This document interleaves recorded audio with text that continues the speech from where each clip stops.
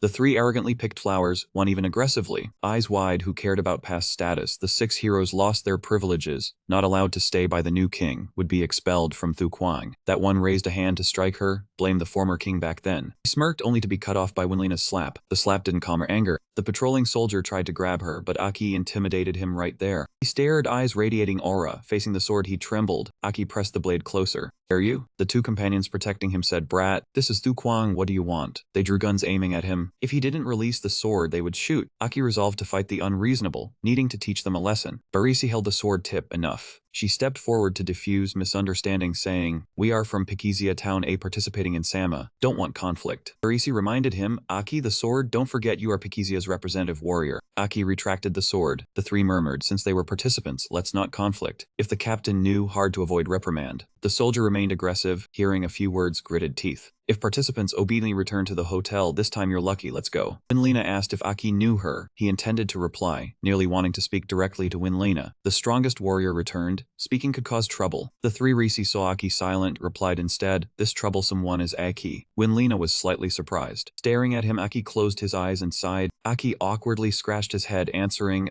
coincidentally I'm also named Aki. Winlina felt disappointed, quietly pulled her coat hood over her head. So saying that, she turned away. Truly headache-inducing, Parisi found her actions strange, saying to her, "After all, a senior good or bad Aki helped. Not even a basic thank you." Aki intervened. "Stop, don't bother her anymore." He regretfully watched when Lena leave, later finding a chance to explain. She also had many things to say directly. Red doors fluttered throughout the city. Parade for the Demon Hunt contest. President of Pikizia. Wherever Barisi's team went, they were praised. Barisi said to Aki, "After the contest, I will introduce you to the person in charge of energy crystals. Remember." Aki confidently promised. "Rest assured, will bring satisfactory results." Somewhere a reminder echoed for him only. "Be careful not to die in the competition. Handsome. Good luck." Aki spotted Winlina in the crowd, slightly curling lips, waving. Winlina saw he recognized her, pulling her hat further down. Thukwang City, competition forest area, dedicated for Demon Hunt. Size like a town, city within city structure common in large-scale Thukwang. Not participants, just guided here. Inside everything is optional. Parisi slammed the chess piece on the floor. "For the glory of Pikizia warriors, please bravely hunt down the demons and fight for the honor of the town." Unable to shirk responsibility, Aki forced a smile and wondered whether his team should shout along with them. Then M kept giving the players instructions. "Squads, please enter the arena in order. Captains of the vanguard teams, please gather in the referee room." He looked toward the door. Everything had begun. It was truly lively. After several decades, had the Sama competition become such a major event? In the past, it was only a small town contest. Next is Team Pikizia warrior Aki. They even bowed to him, saying that friendship would endure forever. Tomo looked at him with tearful eyes, entrusted him with the mission of gathering intelligence, and promised to remember his contribution. Everyone looked at him with reluctance, as if this were the final time. "Warrior Aki, shall we shake hands once more?" "Do not worry, I will do my best." "Hey, I am not dead yet." He looked at them helplessly, secretly thinking that everyone knew how dangerous the vanguard position was. But why did it look like they were seeing him off? To them, being chosen as a vanguard was no different from stepping through the gates of death. The host continued, leading the event. "The vanguards are ready. First, please allow us to offer our highest respect to you all, because this mission is filled with danger and unknowns. Your mission is to venture deep into the competition area and gather as many clues about the demons as possible for your teams." The audience cheered more and more wildly. "Please do your best, and at the same time, be careful and protect yourselves, because you will face demons of unknown levels." Aki thought in silence. After observing the scene, Aki saw that most of the participating warriors were second factor types. The current Sunma competition was like a selection tournament for the finest young warriors among the towns. Knowing clearly that his strength far surpassed the second factor level, he laughed. "Fortunately, as long as I do not say it aloud, no one will suspect my true power. Next, let everyone warmly welcome this lord. He will also participate in the competition as the supreme judge, one of the 6 greatest warriors." The moment he heard that phrase, he instantly became sensitive. One of humanity's 6 greatest warriors. That mysterious man had stepped out. "The strongest warrior of our humanity. Please welcome him." The young woman cried out excitedly, "Husband, you are so handsome." A great figure among the new 6 heroes. The dual 7th Corps warrior D. Lunn appeared. That person was D. Lunn, one of the new 6 heroes, a dual 7th Corps warrior with the green recovery factor. The moment he stepped out, he made countless young women scream in infatuation. Everyone in the audience recognized him. Many people excitedly called out the name of that lord from the new 6 heroes, Vandalen.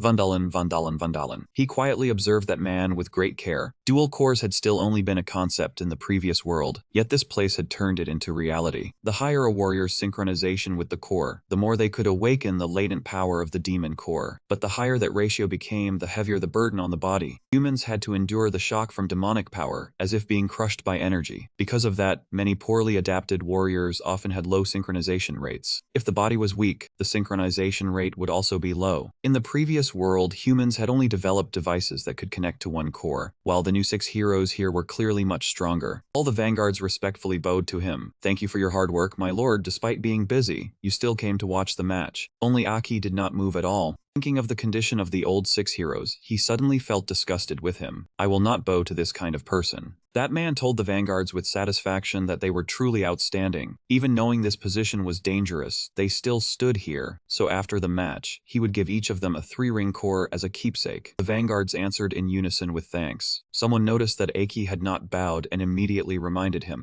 "Hey, why are you so rude? Hurry up and bow." Unable to speak the unpleasant truth, Aki could only scratch his head awkwardly. "Sorry, my back hurts, so I cannot bow." And so, he faced D. Lun directly. He did not get angry, but instead even winked, making him feel a chill all over. This disgusting guy, why was he smiling so suggestively while looking at another man? The female guide continued introducing Valen's 4-ring demon hunt, one of the great new 6 heroes, to wish this demon hunting competition complete success. Aki looked at that show-off with dissatisfaction. Using a 4-ring demon hunt to display the prestige of the new 6 heroes was he. It seemed Dawn City truly was much stronger than before now. Lun stopped in front of her and asked, "You are the new commanding officer, correct?" The female commander thought she had caught his eye and became extremely cordial. "Yes, it is a great honor to meet you, my lord." Lun suddenly lowered himself and leaned close to her ear. Lun whispered into her ear, making her freeze. "Have someone else replace you later, understood? We are the only 6 heroes." Every time that name new 6 heroes is mentioned, the word new sounds truly grating. "If you were not a warrior of Dawn City, I might already have made my move." The others could not hear clearly, and only saw Lun lower his head, so they thought he was very gentle. The woman was terrified and staggered several steps away. Everything that had just happened was seen by Aki. The microphone was connected to Lun. He immediately put on a gentle expression and said he would represent the 6 heroes. He announced that he would perform a 4-ring demon hunt, wished the demon hunting competition a smooth course, and at the same time opened the stage for the brave vanguard warriors. The audience in the stands shouted, "Lord Lun, Lord Lun, those people are not worthy." A gigantic machine imprisoning a demon was brought up. He cheerfully ordered it opened, while the announcer began giving the audience a detailed commentary. What appeared before everyone's eyes was a 4-ring demon with the golden factor, extremely ferocious and powerful, a rare type even among 4-ring demons. The demon slowly walked out, growling as if it had been imprisoned for a very long time. It asked warily, "What is this? Although I do not know what you humans intend to do, locking me up outdoors without finishing me off is not wise." It gathered its strength and sprang up. "Your warriors really are not very smart." The demon charged forward with great speed, and its attack even spread toward the audience area. Heavens, 4 rings. But it had not expected the stands to have a protective glass layer, so it could only clutch its head in frustration. The protective layer immediately blasted it far away. Now it is clear who the foolish one is. The barrier around this area is truly solid. This protective layer was cast by one of our 6 heroes, the one known as the strongest illusion warrior. Everyone, young and old, men and women alike, looked at Lun and the blue screen with admiring eyes. Look, it is as if an invisible barrier is covering everything. Demon had been severely weakened, while Lun was extremely smug. He slowly uttered each word, die ignoring its weak pleas. Then it struggled to rise, roaring in despair, "Do not come any closer." It launched a counterattack, but everything was meaningless. Lun still walked forward calmly, completely unharmed. As expected of a demon, lowly and ignorant, it does not even understand proper manners. The demon still stubbornly continued unleashing its moves, roaring that it would finish him off. Even though it tried to crush him with its giant hand, in the end, nothing happened. Lun stood within the protective layer, folding his arms as he leisurely watched it attack like a clown. "You do not even have the right to fight back." Sure enough, this demon despaired before the power of the Green 6th Corps, so why did it still have such an instinct to invade? A brief introduction. Green usually symbolized recovery ability, and most warriors were Green Corps warriors. The demon fought Lun, the human warrior, in a life and death duel, dragging the dead along with only one arm. But before it could finish speaking, his power shot straight into its mouth. All the teachers were stunned. Though I am a Green Corps warrior, I am also a dual 7th Rickard Green Corps warrior of the 6th rank. The demon opened its mouth, only to be suddenly struck at the same time by Lun's enhanced organization and attack. "Talk too much, then I will start with your mouth." The gigantic monster knelt before an ordinary man with extraordinary power, then exploded. He spread his arms to receive that color, the demonic hue that opened the demon hunting tournament. And next, the tournament officially began. The crowd in the stands admired him even more, chanting nonstop, "6th rank, 6th rank, 6th rank." Aki witnessed everything and judged this human to be extremely strong, dual core energy resonating to create greater power. The new 6th rank was not simple. He recognized that mysterious person, and though he did not know what the new king was like, the way they treated Lena made him very uncomfortable. The commander announced, "Please have the great 6th rank leave the field and all vanguards return." The vanguards admired Lun, passing by one after another with bowed heads. Lun, deeply loved by the arena, brushed past Aki, and both sides sensed each other. Lun spoke first. "You seem dissatisfied with me." Aki disliked him but still pretended to be friendly. "Ahaha. Misunderstanding, I always maintain a hostile attitude before entering the field to stay alert. The vanguard position is not easy." He looked at him in silence. Only then did he say, "An interesting warrior. I will keep an eye on you. I hope you will not disappoint." He found those words amusing. "Do not disappoint me."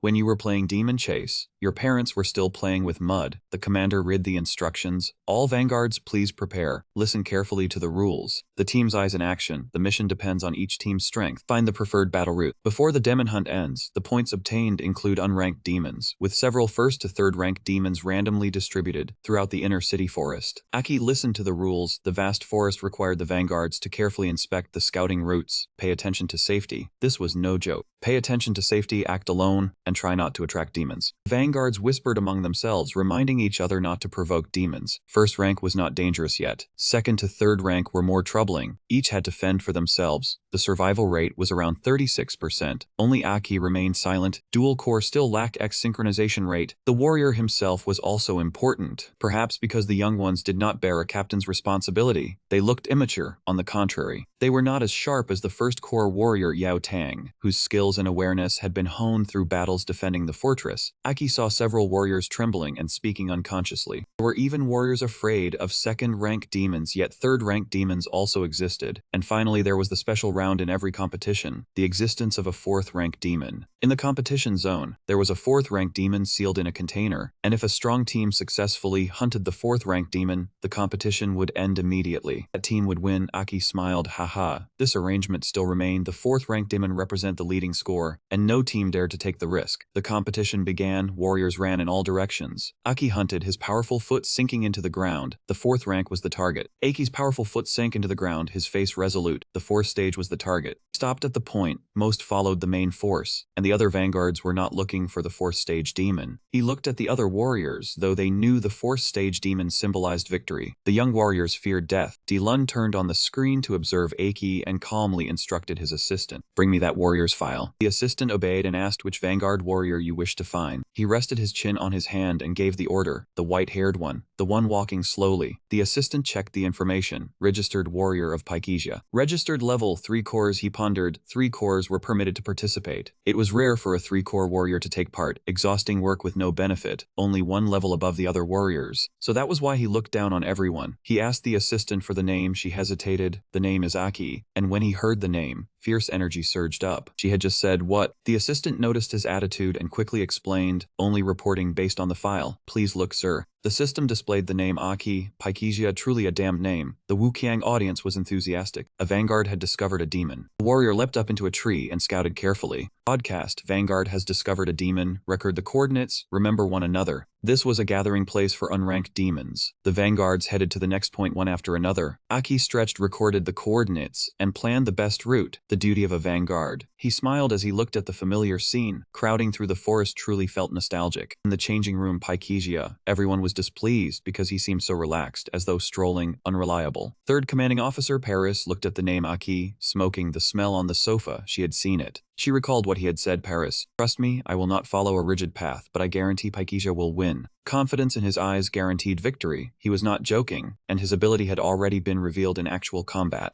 This brat, growing bolder by the day, daring to call her by name. She still found him interesting. It only made me more intrigued. Who mentioned it? The vanguard scouts the path. The warrior made a mistake and was now being chased by 3 demons, trying hard to avoid the coordinates. Otherwise, the scoring efficiency would decrease. The other sides panicked. Second stage, a red core second stage was running, hoping to escape. Third stage demon, run quickly. Someone warned Aki, there is a third stage demon over there. Do not go that way if you want to live. Yet Aki still stood there. Third stage was the only path. The vanguard was sent flying by the demon like a feather, able only to scream, "Ah." Demon drew near and roared loudly. It was a third stage demon, wood element, blue core. The spectators in the stands worried for him, shouting loudly to warn the third stage demon to leave. Young warrior. The demon of hatred kept cursing, "Turtle, damn it, humans have imprisoned us for so long, and now we are truly in danger." He stood there thinking that, because they had been imprisoned, the demons on the battlefield were usually more brutal than those outside. It accelerated and charged toward Aki, not letting him escape. He dodged with ease but had yet to reveal his full power. With so many people witnessing this, the situation was inconvenient. Aki decided to act as quickly as possible to settle it. He moved at a speed measured in seconds, 0.25, core in 0.5 seconds, 0.75 seconds, and it was time to deliver the decisive blow. The fourth stage was still waiting. "Sorry, I do not have time to play with you." In a single second, he unleashed one strike that hit the demon itself. The stands fell silent. That warrior had killed a third stage demon in 1 second. He alone took the vanguard and killed the demon. A gem flew out from the demon's chest, merging into the golden greatsword, increasing its power and sharpness. Dilun had been observing Aki from earlier. Just now that was a sign of fluctuation from the gold element. Aki sighed and retrieved the spoils. Hughes had grasped the core, the flexible type core of a third-stage demon. He breathed lightly and continued forward. There was not much time left to think. The fourth stage should be up ahead if the design still had not changed. He glanced over, letting those of the highest status enjoy the best panoramic view.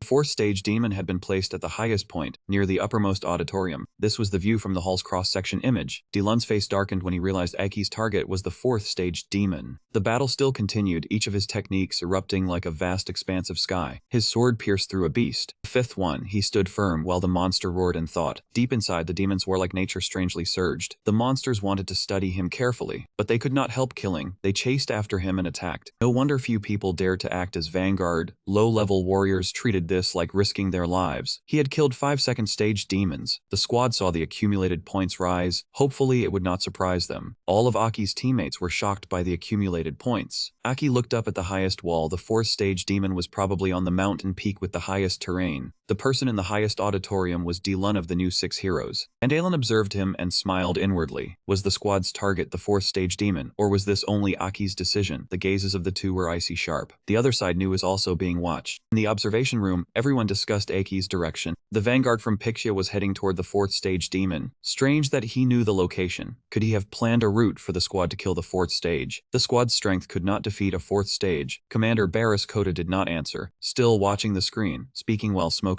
No one knew what Aki intended to do. Kid, do not bother me. The squad's strength is not enough to fight a fourth stage. The commentary panel said he has found the fourth stage demon. Before Aki was the place where the fourth stage demon was sealed. Pixia Vanguard observed his surroundings, calculating a plan. I believe he is preparing to leave that place. As long as things went smoothly, the squad would set off first. Everyone was stunned by what he did. He had broken every seal of the fourth stage demon. The stands and the commentary panel seemed frozen. His gaze sharpened as he said, "Get out here, fourth stage demon." Dilun grew excited and laughed loudly. Truly interesting. He is not letting the squad kill the fourth stage, but fighting it himself, wanting to win the next competition directly. The commentary panel was stunned. A vanguard fighting a fourth stage demon alone had never appeared before. Officer Paris panicked, dropping his cigarette. Has Commander Paris gone mad? The commentary voices on the screen rang out in confusion. The tournament atmosphere reached a climax. Aki's actions excited the stands, but this was a fourth stage demon. He was surely in danger. Commander Paris watched the screen and thought, even with miraculous abilities, dealing with a fourth stage demon is not easy. When dealing with a fourth stage demon, I have to use 100% of my strength. Does Aki have victory firmly in hand? The place where the fourth stage demon was sealed shattered. He appeared. The fourth stage demon with the blue core of the water element finally broke free. Seeing Aki below, there was only one human warrior. Then let us start with the first person. Explosive Lee drill. Aki did not dodge, cutting out a sword strike that raised earth and stone to avoid the move. Commentary panel continued. The warrior swung his greatsword, creating an earthen wall. Demon's speed had made the drill anything but trivial. To a fourth stage demon, the earthen wall was like paper. The warrior was in danger. The fourth stage demon raged, fighting alone. Aki's final defensive wall cracked. From underground appeared a demon as large as the fourth stage demon, holding back his hand. Aki remained calm. Who said I was alone? Dilun in the air was startled. It was the second stage demon he had defeated earlier. After that, more demons appeared. The whole group charged in to attack the fourth stage demon. He was struck hard and sent flying far away. The scent of death. What is happening? Someone can control damage. Aki smiled and replied, it was originally an exclusive ability of you demons, right? But I am not in the mood to explain slowly. Officer Paris laughed inwardly. The brat's special ability has appeared. Control. The stands and the commentary panel erupted. No mistake. What has the Pixia Vanguard done? 3 demons are helping him fight. They are the ones he killed earlier. Warriors can also have this kind of ability. Controlling damaged demons to fight is insane. Just one sentence from him, 3 demons attacked the fourth stage demon at the same time. The fourth stage demon immediately resisted. Just a few dead second stages, and you want to defeat me? Watch my lie-speed water gun. Above the fourth stage demon's head appeared the shadow of a man. He unleashed a powerful blow downward, burying it. Aki raised his hand to shield himself from the demon blood, thinking with this strike alone, he could crush a fourth stage demon. So it was Dilun. Han landed and gave Aki a sinister smile. Sorry, I am curious about your strength and ability, and wanted to have a simple sparring match. Dilun was mysterious, controlling dead demons. This is the first time I have heard of this ability. I believe you are strong enough to fight a fourth stage demon. He began to use his ability, testing his strength. From behind him, he shifted a colossal source of power, a skull image with glowing blue eyes. Its aura spread out as it stepped toward Aki. The scene shifted beneath the stands, the atmosphere burned in reverse, sunlight spilled over everything. The sky was clear blue, everyone shouted, "Wow, the great warrior Dilun, personally testing outstanding warrior." Everyone was excited, lucky to witness it, cheering nonstop. Lord Dilun is so enthusiastic. Can he hold out against a fourth stage demon longer? The group grew worried. What is this situation? Dilun is testing Aki's strength. Parisi was flustered. This time it had gone beyond range. Aki covered his face, thinking this guy has gone mad. His gaze was hard to read. Testing my strength. It cannot be replaced with words. Dilun's expression did not change. Not bad. You are not panicking. Experienced, unlike a young warrior. Aki smiled calmly. I have gone through many training sessions. My focused gaze is due to my innate special ability. My captain has been strict with me since childhood. He held the sword proudly. Thanks to that, his strength was far beyond his age. He said confidently, it is called genius. Even if the story was made up, it would be hard to verify. Facing Aki's natural composure, ha ha ha, you're interesting. I am even more interested now, in that case. Before he could withdraw his words, Dilun lunged forward, eyes shining brightly, hands radiating blue magic, charging rapidly at Aki. Aki suddenly jumped out of the area. The giant blue magic fist slammed into the ground, cracking it and forming a large pit. Aki calmly observed and calculated. The debris acted like bullets. He used his sword to shield his face, flying backward. Without constant caution, this attack would have been unavoidable. He frowned at Dilun. Not good, he looks very serious. Truly deserving death. Dilun smiled cunningly. You are always on guard against me, huh? Otherwise the previous attack would have hit. His gaze flashed, strange energy thickly spreading. Aki struggled to stand, wondering he doesn't seem friendly toward me, why is that? Immediately the person in front of Aki vanished, leaving only an afterimage. His hoarse voice gave 3 reasons, suddenly appearing from behind Aki. First, I dislike your attitude. He repeatedly struck with his power at Aki's position, casually as if exerting no force. Aki struggled to brace on his sword but was still pushed back. Continuous blows appeared behind him. Second, there is the scent of demons on you. He remained calm in his attacks. Aki dodged continuously, his body seeming tense. He collided with broken branches, sweat pouring, continuously thinking. The demon power in his body still raised doubts. He used less than 50% of his strength, putting extreme pressure on Aki, silently assessing the opponent's ability. This pressure only appeared against absolute strength. Besides Beiki, it had been a long time since Aki felt this again. He continued applying pressure, whispering in his ear, "Third, I truly hate you." Aki was shocked by the words. He became truly angry, expression changing. Hates me? Ha, Zhang Qi. Perhaps he resents my former royal identity. Memories returned, having lost comrades because of them. Dilun excitedly waved, raising all 5 fingers toward him, then used phantom strength. He thought enough. Aki's mind was immersed in many thoughts. Haha. He thought enough play. Body near fainting, eyes glowing, aura and terrifying power unleashed. He charged to counterattack, asking what he was. The two faced each other, their powers clashing, creating opposing energy fields, cracking the ground. Smoke and dust filled the air. The massive explosion shook the area. People around shouted loudly. Fortunately, the convention president had protection. From the heart of the formation, Dilun lunged. His face showed no change. Only a small scratch, blood gushed out. He adjusted his stance facing the massive mana source. Aki's strength amazed everyone in the arena below. Heaven, earth, unbelievable. The vanguard blocked Lord Dilun's blow. He stood there radiating powerful aura, leaving everyone amazed, unable to understand his true strength. Dilun used 6th core, healing the scratch he slowly observed. Spectators watching the screen evaluated. In an instant, Lord Dilun was injured, leaning forward using full force, emanating a strong aura, appearing out of control. Later explanation, the dense demonic aura on him was indeed so. People in the stands shouted through the screen. Lord Dilun unleashed dazzling skills. The crowd was noisy, high-speed energy gears crushing everything, constantly shouting. Certain that Lord Dilun would resolve everything, all marveled together. Every step of Dilun carried power. He stomped forward, speed increasing. Aki struggled with his thoughts. This situation seems to want to drive him into a death trap. Hiding his power, he might die. Chaotic thoughts. Pressing me, Vandalin, new 6th hero if he wants me dead. Even if he could not defeat him now, he had to fight with everything he had. Aki snapped awake, his eyes widening, the calm arrogance from before gone, now wild and battle-hungry, his aura flooding the sky. 2 opposing forces, 2 blazing souls clashing head-on, formed a gripping scene. From afar, a figure shot upward. She blocked the space between them, the sudden appearance of protection for her nephew stopping Dilun's skill. He retreated, his gaze deep and hard to read. An unwise move, why interfere? The former wisest of the 6 heroes, 7th core recovery system fighter Winlina, was calm and decisive. Her icy gaze declared that she hated this kid, but she liked him very much. Winlina unleashed her move, casting a sharp look at her opponent, leaving Aki stunned. Lilina stood against the light, and he looked at her. She shone like the sun in his eyes. Lilina had perhaps used her 6th core to restore her body to its peak. Vandala looked at her with hatred, his gritted smile fierce. Thinking, Lina, could you have forgotten? You are not allowed to wear combat gear.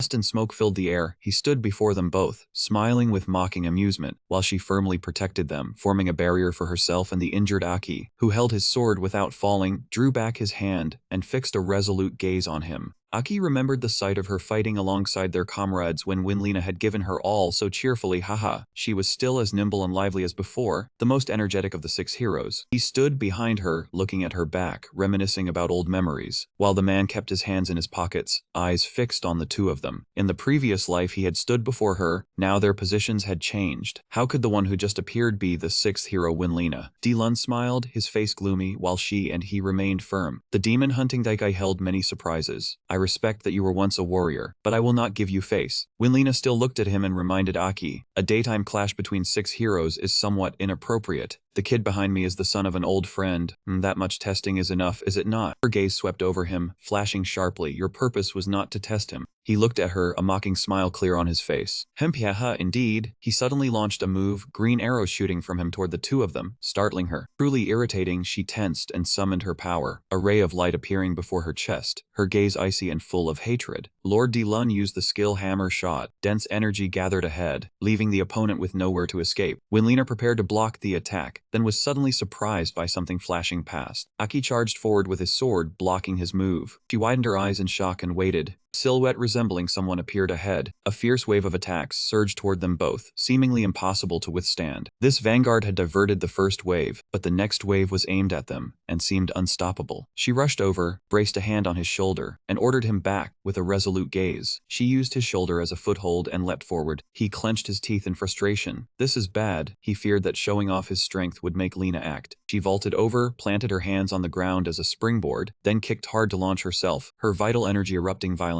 She rushed forward, one eye blazing blue, like an electric missile heading toward him, certain to cause casualties. The MC watching the battle through the screen commented, "This is a battle between 6 heroes, even rarer than a 7th-ranked demon." Watched her with icy eyes and a smile, dealing with her required full strength. The two shot forward like missiles, ready for a decisive battle. He raised his neck and spat out gray smoke. Lord Dilun used the secret technique demonic spear infusion, truly serious now. Vandalin was preparing to launch his sword, but seeing this scene, his eyes widened in shock. "Thank you, great warrior Dilun." Winlina turned back, surprised to see him with pale eyes, then said, "Thank you, great warrior Dilun." A powerful smile appeared on his face, truly effective, so shout loudly. In the midst of business, the great warrior Dilun still took time to impart experience to our younger generation. The shout echoed throughout the stands, making both forget to prepare for battle. Barisai stared at the match, wondering what was really happening. The entire audience looked at him in surprise. He kept shouting, not caring whether there was a response, and asked, "Are you satisfied with my performance?" After shouting, he looked at the two with a dazed smile. The stands buzzed, showing sincere gratitude to Master Dilun. "I thought the struggle of the 6 heroes would end, but just seeing Dilun act twice was enough to satisfy." Yes, yes, the entire audience shouted in unison, "Great warrior Master Dilun, you still take time to nurture the juniors, despite being busy." Dilun looked up at the fireworks falling on the arena. The cheers echoed. "Truly our great 6 heroes. Let us applaud." He closed his eyes and smiled. Such clever tactics. When Lena, Dilun and Aki were in place, fireworks fell across the arena. He said, "I cannot continue as before. Thank you for the guidance." Aki placed hands on hips, eyes challenging. "I trust the junior will not disappoint you. Will continue to excel. Fortunately, the new skill is useful. Before the crowd, this one cannot coerce." The two looked grim, confused, and paused their attack. He gritted his teeth, expression checked out. "He is an outstanding young warrior. Keep going." Congratulations to Pioneer Baikidichi A for being approved by Master Dilun. The stands cheered upon hearing the announcement. "Congratulations Baikidichi A, Baikidichi A, Baikidichi A." Many witnessing this were stunned. Did we become champions without doing anything? On the arena, he stood still. She stepped slowly toward him. "I declare this is the fastest and most surprising demon hunting contest ever. A feat thanks to the Pioneer." She passed him with an unhappy expression. He widened his eyes in surprise. Aki appeared on the screen. Outside aid relied on the Pioneer, but Baikidichi A won the Lima competition. Those around cheered, lifting him in celebration. The golden trophy beside shone brightly. "This kid has spirit." Barasi happily hugged him, saying, "We won thanks to Baikidichi A. Do you know the reward when returning?" "Ha ha ha." Mrs. Litsu puffed her chest, smiling, bowing to him. "Tonight I invite you to do anything you wish." Aki blushed, speechless, mumbling, Hey, Commander Litsu, calm down." She tilted her head, looking elsewhere, secretly glancing at him. Aki escaped her hand, adjusting the awkward atmosphere. "Ahem, Commander Litsu," eyes more serious. "Do you still remember fulfilling my request before?" "I remember. I will vouch for you to speak with the Quartz Energy Officer."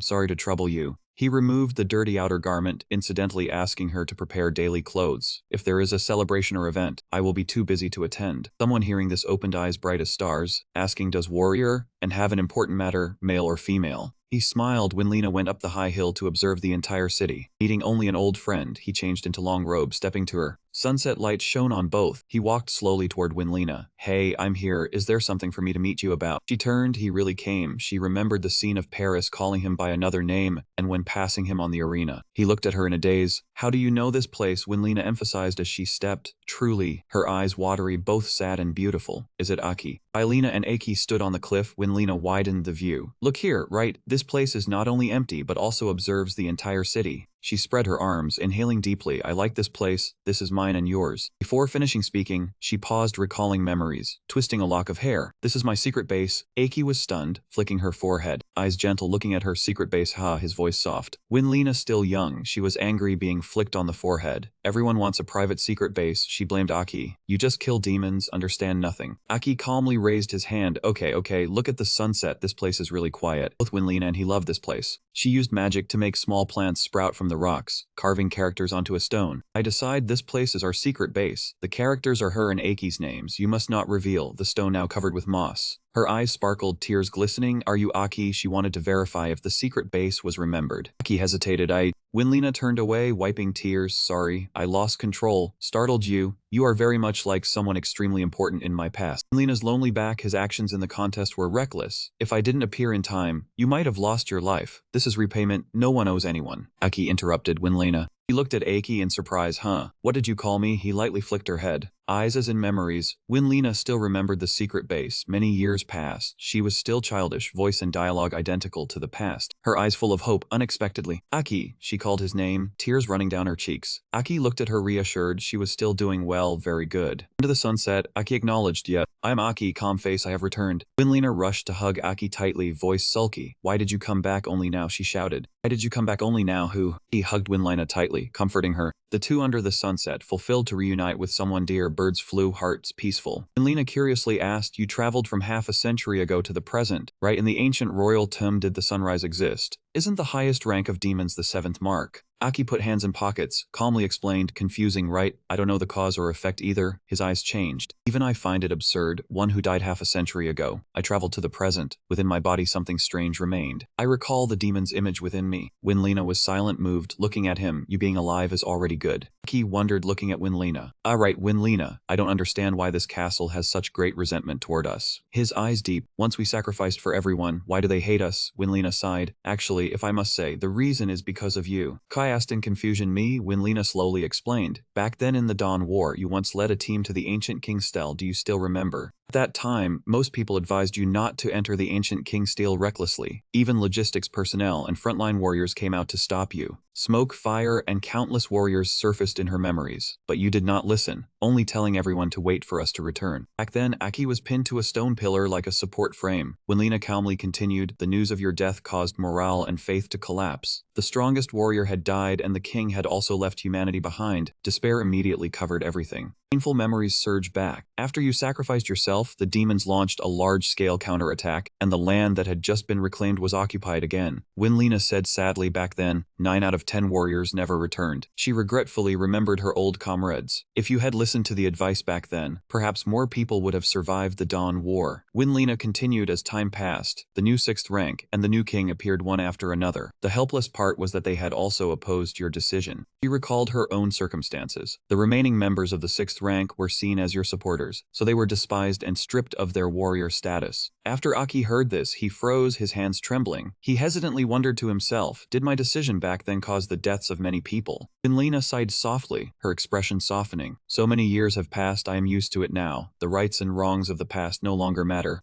Winlina remembered herself from that year. Whenever she occasionally passed by his statue, she would still stop and look at it for a long time. But now he had revived in a strange way. Aki found it hard to believe and questioned her loudly. Back then I entered the ancient King Steel to resolve the demon threat at its root for humanity and future generations. Winlina showed sympathy and gently lifted his chin. Aki, I understand your suffering, but many people cannot accept the outcome from back then. Aki closed his eyes and thought, then calmly asked, then where are the remaining members of the 6th rank? Winlina's hand paused. After you sacrificed yourself, 3 more of the old 6th rank fell in the battles that followed. She lowered her head in grief. Now only 3 remain, including me. Yellow core Earthstain of the 6th rank from back then was seriously injured, then voluntarily gave up his status, and went into seclusion in some town. She continued to explain, but Blue Core Phantom Shadow was different, because he resisted the new king. His arms and legs were gravely injured, and then he was locked in a dungeon to wait for death. Aki gritted his teeth in anger. Desa was treated like that. Why did you not unite the supporters and resist? Winlina only replied, because that man is too strong. Aki asked doubtfully, is it because of elemental power? Winlina slowly explained, demons no longer have only 6 types of cores, such as red, yellow, green, blue, purple, and black. They have evolved 5 additional elements: metal, wood, water, fire, and earth. Aki understood his body now only lacked the earth element. He asked again in doubt, but what does that have to do with warriors? Winlina was silent for a moment, then answered seriously, if a warrior can fuse with elemental power, then everything changes completely. Aki was shocked. Warriors now can fuse with elemental power. Winlina said decisively, 5 core warriors are stronger, and they even fight over fusion cores. The image of a great castle appeared in her mind. To obtain fusion power, one must go to Dogura Bone Burial Castle, a place you surely still remember. Aki's gaze darkened. He thought to himself, Dogura Bone Burial Castle, of course I know it. Old memories surged back. It was one of the cruelest battlefields, where he had once led 1,000,000 warriors into battle against demons. Lena said in a low voice, many years have passed since the Dawn War, and countless warriors and demons are buried beneath Dogura Bone Burial Castle. One day, someone discovered that a special type of demon had appeared inside, at least reaching 5th stage. She imagined them again, their hollow chests holding floating fusion crystals. Those crystals are what help warriors fuse with elements, but not everyone can endure it. When Lena gave her assessment, a warrior's level must at least not be lower than a 5th stage core, and they also need exceptional resistance. Aki asked curiously, if one has that fusion crystal, can one fuse with all 5 elements? Winlina hurriedly waved her hand. Impossible. Each person can only fuse with one type. Because the elements generate and counter one another, they cannot coexist in one body. Even the current new king and new 6th rank have only fused with one type of element. Aki was extremely shocked and blurted out, you mean they have also fused with elemental power? Winlina said, when Dilun fought me, I did not notice it at all. He was afraid that using his full strength would damage the barrier and injure the audience. The wind gently blew Winlina's hair, and she continued softly, though I do not want to admit it, the new 6th rank and the new king are far stronger than we were back then. As she spoke, she remembered her comrade again. That is also why I could not save Desa from prison. Aki thought about himself. There were 4 types of elements in his body, perhaps because of Bei Qi, but compared with the new 6th rank, he was still far behind. Aki told himself, as a warrior, I cannot always rely on demon power. If I want to save Desaza, I must become strong enough. Aki's eyes were filled with determination. I understand, it seems I must make a trip to Dogura Bone Burial Castle. Winlina looked at him worriedly, but you have not reached 5th stage strength. Aki smiled and interrupted. The gap is huge, of course I know. Aki regained his confidence. That so-called huge gap was originally something I came up with back then. He hesitated, then accepted the truth. Perhaps in this life I no longer need to follow the old limits. I will surpass them. Aki and Baresi left the bar. She dragged him away in a hurry, still thinking he wanted to stay a few more days. Aki said the plan had changed, and once the energy crystal matter was settled, they would leave. Aki looked behind him. Just as he was about to thank her, a familiar voice rang out. The energy crystal problem in Hilo City has been resolved. He walked in surprise toward the place where that voice had come from. That person continued, next, we will go to the Warrior Operations Department to request reinforcements. Aki recognized the group ahead. Oh, everyone. Baresi asked in confusion, why did you stop again? Sidu Liu seemed to sense something and immediately turned her head. I think I really heard it. That figure appeared before her eyes, and she immediately shouted Eki. The whole group turned back together. Aki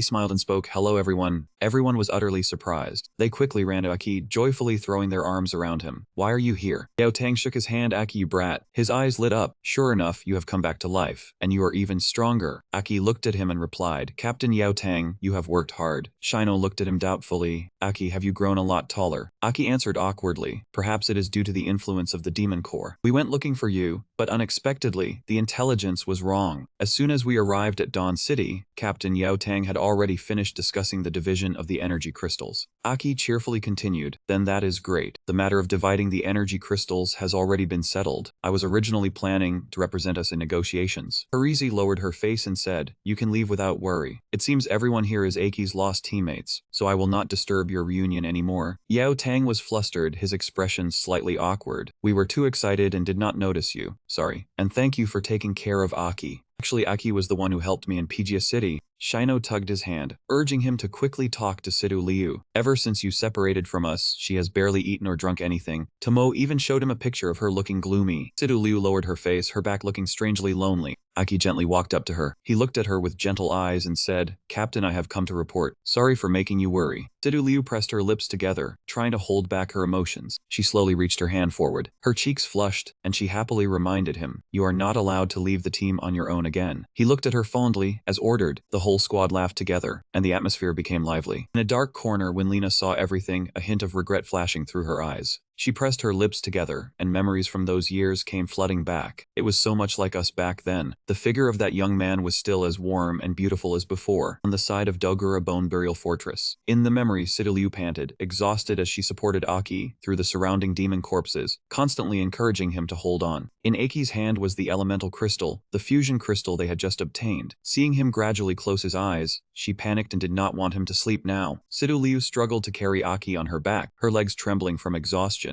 continuously calling for him to wake up, do not sleep. It was so hard for us to finally. Before she could finish, his hand gradually loosened. The elemental crystal also quite far away. It could help warriors fuse with the elemental power of demons. Suddenly, a demon appeared and spoke. Low-level warriors actually carrying an elemental crystal. But here, you only have one ending. It immediately rushed forward to attack the two of them, coldly releasing one word, die. Sidu Liu quickly blocked the demon's strike. Because she was too exhausted, she could not hold out for long and collapsed to the ground, but still forced herself to rise. That action entered the demon's eyes and made it extremely amused. "Oh, you can still move." She turned again to look at Aki lying beside her. "I am too weak, I could not protect you. Sorry." She trembled as she reached out, wanting to touch the motionless Aki, trying to call his name. Suddenly, Sidu Liu opened her eyes wide. She was lying on the bed, drenched in sweat, only then realizing that everything had just been a dream. She slowly sat up, still feeling that the dream was far too real. Even the feeling of being attacked had been clear. In the end, she sighed and decided not to think about it anymore. She lowered her head to look at her soaked clothes, only wanting to bathe immediately. Suddenly, Aki pushed the door open from outside and stepped in, asking in panic, "Sidu Liu, what happened? I heard you scream from the room next door." Seeing him, Sidu Liu hurriedly pulled the blanket over herself, her face flushed red with embarrassment. Right after that, she threw a pillow at Aki's face and shouted, "Do not look. Did no one teach you to knock before entering a girl's room?" Aki tried to explain that he came in because he heard a scream, but she had already shouted angrily, "Get out." Right after that, the door slammed shut, leaving Aki bruised and standing outside, dazed and unable to understand what had happened. At the entrance of the hotel in the C-rank town, Sidu Liu walked out and urged him to set off. Still annoyed about this morning, she reminded Aki to call her captain. Aki did not want to argue, so he smiled and agreed. "Alright, Captain, after resting, are you feeling better? We still have quite a long way to go today." Sidu Liu coldly replied that he did not need to worry. She secretly thought that just a strange dream had scared her half to death, while this guy was still calm as if nothing had happened. Aki held the map and said they were in a C-rank town on the road to Dogura Bone Burial Fortress. If they traveled at full speed, they could arrive by evening, but to enter the fortress, they had to pass a strength assessment. The fortress was surrounded by special walls and strictly guarded by an army of high-level warriors, both to prevent intruders and to guard against demons inside escaping. Aki asked doubtfully, "Are you truly not afraid to go with me to Bone Burial Fortress?" Even though it was Captain Yao Tang's request, I still did not expect you to agree immediately. Sidu Liu answered frankly, "Captain Yao Tang is not at ease about someone reckless like you. Having a 6-core recovery warrior along would be safer, and I just happen to be 6-core. He naturally did not dare forget. Hana and Shino also had to receive Captain Yao Tang's special training, so it seemed they would not be idle either. Sidu Liu sternly brought up the old matter again. "I am the captain. Remember the last time you left the team on your own, this time I have to keep watch over you." Hearing this, Aki unconsciously smiled as he remembered her innocent appearance. Seeing him remain silent, Sidu Liu glanced over in confusion. She could not help asking curiously, "Why are you smiling so strangely? Are you thinking about what happened earlier again?" Just like that, the two continued on their way toward their next goal. Elsewhere, calls rang out everywhere. "Over here we are short one 6-core recovery type. Minimum requirement is a 5-core warrior squad departing." At this moment, at the gate of Dogura Bone Burial Fortress, inspections and battle preparations were underway. After a long journey, Sidu Liu and Aki finally arrived. The warriors there saw the two of them and immediately began chattering noisily. "A 4-core warrior and a 1-core? Where did this little brat come from, here to serve as demon bait?" Beside them, 2 others were also discussing,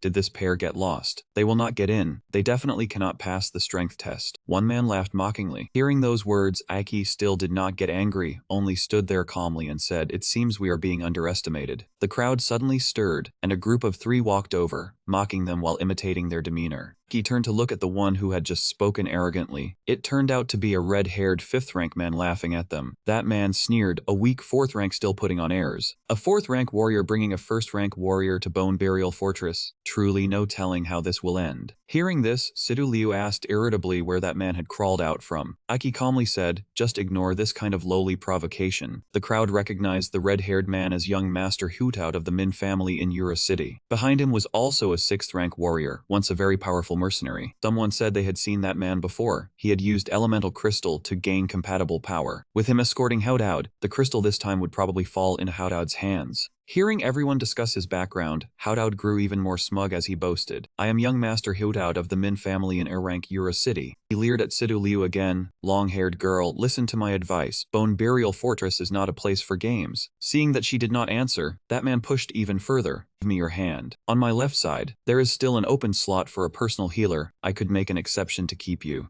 Seeing her still unresponsive, he glanced at the two of them and let out a soft hum. While he boasted arrogantly about himself, Sidu Liu and Aki paid no attention, only engrossed in their private conversation. His outstretched hand trembled slightly. Then he roared in anger, could it be that you do not know the Min family? This young master is showing you some respect because of your beauty. Sidu Liu angrily snapped back. Who allowed you to speak to me like that? Hao Tao and the blonde girl beside him turned pale at the scolding and immediately fell silent, their pupils shrinking. Sidu Liu spoke disdainfully, always mentioning the family name, you must be used yourself. Hao Tao, humiliated, angrily shoved the blonde girl aside, shouting, shut up, woman. Did you just speak to me? Want me to crush you with one finger? Sidu Liu angrily threw her luggage to the ground. Though her power was not yet fully strong, she had never known fear. Saying that, but inwardly she cursed, how dare a lustful guy like him get angry? This young lady is cursing trash like you. Who is afraid of whom? I will take my chance with you. Hearing that, Hao Tao smiled wickedly and immediately lunged to attack. Only a 1st-rank warrior, he raised his hand ready to strike. Today I will teach you a lesson. Suddenly, a red streak of light flashed past. Before Hotu's palm reached, Aki dashed forward block in front of Sidu Liu. Aki's feet slid slightly backward, but a strike from Hao Tao was easily blocked with one hand. Seeing this, he grew red-eyed with rage. If you do not let go, I will deal with you too. Aki held his hand firmly, speaking disdainfully, young Master Hao Tao of the Min family, right? You provoked first today. If you continue to act, this matter spreading outside might harm your Min family. Aki glanced toward the entrance and continued, moreover, causing trouble here. The guards might not let you into Tronkot Fortress. He tightened his grip on him. Do you want to reconsider? But Hao Tao, furious, forced power into the arm Aki held and angrily retorted, reconsider my ass. Suddenly, a voice called from behind young Master Hao Tao. The giant man carrying an axe spoke. That kid is right, young Master Hao Tao. The warriors who reached here all have some skill. If you make a bad impression upon arrival, spreading back to your family, it will be disadvantageous. Even if you want to teach them a lesson, do not rush to act here. Entering the Tronkot Fortress smoothly is most important. Once inside, anything could happen. Saying that, his expression turned sinister. Hao Tao seemed to understand, curling his lips into a sly smile, then withdrew his hand from Aki. This young master no longer bothers with your trash. Then he brushed past Aki and Sidu Liu, leading the old man and the blonde girl. Let's go. When the 6th-rank warrior Paki, he glanced at him slyly as if calculating something. His steps struck the ground, secretly activating earth element power, red sparks flashing around his feet. Rocks around his feet began to rise. Small stones carrying red light shot directly toward Aki. He closed his eyes, not bothering to look back, and delivered a single punch that shattered the old man's attack. Sidu Liu, hearing the movement, turned around curiously. What happened? Aki just smiled. Nothing. Just swatting a mosquito. Let's go to the exam. I believe the two of us will pass smoothly. As he relaxed his hand, the debris fell. He had just used elemental threads to harden and break the 6th-rank warrior's hidden strike. Seeing this, he glanced at Aki in terror. That kid blocked my hidden earth element strike with his hand. Not to mention the terrifying reaction. His hand should have been pierced. Then he suddenly called young Master Hao Tao. Hearing the call, he turned to see what happened. The man said, we must revise the list of noteworthy contenders for the elemental crystal. That kid just now, I think he is the most formidable opponent. His power is definitely not just at 4th rank. I cannot fully rid that kid. Find a chance to deal with the two of them first. Avoid future trouble. Elsewhere, someone looked at the display and said, synchronization rate, yet it is as high as 54%. Another person also over 42%. The examiner, after checking Aki and Sidu Liu, was astonished, yet the two remained as calm as if accustomed. If there are no rank regulations, then our synchronization test has passed, right? The examiner looked at the screen, hesitating slightly. Aki thought in surprise, I remember this girl's rate was 39% before, not only rising to first rank core, now 42%. Such rapid growth. The examiner looked at the screen and said, 2 people, 1 Red Core 4th rank warrior, 1 6th rank 1st core warrior, want to enter Tronkut Fortress to contend for the elemental crystal. Correct. Her expression turned serious. The demon inside at least 3rd rank, are you too certain? Aki pointed at Sidu Liu, confirming, yes, we have the ability to defend ourselves. She is my squad's healer, also a warrior with agile movement. Hearing that, Sidu Liu blushed in anger, gritting her teeth. Damn it, being called a healer by Aki. How annoying. The examiner explained no warrior below rank 5 had dared enter Tronkut Fortress before. Though no strict power rules exist, their combination is still the lowest in history. I remind you the so-called elemental crystals only exist on special demons in the fortress. Once the demon is killed, it will not appear again for some time.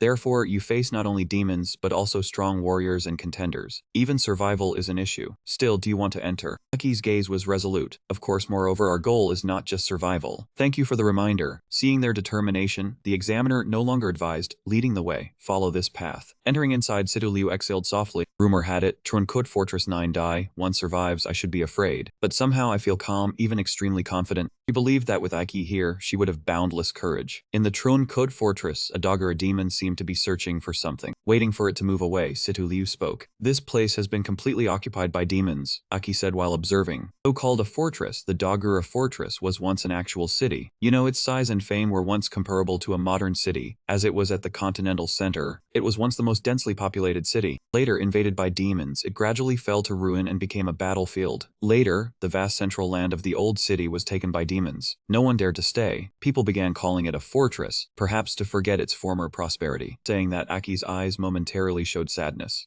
Sidu Liu, sitting opposite, said, you really know a lot. He replied casually, just heard a lot of trivial stories as a child. Sidu Liu thought, that annoying name. Aki stood and called, Sidu Liu, let's go. We're heading to the special demon with the elemental crystal. Keep your strength, avoid unnecessary battles. Seeing an explosion in the distance, Sidu Liu asked, Aki, should we go help? Aki coldly replied, better not. At least in Tronkut Fortress, do not help anyone recklessly. He sighed internally. Sidu Liu, having lived in Hesper's city, was still kind-hearted, thus not fully understanding the danger outside. She thought the hateful warriors we met at the gate were just a few. In this place, many are selfish and unpredictable. To avoid mishaps, we should not be too kind for now. Saying that, he turned back to look at Sidu Liu behind him. His eyes suddenly widened in alarm, for behind Sidu Liu was a demon. A terrifying sound from its strike rang out, causing the whole area to stir. Fortunately, Aki had time to lift her to safety. The 5th rank water core demon spoke proudly. Did not expect a timely reaction. My water element strike is normally silent, this is all wrong. Aki set her down. Sidu Liu was still in shock. When did the 5th rank demon appear behind her? Surely that bastard took advantage of the water element's silence, combined with agile movements to approach us. If Aki hadn't turned in time, wouldn't we be in danger? Aki interrupted her thoughts. Sidu Liu, we must strike quickly and decisively. Avoid attracting other demons and the attention of the warrior squads. Finish it quickly without leaving a trace. Fine, I do not want to become Aki's burden. But the 5th stage core stepped forward and said, wait, ending it that quickly? A 4th core warrior, or perhaps a 1st core, is actually being looked down on like this. Indeed, he flickered in and out, leaving the two unable to notice anything in time, appearing above their heads, ready to unleash a move. How adorable, then he unleashed a dangerous move. Aki dodged in time. The close-range strike shattered the earth and stone. He laughed contemptuously and said, 1 4th stage and 1 1st stage, relax. I will not even bother looking at your corpses. The demon continued unleashing moves, attacking the two head-on. Aki circled around to block the move using the power of wood and metal elements. The demon was somewhat surprised. How can you possess 2 types of abilities? Only 5th rank warriors can grasp elements. Aki rushed swiftly toward the demon, launching a 5th stage core blow that forced him back. He blocked with the power of water. I also know the water element. He accelerated so quickly that the demon was startled. Aki closed in on him and halted his move. The demon said smugly, just knowing how to use the water element cannot compare to my agility enhanced water type. Aki called Sidu Liu. She dodged the move, kicked him in the back, and at the same time Aki thrust his sword through him. After finishing him off, he turned back and said, perfect coordination, a pleasure working together. Sidu Liu took the spirit brick from behind the demon. The 1st core warrior could rest assured. She stomped him down and did not even bother looking at the corpse. Sidu Liu removed the 5th stage blue stone and stepped on his back. Aki assessed fast movements, pulling the sword out still left blood scattered around, just basic technique. He rested the sword on his shoulder, looked at her. The demon had been pierced with a huge hole in his chest. Leave quickly, do not draw attention. She saw the long wound on his face and panicked. Find a place to heal. He smiled, it only grazed me, no need to heal it, I am not that fragile. Sidu Liu looked at him seriously and said, "It is my responsibility. Whether the wound is big or small, it must be healed, otherwise my existence is meaningless." He saw how serious she was and adjusted his hair with a headache. Worthy of being the unsmiling Rakshasa of Hesperus, might as well adjust my condition too. A large shadow fell over them. Sidu Liu panicked, her gaze lifting upward. "Aki, careful, that man is about to strike down." Aki held her. The attack descended very quickly. The ground shook violently, and she was sent flying. Aki quickly blocked the blow. That man stepped down with another foot. Not simple. The one attacking him was a 6th-stage black core warrior, enhancing the power of his legs, but he still maintained his blocking stance, judging accurately even though he was only a 4th core. The man had only one eye left, looking as if he would swallow him, but his strength truly surpassed the 4th core. The axe blade formed a crimson flame and he leaped aside, dodging it. His eyes flashed with fire, a 6th-stage core warrior of the earth element. Sidu Liu used a technique to support him, but was blocked, her eyes opening in surprise. A 3rd-stage 6th core warrior used a move to imprison her, forcing her to focus on her teammates so it would be easier to paralyze Lai. She withdrew her move, her entire body trembling, unable to move. The Lai paralysis skill of the 6th branch recovery type, when used directly on the opponent, made them lose the ability to move. She ignored her and walked toward Aki and the man. "So it turns out you targeted us this quickly." His sharp, cold eyes swept over the two of them. "Is it all right not to protect the young lady and ambush us instead?" A man walking slowly spoke, making him turn back, still stubborn when you are about to die. The person who appeared was Hao Tao, whom he had mentioned, his gaze deep, his smile mocking. "Ha ha ha, you do not want to lose face in front of a woman." Sidu Liu heard his voice, and it struck her mind like thunder, leaving her dazed. She gritted her teeth, her face red, unable to move, her expression dark as she bit her lip to suppress her anger. "Calm down." Hao Tao came over, patted her backside, and she flinched.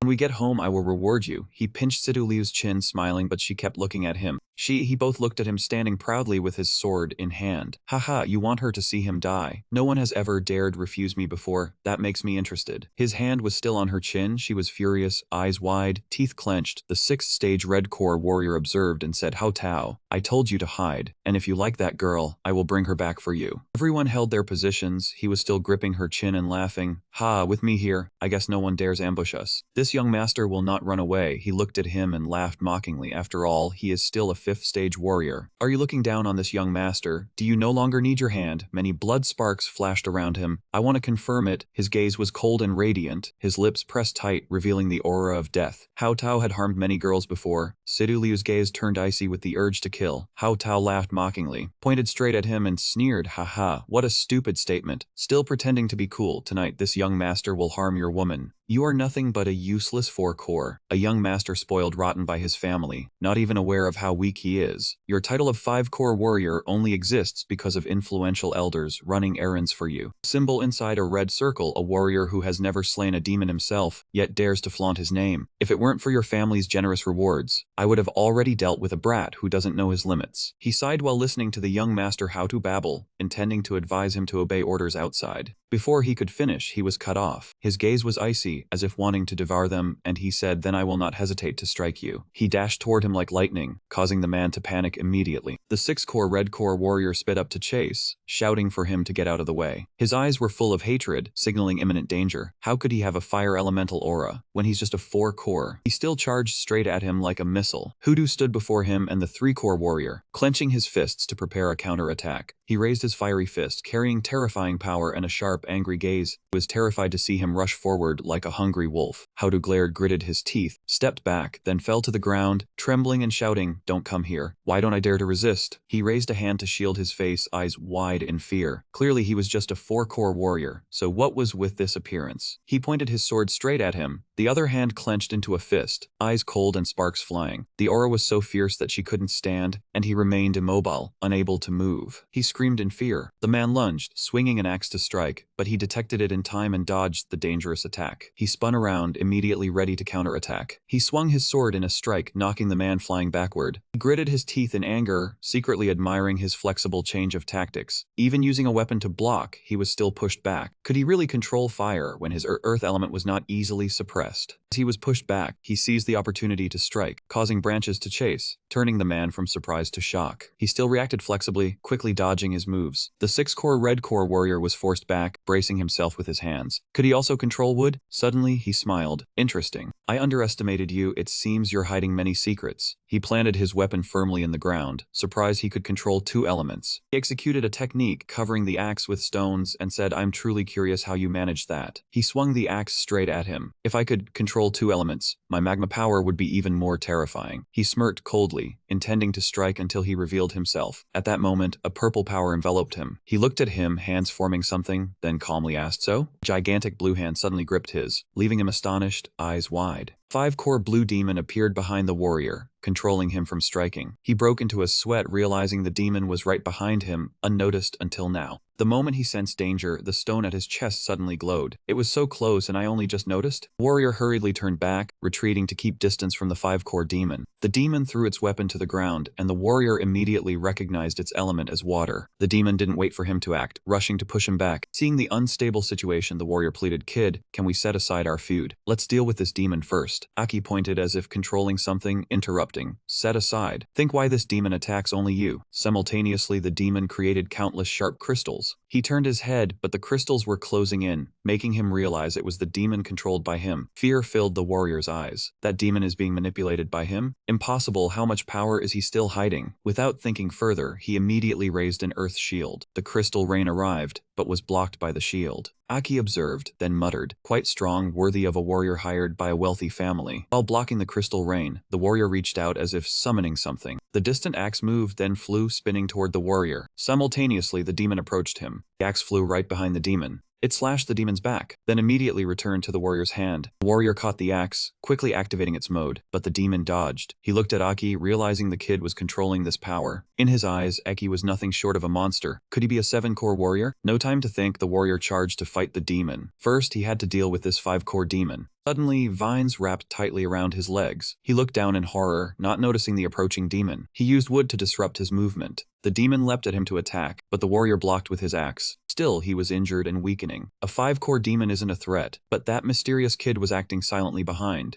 Haodu saw the demon and panicked, urging the 6-core female warrior to act. She nervously said she was poor at combat, only skilled in healing, and had to use Tailai to hold that female for the young master. At that moment, Sidaliu's hand trembled slightly. Her fingers also started to move slightly. Haodu cowardly pressed the 6-core warrior, telling her to ignore the 1st-core warrior. If he's in trouble with the demon, they won't get the money. At that moment, Sidaliu suddenly struck from behind, causing her to scream in pain. Sidaliu mocked, "I truly pity you. Being a warrior, shouldn't you fight to not fall behind men?" The 6-core female warrior turned her head in horror, her body paralyzed by Tailai. She asked with difficulty, "How did you escape my Tailai?" Sidaliu looked coldly at her. "I'm a 6-core warrior, healing knowledge etched in my mind. Just use energy to reverse your skill to break free. Healing can save lives or take them. Isn't that so?" She staggered forward before Sidaliu drew her dagger. Truly a genius of the healing system. After she fell, Sidaliu faced Haodu and said, "Bastard, now it's your turn. I avoided her organs. Whether she lives is up to her, but you are different." Haodu clenched his hands, trembling, shouting she was just a 1st-core warrior who dared strike from behind. Sidaliu mocked his chaotic aura, weak appearance, likely relying on family resources to buy a 5-core title. Her gaze was icy, as if despising someone who tainted a warrior's status. Mocked, Haodu was furious. He wondered how this woman knew he had no combat experience. Memories surged forcibly. For 10 years, his father hired strong warriors to lead and forcibly train his cores. Despite the pain, thanks to their protection, he barely achieved 5-core status. On his last visit to the stronghold, his father even spent heavily to hire 6-core warriors to escort him. The more he thought, the angrier he became. This plan was ruined by that wretched woman and that mysterious kid. He turned to shout at the warrior, "What are you doing? Come here to protect me. My father gives you benefits so you can protect me." He shouted continuously while the warrior struggled against the demon. Haodu's urging made him grind his teeth in anger, but he insisted on dealing with the demon first before moving. Unable to tolerate him, the warrior shouted, "Trash, shut up. You only know indulgence, not even daring to touch a 0-core demon." This was the first time he had been scolded so harshly, yet he showed no fear. He was about to shout, but saw Sidaliu standing silently with a knife right in front of him. Hao Tao knew he could not rely on that warrior, so he decided to act himself. But he didn't know when Sidaliu had already appeared swiftly behind him. Immediately after, she struck at his ribcage. Hao Tao cried out in pain. He spun and flung Sidaliu away, growling for her to get lost. Sidu Liu was pushed back, quickly distancing herself from him. Hao Tao suddenly clutched his head, losing control and screaming in pain. Sidu Liu noticed immediately that something was wrong. She remembered Yao Tang's warning: if core energy triggered anaphylaxis, the warrior would lose control and must be avoided. Yao Tang had been serious, saying that in energy anaphylaxis, one must calmly return it to a familiar path, otherwise it would self-destruct. Back in reality, Sidu Liu gritted her teeth. Even so, she charged, giving Hao Tao a fitting outcome. Sidu Liu took a running start from afar, dashing at Hao Tao with terrifying speed. He widened his eyes, gripping his sword in anger. He swung a sword straight at Sidu Liu, with immense force and extreme speed. Nearly mad, he spun to gain momentum, then launched multiple consecutive strikes. Hao Tao laughed loudly, startling Sidu Liu briefly. But thanks to her skills and quick reactions, she still blocked the powerful blows. Seeing her respond in time, Hao Tao laughed proudly, flaunting himself as a flexible blue-core warrior. Sidu Liu frowned, telling him to stop talking. During defense, she recalled the harsh training from her father. Hao Tao continued swinging wildly, astonished at how easily Sidu Liu dodged. She remained calm, waiting for a chance to defeat him head-on. Sidu Liu unleashed a green strike like an arrow, pushing Hao Tao back before he could react. She looked directly at him and said, "My father taught me that great power is useless if not applied wisely." Hao Tao gritted his teeth, refusing to be underestimated. He shouted that he was the young master of the Min family. Hao Tao charged at Sidu Liu with full force, screaming that all must die. Sidu Liu immediately stepped back, realizing his self-destructive speed was faster than expected and nearly unavoidable. She planted her knife in the ground, lowering her stance and raising a green shield to block directly. As Hao Tao erupted, his muscles bulged, eyes wide, blue light blazing around him. The fierce light caught Aki and the 6-core red-core warrior's attention. Aki immediately ran towards Sidu Liu. Light covered the entire ground, condensing into a massive blue energy mass, then exploded with a thunderous sound. After the shockwave, a huge circular crater appeared, thick smoke swirling everywhere. Sidu Liu shielded her face from the dust, uncertain if she had successfully blocked. Suddenly, a voice called out. Aki appeared before her, holding a large stone with one hand. He praised her for creating a defensive barrier. Sidu Liu sat down, lowering her head, complaining that he was unworthy of a 5-core warrior's strength, his combat experience too poor. She admitted that if he were truly an experienced 5-core warrior, she would surely have lost. Aki only reminded her to recover quickly. At that moment, Sidu Liu looked back at her body, then murmured that she had truly not noticed before. Aki looked at her for a moment, then continued, "Your strategy and courage are truly admirable." Hearing this, Sidu Liu blushed, both happy and embarrassed. She stammered, asking if Aki's battle had ended. Aki looked toward his own battle, saying the controlled demon had disintegrated after the explosion, while the other warrior's fate was uncertain. The 6-core red-core warrior emerged from the smoke, holding his weapon, nearly unaffected by the blast. He said the Assassin Warrior was a secret organization formed by desperate people, taking high-priced assassination commissions. It was said the organization even had terrifying 7-core warriors, but hiring one required a commensurate deal. The Earth Elemental Warrior slung his weapon over his shoulder, deciding not to fight, calling Aki and Sidu Liu freaks. Aki smiled in agreement, understanding the protected target was dead, so the opponent had no reason to continue fighting. He studied Aki carefully, asking in a deep voice what his true power and background were. Aki calmly replied he was just a 4-core warrior, lucky to have special energies, and reckless combat still carried danger. He pondered, suspecting Aki was a rare genius, then asked why he needed elemental quartz, if he already controlled elemental chi. Aki only looked at him and coldly said this was none of his business. His words made Aki more attentive. Elemental quartz helped 5-core warriors fuse a single element, but Aki wanted to try gathering metal, wood, water, fire, and earth, then use elemental quartz to fuse all into one. He furrowed his brow silently, telling himself he had to find a way to become stronger. Dessa appeared in his memory, looking pitiful and barely recognizable. To save him, Aki could not be weak. He could not fully rely on demon chi, as he might have to face the new king and the new 6 heroes. Before leaving, the warrior left only one phrase, wishing them luck. Aki and Sidu Liu stayed to scout, observing the surroundings and carefully checking leftover traces. They discovered strange footprints like wild boars, encountered some monsters, then came upon a group camping. Aki happily shook hands with a red-haired girl, apparently agreeing to cooperate. Late at night, in a desolate place, a soft voice asked if he wasn't sleeping for a while. It was Sidu Liu. She lay in a sleeping bag, while Aki sat guard, telling her to sleep first. Aki didn't know how to respond, just sitting silently thinking for a while. After thinking for a long time, he finally found a reasonable reason and confidently said he probably knew how to handle it. Sidu Liu smiled wryly, saying Aki's behavior was like an old uncle's soul. He just looked at the moon, replied vaguely, then told her to sleep. At dawn, Sidu Liu was awakened by a loud explosion, sounding like a battle. Aki woke first and stood staring at the hole that had appeared in the wall. He observed it calmly, glanced toward her, and sensed the aura waves of a demon. Tudolu had just woken up when she asked, "You have not slept yet?" He replied, "I dozed off a little. It is fine. That energy wave is quite chaotic. Many warriors are probably chasing it." Perhaps that elemental demon had appeared. He prepared to go out and observe, his voice suddenly excited and intrigued. "Follow me, I know the fastest way to find that demon." Two streaks of light flashed past at extreme speed, impossible to see with the naked eye. Aki went ahead, unable to suppress his joy, excitement surging through him. Tudolu chased after him from behind, puzzled. "Why are you so excited?" He answered with a smile. It is nothing much. On the outside I appeared calm, but inside I was extremely excited. This new type of demon made me incredibly curious. In my previous life, I had fought many kinds of demons, but this element truly piqued my curiosity. Before anyone else finds it, I have to enjoy its beauty first. Swift shadows leaped across the ruined stone walls, leaving only streaks of color in the air. Aki maintained his speed and glanced behind him. Its movement speed slowed. Perhaps it had found a place to hide. Tudolu asked, "Do you know where those elemental demons are?" Aki's gaze was firm. "Do not worry, I know." He had sensed the existence of the elemental demon from the moment its aura appeared. The entire city surfaced in Aki's mind, as though he could sense his kind heading underground from beginning to end. Tudolu shouted, pointing toward the city wall, "Aki, look over there, stay alert." The people on the city wall moved quickly, seemingly having noticed Aki and Tudolu. He looked at them with sharp eyes and saw that the squad was also watching the battle, but it would still take time to locate the elemental demon. The thought flashed through his mind, they had to take a shortcut. He took Tudolu's hand, his voice serious. "Tudolu, let us go." Tudolu was confused, unable to understand what was happening. In the next instant, Aki pulled her at extreme speed toward a deep, wide pit, holding her as he jumped down. Dangerous darkness enveloped them. Aki sensed something: the demon was hidden beneath the city. This was the fastest way to find it. "Lately, I have been quite confident with elemental power." Aki focused, his face pale. He had always wanted to try this feeling, holding Tudolu as they landed on long, thick branches woven into a square net. That was the wood element. They quickly slowed down thanks to the wooden nets coiling around them. Tudolu shouted loudly while Aki felt even more excited. "Ha, how thrilling." A shout rang out. Someone was calling Aki's name. It turned out to be Tudolu. "Aki, where are you?"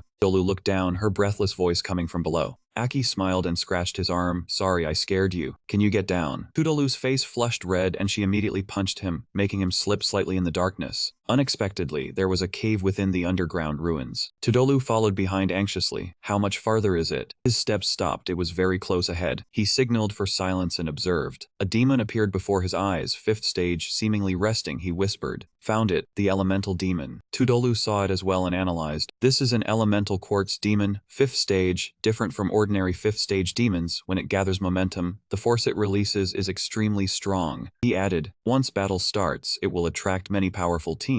We must deal with it before they notice. Take the quartz on its chest, then retreat. We only have 5 minutes. I need your support." Tudolu thought to herself, 5 minutes to deal with a 5th stage elemental demon. Her gaze darkened. "What do you need me to do?" The two sat in a dark corner and discussed the plan. Tudolu was surprised. "Where did you get such experience in operating high-level energy?" "I have never heard of this method." Aki explained, "I believe you can do it." He said, "I will go first, then advance toward the monster." The 5th stage demon emerged, its gaze fierce. Aki used demonic power, red streaks appearing on his face from his chin to the corners of his eyes lighting up. He laid out a plan to deal with the monster, knowing that if he did not finish it quickly, powerful teams would arrive, and taking the quartz would become difficult. The 5th stage demon was fierce. "To have unexpectedly found my hiding place. He is not simple." It created 2 flames, one golden orange and one blue. Just as expected, it could control multiple elemental powers. As it sprang upward, the demon asked suspiciously, "Your aura is demonic." Then it attacked Aki head-on with a 2-colored fire vortex, making Aki suddenly realize something. So that was it. As long as the energy between elements was balanced, multiple elements could be controlled at the same time. Aki focused his energy. "My turn." He created 2 flames identical to the demons and charged forward. The 2 forces collided, filling the air with smoke and dust. An extremely powerful aura spread through the surroundings. Tudolu recalled the previous scene, when Aki had said to her, "Do not be surprised by the power and appearance that come next. That is my special ability." Tudolu understood. So this is Aki's special ability, an aura exactly like a demon's. The two clashed head-on and were forced back by the pressure of their power, flying far away. The 5th stage demon looked at Aki, his tone appreciative, realizing Aki's skill with a single glance, puzzled as to how he could also control the water and fire elements. Aki moved closer and struck, giving him no time to react. Staggering back in surprise, he used the wood element to heal his wounds, the metal element, yet he still used wood to heal his injuries. Aki looked at him confidently. Then this ends here. His eyes were resolute as he used the wood element to create vines that bound the demon's legs. He was shocked the wood element was being controlled by Aki. He confidently created a weapon with his hands, just like at the hunting tournament. The fourth stage demon had used the metal element, but he remained resolute. Good, let us see whose elemental power is stronger. The fifth stage demon created an enormous power, called the giant three-headed blade shield. Aki laughed inwardly, finally forced him to concentrate his energy. He shouted loudly, and Todolu heard him clearly from afar at that moment. Holding the arrow, she was ready to enter battle mode. When Aki spoke with Todolu, he explained, "This is a high-level method of energy operation. Concentrate the core energy, then sense its existence." She sensed the flow of energy in her heart, turning the invisible into the tangible, transforming energy into a weapon, and thought to herself, "Let me use it." Todolu held the arrow, her eyes shining brightly, ready to attack. In her memory, hearing Aki's bold plan, Todolu grew worried and raised her head to look at him. "You want me to unleash the final stage?" She lowered her head, lacking confidence, but this was a special fifth stage demon, highly intelligent, and if it focused on defense, they probably could not deal with it in a short time. Aki smiled in encouragement. "I will force it to focus its energy on one point and counter-attack with me. You must have noticed too, when it concentrates on attacking, its defensive energy becomes extremely weak." Returning to the current battle, Sidu Liu hurled the spear with all her strength, aiming at the green core on the back of the demon, holding out against Ki. This was the ideal moment for an ambush. By the time the demon realized the attack was coming from behind, it was already too late. Everything had been carefully prepared in advance. In an instant, Sidu Liu's attack pierced through the demon's chest, making it cry out in pain. Sidu Liu remained in the spear-throwing stance, staring at the demon in astonishment and thinking to herself that the energy-gathering method Aki had shown her could draw out the core's maximum power. She had not expected it to shoot through a demon. Before that, it had not used defensive energy. The spear pierced through it. The demon tried to recover with the wood element but failed, leaving it stunned, unable to heal. Aki rushed toward the Akuma at top speed, but still did not forget to praise Sidu Liu. "Well done." As he drew close, he touched the elemental quartz and held the gem in his hand, appearing behind the demon. After losing the quartz, it dropped to its knees. It was filled with resentment as its energy gradually ran dry. Why could it not recover immediately? Aki held the quartz and looked at the demon, patiently explaining that Sidu Liu's strike was pure offensive energy, and that this kind of energy prevented the king's hand from recovering outside the body. Its energy kept draining away. The demon lowered its head, trembling all over. The king's hand had calculated it. In the end, it was exhausted and only managed to utter its final words. It was all over. Seeing the demon collapse, Sidu Liu hurried over Aki. "Are you all right?" Aki raised the quartz and winked with a smile. "I'm fine. Thanks to you, we obtained the core. Your strike was truly impressive. You really are a genius girl." Hearing the praise, she froze and blushed, turning away with her arms crossed. Her heart firm. "Stop getting distracted. I don't want to hold you back." Even after praising her, Aki was still concerned. "That last attack used up nearly all your energy." She replied, "I'm fine. At least I can still move freely." Suddenly, footsteps behind them caught Sidu Liu's attention, and she anxiously gritted her teeth as she looked over. Just as expected, "They found us." Aki looked toward the passage behind them. There are a few warriors with strong sensory abilities who can precisely locate the source of battle energy. This squad must have someone like that. Sidu Liu immediately rushed back. "Remember the prediction? Footsteps from the left, we go right to find an escape route." Before they could catch up, a sharp pain made Aki stop. He dropped to one knee, his hand covering his mouth as blood flowed out. Sidu Liu stared blankly, unable to understand. She hurried over to support his arm, causing the quartz to fall. "Aki, are you okay?" He painfully braced one hand against the ground, confused inside. "Why is this happening? I did not sense the demon's attack." He was in terrible pain, collapsing and clawing at the floor. "It hurts so much. What is going on? My whole body aches." Aki lowered his head, trembling and making Sidu Liu wary. "Where are you injured?" He gritted his teeth. "My body is overloaded." It was already weak, but the synchronization is higher than before. He recalled the previous battle. He had used too much demon power and finally reached the overload threshold. Damn it, why is it only happening now? Thinking this, Aki forced himself to hand the quartz to Sidu Liu. "Take it away first. The other warriors are about to arrive. Wait for me." Before he could finish speaking, she grabbed his hand and shouted, "Keep your mouth shut," then slung his arm over her shoulder and helped Aki leave. "Come with me." She supported him to the fork in the path. "I don't know what is happening, but there is no time to hear your explanation." She glanced at Aki, nearly shouting, "I am the captain. I will not leave you here alone." There was a staircase ahead, and she encouraged him. "Once we reach the surface, there will be more oxygen." Aki was drenched in sweat, enduring the pain without saying anything. "There is another exit in the city." A while later, the two climbed all the way up the stairs and emerged outside, seeing sunlight. Sidu Liu was exhausted, soaked in sweat, thinking to herself, we finally reached the surface. Following this direction will take us out of the city. Looking at the castle before her, Sidu Liu grew worried. Why does it look like the architecture from my dream? Suddenly, the staircase behind them sounded with a wind cart rushing out. A black shadow flew out, dust billowing thickly in front of them. The person with a 5th stage core in front of his chest laughed. Forming a temporary team truly did bring results. The sensory abilities of the 3 triplet brothers are strong. The group stood staring at Situ Liu and Aki. All of them were 5th stage, no need to be polite. Heh, were they the ones who caused that battle just now? Situ Liu went numb. Damn 5th core warriors behind us. A man with a round black left eye crossed his arms and looked down on Sidu Liu, a 1st core warrior, a squad with only 2 people, and the other one was injured after fighting a demon. Suddenly that noticed Eki's hand. He pointed at Eki in surprise. Wait, what that man is holding is elemental quartz. Everyone who heard this was stunned as well. The whole group laughed in delight. Excellent. Haha, no effort wasted. The 3 brothers will take the quartz. Our squad will not agree. Hearing this, Sidu Liu gritted her teeth in fear. What should we do? We are no match for them, damn it. If I were just a little stronger, I could protect Aki. Aki pulled his hand free, startling her. He struggled to raise the quartz for her. Help me hold the quartz tightly. He analyzed the situation. Their target is the quartz. They will not let us leave. He used the core's energy. Sidu Liu was worried, but he thought he could still fight. Dragging the great sword forward first, his broad back inspired reverence in others. I am a warrior. I will fight to the very end. His wounded body still carried the sword and walked toward them, leaving the crowd surprised. Oh, an injured 4th core warrior wants to fight 2 squads. We have 6 5th core warriors. Haha. If you know what is good for you, hand over the quartz, and I will finish the 2 of you as quickly as possible. Aki breathed raggedly as he walked, sensing the demon power inside his body. It could almost no longer be awakened, because his body could not withstand such powerful demon power. This would be a difficult battle. Seeing that Aki did not answer, they began to act according to their own abilities. Whoever gets it keeps it. Let's see who can seize it before the others arrive. Sidu Liu remembered the sight of Aki collapsing, worried and filled with a bad premonition. The crowd gripped their weapons and rushed toward where Aki stood. Zhao Kuangyang gave the order, kill them. This time, leave the elemental core to us. A man from another team fought to claim it. Haha. This time it belongs to our squad. Seriously, our squad found a buyer. Even if we don't use the core, we can sell it for money. Enough for the 3 of us to buy stronger equipment. About 1 minute. Gritting his teeth and enduring it, veins bulged across his face. He sensed that if he activated the demon power one more time, his body could only endure for about 1 minute. Why did it have to happen now? Sidu Liu anxiously watched his unstable expression. At the very least, we have to leave this place smoothly. Aki used the force of his sword to temporarily restrain the 6 attackers. Blood dripped from his mouth. If there was still even a little left, it would be enough to destroy them. His true power erupted, lasting nearly 60 seconds. The villains could not believe their eyes. This aura, how can this be? Is that man a demon? Aki moved as swiftly as the wind. Whoosh, whoosh, he vanished in an instant, and the opponent activated an ability, Sense to Seek the Enemy. Zamba could not observe Aki. When had he leaped behind them? Blonde had only just realized it within seconds and immediately shouted, he is, but before he could finish, a punch drove straight into his stomach. Aki's eyes widened. Waking up in the morning, he said, then let us start with the one before you. The others still had not recovered their senses and began to feel uneasy. Old Third, 55 seconds, they all charged forward at once. Kill this demon, avenge Old Third. 55 seconds, everyone rushed in together. 4 seconds counted down, 53 seconds, 52 seconds. Metal and earth elements, this direction, Aki among the people. The nimble fighters took them down one by one with decisive precision, striking first. She was stunned by his skill and speed. In the blink of an eye, he had taken down 3 people.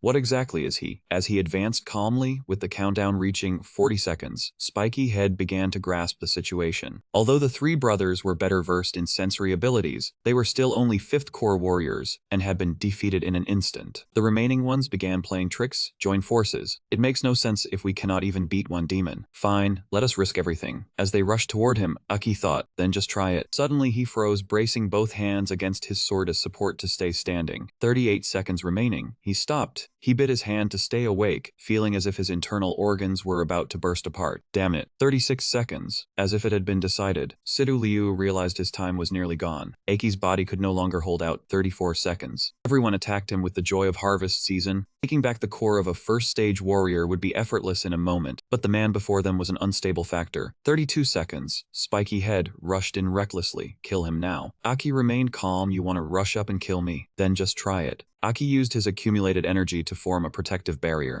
Spiky had laughed wildly. It was only a protective barrier. Strike straight from the front. Everyone used attack skills. Their steps were meaningless, every one of them panting hard. Should they keep attacking? Their energy was being drained heavily, and though the barrier was tested again and again, it could not be broken. Spiky Head grew suspicious. Why is it like this? He shrank back and stumbled, thinking, could he have failed? He reminded his companions, everyone, stop quickly. Aki bared his teeth in a satisfied grin. Too late. This blow will return all the energy to you. The energy backfired. The countdown ended under seconds. All the attacks that had struck the barrier just now were returned to their owners. This kind of energy must be related to the elemental quartz. Go, they fled together toward the dazzling light. Aki's protective barrier vanished, and he collapsed wearily to one knee. Sidu Liu ran to his side. Aki gasped, only a trace of breath left. Ha, withdraw. His eyes closed tightly. He could not speak aloud. Fortunately, he had controlled the range and density of the energy explosion. Fortunately, she was unharmed. Aki fell backward. Sidu Liu swiftly caught him. Aki unconsciously instructed her, Situ Liu, do not worry about me. You go first. The frenzied energy just now attracted many warriors and demons. Situ Liu frowned. If it were you, would you abandon your teammate? Hold the quartz firmly, I will carry you. She hoisted Aki onto her back, refusing to let him fight alone. Leave the rest to me. Her brows furrowed as she thought back to the dream. Hateful. It was becoming more and more like that dream Aki. The wooden door creaked open, and light flooded into the long corridor before them. The front of the corridor still had light spilling through the doorframe, and the air was not thick with the smell of blood. Knowing the danger, with no path of retreat, Sidu Liu supported Aki as they moved on. The corridor died in the hue of a demon. Hold on a little longer, Aki. She held the elemental crystal, gritting her teeth as she kept Aki from falling. We got it. Seeing no movement from Akiko, she looked at him. Do not sleep, Aki, do not sleep. Aki still did not answer, his weight pressing down on Sidu Liu until both her legs trembled. Do not sleep, wake up. It was so hard for us to. Aki's hand slipped loose. The elemental quartz fell to the floor and rolled backward. Sidu Liu could not help but be stunned by the sight. Supporting Aki, she reached out with a trembling hand to pick up the elemental quartz, thinking of the scene just now, without knowing since when. She remembered those sleeps, the scenes she had dreamed before, matching the phenomenon exactly. Then what would happen next? She swallowed, looked up, and what she feared appeared, two high-level demons staring at them. Seeing the danger overhead, her legs trembled. She resolved to use all her strength to hold Aki tightly on her back and run swiftly out of the range of the two demons. Unfortunately, she could not match their speed. One had already caught up, and Sidu Liu could only pull Aki down to shield him as the Akuma swung its sharp arm. A first core warrior had obtained the elemental quartz. It drove its sharp arm straight through Sidu Liu, only death remained. When it pulled its hand back, Sidu Liu fell face first, dragging Aki forward for another stretch. The two demons looked at the two motionless people. How did two pieces of trash get here, and even take the elemental quartz? Not a wasted effort. Sidu Liu panted heavily, thinking to herself that her heart had been pierced through. No recovery. The blue demon walked over to Aki and flipped him onto his back. He was still breathing. Strange, Sidu Liu saw the demon closing in on Akiko, and she struggled to reach out as her vision blurred. The smell of its body made her sick. Do not touch him. The demon observed Aki for a long time and said, this male, I do not like his scent. Cut off his head for fun. Sidu Liu used all her strength to make the two demons turn back. Do not touch him.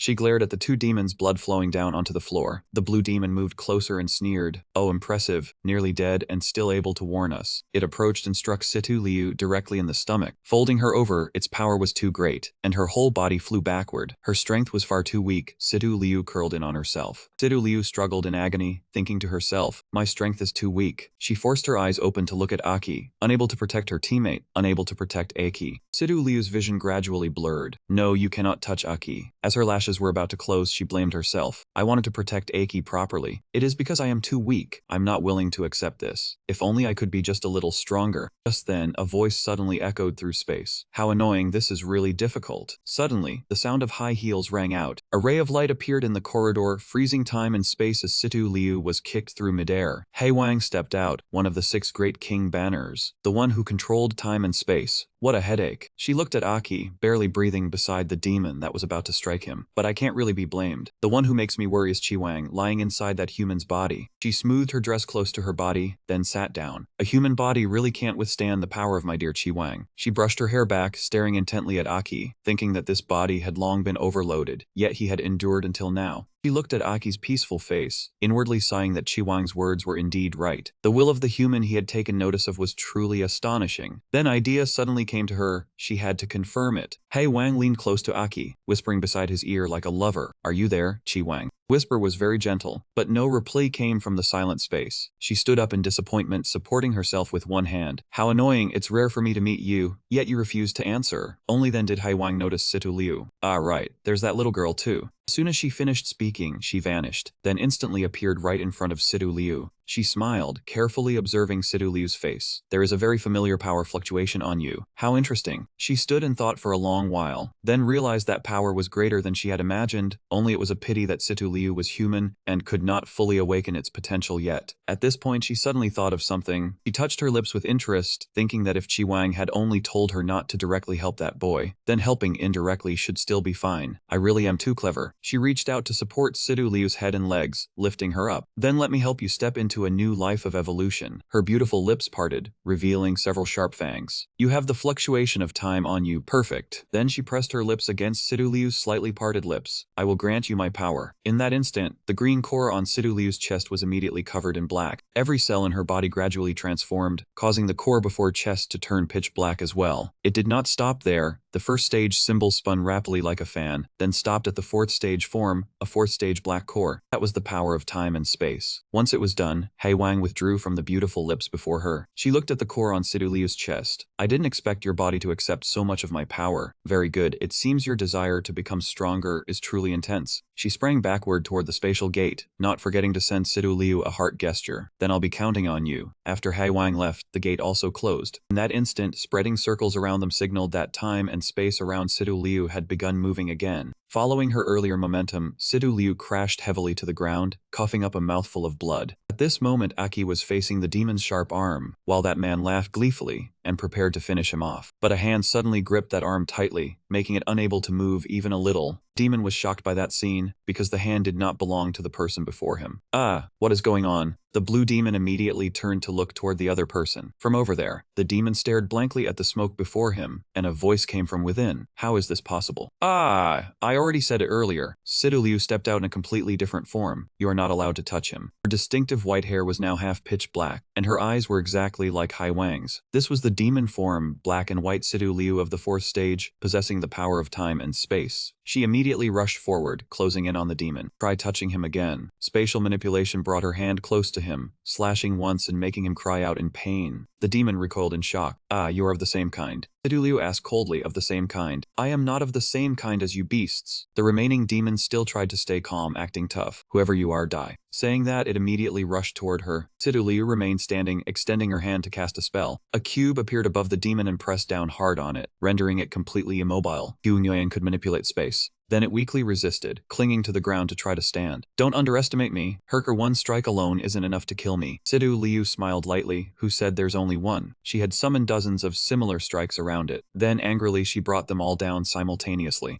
The sound of cracking echoed, accompanied by the demon's pitiful screams. The ground where the demon stood caved in as if crushed, and its figure disappeared. Having dealt with one, she advanced toward the remaining demon. Witnessing that power, it began to tremble, wondering how deep the spatial rift had destroyed the other hole, with no trace left of its companion. She glared at it and said coldly, next, it's your turn. The demon trembled, retreating. Why, she is clearly just a small human. But why does she radiate such an oppressive aura? It hurriedly spoke. Wait, I am truly suspicious. What exactly are the two of you? You don't need to hide anymore. Your power is obviously of our kind, and it is an extremely rare spatial ability, and your companion as well. On him is an aura that terrifies us. What exactly are you? Situ Liu calmly replied as before. We are humans, human warriors. The demon laughed loudly. You call yourselves human warriors. You believe what I just said. Earlier you only had first stage strength, yet now you possess fourth stage power. Even we fifth stage can hardly contend with you. Before it could finish, Situ Liu rushed forward, striking that demon down. You're too noisy. She stood silently for a moment, then looked toward Aki. Then she bent down, lightly stroking his cheek. Before it was always you who saved me. This time I will save you. She gathered the demon's soul stones and helped Ki to his feet. Let's get out of here. At the exit of the burial fortress, a knocking sound echoed. Two warriors outside checked briefly and discovered a human. The warrior returned and opened the door. The door opened, Situ Liu helping Aki step out, both bearing full traces of battle. She said tiredly, Aki, we made it out but it's not over yet. No sooner had she spoken, she collapsed immediately. Seeing this, the two warriors immediately rushed to them. Quickly take them to the treatment room. Wait, look behind that door. Everyone turned pale at the scene before them. It was the group of demons compressed by space. Heaven and earth, what is this scene? How on earth did they get here? Dozens of demons were crushed or pierced through, creating a terrifying and horrifying scene. In the dream, Sidu Liu heard a voice. You are very compatible with my power, little sister. Your predictive ability has not awakened. I am very curious. Sidu Liu opened her eyes, a different form of herself appearing before her. She was startled awake, looking down at the foot of the bed. She sat up, realizing she was in a suburban medical room, apparently rescued. Whose dream was that just now? She raised her hand to check. The wound had healed. Hard to believe it had been so severe. Sidu Liu was hazy with memory, not recalling the details in the fortress. A headache as if covered by a black mist. Suddenly, a hand in a sleeve appeared to protect her. It was Sidu Liu being rescued. She turned to look at Aki, who continued speaking.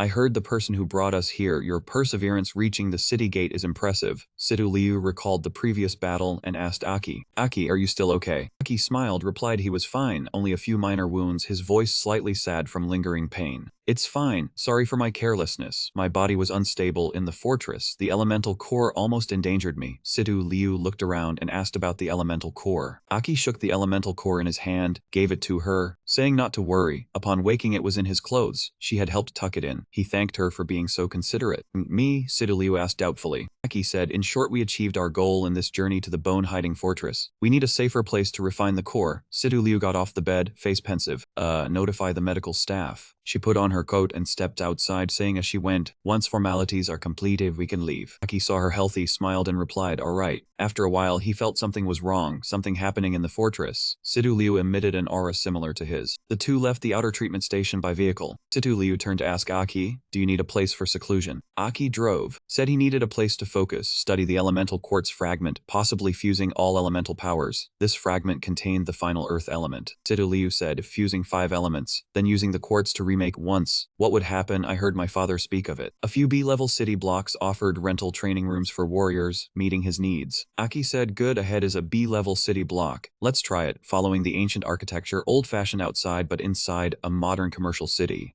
Aki and Sidu Liu got out of the car, entering a bustling street. This city block was quite famous. Many warriors were not locals. Sidu Liu saw 2 warriors carrying guns on their backs, surprised. Oh, there is a hunting team here. Aki smiled. Children living in the city also join the hunting teams. Sidu Liu replied. The hunting team is made of warriors not residing in the block. They explore and collect materials, operate in small groups, strictly regulated, fully armed. Salamanca city block is B-level, rare for a commercial city. Aki heard her complain. The city developed commerce. Hopefully we can find a suitable training room. In one room, a voice sounded, what is lowering those 300 combat points? The owner asked Aki, are you serious? The warrior, unaware of what combat points are. Combat points are a special currency for warriors used for spending in any city. Sidu Liu interrupted Aki, pointing at the machine on the desk, explained how to check combat points. The other man admired her knowledge. Aki listened to the explanation, placed his hand on the machine, tried scanning. He thought, in my previous life there were no combat points. Resources were distributed evenly. Times changed rapidly indeed. The machine announced combat point results. Everyone around looked and laughed. This young man came to cause trouble. The shop owner shouted angrily. No combat points yet, wanting to rent a training room. This guy came to stir up trouble. Aki smiled and twirled his ear, thinking this life he was truly poor. The shop owner continued yelling. The best and cheapest training room costs 600 combat points per day. While they spoke, someone checked a balance of 1.2 million combat points. Sidu Liu booked a spacious room. Aki, the shop owner, and everyone were wide-eyed in surprise. She said quickly her identity was actually the richest person in Hilo City. The owner led them into the room. Aki said consider it a debt. No need to pay. The owner mumbled and invited them in. Aki asked, I know you are rich but not to this extent. My father taught modesty. They laughed at Aki. Lun pointed to the room. This is it. The 3 entered a room nearly 202, solidly built, explained to them. At the end was a resting balcony. In training could hide underground if needed. Aki entered praising. Sidu Liu replied, if you like it, that's enough. Taking this room time counts after companion finishes, the owner happily replied, call me if needed. Sidu Liu entered and said to Aki, I do not mind, use it freely, I will stroll the city. We'll rent a nearby room to calculate gains. Aki replied, cold outside, I will lend you a coat. Sidu Liu snapped, who wants to wear your coat? Then she left. The two began their work. Aki placed the core down. Must strengthen it. I will definitely save Deza. Using Deza's guidance, 6 treasures controlled by Bluestone. Due to Xinjiang's resistance breaking limbs, Xinluhao still has Xinwang. I will find them to settle scores. Demonic resistance this time shows one cannot rely solely on demons. Must strengthen the original power, filter earth element to use first, then fuse with the great elemental hat. He recited incantation, the core glowed, resonating with the elemental core. Sidu Liu walked on the bustling street, thinking, recalling some events in the bone-hiding fortress. Suddenly a certain kind of power awakened in the body. Strength in an instant reached the 4th tier. This was power both strong and strange. The fighting desire surged, a feeling of something whispering beside his hand. It seemed there was another self. Inside his body the desire to strengthen surged. What kind of power is that in the end? I still cannot fully control it. While she was lost in thought, she suddenly saw a very long line of people ahead. It turned out to be the place where warriors fought in the arena. The arena competition gathered warriors from many different forces, so the rankings here drew the attention of many people. Wait, perhaps I need to fight more to master this mysterious power. She murmured to herself inwardly, if I want to become stronger I must fight, but if I join the arena, it would be best to hide my identity. Masks for sale, specialized nano coats for warriors for sale right here in the hall. She stepped forward and bought a mask to put on, thinking to herself that she had to become stronger and could not remain a burden forever. She did not want to be looked down on by anyone or any demon. Since this mysterious power had awakened, she would control it herself. The boss looked at the money he had earned today and could not stop sighing with emotion. It seemed he had made another huge profit. She walked up to him and asked, "Boss, how do I register if I want to join the arena battles?" He replied happily, "Welcome, female warrior. What rank are you? You can use your real name or an alias." Hearing that someone had signed up, the boss smiled brightly and warmly welcomed her to the Salamanca warrior arena. Sidu Liu tilted her head slightly and asked, "Can I go up and fight right now?" The boss narrowed his eyes in delight. It had been a long time since the women's arena had a newcomer, and if he promoted this well, he would surely make a great deal of money. A young boy hurried over, speaking in a rushed voice,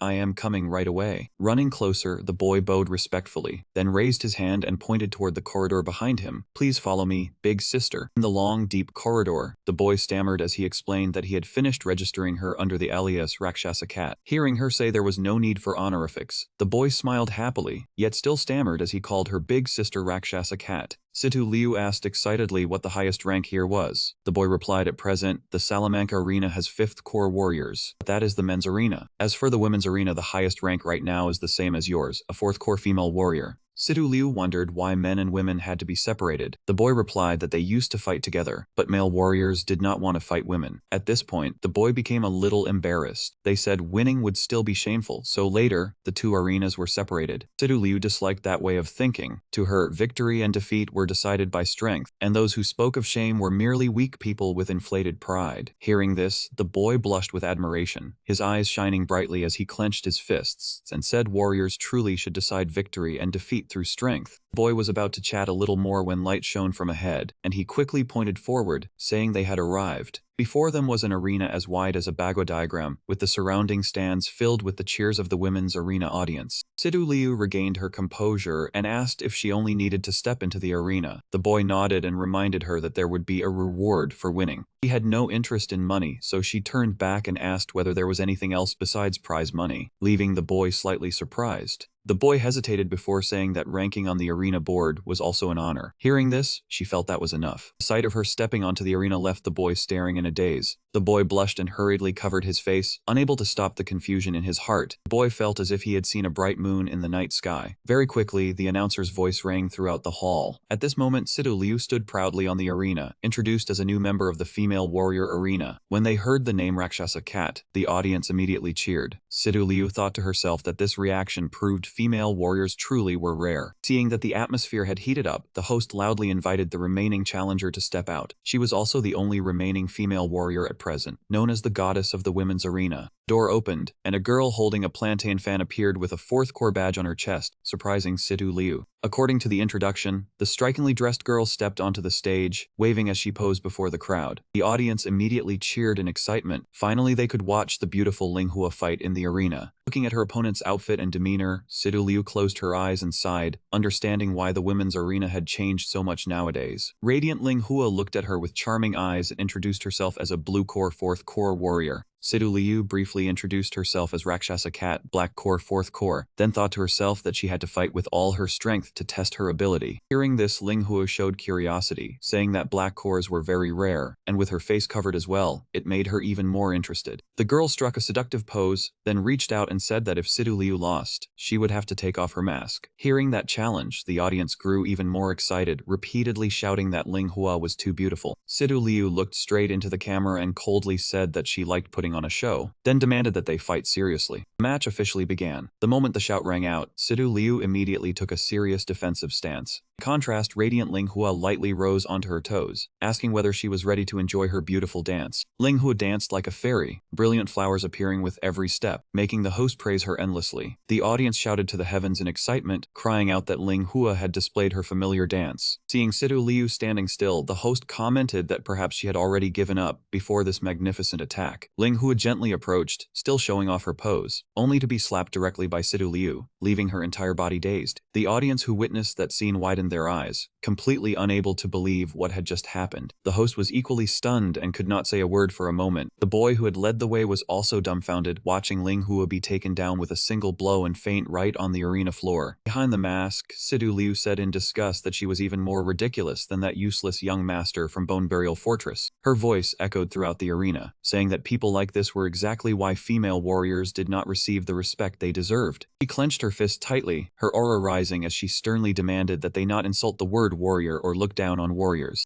The boy trembled with excitement upon hearing this, raising both hands and cheering that big sister Rakshasa cat was truly incredible. The audience members who admired Radiant Linghua stared blankly at one another, none of them knowing what to say anymore. Suddenly, the dazzling pattern on his robe disappeared, replaced by La Sat Mew. Cheers erupted everywhere. La Sat Mew is so cool. The host hurried onto the stage, announcing Sidu Liu's victory. One slap to the opponent truly astonishing. Let's congratulate her for topping the rankings. Sidu Liu frowned at the host. This is childish. This solo arena should be cancelled. Take me to the male arena rankings. He thought he measured, staring at her. Huh? What did you say? Sidu Liu radiated green power, emphasizing, I want a challenge in the male arena. The scene shifted to the bustling market, crowded with people in Salamanca. Citizens turned to look at the boy carrying a little girl on his shoulders. Look at him, wearing a cloak to stroll the streets. The girl on his back. Is she his sister? He's still young. Ignoring the chatter, Chi Diu held Xiao Daozi's hand expressionless. The girl sat on his shoulders, happily looking around. Spotting a sweet stall, she pointed at a straw post filled with glossy red candied haws. I want that. Chi Diu brought her closer to the stall. Oh, this one. The shopkeeper beamed. Do you want to buy candied haws? The shopkeeper turned to the candied haw post, enthusiastically introducing, my candy is the sweetest in the district. Chi Diu looked at Xiao Daozi, reaching eagerly. Wants to eat. He lifted the entire straw post of candied haws, startling the shopkeeper. All right then. He handed the post to the girl, making the nearby shopkeeper unable to react, stumbling backward. Here you go. Without another word, he turned to leave, leaving the shopkeeper stunned. This should be enough for tonight. The shopkeeper hurried. Wait, you haven't paid. Hearing that, his sandal-clad feet paused. Both turned their heads. Chi Diu closed his eyes as if thinking, while the girl gave the shopkeeper a puzzled look. Seeing their silence, the shopkeeper angrily rolled up his sleeves, looking, planning to eat and run. Think you're strong? I used to fight in arenas myself. Chi Diu muttered, the human world is truly troublesome. His eyes suddenly glowed purple, as if wanting to engulf the whole world. The shopkeeper met his gaze and instantly went blank, a few red sparks appearing. Following Chi Diu's voice, the shopkeeper, seemingly hypnotized, quietly walked away. Xiao Daozi chewed her candied haw, noting the vice-captain and captain warriors had left the city. Backlit, Chi Diu's face darkened, but teeth showed, revealing a smile. Exactly. Take out a few warriors around the city. They'll panic immediately. He squinted and smiled. Humans are weak and timid. Wait until she completes her task. He looked up at Xiao Daozi. Destroy this town. Hearing that, she chewed on the stick and grinned. Alright. The scene returned to the male arena, where the host's voice rang with excitement. A female warrior requested to challenge the male rankings. The first case ever. The host smiled, pointing to the entrance. Please look to the right. Welcome the challenger, Lasatmu Sidu Liu. She put her hand in her pocket, stepping out with full vigor. The audience cheered wildly. So cool. Female warrior. Defeat the male warrior. As Sidu Liu stood by the host, he pointed to the other entrance. Initially, no male warriors wanted to compete, but after negotiation. Following his gesture, a stern man stepped out, 4-core on his chest radiating blue aura. Please welcome the first fighter, 4-core warrior Iron Hand World Saber. He stared at his opponent, thinking 4-core female warrior, same level as me, also possessing a rare dark core. The host left the stage, leaving the two opponents facing each other. I hand the arena to the warriors. Rule 1, no crippling the opponent. Rule 2, do not kill. Shake hands. Iron Hand World Saber arrogantly extended his hand, friendly on the surface but contemptuous inside. As they were about to shake hands, he whispered, Lasat Sidu Liu, negotiate a bit. Sidu Liu paused. He smirked cunningly. How about we cooperate, then split the profit? Both benefit. I don't lose face, you gain face. How about it? Hearing this, Situ Liu said nothing, simply stared at Iron Hand World Saber. With no response, he ground his teeth in frustration. Did I not make myself clear? Situ Liu turned coldly. Warriors like you aren't worth my handshake. Humiliated in front of everyone, Iron Hand World Saber stomped the ground. Refuse a toast, want a punishment drink. I don't care about rules. He jumped spinning in the air, then lunged at Situ Liu, murderous intent rising. He threw a spinning punch at Situ Liu's head, but she dodged. Missing the strike, he still smiled, left arm activated with 4 blades like a fan, flexible. Taking advantage of Situ Liu's dodge, he immediately struck with the left hand, aiming to use the blades to hit her. Situ Liu's blue eyes watched the descending arm with blades, momentarily tense. The host panicked. Lasatmu might not dodge. Loud crash. The punch cracked the arena floor, denting a wide area. The audience shielded their eyes, terrified to look. The host watched the dust clear, seeing Iron Hand World Saber's satisfied face. Could that full-force strike have defeated his opponent? This is prohibited in the arena. As he was smug, a figure with green light suddenly shot in from behind. As the green light neared his eyes, he saw it was an energy-wrapped hand. He jumped back, shivering as the slash passed where he stood. What the hell? Another person in the arena. Iron Hand World Saber widened his eyes, staring ahead for answers. He saw half of Situ Liu's body on the ground, the other half floating, her hand not yet retracted. The host excited. What is Lasatmu doing? She's still hiding a trump card. Situ Liu gradually aligned her body through the space crack she created. Looks like you don't intend to stop. Under the mask, she smiled, thinking her father was right. Being cornered activates potential. The audience erupted in cheers. Is this a dark core ability? Eye-opening. Lasat Situ Liu go. Iron Hand World Saber ground his teeth, both annoyed and desirous. Dark core power is bizarre. The more I see, the more I want to take it. Wanting to seize it, he immediately assumed a boxing stance, lunging in zigzags. Situ Liu calmly closed her eyes, muttering, first a fake left strike, then a right hook, if I dodge both. At that moment, Iron Hand World Saber's left punch shot forward. Situ Liu opened her eyes, glowing green finally. He'll fully unleash the left-hand saber strike. Hearing her mutter, Iron Hand World Saber froze. How does she know what I'm thinking? Situ Liu used spatial power, gripping his left wrist, simple enough. Immediately after, she appeared above Iron Hand World Saber, grabbing the other arm. Then she stomped hard on his back, making him fall face down on the arena, taking a heavy blow. Situ Liu satisfied with her idea. Controlling his arm is enough. Iron Hand World Saber ground his teeth, realizing his left arm was numbed by energy. Isn't this a 6-core warrior technique? How does she know? Taking advantage of Lasat Situ Liu's closeness, he clenched his fist, channeling energy into it, staring at her, trying to beat me barehanded. The host shouted. Iron Hand World Saber condensed his nano gloves. Didn't expect him to operate 2 devices simultaneously. Truly a strong warrior with 40% sync efficiency. Iron Hand World Saber's eyes glowed, punching straight at Lasatmu's face. As the punch neared, she opened a space crack under the fist. Then a palm emerged from the space crack, knocking Iron Hand World Saber's fist high into the air. Seeing him fail and be pushed back, the host explained she was pushed by a hand from another space, losing balance. Behind the mask, Situ Liu smiled, confidently retracting her hand. She remembered her power, controlling space and seeing the future. The host's glasses kept signaling, leaving him unable to believe it. Lasat Situ Liu's synchronization rate was soaring. These compact glasses were convenient, but not as accurate as a measuring device. He gaped and gripped the glasses tightly, staring at Lasat Situ Liu as the synchronization number kept rising. It had reached 42% and still had not stopped. 50%, 60%, and it was still rising. He thought the glasses were malfunctioning, while memories flooded back to Situ Liu. Everything in the bone burial fortress emerging in full. The one who had granted her that power. Now her emotions surged because she had learned the truth. Facing her was a demon, gritting his teeth, unwilling to accept such a high synchronization rate. Situ Liu instantly created a transparent pillar and pressed it down on the spot where the demon stood. Pillar crushed down, making the demon's eyes bulge as he spat blood. The audience was terrified by the scene and cried out, heavens, what kind of power is this? Lasatmu is too strong. Though pressed to the floor, the demon still refused to submit, shouting that he ranked 10th on the ranking of 5 arenas and could not lose to a female warrior. Situ Liu approached, making him flinch. She created a series of pillars floating overhead, leaving the demon numb with fear. Situ Liu's icy gaze fixed on him. Panicked, one pillar lay flattened, and the series of other pillars forced him to admit defeat. The MC laughed loudly and acknowledged Lasatmu's victory, congratulating her for defeating the 10th ranked fighter of the 5 arena rankings. This was the first victory in the male warriors arena, and the audience in the stands cheered, Lasatmu, big sister, kill me. The atmosphere was boiling, and the MC asked whether Lasatmu would accept the next challenge, asking her to make a decision. Under the moonlight, Situ Liu turned back with mesmerizing charm. The MC confirmed the next contender, and the arena erupted. Lasatmu Mio declared she would continue fighting. Brilliant fireworks shot into the sky to cheer her on and signal a sleepless night. Everyone would watch Mio until dawn. While Sidu Liu fought with passion, Aki was also training tirelessly in his room. Panted, looked at his chest, and cursed inwardly because he still had not sensed the elemental quartz waves. The earth-breathing method had no effect, so he calmly imagined the elemental circulation and came into contact with this new kind of power. He closed his eyes to sense his body and realized he lacked one earth element. If all 5 elements were complete, what would his power become? A thought flashed through Aki's mind, the elemental power of demons. He organized the data in his mind and realized that the human earth-breathing method made it difficult to sense demonic elemental power. He had to use a demon posture to actively control the energy. Aki sighed, wanting to strengthen himself and not rely too much on demons. He had to rely on that power. A red aura sounded from the core on Aki's chest. Core shifted into the symbol of the 5th stage, and the elemental quartz was successfully activated. Around Aki appeared a giant stone hand. Energy surged all around, the room filled with smoke, and only a shadow could be seen. The dust cleared, revealing Aki's sharp eyes and the giant hand behind him. Aki smiled in satisfaction. He had sensed the power of Earth. When he completed the transformation, demonic aura surged out, and Jidiao noticed something strange and asked, "What is wrong?" He did not answer, only fell into thought. He shook his head. "Nothing. I am just worrying too much." Jidiao looked down at the night scene from above and asked whether Xiaoduzi was ready. She focused, her eyes beautiful. Jidiao smiled. Aki nodded, relying on her guidance ever since reaching the 2nd stage. He said to her, "I am counting on you. Do not disappoint me. Complete the mission, and you will be qualified to advance to the 5th stage." Xiaoduzi closed her eyes, 2 antlers sprouting from her head. Opening her eyes, she shifted into demon form, purple energy surrounding her as she stood atop the tallest tower, arms spread wide, ready to begin. Tonight in Prosperous City, everyone eagerly watched the arena matches. Someone suggested following along, having heard there was a powerful female warrior in the arena named Lasat Sidu Liu, challenging male warriors alone, something unprecedented. She had already defeated several male warriors. The audience ran toward the arena. When the MC heard the report, the boss felt the whole city was rushing over and jumped with joy. "Really, I'm about to make a fortune." The ticket seller was under pressure from the huge line of people and shouted that there were no seats left. "Stop pushing." Everyone surged toward the arena, and he snapped in annoyance, "It is all your fault. Now I cannot admire Big Sister." At the center of the fighting arena, thousands of people cheered Lasat Mio. Lasat Sidu Liu stood at the center of the arena, proudly looking at her opponent. The opponent panted heavily, about to face danger.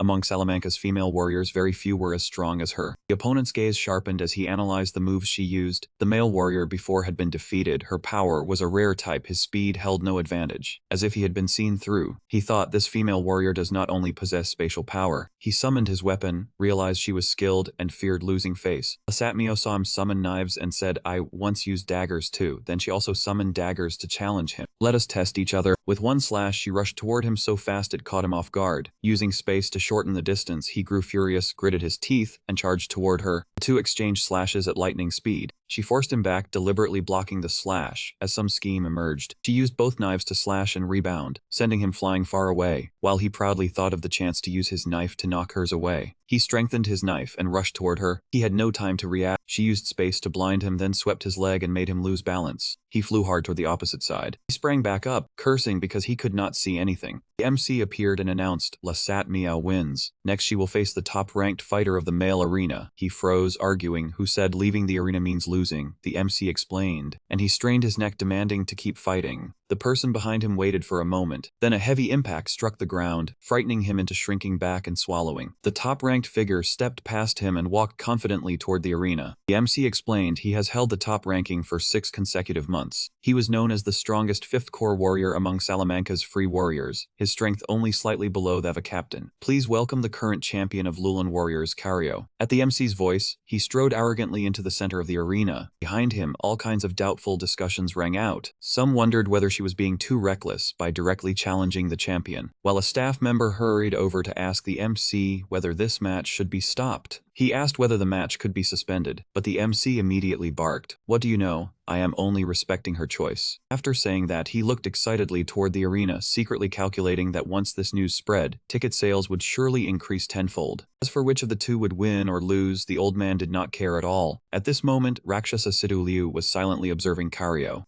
A 5-core warrior. I also want to see how great the gap is between me and a 5-core warrior. Kario suddenly spoke, pulling her out of her thoughts. You truly are a very interesting female warrior. He said he had watched every one of her matches, praised her bizarre spatial power and remarkable prediction, then released a threatening killing intent. Sidu Liu immediately went on guard, realizing this aura surpassed her previous opponents. She thought she had seen through his move and believed she could withstand it. He intends to use an aerial skill to suppress me. Then I will use space to shift behind him and counterattack by surprise. The sudden strike had already rushed in, smashing straight into her face, cutting off her thoughts and sending her reeling backward. He laughed and asked, "What are you looking at? Trying to rely on prediction to find my openings. Against me, that trick is useless, masked woman." The blow made her doubt herself. I clearly saw it in advance, so where exactly did I go wrong? Sidu Liu stood there thinking. His movement just now was completely different from what she had predicted. Could there be something wrong with her prediction ability? Kario revealed a cold gaze and said to the masked woman, "If you are too weak, I am afraid I will not be able to handle you beautifully." He spun the weapon behind his back, saying he was afraid people would say he was bullying a weak girl. Hearing this, Sidu Liu grew angry but still forced herself to stay calm. She replied coldly, "You have successfully angered me." Then she reassured herself she had to stay calm and observe his footwork. Kario tightened his grip on the weapon in his hand and raised his voice. "Oh, angry now?" He rushed straight towards Sidu Liu and said he liked hot-tempered women like her. At the same time, her prediction ability warned her that he would attack from the left. She immediately swung her dagger and entered a ready stance. I have seen it clearly, but Kario struck from the right instead, leaving Sidu Liu stunned. Why was it the right? She only barely managed to block the blow before Kario sent her flying far away. He growled that he would smash her mask and knock her down. The audience cried out in alarm. Another staff strike aimed straight at her face. Some were curious whether Rakshasa Sidu Liu's mask had fallen and wanted to see her true face. On this side, Kario suddenly realized something was wrong. She had just blocked that previous attack. Sidu Liu was not injured, only forced back. The MC immediately shouted that she had risked using her dagger to block the blow at the critical moment. Sidu Liu's hand was still trembling slightly, and she thought to herself that he was too fast. If she had not sensed the force of the blow, she would have almost forgotten he was a red power core. In her eyes, Kario was no different from a hunting monster. His speed and strength both far surpassed hers. This was a 5-core warrior. She realized that her prediction was not wrong, but he used high speed to create many feints that threw her into confusion. To win, she had to rely on the power of the black core. Sidu Liu stomped hard on the ground, cracking the floor, then decided to take the initiative and attack. Her figure appeared and vanished, dashing forward like a gust of wind. Kario's eyes turned cold as he realized this was a space-swapping ability. He swung his weapon and said that a woman being so proactive was not good. He activated the secret technique Phantom Strike Dance, moving extremely fast while continuously swinging his staff, making it hard for Sidu Liu's eyes to follow. Kario shouted that no matter which direction she appeared from, his staff would strike. He was pleased, thinking that careful defense would make the spatial ability negligible. Moreover, his defense was offense. The staff spun into a fierce whirlwind, astonishing the MC, who shouted in awe. Kario challenged her to rush in so he could strike like a pest. Sidu Liu's voice rang out, "You underestimate my spatial ability." As soon as she finished speaking, she appeared right beside Kario's side. One strike pierced through, blood instantly splattering. Kario arched backward, screaming in pain before collapsing. He lost his ability to attack, sitting on the ground staring at her. His leg was injured so he could not stand, but he was terrified that she could not only teleport but also phase through him. Sidu Liu looked down at Kario and said coldly that if his speed posed an obstacle, she would reduce her speed. This wound would heal in a few days, and if he begged, she could use 6th core energy to treat him. Kario trembled with fear, realizing he had underestimated the black core. Her aura was clearly only 4th core, but now he was nothing more than a target for her throwing daggers. The audience erupted in cheers, astonished by Lasat Sidu Liu's extraordinary ability. Kario's attacks were now nearly useless, 4th core suppressing 5th core perfectly. At this moment, an employee anxiously ran to the gate, hearing the cheering from the arena and fearing that Lasat Sidu Liu would be humiliated. He knew Kario was the Thunder Chief, notorious for cruelty, and thought Lasat Cat had acted too hastily. How could a 4th core fight a 5th core? Even if he died, he had to stop this match. As he arrived at the gate, he heard the MC shout, "Lasat Cat is dominating. Could today's male champion change owners?" The MC took the chance to advertise the first commemorative badge of Lasat Sidu Liu, only 1,000 pieces. Hearing this, the employee finally heaved a sigh of relief. He silently admired Lasat Sidu Liu. The MC scolded him for staring, telling him to quickly help with commentary, because every second now was money. Saying so, the MC ran to him trying to stir up the crowd. He hastily replied yes. He took the microphone from the MC, his heart filled with excitement. Sister, let me witness the moment you claim the championship. He held the board, shouting with all his strength, will Lasatsudu Liu win today's Male Warrior Arena Championship? Let's wait and see. The crowd immediately cheered in response. The MC ran off cheerfully, thinking that if today went well, revenue could equal 2 to 3 months of sales. Lasat was truly his moneymaker, but as he passed a little girl, he paused mid-step. He turned to confirm again, surprised that it was a child. He reminded the little girl, hey kid, you cannot stand here. Are you lost? Where are your parents? The little girl's voice rang out, parents. Xiao Duzi looked up, her black and red eyes strange, then said she did not have any. MC turned pale from fear at Xiao Duzi, trembling as he exclaimed, you are a demon.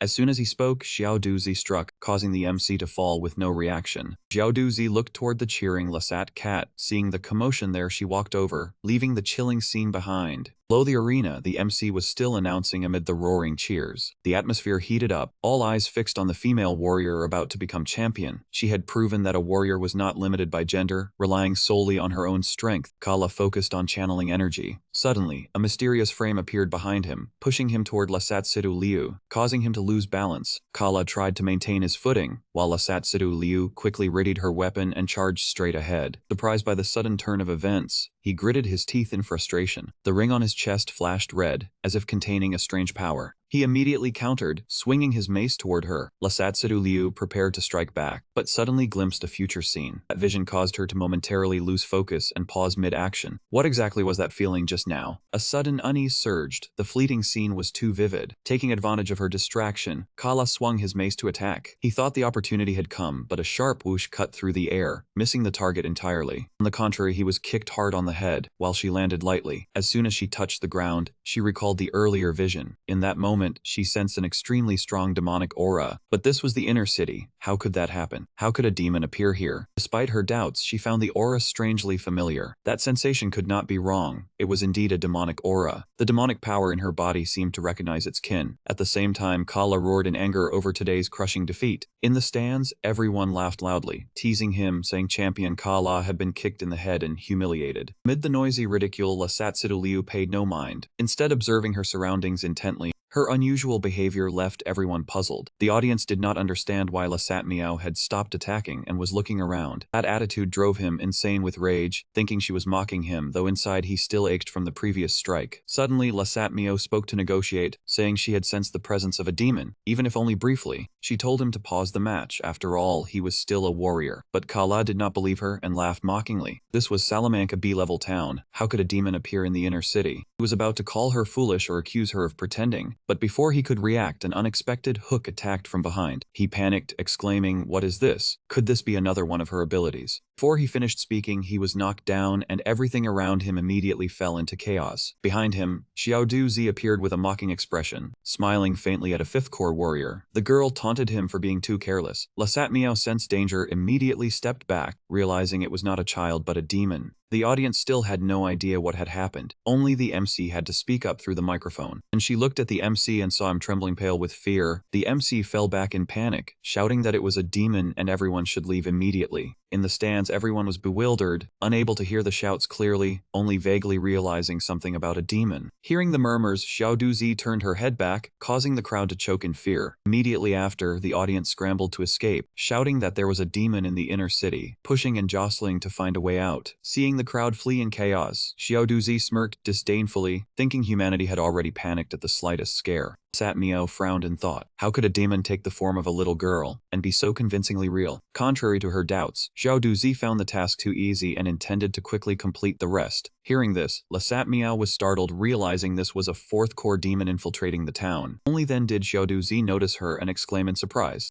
The girl said female warriors were rare, and reminded that in 1 minute, human warriors would arrive here. Lasatsudu Liu looked at the girl with sharp eyes, realizing the opponent could freely and intricately change her appearance. She immediately understood this was absolutely not an ordinary demon. Xiao Duzi suddenly interrupted her thoughts, asking if this was an arena, and suggested a 1-minute duel. The scene shifted to a house. The male protagonist was sitting when he suddenly jerked in surprise. He truly sensed a strange aura emanating from the inner city. Since yesterday, the city team had noticed abnormalities. Why had 2 such strong demonic auras appeared? Aki seemed to sense something was wrong too. He looked outside and pondered whether he was being overly sensitive. He furrowed his brows, but quickly set it aside. At present, he could not allow anything to distract him. Stone on Aki's chest glowed orange. He focused on sensing the elemental quartz, determined to complete the Fire Tiger attunement. His will became firmer than ever, his spirit resolute, as if wanting to see what would happen next. Meanwhile, outside the arena, the crowd surged toward the emergency exits, jostling chaotically amid shouts everywhere. Fear gradually dominated everyone, making them struggle in panic. Xiao Duzi listened to the sounds with satisfaction. Screams and cries echoed everywhere, which to her sounded pleasing.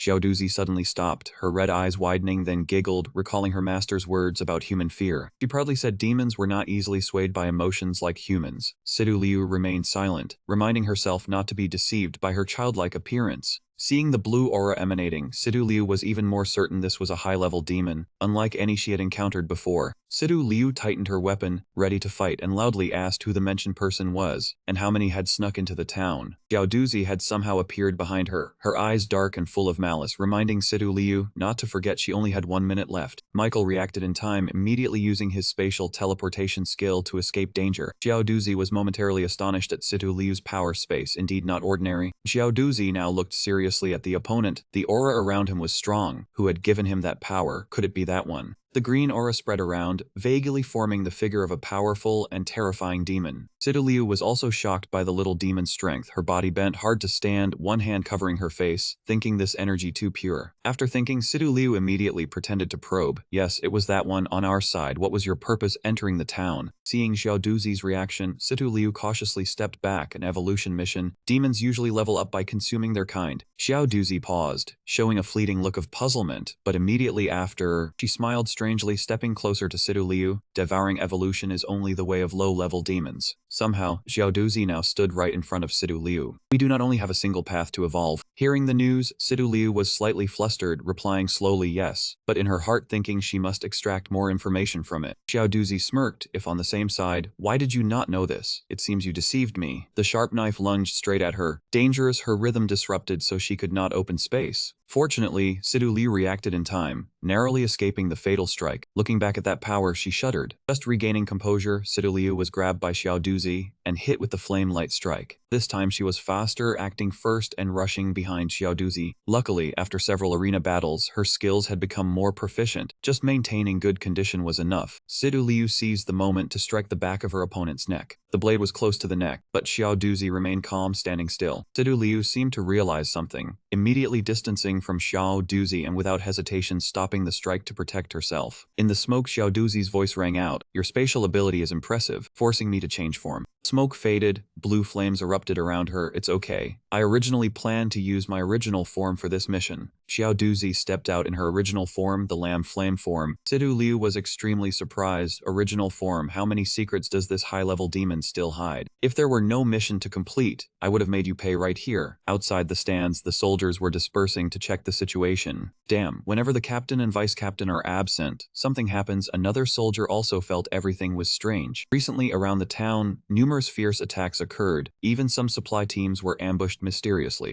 To stabilize the economy and protect Salamanca, the captains organized a large-scale sweep. Yet on the first day, a demon appeared in the town. Well, let's check it first. The three of us from the Four Seasons working together. Ordinary demons absolutely cannot win. Strange, apparently in the future, I must disguise everything more like an unexpected accident. Humanity is indeed strange, always ignoring places that need attention, then worrying about things that do not matter. Let's see how Xiao Duzi has progressed. Inside the stands, she and Sidu Liu still fought determinedly. Sidu Liu, in her Lasat Miao identity, watched Xiao Duzi's strikes turn into blue flames, calculating silently. Absolutely do not touch that lamb flame. Even from afar one can feel its terrifying heat. Cutting through her thoughts, Xiao Duzi in lamb flame form lunged like an arrow, laughing scornfully as she kept dodging. Sidu Liu did not yield, immediately charging to meet the attack. Do not call me sister, it is annoying to hear. Sidu Liu created another layer of space to push Xiao Duzi, yet she remained calm in this situation. Useless, relying only on human abilities like yours cannot affect me. Then she stretched out, causing both to soar high directly. Xiao Duzi was astonished at that action. This female soldier could use space to push herself high. What level has her power reached? Such ability that can pull a target is not ordinary. Could she really be connected to that great one? Sidu Liu looked at the burn on her arm. Even a light touch caused this. Could it be demon power also protecting her body? Taking advantage of its core being in the air, difficult to exert full strength, she grabbed Xiao Duzi's hand and smiled.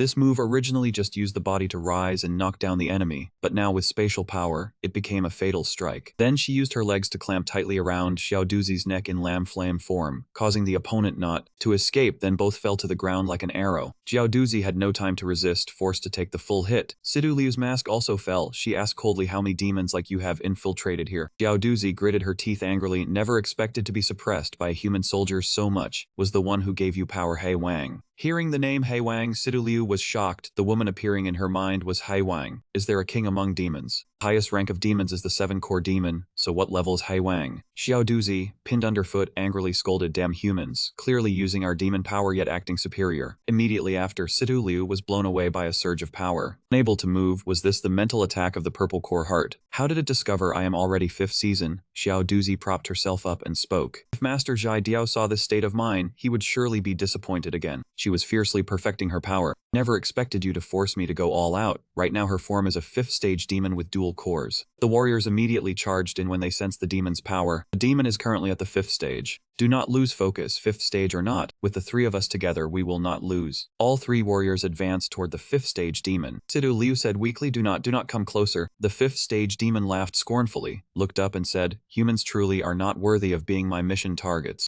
The 3 warriors panicked. The core is done for. The 5th stage demon turned and pointed at them, executing soul-bewitching soundbind. Then she recited the mutual slaughter spell script. Blood sprayed wildly from the 3 of them, and she turned back to look at Sidu Liu and said, you are different, you are qualified. Xiaoduzi watched Sidu Liu trembling as she rose step by step, delighted. You are qualified to become the target of my assessment mission. She slowly stepped forward. High-level demons can gain the right to evolve through assessment missions, and the assessment is to defeat 6 5th stage warriors and slaughter the entire city. She recalled her master manipulating the city. Her master had helped lure the powerful vice-captain out of the city. Several warriors joining forces would give her trouble, but there were still several 5-core warriors. That was enough. Although you're only a 4-core warrior, your strength and injuries are enough to qualify you as my target. She gritted her teeth, her heart in chaos.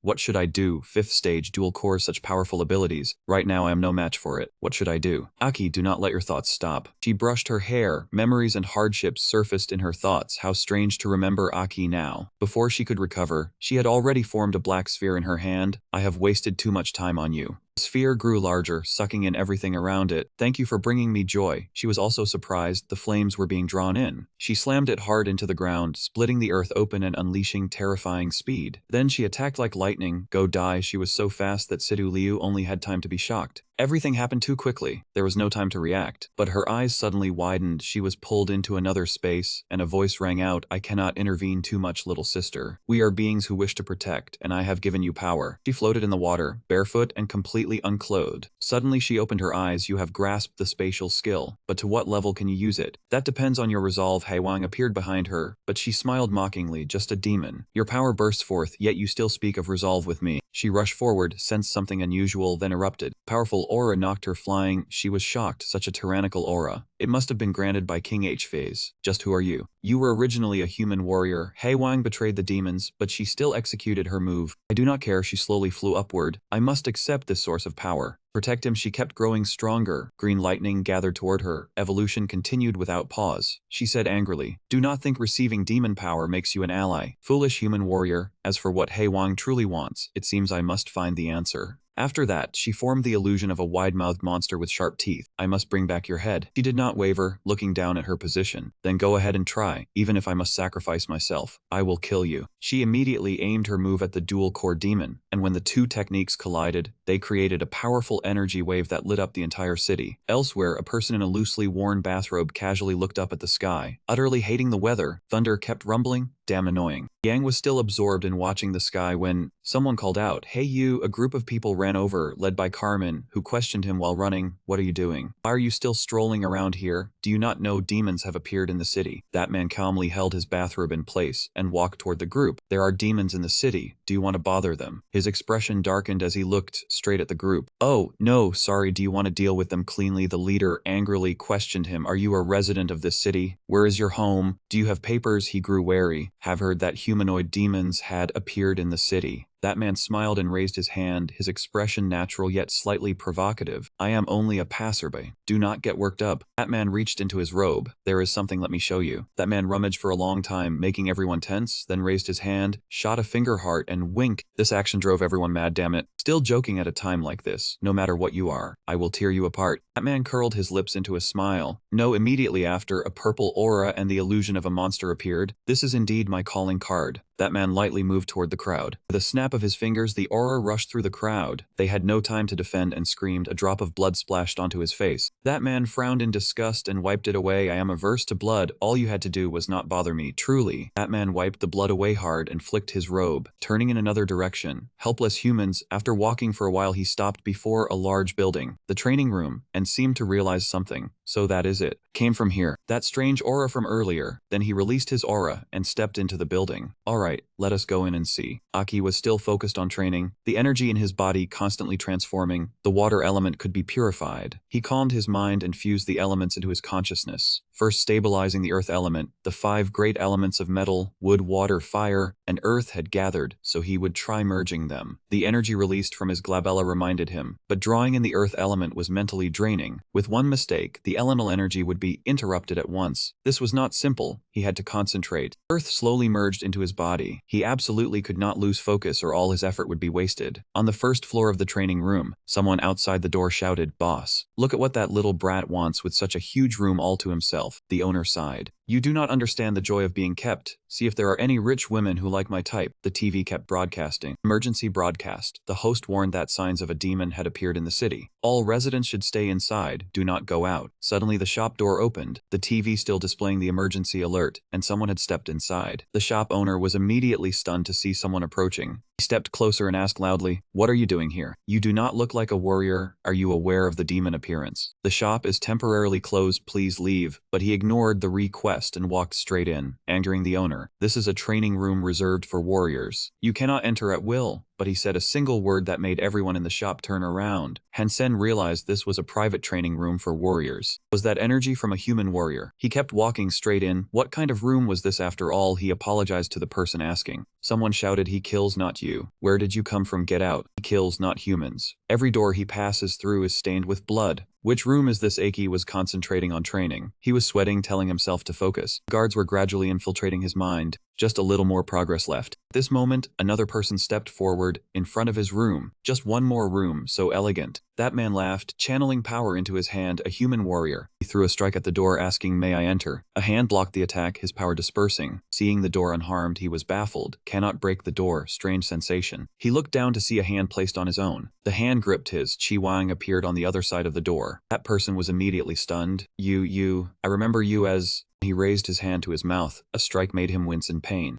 Chi Wang remembered him, looking toward the door. This was a crucial stage. He was excited as well. Immediately, a red soundproof sphere appeared in the area. He was still stunned. "You are the legendary figure," Lord Chi Wang, laughing at himself. "So I have become an existence in the legend." Realizing Chi Wang's identity, assessing current strength, he bowed his head. "Yes, I am a subordinate of the Dead King cycle. The lords are always the strongest, including Chi Wang." He asked, "Have I fallen into this state? Not good at all." Looking at the city under attack, sensing his strength as a capable agent of the Dead King cycle, with a demon companion here to test his power, if achieved he would be promoted. He laughed. "Reverse assassination and city annihilation mission is interesting. The rules I established before are also clever." Continuing, this time inconvenient. "I do not want him disturbed." He trembled. "Are there not only human warriors here? Who is the lord being referred to who possesses the strange energy I once felt?" He looked at Chi Wang. "He is a secret, cannot be allowed to return to report to the Dead King cycle." Hearing that, he was stunned. "Stop promising." "Wait, Lord Chi Wang, I will not talk too much, still a subordinate of the Dead King cycle." But before finishing, his upper body exploded. He laughed.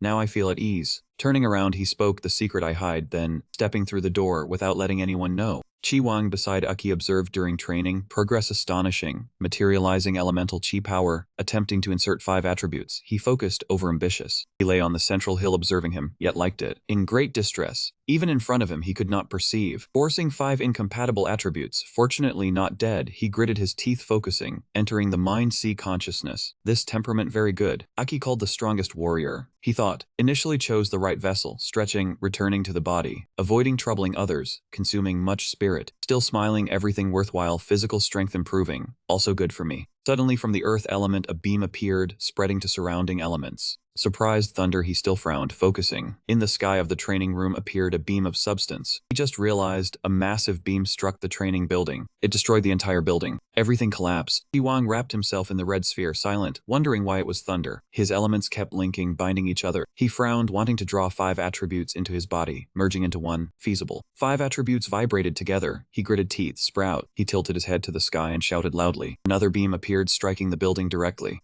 Seeing him hover, Lord Wang thought, this human evolved to 5 cycles, merging 5 attributes, creating unique thunder, causing annoyance. Unique vitality made him disgusted, then he vanished. Liu looked up at the beam, thunder energy rising skyward, puzzled. Immediately something rushed in. Collision on both sides cracked the ground. Duzi was astonished, 4th cycle state yet possessing great power, worthy of Wang's strength. Liu struggled to hold on while thinking to herself, if this continued, she feared she would not last much longer. Although she had awakened the power of the 4th stage within her body, the opponent before her was likely a dual-core 5th stage demon. She frowned and thought, the captains in the city must have received the news and should be returning soon. She had to change tactics and use her ability to buy time. Xiao Duzi immediately swung a punch. Do not think I do not know what you are planning. She saw that fist hurtling straight toward her face. At that very instant, she tilted her head and dodged. Cubes gradually appeared behind her. Then she unleashed a move, controlling them to rush toward Xiao Duzi. The attack sent her flying far away. She raised her foot and stomped hard onto the ground. A series of cubes appeared, reminding her of the lesson she had once been taught. When you are not certain you can overpower your opponent, keep your distance, observe its movements, and find its opening. Returning to the present, she kept kicking the cubes one after another. On Xiao Duzi's side, the kicks she had sent through the cubes gradually appeared as well. She revealed an unreadable smile. Spatial power, huh? Immediately after, she used bewildering sound assault and struck straight at her. That mental attack made her freeze at once, leaving her no time to react. She smiled and easily caught her kick. She pierced through her calf with her hand and quickly pulled it back out. She withdrew her leg and hurriedly retreated to keep her distance. She gritted her teeth and thought to herself, my ankle has been pierced through. Even with recovery ability, this wound cannot heal immediately in such a short time. Duzi smiled and said, once a town has been targeted by us, sooner or later it will become a dead city. Even if I fail, of course I will not fail. But if my master Ji Niao takes action, this place will easily be turned into a land of death. This city definitely will not survive tonight. As soon as she finished speaking, she attacked her again. Give up, human warrior. She could not dodge in time, and could only watch helplessly as the move rushed toward her. Just when it seemed there was no way to survive, a lightning shield suddenly appeared from the sky and easily blocked the attack. Xiao Duzi shouted in shock, my skill was destroyed. How can this be? A demon immediately appeared in front of her, leaving her stunned. Huh, was I just saved by a 5th stage demon? But right after that, she duly recognized the familiar aura. It was him, Aki. Aki stood before her in a new form, a 5th stage thunder god form. Looked coldly straight at the opponent in front of him. That 3rd stage form trembled in fear before the power Aki released. Who are you?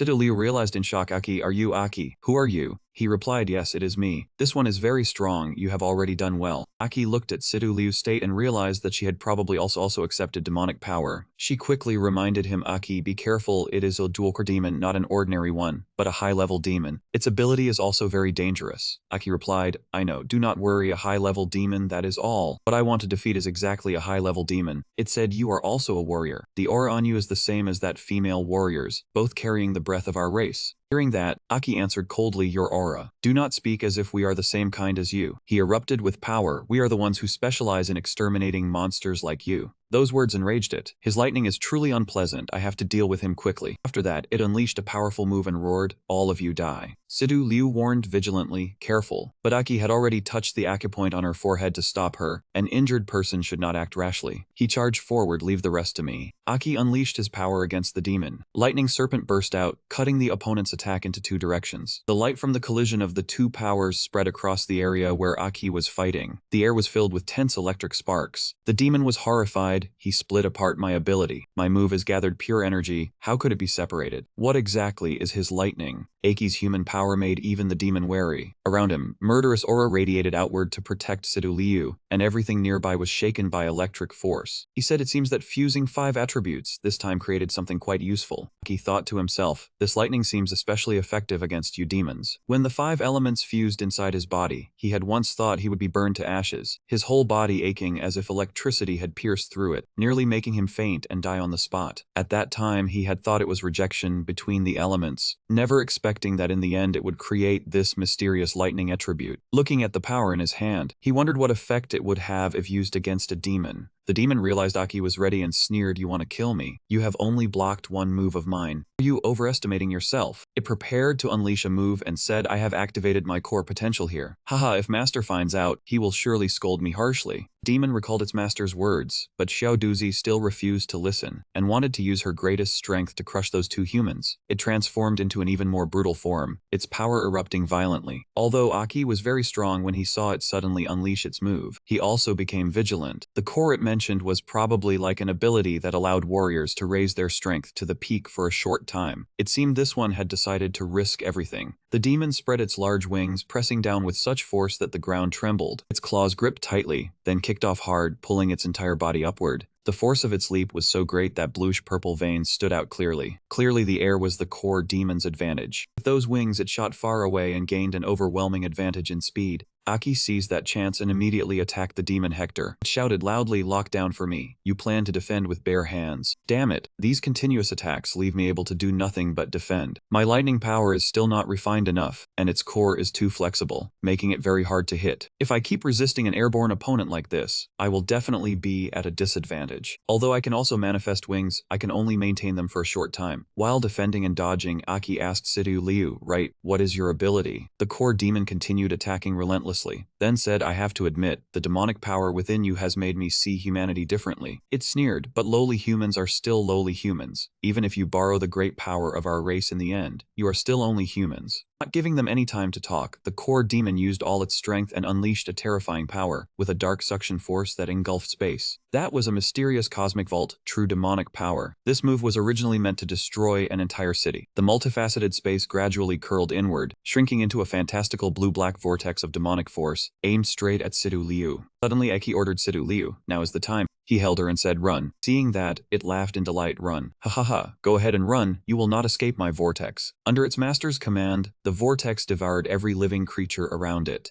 The core demon thought victory was already firmly in its grasp, and the deeper the darkness became, the more violent its power grew. The high core demon laughed gleefully. "Ha ha, it hit, this time they will be reduced to smoke." It did not expect Aki had other plans. A small gap appeared. Is it a space portal? Hearing a sound behind, it suddenly remembered. Aki suddenly ambushed from behind. Our warriors will absolutely not retreat. Aki and Sidu Liu combined their strength, releasing a massive stream of energy downward, both shouting loudly, "Come down immediately." The energy transformed into a giant lightning bolt tearing across the sky, striking Xiao Zi, leaving her unable to resist. How could she be so defiant? She gritted her teeth, thinking silently. Moreover, her body was completely paralyzed by Lai. Sidu Liu and Aki jumped down together, landing on the transparent crystal blocks. Aki leaned forward, eyes cold, then said firmly, "The lightning will paralyze the enemy, slowing every movement. Tonight is your end." Demon Xiao Duzi's eyes were filled with hate. "You dare kill me?" Her voice was firm, full of defiance. "If you strike, my master will surely avenge me. He is an immortal being, supremely powerful." Aki remained calm before the provocation. "Is there even immortal? I do not know who your master is, but if he comes." Aki's gaze became serious. "I will defeat him again and again until he truly disappears." Xiao Duzi, in her dual-core fury, slammed her hands down. "How dare you underestimate my master? You do not even know his strength." Aki remained calm, raising a long weapon, wrapping lightning around the arrow, radiating terrifying power. Aki proudly spoke with confidence. "No matter how strong you are, I just need to be stronger than you." Xiao Duzai struggled to look at the two figures ahead. Sidu Liu wanted to assist, reaching out to Aki. "Let me give you a hand." Aki nodded in agreement. She used her magic to manipulate space, quickly helping Aki teleport continuously, while amplifying his speed to lightning fast. Aki tightened his grip on the lightning arrow in hand. Streams of electricity swept across the body, tearing the air and plunging downward. Two dragons created by his magic appeared, the thunder beasts, twin dragons. The two powers collided, fiercely charging at Xiao Duzi. The strike plunged down at extreme speed, creating a massive explosion. Dust covered everything, rocks shattered everywhere, cracks spreading terrifyingly. Xiao Duzi looked utterly miserable. She was severely wounded, groaning in pain. Too painful, master. Images of her master in the past appeared, when he once held her and proudly said, "Unexpectedly found a young clan member." her. Also a dual core, haha. Later I'll teach you evolution and camouflage. They had endured hardship, and in Xiaoduzi's heart was obsession. You know the joy of harming humanity, you know the fear before the powerful, all instincts of a low-level demon. The scene of her with her master on the meadow that evening reappeared. She was still young and carefree. But master, what is sorrow? Her master only smiled and replied, I hope sorrow is a good thing. I wish you never have to understand that feeling. Xiaoduzi's body gradually faded. Master, I have disappointed you. Thinking of dying and never meeting him again, she finally felt sorrow, tears streaming down. Finally Xiaoduzi understood. As her thoughts ended, her body completely vanished, leaving only a few fragments of energy. Aki landed inside, finally finishing. Sidu Liu patted her shoulder. It is a high-level demon, even still maturing, its power is terrifying. Aki looked at her, smiling with satisfaction. Being able to resist with the 4 core warriors' power until now, she was already very strong. Sidu Liu's face blushed. Aki silently assessed she has received demonic power, whether good or bad. I will definitely watch her. Aki looked at her injured leg, unable to hide worry, asking, how is your wound? Sidu Liu looked down, gently twisting her leg. I used 6 core energy to control the injury. This one is serious. To recover fully, I need a place to rest. From afar, a purple energy radiated, seemingly both sensed it. Aki silently confirmed it was the aura of a warrior, moreover not ordinary. Sidu Liu said worriedly, I understand. Probably the captain-level warriors left the city for a mission have returned. This ambush might have been planned by the demon and its master beforehand. The departure all captain-level warriors from the city was likely calculated by them. Conveniently, we can report the situation and plan to them, reminding them demons are not as simple as they think. Her voice grew serious. Among them are very strong beings, perhaps even from the 7th rank or higher, something humanity has never discovered. Aki was slightly surprised the girl before him saw the issue so clearly. Humanity's understanding of demons stops at the 7th rank, unaware of each type. Like this high-level demon, still maturing, its power already surpasses the ability of 5 core warriors, even 6 core. Aki looked at Situ Liu and asked, but do you think we should remain here, in this current state? Situ Liu looked at herself, puzzled. Understanding, Aki explained, you just received demonic power, probably cannot immediately revert to your old form. You already know, I surpass ordinary warriors because I borrowed demonic strength. He seriously added, now it seems you are like me. Do you think humanity or normal warriors seeing us like this would consider us human? Aki gestured to Sidu Liu, signaling her to follow. Let's go, we should leave here first. Hold tight. Saying that, he immediately carried her forward. I will take you to heal, then we continue our journey. Piercing through dense black clouds, the last rays of light appeared. Scene shifted to training room, Zhai Diao lying on the floor. His body parts were scattered, then his hand began to move. A strange energy enveloped his entire body. Cells, blood, and organs slowly gathered, gradually forming a complete body. He slammed his hand on the floor, Zhai Diao's face exhausted. The power just used seemed greatly drained. Fortunately, he has resurrection ability. Diwang is terrifying, must report this immediately to Lord Ziwangqi. Must quickly stop the evolution mission and return Xiaoduzi. Thinking this, he suddenly paused as if realizing something. Wait, Xiaoduzi's aura is gone. Zhai Diao was extremely shocked. He looked through the window, the lonely back piercing the heart. From above, he saw a group chatting. Other teams had scattered to find clues. Please give way. Person carrying a chest approached Iron Handworld Blade to report. This is the collected core fragment. Inside the chest were a few small stones, likely from 5th rank demons, but energy exhausted. Iron Handworld Blade turned to say, without energy, they are no different from useless stones. Let the squad analyze, see if more information can be found. The person closed the chest and followed orders. He gritted his teeth, frowning in thought. This was indeed a strange ambush, seemingly planned, causing many senior warriors to die. The arena turned battlefield still radiated astonishing demonic aura. Seeing the destruction around, he confirmed this was definitely not an ordinary 5th rank demon. But the question is, who did this demon fight? Why did it die? Who killed it? Numerous questions arose in his mind. And this aura, why does it seem like more than one demon? A girl stroking her chin speculated, if the aura doesn't belong to one, could it be demons fighting each other? He asked, do you mean a demon deliberately acted to protect the city? Do not speak such foolish words. Elsewhere, the blonde man lined up to carry out the assigned task. Walking, he happily thought, new tasks are my chance to shine. Recently the captain seemed to notice me. Hey, the next promotion surely holds hope. Suddenly, a voice sounded in the alley, enchanting him. Come here, the man immediately froze. Then, he turned to walk toward the voice that had just spoken. In the alley, only Diu wore a single bathrobe, tall and stern. He asked me about what had happened in the arena. That man immediately recounted. The demon had been destroyed after the ambush, but it was unclear who carried it out, and I don't know the other details. He fell silent, pondering. The little bean had died. Calling recent events, it wasn't Qi Wang who acted, for if it had been, the city would have been destroyed. He asked what was inside the yang. The blonde replied, the fragments of the demon's heart core collected. He immediately ordered it to be opened. Blonde complied. Opening the yang, he looked inside and said, little bean, let me see who killed you. He glared, the soul fragments from the heart core emitted purple smoke, instantly expanding, allowing him to see the final scene the heart's master had witnessed. The more complete the heart core, the fuller the information. Then it slowly contracted. In the smoke appeared a small screen replaying last night's battle, astonishing him. 2 human warriors, 1 male, 1 female. He watched intently, though unaware which divine faction their master belonged to. But the screen clearly showed Aki in demon form. He said he would kill until it was completely dead. Hearing the little being's refusal, the master felt sorrow. He gritted his teeth, veins showing on his face. He swung his hand, cutting off the blonde's head on the path. Clutching the bleeding heart fragments, he rushed outside. I will report the news from last time's Sigfung. He went mad, killing all of you. Elsewhere, Aki held the ankle, then tended to Sidu Liu's wounds, speaking as she worked. The battle had drained much energy. She lacked strength to recover. My attributes weren't inferior to her 6 core. Leave it to me. She blushed in thanks, inwardly thinking, no one had touched my feet, and it was a man. She felt flustered. Where do we go next, he thought. The purpose of this appearance was to find the elemental heart core to fuse with body attributes. Now achieved, I will continue to gather the needed information. She wondered, gather what information? In his eyes flickered her figure. He thought, right, besides Winlina knowing she had reincarnated, no one knew. Sidu Liu also didn't know the plan to rescue Desai, who was trapped outside. He thought of the 2 opposing sides. Would they take his side? Aki lowered her head to avoid. I prefer to go alone. Current power equals a 4th rank warrior, on par with Captain Yao Tang. She worried, you want to go alone? He confirmed yes. Right, but I'll go with her a while to talk to Captain Yao Tang. Her wound is fine, but after healing it will ache. Avoid strong movements. Sunset, he said, let's depart. She agreed. 3 days later at Hesperus City, grade C. Tomo just captured the scene of the bird arriving. Then she lay sprawled before the window, bored. She lay flat on the field, unsure when Situ Liu and Aki would return.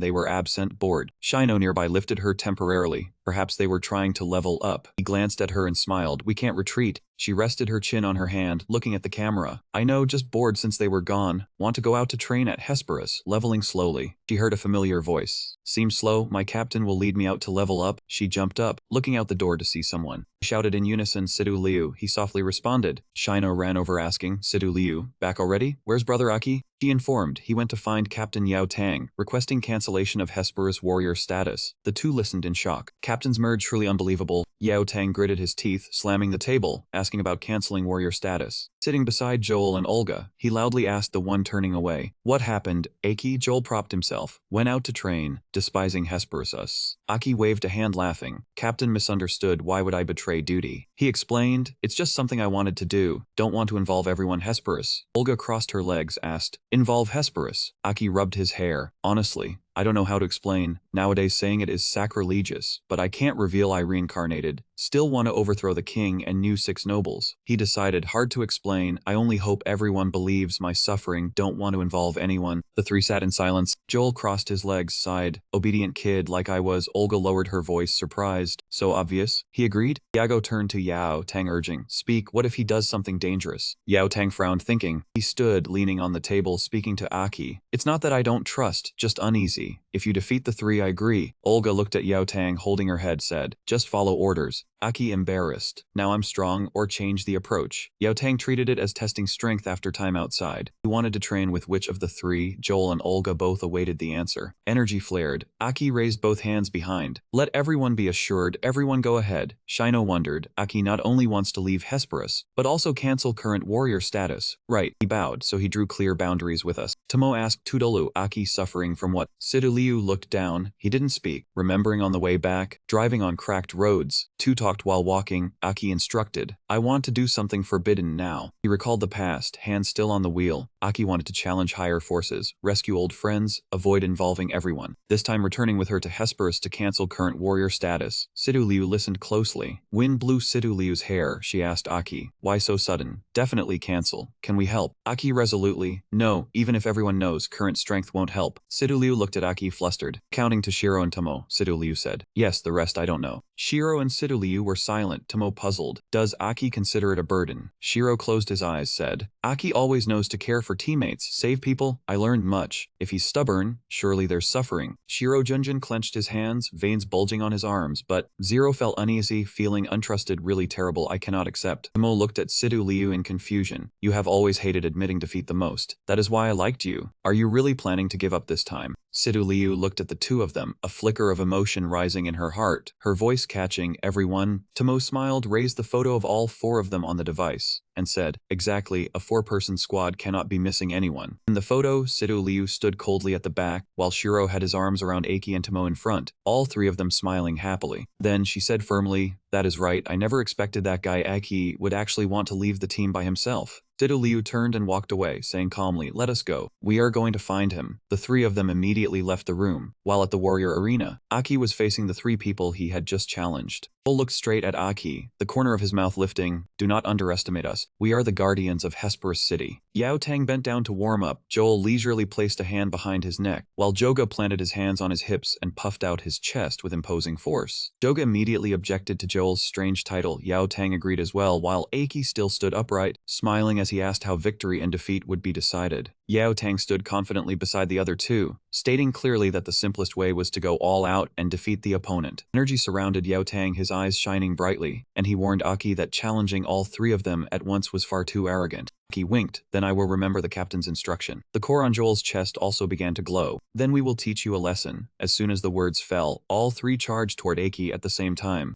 Joga loudly reminded Yao Tang that since this was an assessment, even if Aki was a subordinate, he could not go easy on him. The 3 rushed forward. Yao Tang hoped everyone would seriously test Aki's strength, then stomped hard and cracked the ground beneath his feet. Yao Tang sprang high into the air, clenched his fist, and prepared to bring a punch down on Aki, who still stood calmly in place. A thunderous explosion rang out, and a dazzling surge of power instantly blasted everything around them away. Amid the thick smoke, Aki used his hand to block Yao Tang's trembling fist, leaving him shocked and unable to understand what had happened. Yao Tang was held in midair, Aki's hand gripping his arm tightly, while he said calmly, "Captain, I told all 3 of you to come together." In the dense smoke, Aki stopped Yao Tang's attack, held him suspended in midair, and calmly repeated, "All 3 of you come together." The other 2 were shocked as they rushed in and saw Yao Tang being stopped. Then they both unleashed their core energy and attacked Aki. Joel flew high into the air, and the 3 coordinated to launch a combined strike toward Aki. Aki moved his hand behind him, thinking he had to avoid striking them head-on, then murmured, "Transformation." In an instant, all 3 sensed something wrong and were flung backward. Aki appeared in the form of a red demon, his sharp fangs clearly exposed. He raised his hand toward the 3 of them, and countless giant branches pierced through the steel walls, sweeping over to restrain them. Those branches slammed heavily into all 3 of their bodies, leaving them no time to dodge. All 3 were bound tightly against the wall. Joel gritted his teeth as he looked at Aki, finally understanding why the demon last time had found him strange. Aki stood there calmly, the demonic form on his body now far too obvious. Aki lowered his head and said to the 3 of them, "I hope the captains will stay calm. I have shown my ability, and I truly bear no ill will." The branches gradually retracted. The 3 captains stood before Aki as he explained the trip to the Bone Burial City with Sidu Liu. According to Aki, there they found a small bright white quartz, called elemental quartz. Then, by accidentally refining the quartz, Aki gained power far beyond imagination and became his current self. Aki recalled Sidu Liu's transformation and explained that she had received similar power, though their appearances changed when controlling it. In any case, it could not be said that they had demon power. Joga asked in astonishment, "If Sidu Liu is like that, what is her current strength?" Before he could finish speaking, Aki replied that she still needed more training. Currently her strength is about a 4-core warrior.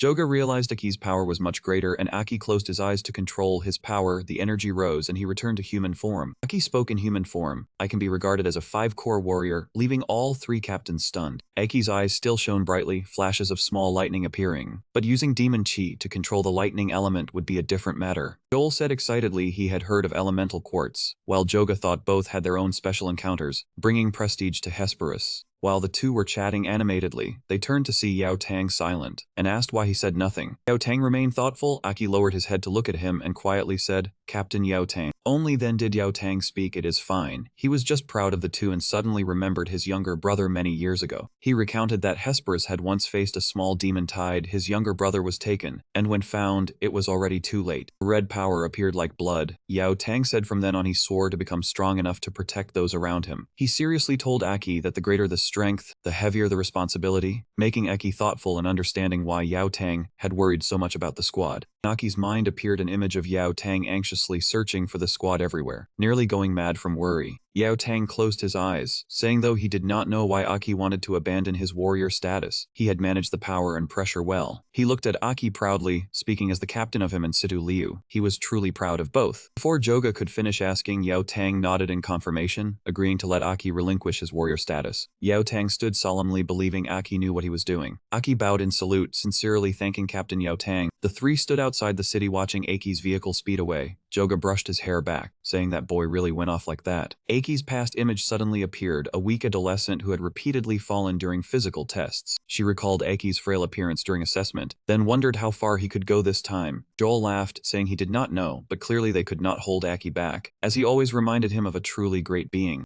Yao Tang watched the small vehicle fade from view and smiled. Perhaps Aki could surpass even that existence in the future. Under the vast high blue sky, Aki drove alone on the road, thinking he must at least reach 6 Corps to make the Dessa rescue plan more secure. While driving, he suddenly heard a noise from the trunk. Immediately after, a fist popped up, causing the trunk lid to fly off. Inside the trunk, Sidu Liu, Tomo, and Shiro were panting heavily. Tomo shouted, "Phew, almost suffocated, can't take it anymore." At this moment, Tomo and Shino took turns questioning Aki. Fortunately, Sidu Liu had told us, "Were you planning to leave the team alone? Aki is truly despicable." Aki's lips trembled, stammering, unable to speak, then shouted, "When did everyone get on the vehicle?" After getting off the vehicle, the squad gathered together. Aki immediately spoke, "Captain." Sidu Liu shyly lowered her face, cheeks flushed, then quietly said, "Being a captain means respecting the opinions of the team members." Aki immediately interrupted, "Didn't we already talk on the vehicle?" Sidu Liu hurriedly raised her voice. "I do not want you to again." She suddenly paused, pretending not to care, and turned away. I just do not want the squad to disband like this." You understand nothing."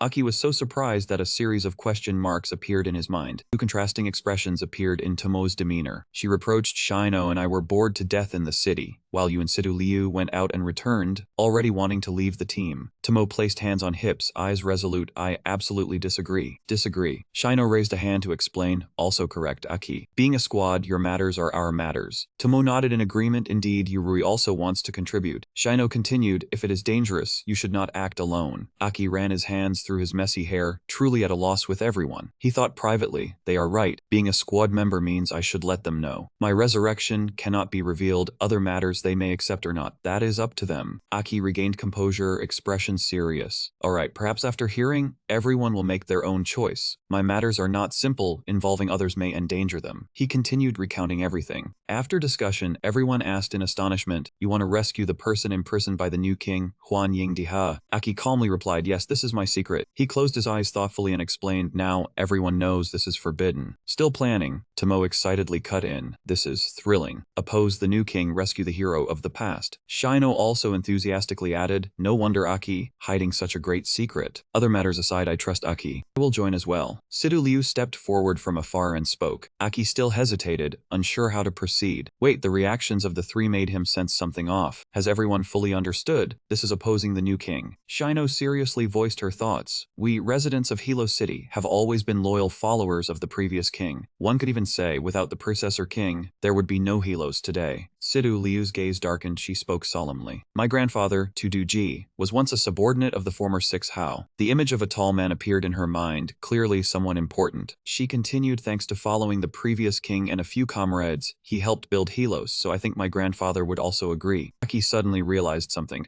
Tudu. No wonder the Tudu surname seemed familiar. Remembering the first time hearing Sidu Liu's name, he realized, so that was the kid. Looking at Sidu Liu, he immediately recalled the brave warrior who once fought alongside him. He remembered the first time 6 Hao brought that kid to meet him, nervous yet genuine. Time passes swiftly. Aki thought and made a decision. "Alright, but if everyone wants to join, current strength is still far off." He looked at everyone and said, "If you want to help me, I must first take everyone to meet someone." The squad's eyes lit up, asking in unison, "Who is it?" Scene transition. In front of them was Winlina, former 6 Hao, 6th cycle 7th rank warrior. She crossed her arms, confidently asking, "Want me to train them?" The squad froze in place. Aki spoke to request, "Yes, troubling you. If I train alone, efficiency might not be high." Sidu Liu, Tomo and Shino were astonished. "Must capture many photos of Winlina." "Aki, how do you know a divine being like that and can ask her to train us?" Lena turned toward the cliff, accepting the request. "Alright, but how much strength can be increased in a short time is not up to me, it depends on you." She looked at them, slightly hesitant. "You plan to bring those 3 along, potential not bad, but current strength is..." As if predicting Winlena's thoughts, Aki explained, "No choice, after all in this life I am the captain." Winlena brushed back her hair, face showing satisfaction. "Same as before, more people gather around you, and you cannot abandon them and leave." Tina wanted to ask more. "So you have fused the glass element and researched the lightning element too?" Looks like your body may not be as strong as before but still impressive. Aki pointed to himself, confidently stating, who am I? I am Aki. At that moment, Winlina's eyes suddenly brightened. She was astonished then smiled, thinking, yes, he is still the same as before, the one who seems capable of anything. The squad looked at Aki and Winlina. What are they saying? Unclear. But Winlina is already quite old, Shino wondered, yet appearance no different from peers. Sidu Liu looked at Winlina. She respectfully explained, this is 6th cycle, regenerating body and maintaining youthful state. Only she can do this. Aki confidently stepped toward the squad. I also want to become a 6th cycle warrior. Our goal is that before acting, everyone must at least reach 5th cycle strength. If not, it is like walking to death. The squad was immediately flustered. 5th cycle warrior, something they previously did not dare imagine. Aki looked at Winlina, smiling. Then follow the plan, I hand them over to you. I will level up myself, he calmly added. Moreover, I must find a way to increase their strength by 1 tier. Winlina smiled, thoughts deep within. Raising them to 5th cycle, truly a challenge not small.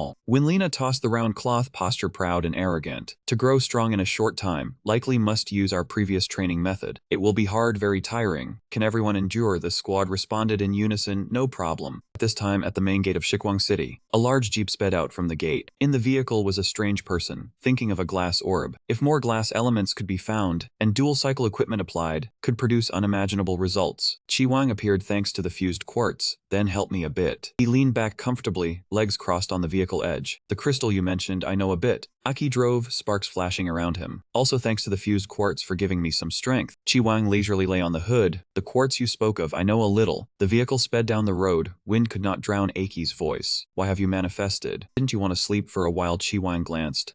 All thanks to you smartly jesting that elemental quartz. It unexpectedly gave me some spirit. Unfortunately, this spirit is still too weak. Recalling the frightening images before, he continued, also last time I helped you deal with that troublesome guy. That exhausted the spirit I barely had. Saying that, he closed his eyes smiling at Aki's bewildered face. You wouldn't understand. I am not plotting against you. As for the quartz you mentioned, with that foolish method, probably won't find another in a year. Chiwang's words left Aki stunned. I can help you in a short time to find a few things with similar effects. Hearing that, Aki suddenly slammed the brakes. The vehicle stopped sharply, leaving long black streaks on the road. Doubtful, he asked, you have a way, what is it? Why help me? What are you scheming? His last question stuttered, seeing the large figure curl up in a corner after the sudden stop. Chiwang gritted his teeth, next time brake hard, give me a warning. Aki sighed, who told you not to fasten the seatbelt? Chiwang ignored the warning. Previously, didn't you fight a dual cycle demon? A familiar image immediately appeared in Aki's mind. Aki turned to Chiwang, indeed that happened. Seems you inside my body are not completely cut off from outside news. Chiwang crossed arms. It was just that the dual cycle demon fighting you was too low rank. Otherwise, you could have received a demon restoration core. The image of a dark red stone appeared in memory, but Aki still full of doubt. What is a demon restoration core? Does it work like elemental quartz? Chiwang laughed loudly. Haha, effect only stronger, not weaker. He like a teacher in class. You should know, ordinary demons evolve by absorbing demons of same or higher rank. An illustrative image appeared. But demons after awakening, also called high-level demons, can only leap ranks by fusing rare restoration cores. Chiwang thought of others and continued. You want to help 3 teammates increase strength, right? For human warriors like you. If able to refine the restoration core, they will gain great power. Aki turned to ask, you said the demon that fought me was too low rank, so it must be 6th cycle demon. How to refine the restoration core? Sensing core energy then resonating to fuse is enough. Chiwang raised his clawed hand. Haha, at least a 6th cycle dual cycle demon. Only demons of 6th cycle and dual cycle or higher have restoration cores. Aki was vigilant. What are you plotting? Why tell me this? Do you plan to suddenly appear to steal the restoration core, then use spiritual energy to control my mind? He sweated. Aren't you also a demon betraying your own demon clan? You fine.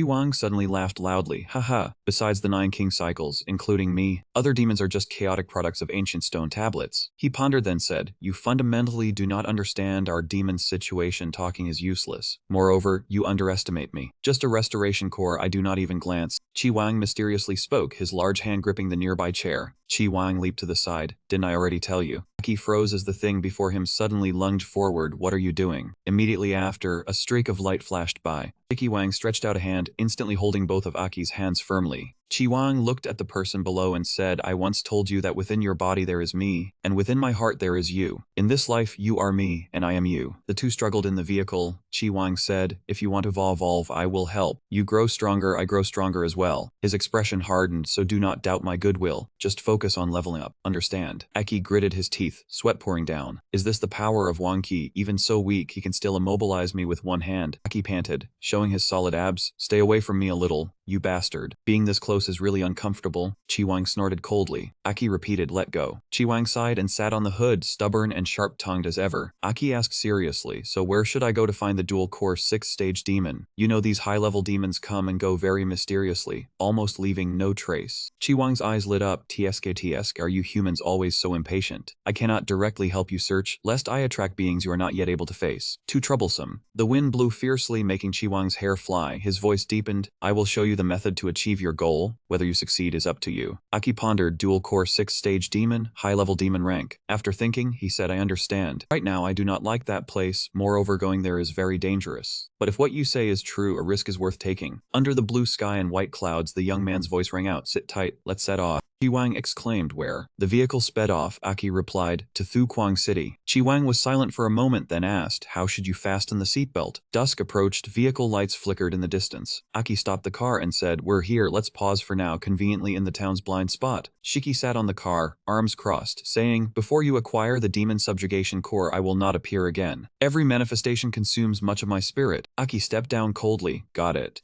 Wang glanced at him. I do not know your exact plan, but a word of warning. After obtaining the demon subjugation core, do not force teammates to perceive or refine, it will only shatter their minds. Aki replied irritably, enough. Suddenly, he abruptly paused, turned his head embarrassed and scratched it. Help me with something. Wang was surprised. Oh, even you have a request for me. Speak. Aki blushed, awkwardly biting his finger. Can you change my appearance? This time in Thukwang City, I want to participate in a few high-level subjugation missions. I cannot use my old appearance. After all, at the demon hunting convention, I was too easily recognized. Oh right, if possible, give me an additional weapon. A large sword appeared, the great blade still usable, but it did not feel strong enough. Wang looked pleased, his body glowing, arms crossed, face raised to the sky. Now we are inseparable. This small matter is naturally no problem. Wang's body transformed into a small beam of light, entering Aki's body and causing him to recoil. Aki's eyes gradually turned pale white. Wang's aura wrapped around Aki's arms, layer by layer covering him. Wang's eyes within Aki's body glimmered, then he smiled with satisfaction at the new appearance. A sword appeared. This sword is lent to you for fun. Its name was Wang Chao. Aki stared at the sword that had just appeared before him. Aki pulled up his hood and drew the sword. Thanks, you damn demon. Gripping the hilt tightly, Aki stepped forward confidently, testing joining the subjugation team. In the northwest corner of Thukwang City, the military drill ground announcement rang out. Welcome foreign warriors to register and assist in this subjugation operation. Required rank no lower than 4th Corps. Success brings generous rewards. Foreign warriors were invited to enter the training field in sequence. Everyone whispered, the team will be led by a strong Thukwang warrior, not sure who. They heard the announcement and entered one by one. Aki followed, thinking a variety of people had registered, but the more the merrier for demon subjugation. The leader appeared, solid and muscular. He was in charge of the subjugation operation. Battalion Commander Ran Yang, a 6th Corps Crimson warrior. He said, thank you warriors for joining the subjugation operation. I am in charge of this mission. Hearing the orders, everyone murmured. This time the battalion commander is personally involved. The situation must be serious. Rumor had it Ran Yang once quickly faced a 5th stage and 4th stage demon alone, even defeating the 5th stage, earning fear and respect. Thukwang warriors are renowned as stronger than many other cities, all top elites. Ran Yang said, this week our squad is responsible for scouting demon traces, but we lost contact in the decayed forest near the city. He added, the scout team captain is 5th Corps Lam Hak, a longtime comrade of mine, formidable in strength. The rest are top-level 4th Corps warriors, no incidents in years. Based on the last report sent by the scout team, they likely encountered a very strong demon. At least 5th Corps, possibly dual core or high level. In any case, it threatens transport routes around Thukwang City. Ran Yang continued, as we cannot dispatch too many warriors from the city, we need the support of foreign warriors this time. He thought possibly dual core at least 5th stage, meaning it could be a dual core 6th stage demon. Conveniently Wang had said, to acquire the demon subjugation core, it must be at least a dual core 6th stage demon. Ran Yang said sternly, as warriors we must always have awareness of sacrifice, yet in life we must see people, in death we must see traces. I will definitely exterminate the demon. He commanded, situation is clear, anyone willing to stay and support, step forward. Once the team is formed, we depart immediately, return before sunset. At the northwest city gate, warriors warriors already donned combat armor for protection. Before them, citizens entrusted hopes of victory and peace. Exterminate the demons, may the squad achieve great success. Cheers rang repeatedly. Set off, may the squad achieve great success. Exterminate the demons. Upon reaching the scorching desert, Ran Yang reminded, the distance to the target is about 3 to 4 kilometers, with many demons along the way. Warriors must stay close to the formation and remain silent. If separated, you may be surrounded by demons, with unpredictable consequences. Aki thought, he is not wrong. Since leaving the city gate, the formation has drawn demons' attention. However, an arrogant warrior puffed up and said, Captain Ran Yang, do not treat us as novices. This formation has many strong warriors. The demons are just heading for their own demise. Those words angered Ran Yang quietly. You fools. Unexpectedly, that person was immediately ambushed, causing everyone to panic. It was a Sa demon tribe. The Sa demon tribe are worm-like demons in the desert palace, preferring to hide in the sand to ambush. They are dark yellow, surfacing for quick attacks then sinking back into the sand. Teammates panicked, shouting, the Sa demon tribe, we've been ambushed. The warriors had to unite to face the Sa demon tribe, but it was difficult to catch them as the sand terrain was their ideal stage. Ran Yang anxiously looked behind the formation. Their numbers were nearly equal to a small-scale third-stage demon wave. He fought while shouting, warriors, do not face them alone. Form small groups to coordinate. Everyone charged, attacking with all their might, as if drawn into chaotic close combat. Ran Yang unleashed murderous intent in his strikes. Only a group of third-stage demons, he enhanced his body with the system. He easily broke through the line, continuously striking back each desert demon. These are not even worth my attention. But the euphoria of success made Ran Yang momentarily careless. Someone shouted, Captain, the formation is scattered. Situation is bad. Quickly tell everyone to regroup for coordinated combat. If the formation continues to split, everyone will gradually be defeated. Some warriors were pulled far away. Save whoever you can. Until then, we can only rely on luck. The demons pressed forward, making the warriors struggle immensely. Just then, Aki appeared, creating red flames forcing the demons to retreat. Teammates saw the black-haired youth with golden eyes as a savior, while he casually crushed something in his hand. Aki reminded his teammates to stick to the formation, stop standing idly. They asked, what about you? Aren't you coming with us? The squad was increasingly distant. More Sa demon tribe members arrived. Let's go, no time to worry about others. Aki just lightly smiled,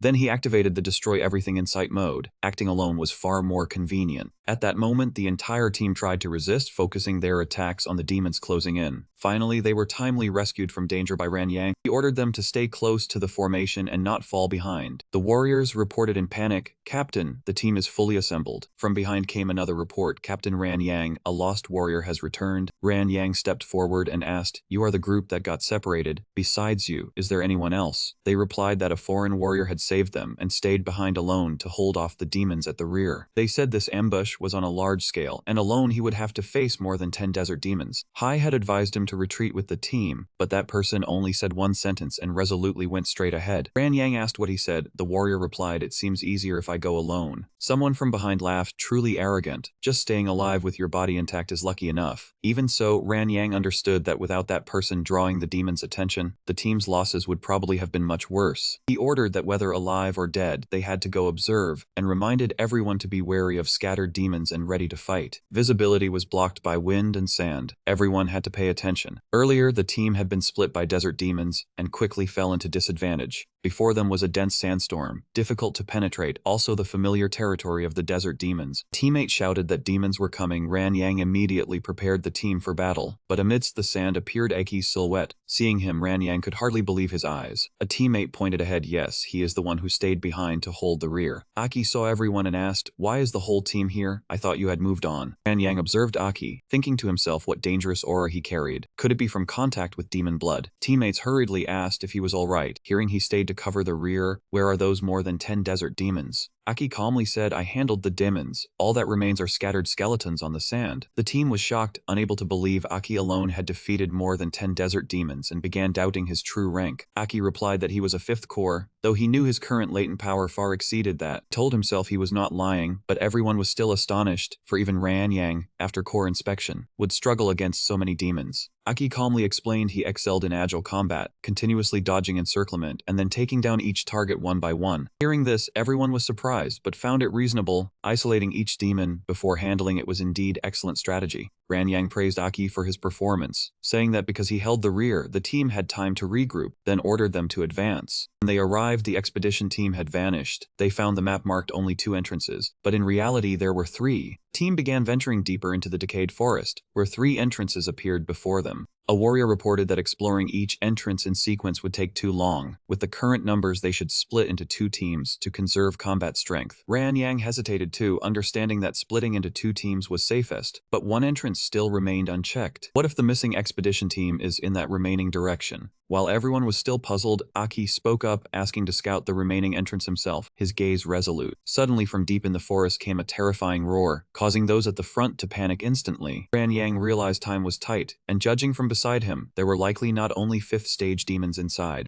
Aki stepped forward, asking how large the forest is. Someone tried to shout at him, but Ran Yang raised his hand to stop them. Ran Yang said there was no precise measurement yet, as measuring the area was part of this expedition team's task. A 10-person squad continuously exploring would need 3 to 4 hours. Aki bowed his head, thinking that 3 entrances were still insufficient. Aki raised one finger, saying if he went alone down one entrance, he could finish before sunset. Moreover, it would not affect the other 2 teams. Someone seized the opportunity to argue, saying they did not want to be grouped with the arrogant hunting team, immediately causing verbal clashes. Others stepped in to defend the independent warrior. The 2 groups nearly clashed, while Aki looked at the chaotic scene with nothing but exasperation. Ran Yang, powerless at the foreign warrior's chaotic nature, shouted that if they wanted to fight, go back and do it. While still in the team, everyone had to obey orders. Ran Yang's voice cold and firm. He said if they really wanted to act, he would face them, causing everyone to fall silent immediately. Then he quickly reorganized the plan. Ran Yang agreed to Aki's request, but reminded that if he went alone and encountered danger, no one could come to his aid. Aki passed by the captain, calmly saying he understood, and might even scout faster than the others. The people behind stirred, but Ran Yang decisively divided the task, prioritizing rescuing the expedition team over exterminating demons. Remaining members split into 2 groups to enter the forest, while the aura from within grew stronger, making everyone tense. Aki was the first to step in, moving leisurely, taking in every detail around him. On a high tree branch above, a creature hidden for a long time suddenly leaped straight down at him.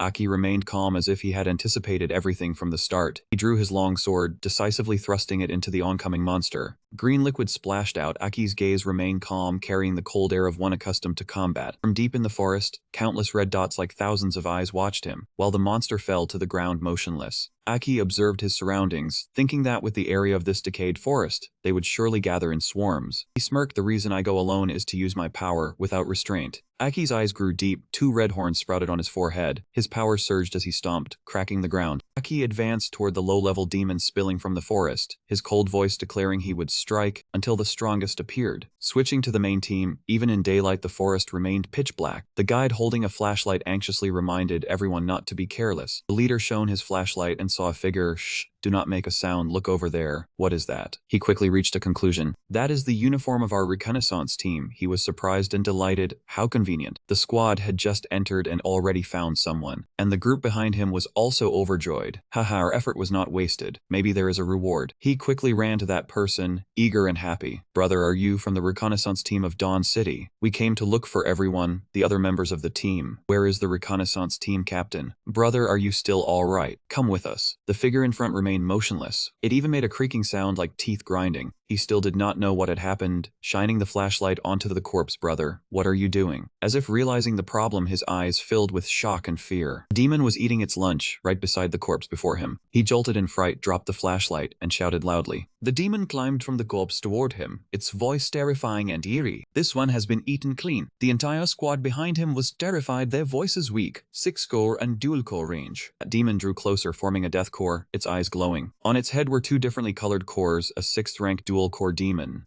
6th-rank dual-core demon revealed a chilling smile, its mouth full of blood, 2 fangs ready for battle and aimed at its target. A red glow shone from its left eye, a foul smell spread, as though it had discovered an opponent, the blue-purple core of a 6th-rank demon. In the gloomy night forest, among the broad-leaved trees, a call rang out, 6th-rank core. It is a 6th-rank dual-core demon. The blue-haired man was terrified by the dark-faced demon before him, its eyes blood-red. In his hand was an object glowing blue. The situation was dangerous. Stop. Quickly report to Captain Ran Yang. Hearing his teammate report, he pressed the tool in his hand and fired a signal flare. In the gloomy forest, a beam of light shot straight into the sky from the device. Below, the demon sat there, shaped like a pitch-black kneeling human. The blue light illuminated a small area of the forest. Everything behind was still the same, but the demon's lower body in front was covered, and only that person's shoes could be seen. Light was too strong, making the demon cry out in pain with his eyes shut. Too dazzling, do not like it. Now it could be seen more clearly. A red-haired person knelt there, his entire body black. The demon vanished, but a swift ray ray of light appeared from behind, and two long, sharp, three-fingered hands seized the light. The 6th-rank dual-core demon flew upward, both hands gripping the light, his eyes blood-red, his mouth bared with fangs, suffering as the light shone down. He was determined to destroy the light, and everyone looked up in surprise and panic. Brother Yen looked up at the demon, frightened and astonished. What kind of joke is this, that speed? Several teammates rushed over, and when they saw the demon grab the signal flare, he panicked, braced himself with his hands, and shouted a warning, "Do not stand there, run." He was ready to dodge. They were no match. Quickly go meet Captain Ran Yang, retreat first. Just as he finished speaking, something swept past the branches, and he looked up. The demon flew down onto a tree branch and looked at the two people below, the air gloomy. The two men fearfully looked around the forest under the faint purple light. The demon spoke in a chilling voice, his eyes purple, his fangs bared. "You cannot escape." The dual-core demon revealed his sharp fangs, licking his lips as if provoking his prey. Ran Yang stood firm, but unease stirred in his heart. It was too quiet. Something felt wrong. The sound of a sword rang out. At the girl's feet lay corpses from the battle that had just ended, and he observed them.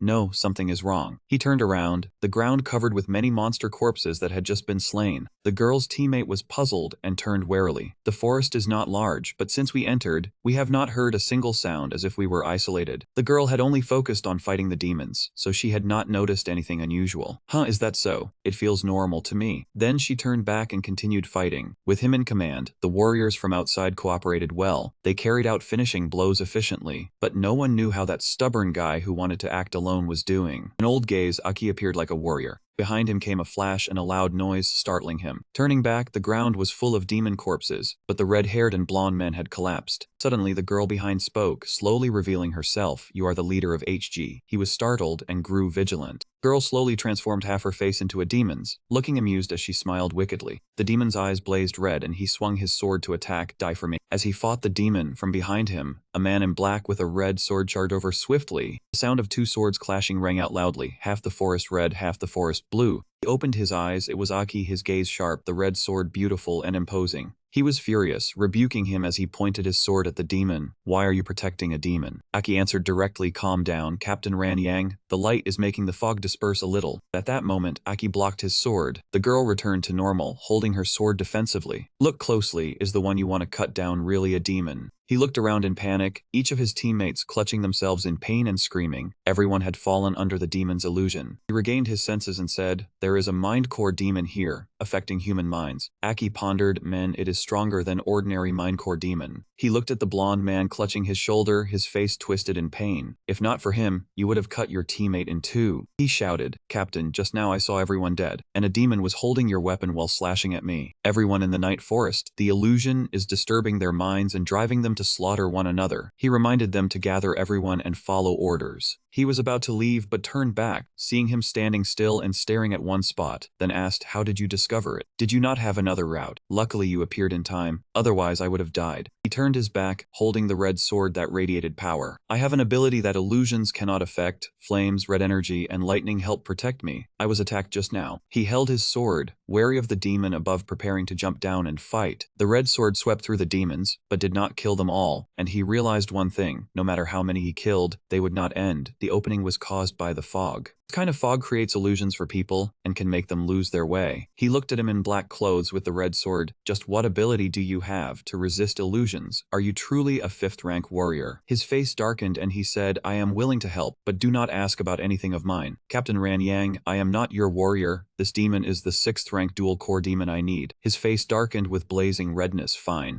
Suddenly, a loud shout rang through the forest. "Captain Ran Yang, save me." Everyone searched the surroundings, trying to find where the voice came from. Ran Yang's eyes shone brightly, calling to everyone, "It is another squad. All warriors, follow me." The warriors, and he hurriedly flew away, while only Aki remained standing, holding the red sword as he watched everyone leave one after another. The 6th-rank dual-core demon pinned down the young man, and he clenched his hand. "I did not expect someone over there to be immune to illusions. Interesting." And that power just erupted. The 6th-rank dual-core demon ground his teeth, his eyes glowing red with interest. "Go dark, let me see." In the night forest, he was pinned down by the demon who sat on him, leaving him unable to resist. "Who exactly are you?" Aki was grim, thinking deeply. A 6th-rank mind core demon is not simple. If this continues, we may fall into its trap. He turned on his heel, unable to abandon them. He pushed off on his toes and rushed forward with his teammates, following along and adapting to the situation. The teammates hurried after him. Many warriors had already died here before. The light light was growing weaker, and this was no ordinary demon. He widened his eyes and looked ahead, everyone following the teammate's cry, and he shouted, "Do not." The red veins around his eyes stood out clearly, as if he could not believe what was before him, and he slowly said that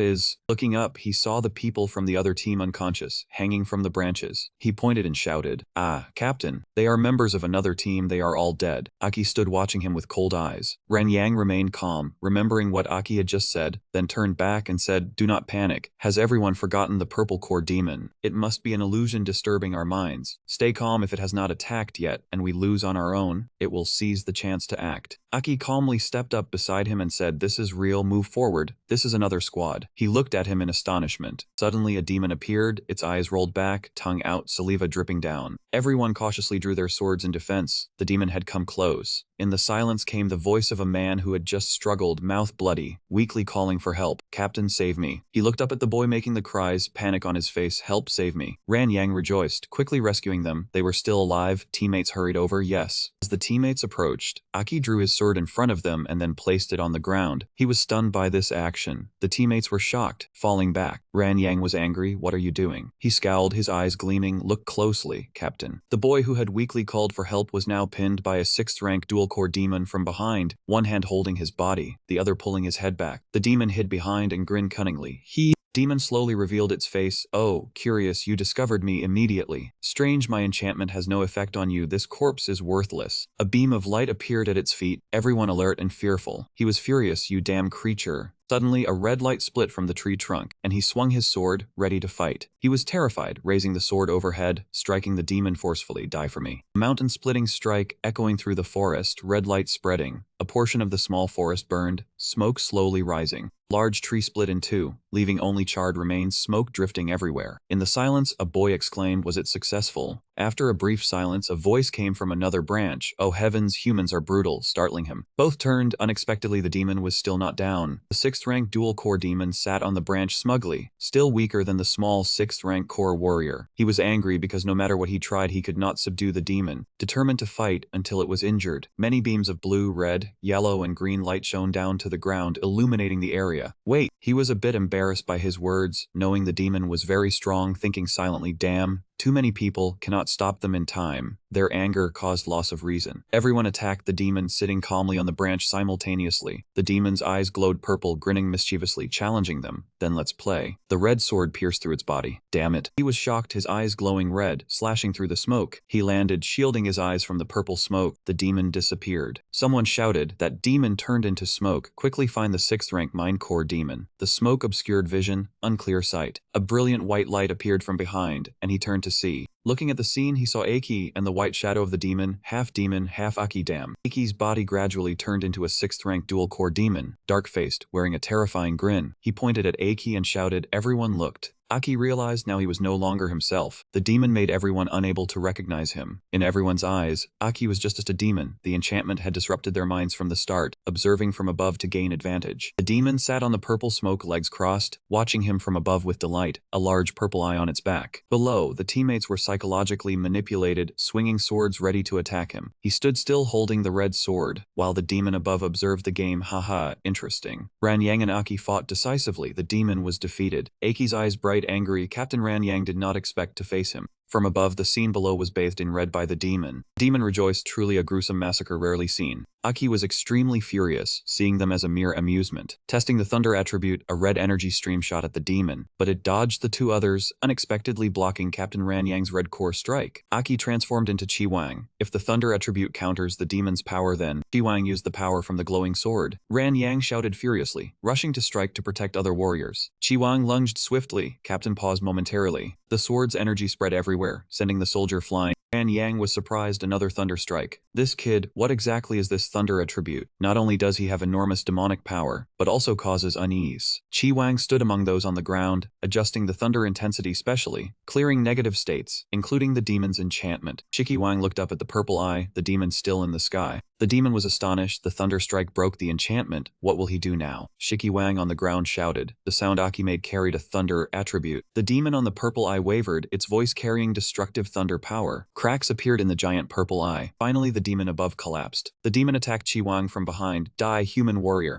Chi-Wang turned, eyes blazing red like a person facing death. He swung the sword at the demon. The demon was knocked away, luckily blocking the strike. Chi-Wang advanced. Indeed, the 6th-ranked dual-core demon was not formidable. It not only possessed strange thunder power, but also was not fearful or tense when confronting. On the contrary, the demon seemed delighted, as if it were the true demon, and the opponent the prey. Chi-Wang leapt, charging at the stunned demon before him. The ground around caved in a large hole, striking the demon. The demon quickly dodged the attack. The demon began to recover its strength. A group of demons appeared surrounding Chi-Wang and attacked, not merely enchantment. Chi-Wang struck each one in succession. The surrounding demons provoked him one by one. Combining enchantment and the agile movements of the two cores, only one true form existed. Chi-Wang's sharp eyes observed every action. Chi-Wang suddenly spoke, "It is you." He drew the sword and struck the demon. Summoned demons gradually vanished. His power was indeed a counter, their attacks useless. One demon appeared above. In the blink of an eye, Chi-Wang lunged down, swinging his shining sword or the demon. "Offer your servant demon core as a sacrifice to me." Scene shifted to Dawn City. Thunder strikes continuously cutting through the dark sky. Sidu Liu stood above, looking down at the skyscrapers. She pressed her lips lightly, not uttering a word. Immediately after, a piercing scream rang out. It was Tomo. Sidu Liu withdrew his hand after striking the other person. Tomo slowly sat up, looked at the person beside her, and quietly asked, "Sidu Liu, what are you doing?" The reply was only an indifferent voice, as if nothing had happened. Just sensing Anne's presence, Sidu Liu said as he stepped forward. Tomo asked in surprise, "Ah, so that's Anne?" She was still puzzled to thunder why. But before Sidu Liu could answer, Shino spoke up. He tilted his head and asked, "What are you looking at?" As soon as he finished speaking, Tomo quickly pointed at the flashes of lightning still flickering. "We're looking at Anne." Bo squatted down thinking, "Huh, is that Anne?" Tomo replied, "I don't know either." Sidu Liu said you could sense Anne's presence there. Shino retorted, "What nonsense are you talking? Isn't that just lightning? It's probably raining over there." Before they could argue further, a piercing shout suddenly came from behind, startling the group. "What are you three staring at?" Winlina, her face darkened, quickly stepped forward. As she approached, she shouted directly at the three, "If you don't get stronger before Anne returns, you'll only become a burden to him." Then she recalled Anne's instructions before leaving. "Before I come back, strengthen them. I need them to have a solid foundation." Anne's face in her memory grew clearer, along with a heartfelt request, "Relying on you, Winlina." At this moment, she silently resolved to fulfill Anne's request, no matter the cost, as long as he returned safely. Winlina continued shouting, her voice increasingly stern, "Keep fighting for me. This time I will act. You must defend for 10 seconds. Upon hearing this, Tomo sighed. 10 seconds? We barely managed 5 seconds just now. Meanwhile, elsewhere, Chi-Wang was still pursuing the 16-core dual heart demon. The demon refused to yield, immediately showing anger. "Damn it, only I can ambush others." Before he finished, Chi-Wang swung his sword straight ahead. He bared his teeth in delight. "You're faster than lightning." Then he gritted his teeth and continued, "How foolish you are, 16-core demon." By now, the demon began to tremble. Who is he? Why does he emit such an unfathomable aura? Is he really just a human warrior? Under Chi-Wang's overwhelming momentum, the 16-core demon almost collapsed. Immediately after, a cold, sharp sword shot forward, piercing through the demon. Chi-Wang said coldly, "Stop here, despicable demon." The 16-Koiman blocked the sword against his chest, screaming, "Damn it, your strange lightning prevented my dual hearts from exerting half their power." It threatened again, "But don't even dream of taking them." As soon as he finished, the demon's dual hearts emitted a strange light. Die together. It intended to self-destruct, eyes flashing a bizarre light. Prevent the plan, Chi-Wang flung it into the air with a strong sword swing.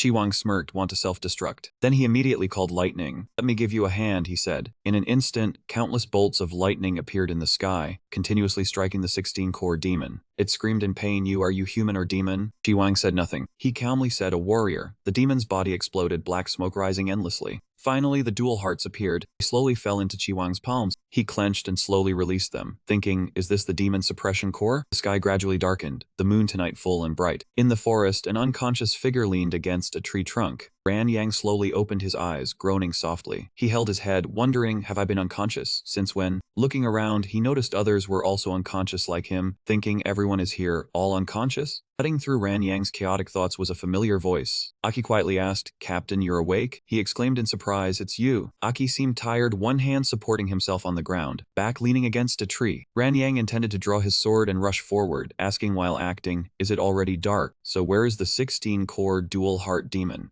"Already defeated. I've dealt with the demons around here. Rest assured." Ranyang paused slightly at the reply. He caught the water bottle Aki had just tossed over. Aki calmly said, "Captain, drink some water." Ranyang asked in astonishment, "You mean you alone defeated the 16-core dual heart demon?" Aki leaned against a large tree, sword beside him. "Yeah, but the other team members, we tried our best." Ranyang, astonished, "That's the 16-core dual heart demon. What exactly is your power?" Aki lazily stood. Consider it a coincidence I have the ability to counter this demon. The important thing is everyone is alive, isn't that right? I'll check if there are any remaining demons around. It's already midnight, rest with the others for a while. Hearing this, Ran Yang turned to look around. Everyone lay scattered on the ground, he said. They probably can't wake up immediately. The illusion of this demon was indeed hard to guard against. Even I unconsciously had my thoughts invaded. Aki explained, at the same level, dual heart demons are considered top-tier combatants. 2 different dark cores make their power more than simply doubled. He encouraged, waking up so quickly shows great strength. But Ran Yang sighed, I am a 6-core warrior, also a key force in Shuguang City. Yet this demon suppressed me from unleashing my full power, truly frustrating.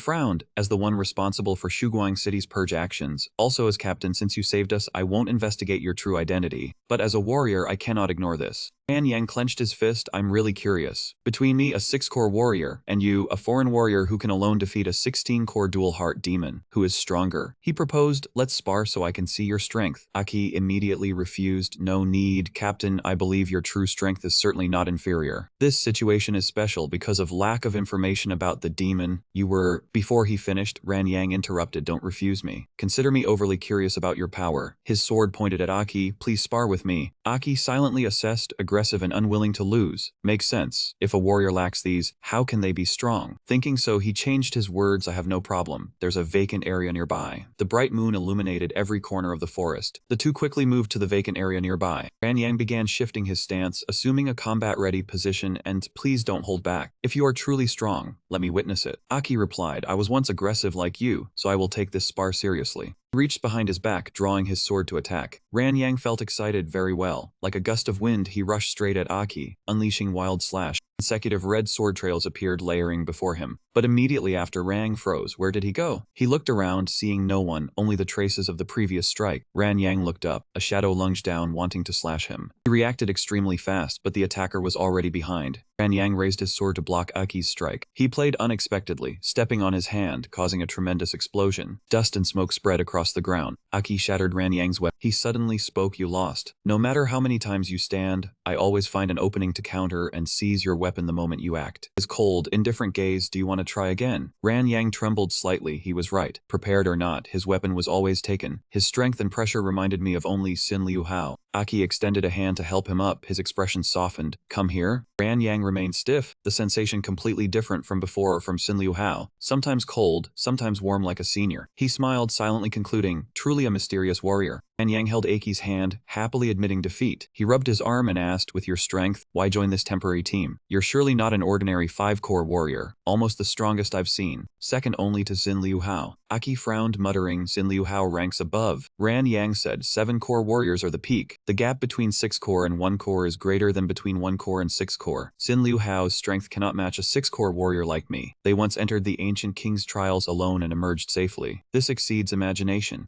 Aki suddenly stepped into the ancient king's trials, helping their group. It was indeed the ancient king's trials. He recalled his crushing defeat there, his expression serious, wondering what they were hiding. Ran Yang pulled him back to reality. It's almost dawn. The other warriors are waking. Will you return to Shuguang City with us? Aki calmly said, yes, I have a few matters to handle. The sunrise shone his thoughts on the demon suppression core. Both returned to Shuguang City. Currently in the command room, Tian Tong Diao called Ran Yang. Speaking of dual hearts, 16-core death cores, a notable matter. I heard some warriors say there's a strong foreign warrior. He replied honestly, only 5-core. After the mission, he left the team alone. The mission was decent, but the other members were weak, especially those who sacrificed themselves. Chief Tian Tong Diao and 7-core warrior Huang He were surprised, a 5-core warrior. I thought the foreigner was stronger. If true, I need to meet him and find a way to include him in the team. Nothing special, rest. Report later. Ran Yang replied yes. As he left the door, Ran Yang's teammates said, the captain has left the command room. He said nothing, slowly thinking. According to the request, I have completed it. Ran Yang remembered Aki's prior words, hoping to downplay his strength, joining the temporary team but not wanting high-level attention, his plea. He asked in astonishment, you saved team members. If it were easy, why not care about rewards? Who is your help for? Aki sighed.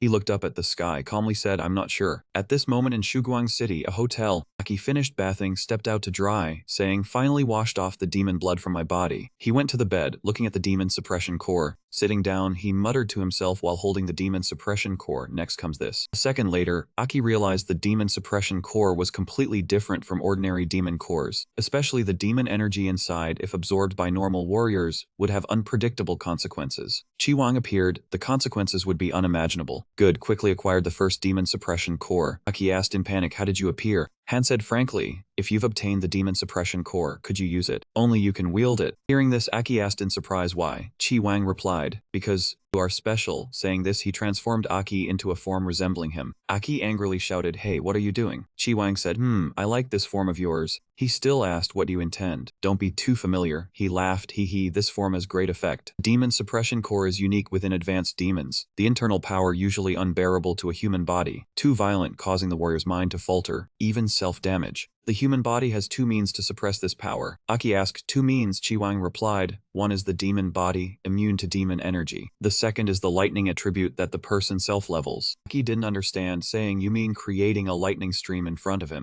This irritated Chi Wang, ordering, fine, no need to display, withdraw it. Aki accidentally discovered Chi Wang's weakness, thinking he resists my lightning. He said, your lightning attribute suppresses demons, nearly purifying demon energy from the demon suppression core, combining the two powers to help other warriors merge with the core. The premise is they must have sufficient physical and mental strength. If the spirit is weak, the merging process affects the mind. Other details await your help. Aki returned to his original state, asking how exactly should the merge proceed. Very decisively, Chi Wang, 1-to-1 bare body combined energy. Aki shouted in panic, what? Bare body combined how? Chi Wang explained, combined to stimulate the other, channel your energy into the other's body. Aki followed, feeling his body change, thinking, terrible, Shino still exists. Sidu Liu and Tomo are girls, they'll misunderstand. Wait, Shino is the strangest. He imagined Shino naked, panicked, holding his head, not wanting to do anything with that man. Chi Wang sighed, not understanding human embarrassment. While Aki was still thinking, the apartment door swung open. The door cracked open, and the elderly healer Winlina stepped in with a cheerful expression. He's back, Aki. Aki replied calmly, yeah, I'm back. Where are the other three? The remaining three appeared behind the door. Winlina smiled, here they are. I've taken care of them very thoroughly. Seeing Aki, the three ran over immediately. Tomo leading asked in surprise, Aki, why have you changed? Sidu Liu ran last, sensing his aura more easily due to familiarity. Looking at the three, he hesitated and said, regarding cultivation, I have something important to share with everyone. At this moment, he appeared serious as he revealed the secret. After a while discussing the secret, Winlina suddenly stomped hard, startling Aki. Angry, he growled, really? Look at me, Aki. Tomo suddenly covered her mouth, oh my, I didn't hear wrong, combined like that. Winlina gritted her teeth. In your past life you were indifferent to everything. Now you're cunning. She looked at Aki with disdain. A perverted master like you, one stomp is enough. Worried, afraid there would be no here, he explained calmly. This is a necessary situation, must cooperate to fuse the demon restoration core, otherwise without my help, they will be eroded by the internal demonic energy. With a trembling voice, he looked down at the threatening foot. Can you put your foot down? It feels cold underneath. Hearing Aki, Winlina was speechless, said nothing more. She angrily waved her robe and left. Discuss among yourselves, I'll rest. Call me after you decide. After speaking, she left and slammed the door, startling everyone. The room was silent. Tomo hesitated. Senior Winlina, what's wrong? Aki explained seriously. This method is not strange but dangerous if effective. I will take the remaining 2 demon restoration cores. The current one only upgrades for 1 person. Tomo on the bed thought, even among comrades, being naked in front of others is really embarrassing. She thought of Shino. Surely Shino has no problem. Now it's just 7-7-7-49 positions between her and Shino. In the corner, Situ Liu hesitated to offer her opinion. Shy and blushing, she said, my body already has demonic energy. Trying will make fusion easier. Should I go first? Shino immediately interrupted. Of course I'm first. Determined, dangerous task, so I try first. Physical strength and courage only useful now. Aki was delighted. Thank you for trusting me. Tomo supported. I understand and agree. Unlike everyone else, Sidu Liu was silent. The 2 in the room undressed. Aki's physique had been trained and enhanced by Winlina, feeling stronger. Shino slowly took off her shirt, revealing firm muscles. All male fans wish for such a body. Like and subscribe if you want. After undressing, Shino asked Aki, should I take off my underwear? Startling Aki. He held Shino's briefs tightly. No need to remove, only slightly affects. Outside the door, Tomo and Sidu Liu secretly recorded the 2. The camera captured them sharing effort. Peeking was fine. Winlina appeared over the 2. It's fine, we only worry for them in case help is needed. Hearing her voice, Tomo looked up. Oh, senior, you're here too. Winlina raised a hand to her mouth, signaling silence. The 3 studied quietly outside. Inside the room, Shino held the demon restoration core. If Aki was right, it contained extremely strong demonic energy. The core emitted a faint light. With black energy, just holding it made him tremble. Aki began channeling energy, reminding, hold the core loosely, feel the connection connection with force. It will hurt a little, but don't worry, I will support. Shino closed her eyes, voice firm. Okay, enter the subconscious. Faint golden light appeared, I can see it now. The golden light spread. Like the power of the core, does the demon restoration core recognize matching strength? The space warmed from the golden light. He thought must move closer to it. Thinking so, he stepped toward the light, paused, looking at the golden orb in the hands of the mysterious giant. Surprised by the enormous power, this is a very large primal demon. He raised a trembling hand toward the orb. Is this strong demonic energy? The orb suddenly sprinkled water with a sound. Immense power from the orb radiated, shaking the space, quickly engulfing him, gradually entering his body, causing pain. Reaching the limit, he growled, is this primal demon? How can humans resist? The giant opened its eyes and hugged the orb around him. Enchanted by the demonic energy, his mind was invaded, afraid of becoming a monster. Wang stood high observing, follow my instructions, otherwise your friend may die. He relaxed one hand, the other held a sword. Now it was his turn. His eyes opened, exuding strange aura, flying high looking down at the opponent, the golden demon. The golden demon looked at him, unexpectedly encountering the royal in this place. Wang looked at the demon in hand, that's a human miniature, long sharp nails. He looked down, does this thing have consciousness? I thought it was just an illusion. The demon hugged the golden orb, this is primal demonic energy. I am a pure existence near primal power, so I sense it. Wang's golden eyes shone. Cannot act if wanting to save your friend, act quickly, otherwise your friend becomes a mindless monster. The boy in pain was thrown into the air. His steps ached as he approached Shino, flying high, lightning from his palms struck opponent jolted. He must not fall. The golden demon curled around the light, senses detecting a highly unpleasant odor. Golden demon sniffed, light flashed, the disgusting smell completely eliminated. His eyes also smelled, suddenly lit up. A person in golden armor blocked the strong blow from the golden demon hugging the orb. A small figure in hand jumped up, sword toward opponent. What is that? The golden demon hugged the light with another demon. How did another demon appear? The golden demon looked at the opponent, primal green demon. Dark space, he shrunk in the air. Below, two people preparing to fight. To save your friend must deal with the demon first. This is the illusion of the demon restoration core. The golden demon began attacking, moving toward the opponent, putting its hand forward. He crossed his arms, looking at the golden demon. Behind the red chair, many eyes, goat head with long sharp horns. He sat on the chair, crossed legs, arms folded, started moving. He turned around, annoyed at his master for urging. The two demons silent, don't give orders. The golden demon left the light, rushing toward the opponent quickly. The golden demon flew at the opponent, raising its leg to stomp. Golden light explosion rang. He gritted teeth, fighting tired, breathing, and said, let's see that strange power of yours. As he spoke, the golden demon charged. He used the red sword to block Aki. Thanks to the twin golden cores, his strength increased significantly. He dug his long claws into the ground, standing firm amidst the lightning storm. He delivered a powerful kick to the yellow demon's abdomen, shouting get lost, yet its abdominal armor was barely damaged. His eyes glowed red as he stared at the yellow demon. Using only fists and kicks would require more effort. Indeed, the famed defense of the golden core. The yellow demon pressed its sharp hand to its abdomen, beginning to condense power. The yellow demon closed in, startling him and causing him to drop his sword. It formed an all-round offensive and defensive shield, confidently matching his martial skill. His eyes brightened. Then let's see. The yellow demon trembled slightly. What bizarre power was this, combining demonic strength with lightning to be so potent? Channeled all his strength, dashing like lightning toward the yellow demon, flinging aside the stones blocking his path. He gripped his sword tightly, drew back with full force, then thrust through the yellow demon's abdomen, unleashing a massive burst of light behind it. Two serpents with sharp fangs and fierce eyes appeared on either side, seemingly seeking the most perfect approach. Below, a person clad in black with long claws used demonic elements to create a stronger lightning version. He struck the yellow demon with tremendous force, causing an explosion of light. Golden armor shards flew with splashes of blood. The yellow demon sank to the ground in pain with a sword embedded in its abdomen. It trembled, staring at him in fear. He could seize the demon suppression core's illusion with the sword, even though he also possessed that power.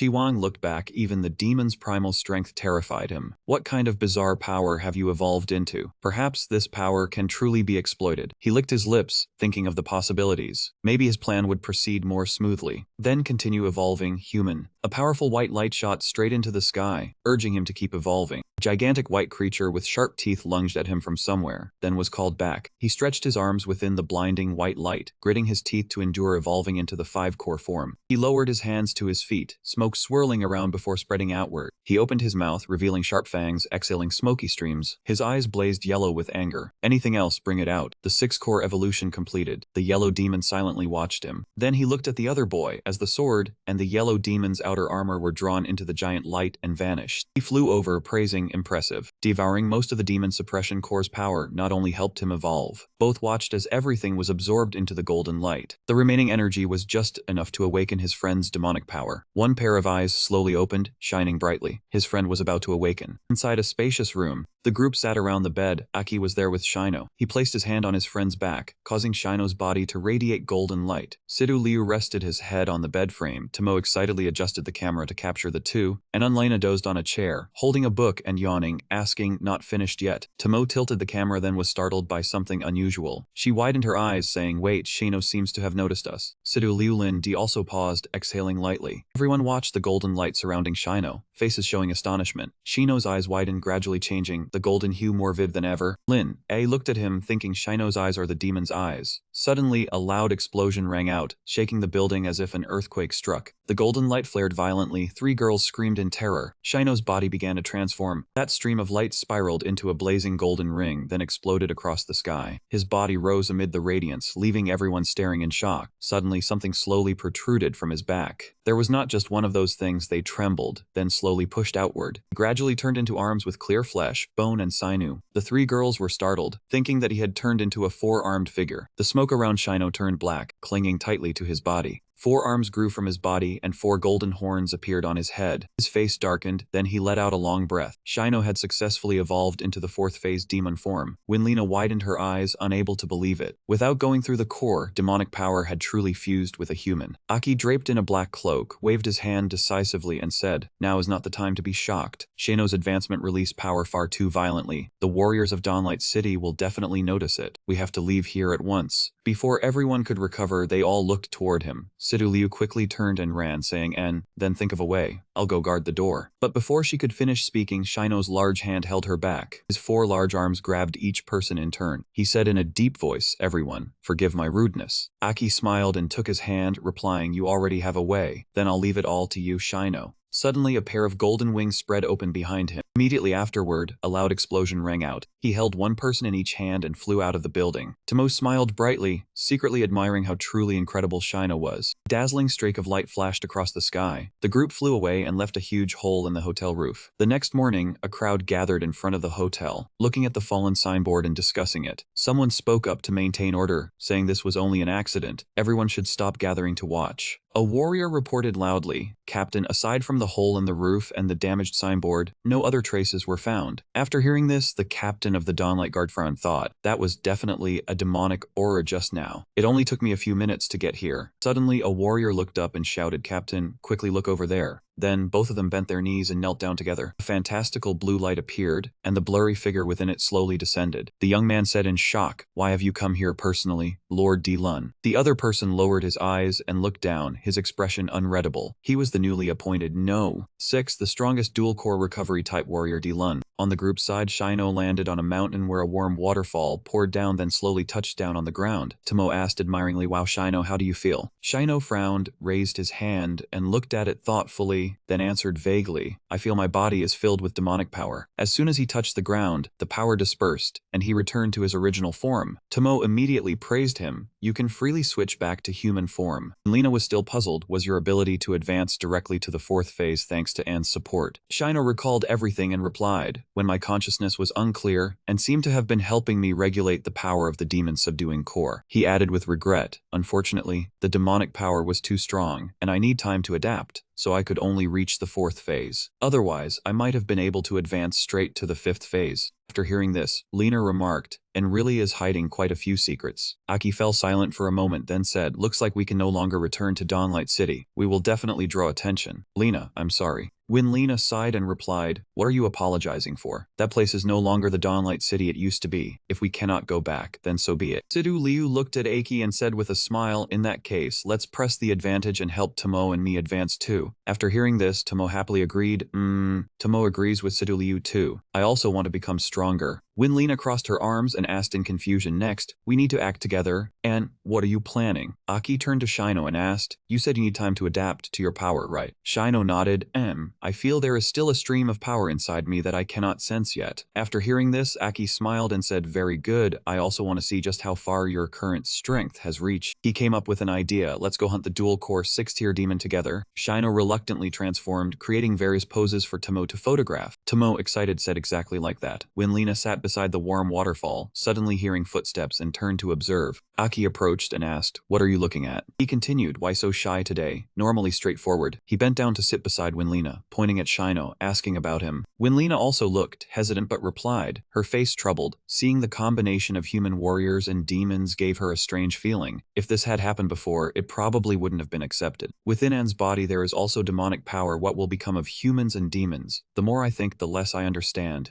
He pondered and said, Winlina, at first I also couldn't accept the demonic power within me, recalling before I hated and loathed it. He continued, like our warrior origins rely on synchronizing the demonic core, granting power that without it, at least I think we couldn't defeat stronger demons. One could say demons are no longer the only enemy. He envisioned countless other foes. His gaze intense. Winlina replied, besides demons, the new 6 heroes and the new king, I admit they are stronger than us before, especially the new king. Just a glimpse terrifies me. She recalled the previous scene and the new king's strangely strong demonic power, saying this is not strength a human warrior could possess. At that moment, one who wanted to risk death like me also wanted to give up. Body trembling lightly, she muttered, ridiculous, fearing a 6-tier that much. Aki lightly tapped her head, saying foolishly, retracting his hand with a smile, fear nothing, I am here. In Winlina's eyes appeared a familiar reflection, looking at herself on the water and softly said, eat. Suddenly a loud call, eat, we have rested, heart stabilized. He replied, okay. He stood and said to Winlina, let's go hunt the demon core, surely we can get the remaining 2 restoration stones, with a legendary warrior like you. Winlina, slightly hesitant, replied, okay. They proceeded until the sun was nearly setting. Demon was chewing something, mouth full of blood. Shino approached and asked, eating rotten meat. Noticing demons of the 1st, 2nd tier everywhere, this cave seems large. Aki thrust the sword into the demon's mouth. A loud cry resounded, enemy, enemy.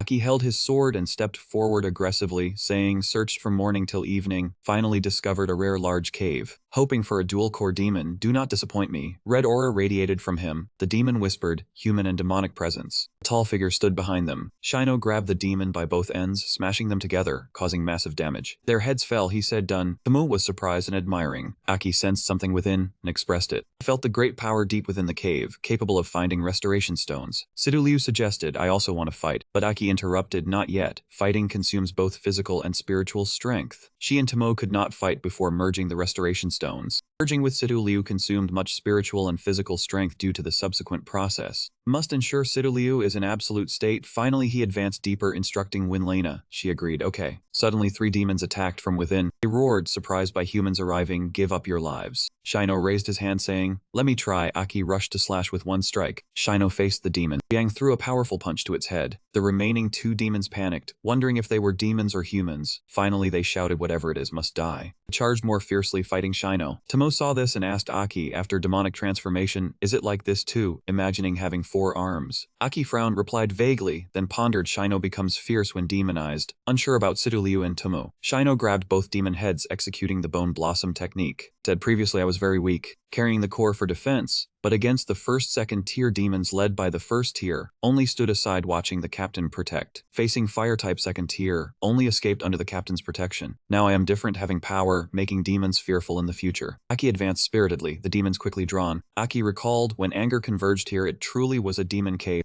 Seeing them surge forward, he was slightly worried, demons increasing. When Lena asked, need help, fear something may happen. Aki replied, trouble her, quickly taking restoration stones is good. Lena braced against the ground, beginning to exert power. She prepared to leap up. Tomo stood behind, intrigued, wanting to witness the 6-core power. When Lena stomped, the ground sank. With a spectacular leap, she swiftly struck down the demons. Sidu Liu was amazed by this power. This is the speed and strength of 6-core technique, never imagined. Tomo disappointed for not recording the idol. Shino, also astonished, said, what skill is this? Demons have already been wiped out. Aki laughed delightedly, she didn't use any skill at all. Seeing Winlina still dashing quickly, he said, only activated protection, then ran through. The discussion echoed in the cave. Shino, let's chase. Sidu Liu and Tomo do not intervene, preserving Sidu Liu's spiritual and physical strength. Winlina quick, but noticing the cave's depth and width, demons just rushed out here. She successfully entered, quickly restrained herself. Winlina carefully observed around, suddenly hearing a sinister voice resound, devastating. Demon appeared as a leader sitting on a stone throne, yet able to strike here, of a rank beyond the warriors encountered. It was a dual-core demon, 6th tier. When Lena ignored Akma's words, rushing straight forward, it narrowly escaped, but the throne was shattered. The demon roared in anger, "You destroyed what I cherished most, my throne." When Lena disdainfully stepped on the broken pieces of the throne, he arrogantly looked down at the throne. When Lena's gaze grew even more contemptuous, "You are unworthy." The demon, enraged, slammed the ground. "Nonsense." From the ground surged countless tentacles brimming with murderous intent. They lunged toward Winlena. Shino had arrived in time, aiming to save Winlena. He threw a powerful punch, effortlessly shattering the tentacles. Demon unleashed a barrage of firepower. It sensed a stealthy presence behind. Who else could it be?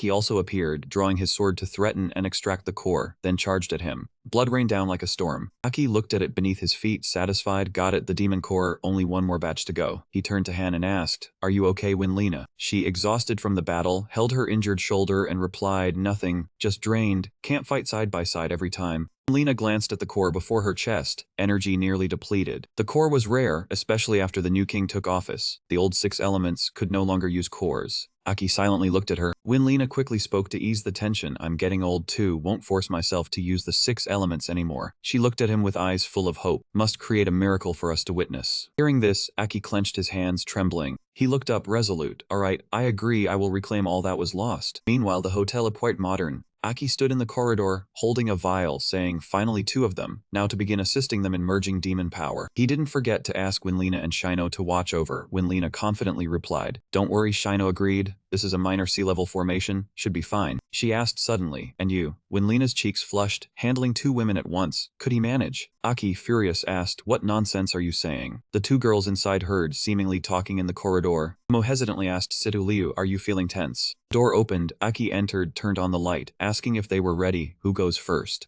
A hesitant voice replied, "Ready." Sidu Liu stammered, "Or maybe." He was shy to speak, letting Tomo go first. Aki cleared his throat. "That's up to you too." Tomo going first? He lowered his face in embarrassment, thinking, "Damn, don't know where to look." Tomo hugged Sidu Liu in a silly act. Actually, Sidu Liu wanted to go first, just not used to speaking up. Hearing this, she blushed furiously, shouted Tomo's name loudly. He stammered an explanation, "I didn't say I wanted to go first." Aki agreed, "Of course you may." He looked at Sidu Liu gently, letting her go first. Mo quickly moved elsewhere, conveniently taking the camera, laughing awkwardly. "I'll rest in the adjacent room," Sidu Liu angrily shouted. The camera down immediately. After handling Tomo, she sat neatly on the bed, eyes fixed on Aki. He removed his shirt, revealing toned abs. "What's wrong? Is there something strange about me? Why keep staring?" Sidu Liu's face was about to catch fire. She denied nothing. Her mind nearly exploded.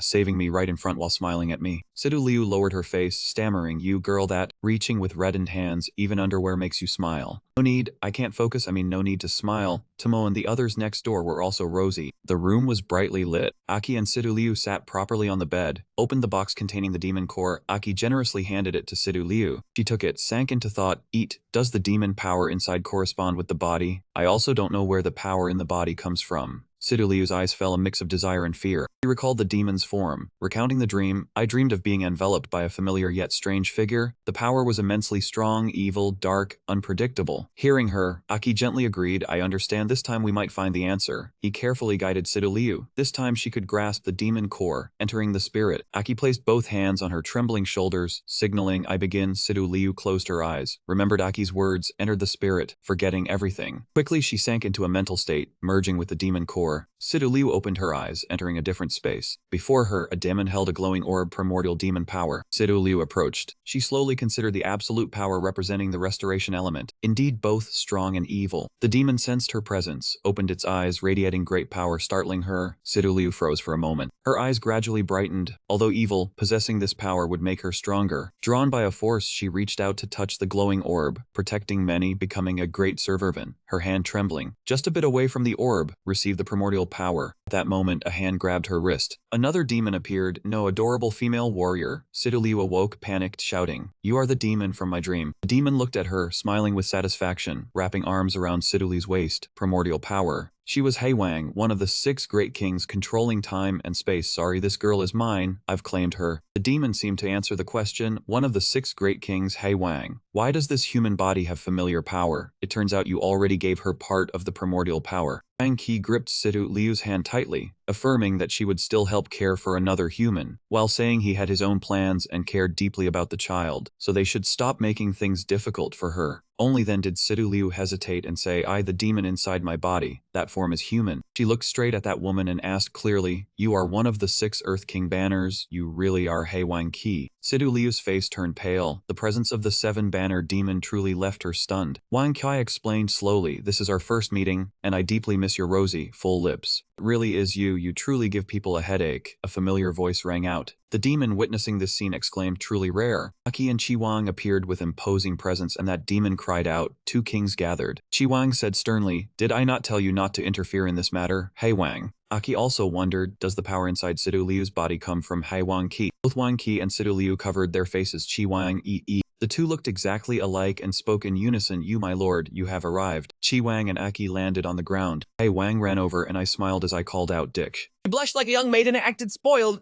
Don't be angry." She winked and explained to Qi Wang. I obediently listened. I only arranged for a human female warrior to serve as an assistant and help gather information. Seeing the 2 demons so familiar with each other, Aki thought to himself, what exactly are He Wang and Qi Wang planning? Qi Wang gently rubbed her head, helplessly. He Wang was treated harshly, her heart pounding wildly as she cried out in embarrassment. In a rare moment of tenderness, he said softly, "If you interfere with things around you, the risk of exposure will increase and only bring hidden danger." He Wang felt a little wronged, but understood that he was concerned. Qi Wang asked seriously, "Do you not trust my choice?" Knowing she could say no more, He Wang compromised and gave a charming smile. "Fine, I understand, a little regrettable, but it can't be helped." Unexpectedly, she reached toward Sidu Liu and said forcefully, "Then let me kill that human woman." Aki sensed something wrong, his eyes blazing with anger. He erupted with evolved power, rushed at He Wang, and decided to strike first. He charged at astonishing speed, but Qi Wang remained calm and fearless, merely raising his hand to knock the power away from him. Seeing him so easily sent flying, Sidu Liu was shocked and called his name in worry. Aki flew backward and slammed hard into the ground, motionless, clutching his abdomen as he endured the blow, showing that the strike just now was no light hit. Sidu Liu swept past He Wang and ran to his side in panic, calling again, "Are you all right?" His body trembled, his eyes rolled white, and he could not speak, making Sidu Liu even more flustered. Qi Wang crossed his arms and warned, "Don't hurt him." He Wang understood and replied, "Rest assured, I only stopped time so he could feel pain. Just a joke. I didn't expect him to dare attack Wang Qi. Only did Aki's body break free from time control." Beside him, Sidu Liu rubbed his back and asked with concern, "Are you okay?" His entire upper body collapsed, and he braced his hands on the ground, gasping for breath. He Wang shifted in front of him, bringing terrifying pressure, and Aki realized he was no match, with no strength left. He Wang smiled wickedly. "I like this girl. I won't have the heart to kill her." Immediately after, she raised her hand, seemingly about to do something. Sidu Liu's whole body suddenly moved, and she stared blankly, not understanding what had happened. She was like an iron rod being drawn in, panting and shouting, which also shocked Aki. Sidu Liu returned to He Wang's side. Qi Wang turned his back and prepared to leave, while Aki stood up. "Let's go, looks like there is no need to act anymore." He looked back and shouted loudly, "No, I cannot feel at ease handing Sidu Liu over to that female demon." His steps came to a halt. He looked at Aki, his voice contemptuous, "You know nothing at all. She is He Wang, who controls time and space, one of the strongest existences." He was cold, leaving no room for objection, then looked at He Wang to signal silence and said blandly, "If she had killing intent, you would lose your lives without even realizing it. She has never regarded humans as anything." After hearing so much, Aki did not refute, and Qi Wang did not want to waste time either, telling him to leave it to He Wang. "Stop bothering them, let's go." Before leaving, Aki worried about Sidu Liu and warned He Wang, "Don't do anything unnecessary." Then the figures of the two gradually faded from her mental world. After they left, He Wang no longer wanted to linger and said to the Green Banner Demon, "Fine, Qi Wang is gone. There is nothing fun left. Let's end this." With no other choice, it answered fine. Once they agreed, both demons fixed their gazes on Sidu Liu, and she pointed at the center of Sidu Liu's forehead, transmitting power into her through it. Her body changed, her eyes became somewhat like He Wang's, and in her mind she sensed the awakening of green energy. Immediately afterward, she unleashed her power, wings appeared behind her, and the transmission process was probably complete. Outside, Aki paced anxiously, thinking, will Sidu Liu awaken successfully right away? Why is there still no reaction? Qi Wang comforted him, and the moment he finished speaking, Sidu Liu released a powerful energy that shocked Aki. Then smoke billowed. Sidu Liu escaped the mental world and stepped onto the ground, revealing her green banner form, a black-green core, a black and white Sidu Liu, looking incomparably alluring. Aki froze, unable to believe his eyes, while Qi Wang smiled in praise. The energy He Wang provided no small influence, causing her awakening. This was unavoidable. Suddenly, she reached out, and an attractive force pulled Aki forward. He shouted loudly as he flew towards Sidu Liu. Her hand lightly touched his chest. She leaned close to his face and asked, "I have always wanted to know," leaving Aki surprised as he softly called her name, Sidu Liu.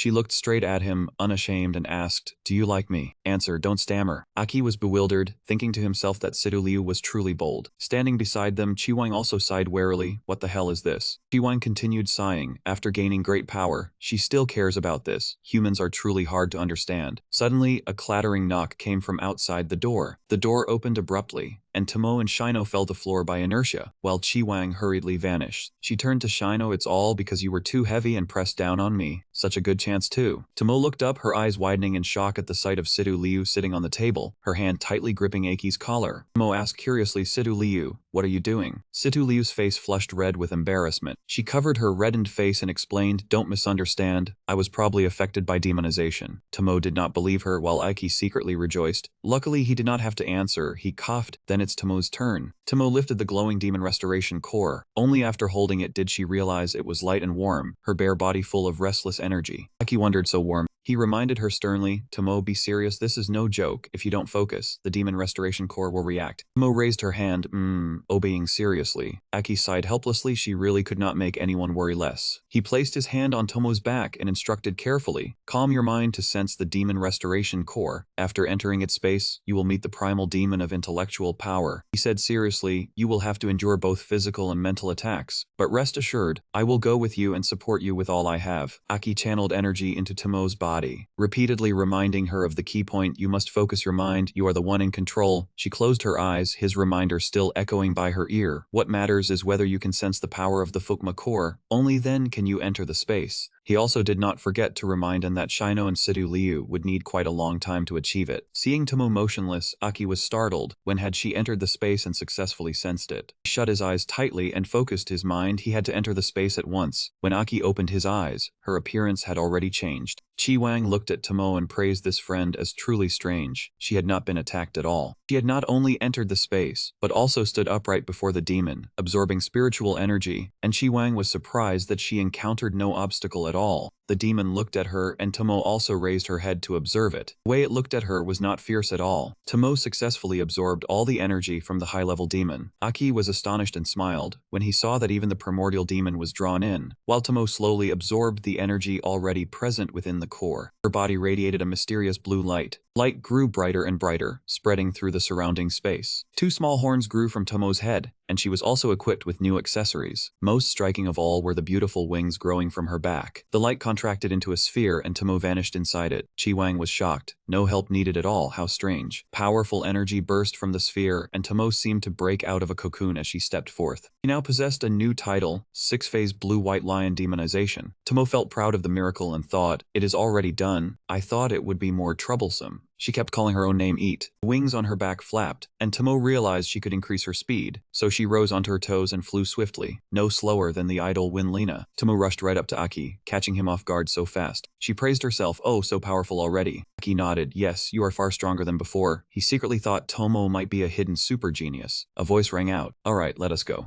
On the rooftop, 4 streaks of colored light suddenly appeared. They shot straight into the sky, and the crowd murmured in confusion. "Look, what are those lights? Did something fly up?" They ignored the gossip and continued flying. The 4 streaks of light were Aki, Winlina, Tomo, and Sidu Liu. He reminded everyone to find a suitable place. They had to adapt carefully and coordinate as a team. Winlina suggested to the west. Tukwang City has a large demon cave. Even warriors avoid it. Aki asked, "There must be many powerful demons inside." Her eyes shone brightly, but now they could try entering. The 4 stars continued onward, and their power would soon be able to deal with the new 6. The next morning, Aki and Winlina stood hesitantly by the stream. He was stunned. "You are not coming with us." His voice faltered. "Did I upset you?" She lowered her head. "No, it is because my nuclear energy is almost depleted. I cannot help anymore. If I go with you, I will only become a burden." Aki angrily tapped Winlina on the head. He hurriedly explained, "What burden? How could you not be able to recover? You are one of the 6. Not to mention you were the one who mentioned the nearby cave. At worst, I will find a new core for you." Aki gently rubbed the spot he had tapped and comforted her. "You only need a new core." Winlina still refused. "No need, I will turn and leave. The truth is, I can no longer keep up." Winlina also did not want to drag her feet step by step. Aki questioned her, "What does that have to do with you not keeping up? Once you put it back on with your combat experience, you will definitely be fine." Winlina cut him off, sorrowful. You have simply forgotten that I am already old. I cannot stay by your side for long. She continued, thanks to the recovery ability of the green core, I can maintain a youthful appearance. Otherwise I would already be an old woman. Seeing him silent, she added, I get tired after fighting just a little. She compared herself with her companions. While you and the other three are in your prime. Now that you have grasped demonic power, I no longer have enough strength to understand and guide it. If I keep staying by your side, I will only hold you back. Winlina held Aki's hand and pleaded, I want to leave. Watching you from afar is enough. Being near you only makes me sadder. Do you understand? Aki could not agree. Winlina, even if you cannot help with anything, I do not mind. Winlina smiled. Alright, say no more. When you save Dessa, come find me here. She stuffed something into his hand. Aki looked at it and wondered, what is this? She explained, a positioning compass. It helps you find me anytime. Pointing at the dot on the compass, the blue light is me. It also gives voice reminders. I prepared it especially for you. If you need help, you can find me. Winlina also handed Aki a scroll. Inside are the locations of several places where demons gather, along with a few small notes. They may be useful. Aki carefully tucked it into his clothes and asked, then where are you planning to go? You cannot return to Dawn anymore, right? Winlina said calmly, do not worry, ordinary warriors cannot do anything to me. I still have treasures in Dawn. I will arrange to move to a small town and recuperate. Akil saw them chatting and laughing freely, then asked, are you really leaving right away, without saying goodbye to anyone? Winlina pondered and quietly left. I am used to living alone. Your appearance made me feel unfamiliar. Ah, that girl Sidu Liu.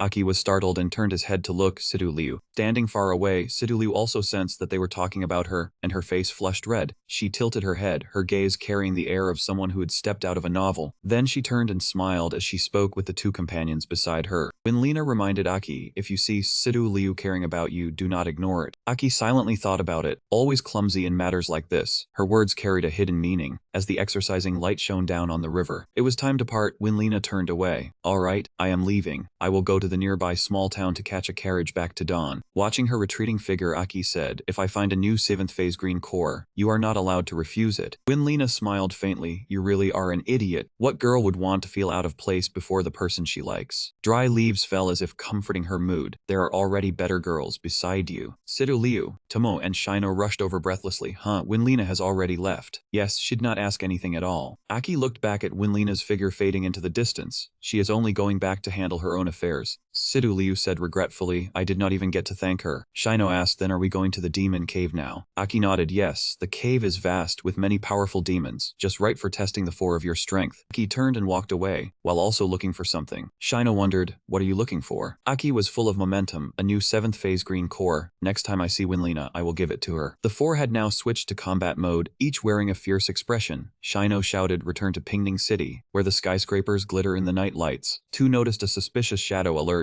It seems someone just appeared. Quickly go check it out. If it's a demon, eliminate immediately. The shadow was Winlina. She had returned to Pingning City, standing silently in the alley. Patrols were denser here, indeed. Shino's previous awakening still kept them wary. Winlina found a safer entrance. Luckily, a window in the house was open. She activated her extraordinary speed. In the blink of an eye, Winlina climbed into the room through the window. She silently calculated, must quickly get the items and leave immediately. Winlina searched diligently, wondering where exactly to place them, not seeing them. Impossible. Suddenly, Di Lund sat behind her. Unexpectedly, she turned around. It seemed her guess was correct. She was startled and turned to look behind. Di Lund crossed his arms, face calm, looking at Winlina. Speak, will I spare you this time? He was the new 6 core, the strongest 2 core green swordsman. Winlina was angry. Recently, I only went out a little. How can you enter my house at will? Di Lund remained silent, pulled out a small box, smiled slightly. Winlina was surprised. How did it end up with him? Memories of the box flooded her mind. At that time, she was with everyone going to exterminate monsters.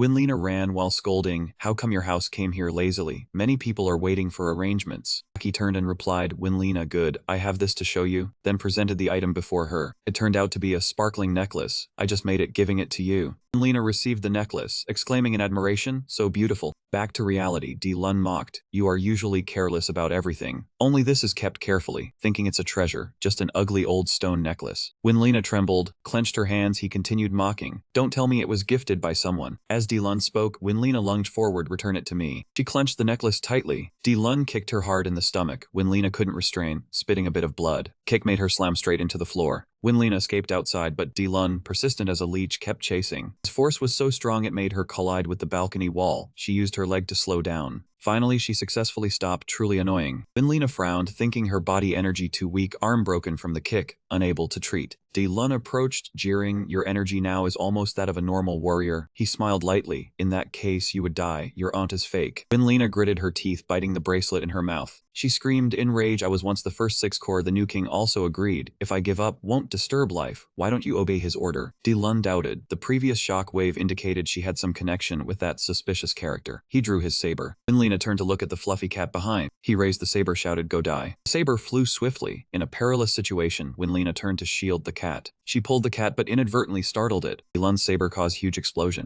Dust and smoke blurred the scene. Winlina, in torn clothes, wounded, stroked the cat's head. "Next time in a fight must avoid." The cat ran scattered in fear. Suddenly, Lun lunged, gripping her tightly. He sneered, "Knave, if struggling, only you could dodge the blow." But the commotion was a bit large. Lun pulled her forcefully out of the city, dashing past buildings. Winlina was thrown hard into the forest. She was taken out of the city, crashing straight into the trees. Dust settled. Winlina, still holding the necklace, sitting quietly under the tree, exhausted. Lun stood looking at her pitifully, showing no mercy. "Winlina, your core, I can hardly sense any energy anymore." He looked at her broken arm, smiling. "Heard this arm once saved over 600 people in battle. Truly impressive." Lun raised his leg, wearing a cruel smile, regretting only memories remained. Winlina's desperate screams echoed through the forest. Scene shifted to the demon cave. Aki's group searching. 7th tier demon, Shino, joined. The 4 had to cooperate to kill it, still not in sync. Aki took the 7th tier core, smiling. "Good, the core is obtained." Suddenly a scream resounded, piercing his mind. Aki looked toward the shop. Seeing his unusual expression, Shino asked, "What's wrong?" Aki worried. "The direction of the city light makes my heart race." He drew a compass, thinking, "Let's see the compass Winlina gave me." The compass showed Winlina near death. All 4 were astonished.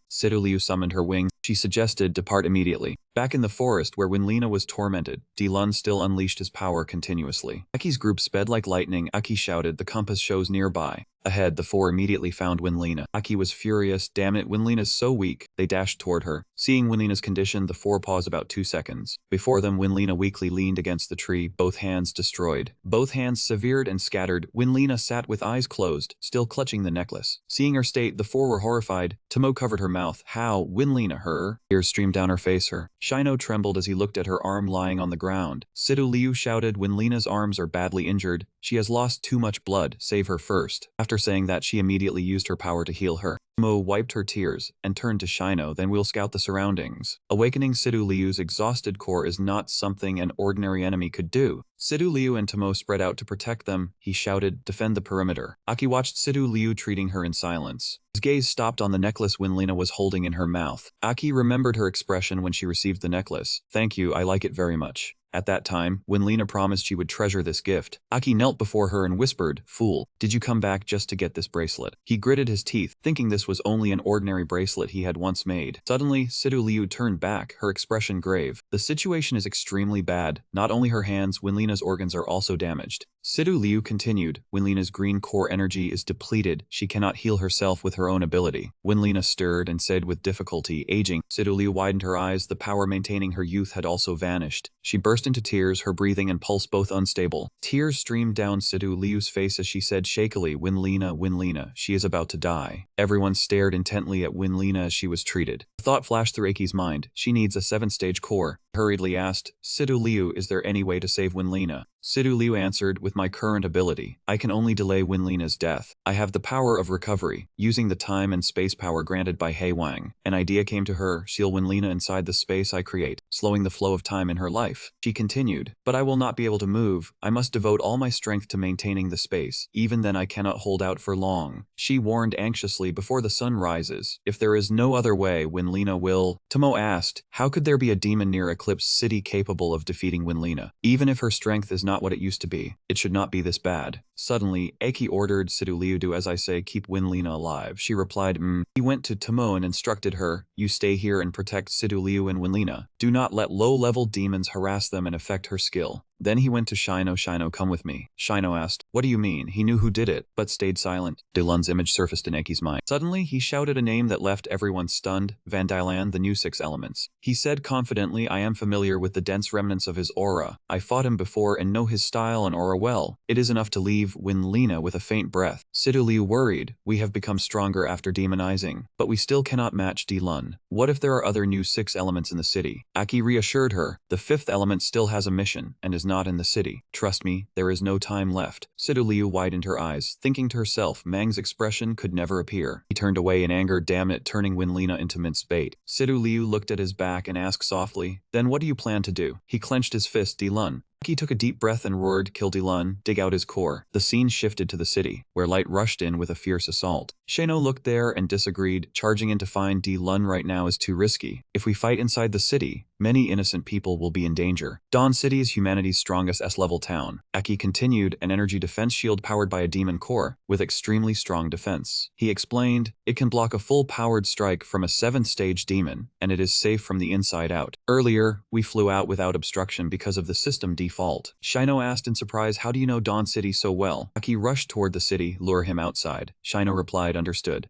A massive explosion rang out. The people in the city asked, what fell down? The curly-haired man asked, what is that? The woman replied, it probably is not a warrior. The smoke gradually dispersed. Shino and Aki's faces appeared, and the other person shouted, wait, those are 2 humanoid demons. Curly-haired man shouted, activate the defensive laser cannons, while cursing inwardly. The counterattack system is never accurate against humanoid demons. The laser guns turned toward the 2 of them. Aki looked at them and thought, I never expected that what I built would now be aimed straight at me, how ironic. He gritted his teeth, completely treated as a demon. Aki shouted, we are not invading, we will not harm anyone, send word to Delun and tell him to come out. Hearing Delun's name, Curly Hair's horns went crooked, and he grew feverish. Curly Hair shouted, Delun's name is not something you can casually call, you are nothing but lowly demons. With me here, do not dream of entering the city tonight. He thought furiously, if you stop me, you die. Curly Hair shouted fire and the laser rounds target Aki. He used his hands to block all the rounds from the laser cannons. The people there were stunned and stammered. He blocked the defensive laser cannons. They saw Shino withstand the cannon fire and shouted, how strong is that demon's body? Call reinforcements now. Shino hurriedly reminded him to stay calm. Were you about to kill them just now? By now Aki had completely lost control.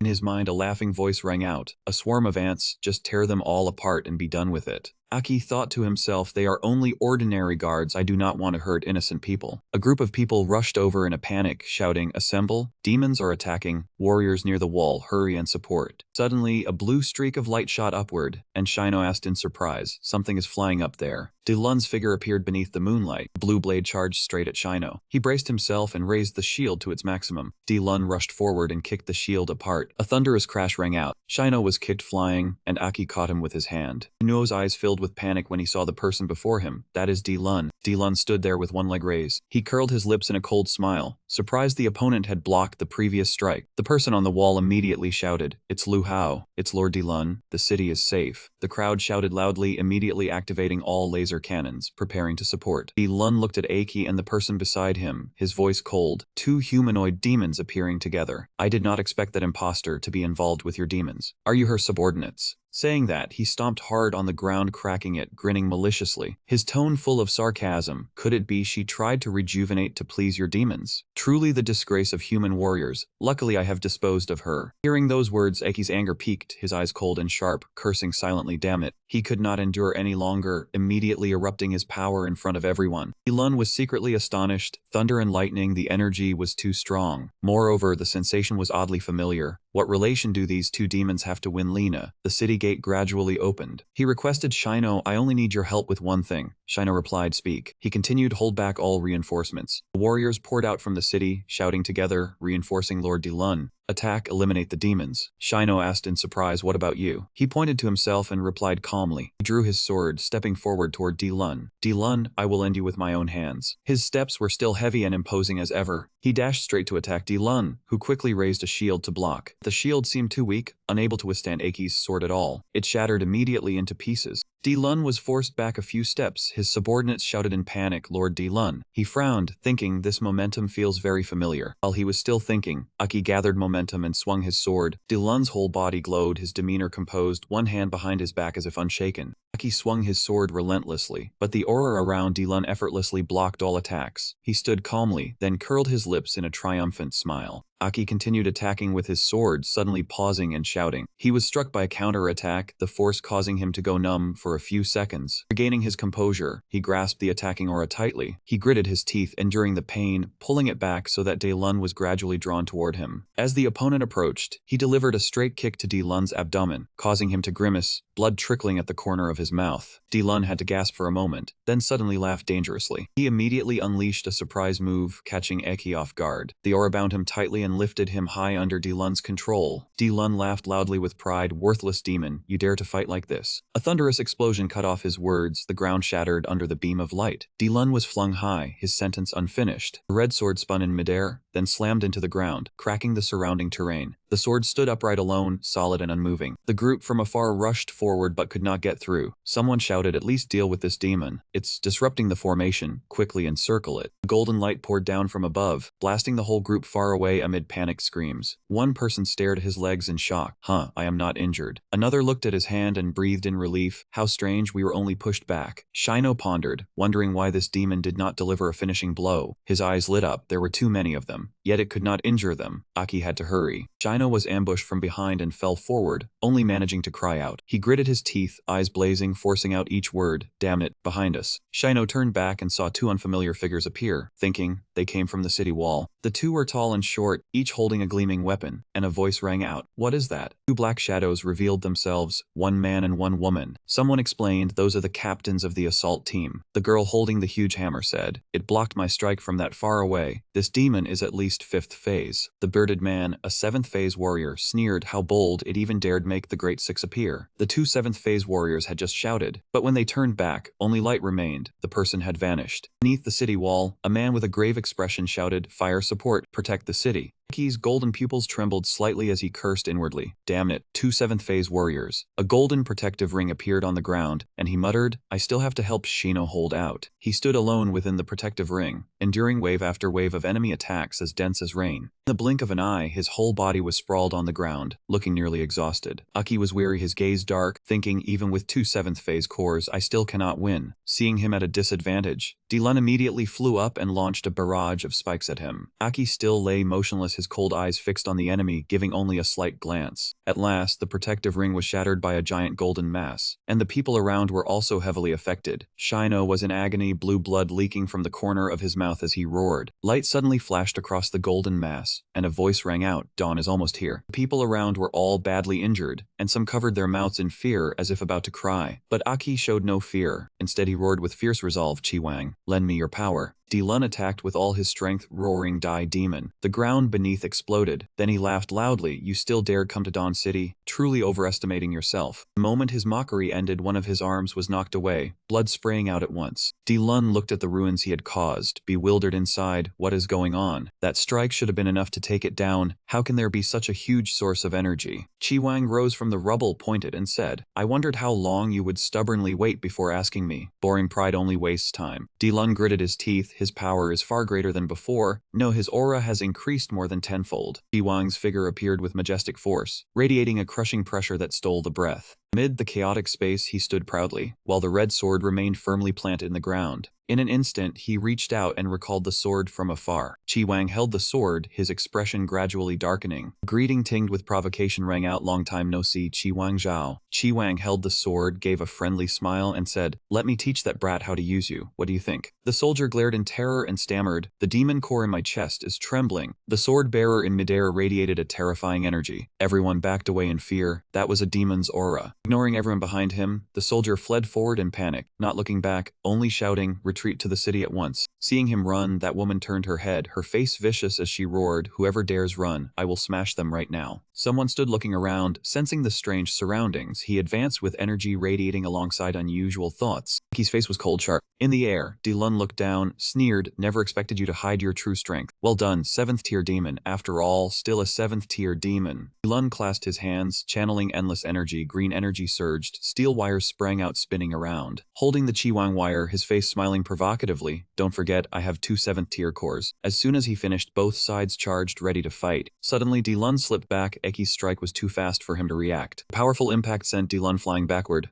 Seeing this, the soldiers panicked. Lord Dilun has been knocked away. Holding his weapon tightly, he focused. His body began to disintegrate, trying to control his spiritual force. But the human body and weak spiritual power limited his strength. Below, the deep crater, unsatisfied with martial skill, he thought, humph, power in this state is really weak. Looking around, everyone was confused. Someone shouted, Lord Dilun. Everyone thought he had lost strength, but he still maintained a defensive stance. Dilun tensed. The previous strike far exceeded the power of a 7th-tier demon. Watching Ike standing ready, he smiled inwardly. Facing a difficult opponent, cannot reveal weakness. Destroying the town would harm reputation. From the crater, he prepared to fight. Demons were approaching the town. He gripped the weapon tightly, face focused, ready to fight silently. A tremor broke rocks, blinding light flashed. Aki waited for the fierce battle. He dashed toward the opponent, provoking, fly away from me. Aki stood still, head bow reply. Collisions erupted, blazing light, like a life or death battle, the space unusually quiet. Aki dashed out, flashing, knocking the opponent away. He exhausted, hand trembling, Dilun's screams echoed. Soldiers below watched the battle, trembling Lord Dilun. He crashed to the ground, no longer triumphant but panicked. Energy from all directions created blinding light. Aki began to act. Everything happened fast, screams restrained, an extremely powerful attack erupted, blazing in the air. Everything seemed torn apart at that moment. Dilun weakened, lost his left arm. Right hand reached out, voice weak, never expected, could block it. Aki stood firm, replying, dared to use a dangerous move straight at me. Care nothing for the town, voice stern. A demon like me is protecting the town. He was unconvinced, about to speak. He cut him off, ordering, cut off his remaining hand. Inside his body, the tendons bound tight, he said coldly, just like what he did to Winlina, cut them all off. A terrifying voice rang out, I will be fine, but can you endure it? A cracking sound came from Aki's body. Dilun clutched his wound. Aki said smugly, before me is a powerful warrior, a rare chance before your body collapses. He drew close with the sword still firmly in hand and said softly, let me teach you a few moves. At the edge of the sky, the sun began to rise. In the forest, light flashed past and 3 or 4 monsters were sliced in half. A monster lunged at Tomo, and she nimbly leapt up to dodge the attack. She stomped hard onto the monster's back, earth and stone burst apart, and the spray of blood made her frown. She stood on the dead monster and said coldly, continue. Beneath the tree, the wounded Winlina lay unconscious, while Sidu Liu created a shield to protect her from the monsters. She was flustered and worried. Damn it, time is almost up. They must bring the 7th stage core back. In the sky, 3 streams of energy collided violently. An explosion erupted in midair, blasting the 2 of them far away. Dilun gritted his teeth and charged forward, die for me. A series of green crescent-shaped surges of power rushed toward Qi Wang, and he swept his hand, knocking away all of Dilun's attacks. The deflected attacks rebounded, turning even sharper and more jagged. The attack forced Dilun to dodge in a sorry state, yet he was still wounded, and he silently judged that this was the strongest strike. The force struck straight down into the ground, carving out a long gash. Dilun's expression changed when Qi Wang circled behind him. Dilun was horrified and turned his head to look back. He showed no mercy and stabbed Dilun in the abdomen. He looked at his pierced stomach, blood spraying out, horrified, gritting his teeth as he guessed. This demon's strength is not merely 7th stage, he uses extended sword energy to attack. The 2 subordinates were terrified. Lord Dilun is weaker. Red Hair grew anxious and shouted, we will support him. Shino, beaten down, grabbed the 2 people's legs on the ground and muttered, no, I cannot let you interfere. The old man, enraged, drew his sword and stabbed Shino, making him jolt in pain. His face darkened as he thought, the moment of defeat, unlike a 7th stage warrior, this is my current limit. He lay still, his back cracking open, because Master Winlina had forced him to use a higher level of power while demonized. Suddenly, a great force shone down from the sky, leaving the 2 of them astonished. They had not expected the demon to possess such tremendous will. The red-haired kid shouted, he evolved, a 5th wing has grown. Shino pushed himself up with his hands. He looked straight ahead, his expression cold, determined to protect the people he wanted to protect. Off to one side, Dilun was sent flying by Qi Wang, one arm severed. He gritted his teeth and used his remaining hand to control the new power, barely stopping himself. Then he gathered his strength and created shock-light bullets. Then he swung his hand, ordering the shock bullets to advance forward. Kick shot toward Qi Wang, but with a single counter-attack, he sent Dilun flying more than 10 meters away.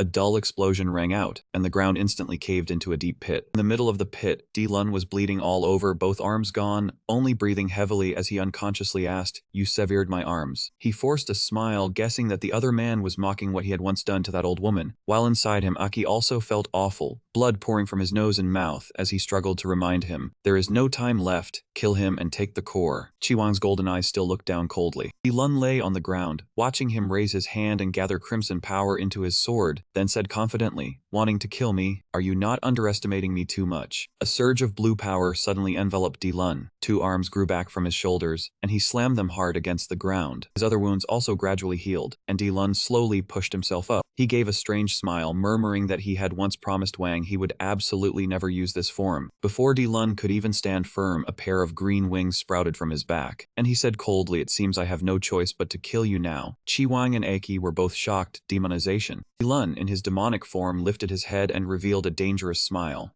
Wang was slightly surprised, his gaze fixed intently on Dilun. He suddenly chuckled and said, "You keep your thoughts well hidden." From above, Wang calmly analyzed, fighting while quietly moving away from Dawn City. This way, even if you demonize here, no one will discover it, right? Dilun closed his eyes and laughed loudly in reply. "That is why I praised you." He looked up at the sky, his expression nostalgic. "It has been a long time since an enemy forced me to use this state. Though I hate this appearance, it truly is invincible." Dilun's figure suddenly vanished, leaving only a blurred human-shaped afterimage behind. In an instant, he appeared before Wang, smiling arrogantly as he swung his hand to attack, his mouth still mocking without pause. The blow sent Wang crashing straight into the ground, cracking the stone beneath him. Dilun turned, fired black cords to bind him tightly, then shouted, "This is not over yet." The sounds of collision thundered out. The ground shook and was torn apart by countless slashes. High above, Dilun looked down with a gloomy expression, power still surging wildly around him. He frowned as he observed below, not daring to let his guard down. In the deep pit filled with slash marks, the smoke and dust gradually cleared, and a figure emerged. Wang was still standing motionless, his sword held across his face, his cold gaze lifted toward Dilun, his brows furrowed, and he thought to himself that the power after demonization had indeed surpassed his expectations. Dilun looked down from above and praised smugly, "As a humanoid demon, you have done quite well," then sneered, "You cannot defeat me." Wang showed no fear at all, only raised his voice in mockery and replied, "Oh, this is the first time someone has dared say that to me." His hand tightened further around the sword hilt. A surge of crimson power descended from the sky into his body, the shockwave spreading outward and warping the surrounding terrain.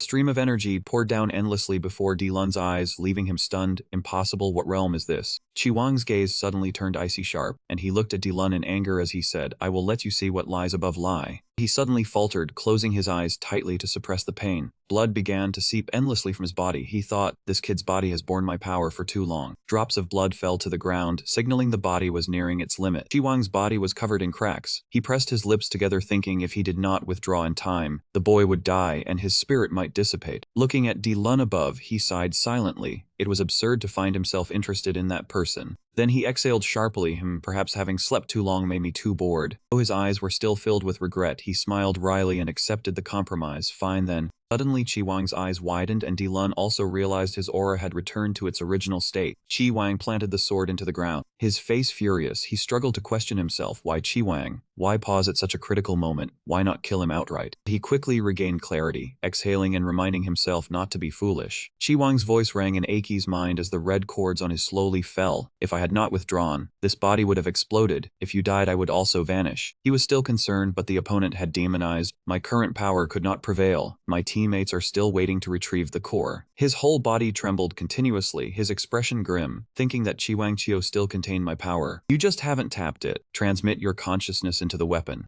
Wang still gripped the sword to defend. "Feel it, it will guide you." Aki was astonished. "You mean it can communicate?" The red sword appeared in his mind. Wang had been my most capable subordinate. The battles it endured surpassed his imagination. "Kid, awaken it." Facing Aki, Wang said coldly, "If you cannot even kill that trash, you have no value left." At that moment, I had to admit I had chosen the wrong person. Seeing Wang collapse motionless, Dilun laughed loudly, mocking, "The previous state was not yours. Your body still holds other power, but now you are too weak to withstand it." He proudly raised his hand, "Then die." Wang's gaze was heavy, still unresponsive. He closed his eyes and waited silently. "If you hear me, respond." Suddenly, Wang's eyes opened cold, staring ahead with murderous intent. Wang.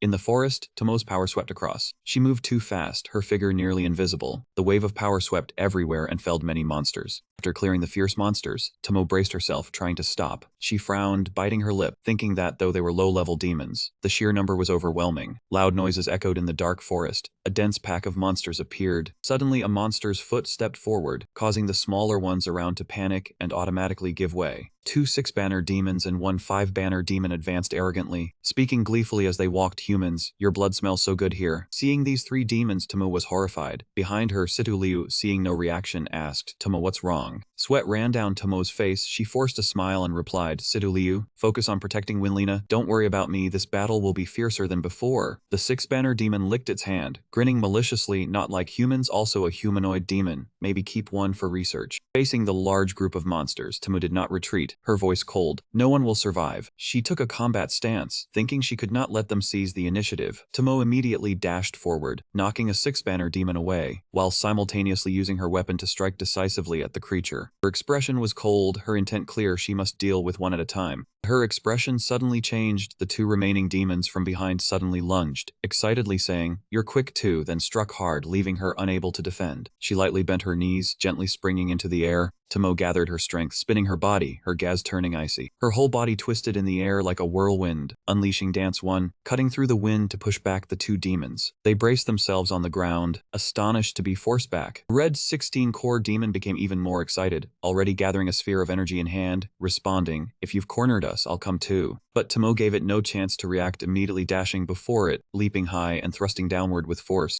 Red 16-core demon hastily raised its hands to block, a surge of energy erupting. Tomo grimaced, struggling angrily, thinking, Damn it, my body is reaching its limit. Her expression changed again as the brown 16-core demon she had initially defeated slowly rose. Its fatal wound in the chest quickly healed. It sneered at Tomo, thought I was dead, I'll target the immobile one. Saying this, it charged straight at Situ Liu, treating Winlina. Situ Liu panicked, hastily raising his hands to defend. Immediately, Tomo lunged down forcefully, driving the demon into the ground and spitting green blood. She gritted her teeth in anger. Seeing Tomo block the strike, Situ Liu finally exhaled in relief. But soon after, Tomo was ambushed from behind, screaming in pain before being flung away. Monster blood splattered everywhere, making Situ Liu widen his eyes in horror. Her scream echoed across the vast forest. Tomo's mouth stained, her breath heavy. Looking forward, she still refused to yield, gritting her teeth. Damn it, my body can't take much more, you beasts. She spun around, swinging her arms down onto the nearby 5-core demon's head, screaming in rage, You must die. Tomo, her weapon with both hands, spun and unleashed Blade Chaos Mirage, taking down the 5-core demon and slashing the red 16-core demon. The monsters recoiled in fear. Tomo's ears trembled incessantly. She forced herself, using all her strength to threaten, Continue, you beasts, come on. The monsters trembled in fear. None dared advance. They stepped back cautiously. They slowly retreated into the forest, until they vanished completely. Seeing this, Situ Liu joyfully exclaimed, They've retreated. Tomo, you did it. Are you alright? Are you hurt? Tomo remained still, unresponsive, the armor fragments on her body gradually disappearing. In that battle stance, she quietly passed out. Tonight, she had defeated 2 16-core demons, 1 5-core demon, 6 4-core demons, 16 3-core demons, 22 core demons, and 45 1-core demons, successfully protecting her teammates. Back at Aki's side, a voice rang out, accompanied by the image of blood-red eyes in his mind. You're not Chi Wang. How could you awaken me? During the battle, Aki could not hide his surprise, placing his hand on the sword he held, and thinking, Chi Wang Chu can communicate through the mind, yet he is a corporeal being. Nearby, Vandelin and the poisonous vines surrounded him, ready to strike, his eyes full of curiosity as he watched Aki, wondering what he was up to. Without hesitation, Vandala took advantage of Aki being lost in thought and attacked with full force, the poisonous vines lunging at him, while saying that if he had been exhausted earlier, he would never be able to win. Seeing the vines rushing forward, Aki calmly raised his sword, eyes resolute and ready for battle. Speaking to the blazing red light on the sword, Chi Wang Chiu, first, let us face the enemy in front of us. Responding to the proposal, the red eye on the sword replied with a single word, no surprising Aki. At the same time, the vines struck the ground, producing loud explosions, cracking the earth beneath them. The impact sent rocks flying, the scene turning desolate, the vines leaving deep cracks on the ground, dust and debris filling the air, demonstrating the fierce power of Di Lun's previous strike. Before Aki could counterattack, caught off guard by Di Lun's sudden assault and Chi Wang Chiu's refusal to cooperate, he fell into a passive state, entangled by the vines, his face showing pain from the restriction. Aki's limbs trembled from exhaustion, but he still held the sword tightly. The red energy from his hands, seemingly his own, was absorbed by the vines, and he realized his energy was depleting, his face twisted in pain and anguish. After subduing Aki with the vines, Dilun smugly said that being entangled would soon turn him into blood water. Saying this, Dilun looked down at Aki, grimacing as his body was lifted and dropped by the vines, thinking that his energy was continuously draining. As Zelio nearly enclosed Aki's body, he communicated with the sword in his mind, asking Chiwangqiu, "Why do you refuse to fight with me?" The more Zelio surrounded him, the sword radiated red bone light, its voice echoing that only Chiwang is worthy to stand by him. "Who are you?" As the sword's voice sounded, Aki's energy erupted violently, yet the vines gradually enclosed him. From above, Dilun saw the red energy emanating from the vine ball restraining Aki. An energy explosion occurred, the vine ball shattered by Aki's energy, flying chaotically in the air, bolts of energy shooting out, dust covering the scene. Through the smoke and dust, Aki appeared, holding the blazing red sword, surrounded by red bolts and broken vine fragments. His eyes brightened, a streak of red energy pierced through white smoke exhaled. He firmly said, "Even in defeat, one must rise and fight to the end." Seeing Aki appear after the explosion, Dilun went on the defensive, blue energy surrounding him, his face showing worry, wondering why the abnormal lightning he used from the start now contained a lightning element. Dilun's gaze grew dangerous yet worried, thinking he must quickly finish Aki while Chiwangqiu seemed to be contemplating. The sword suddenly leapt up, laughing loudly, electricity coursing through its body. Aki looked down in surprise. Chiwangqiu spoke, "This power, you are now qualified." Hearing this, Aki gripped the sword tightly, resolutely saying, "Very well." Aki raised the sword high, red light and lightning surrounding him, thinking, "Then fight with me, Chiwangqiu." As he spoke, the sword in his hand shattered into pieces, leaving him shocked. Aki's eyes widened, he exclaimed in astonishment. The fragments of the sword gradually gathered in his hand. The fragments reformed into red armor like the original sword. A red eye appeared on his arm, speaking to Aki. "Then I will let you witness the true power of Chiwangqiu." Surprise past, he smiled. Aki looked at the armor created by Chiwangqiu, grinning triumphantly, thinking, "You are indeed powerful, Chiwangqiu." Dilun grew impatient, green streaks appearing on his face. Not understanding the opponent, the green aura coiled into a serpent, thinking he must kill immediately. The snake from Dilun's energy lunged at Aki. He thought to use his strongest skill. Dilun's eyes glowed with stripes, his face nearly cracking. He gathered energy and rushed to the ground. The serpent rushed forward. Aki remained steadfast, ready to counter, then leapt, stamping his foot heavily on the ground. He propelled himself toward the serpent. A beam of red light shot straight from his previous position to the fierce snake. Aki raised his fist, eyes blazing, charged forward and shouted, "Come!" The clash between Aki and the serpent, as the red beam struck, caused an explosion lighting up the sky. Dilun thought his skill was broken. Impossible. Aki's energy beam approached Dilun. He raised his fist and charged straight at him. The fierce confrontation, the powers of both sides shone brightly across the sky. A powerful explosion radiated outward from the center. Dilun struggled to defend, eyes striped, blue energy spreading. He shouted, "Impossible for you to beat me." Aki calmly replied, "You are merely a green frog." Then Aki exerted all his strength to punch Van Dylan, energy around him binding the light. He shouted, "I was once a king." Dilun tried to block the strike, his hand trembling, unable to resist. The two beams of green and red light collided violently. He stammered, "Once a king, impossible, you are dead." Dilun, losing patience, Aki rushed and punched through him, determining the outcome. Even in defeat, Dilun was astonished and unwilling. Aki flew past him at high speed, green energy dissipating. The sound of Dilun falling echoed across the sky. He turned to look at the battlefield, speaking as if echoing his past self. "Indeed, you foolish one." Two energy spheres raced across the wide mountain scene. Suddenly shapes appeared and disappeared along their path. Aki dashed to catch the two green spheres, moving as fast as lightning. Then he dashed, leaving a red streak across the sky. He said, "Got them, let's return quickly." On the outskirts of the city, the land was shattered by the battle. In the deep pit, Shino defended, watching the two Dilun subordinates above. The old man with messy hair looked at him in disbelief, saying, "What is with this one? We attacked many times, and he still stands." The red-haired boy replied, "Not only defending, the humanoid demon's attack power grows stronger, seemingly impossible to fall. Sinoble's protection lets us still assess. Truly frightening." The eldest, irritated, said, "Do not let you pass here." The red-haired boy shouted angrily, "No matter what he is, must kill quickly. Prolonging will lose confidence." The silver-haired old man agreed, concentrating energy.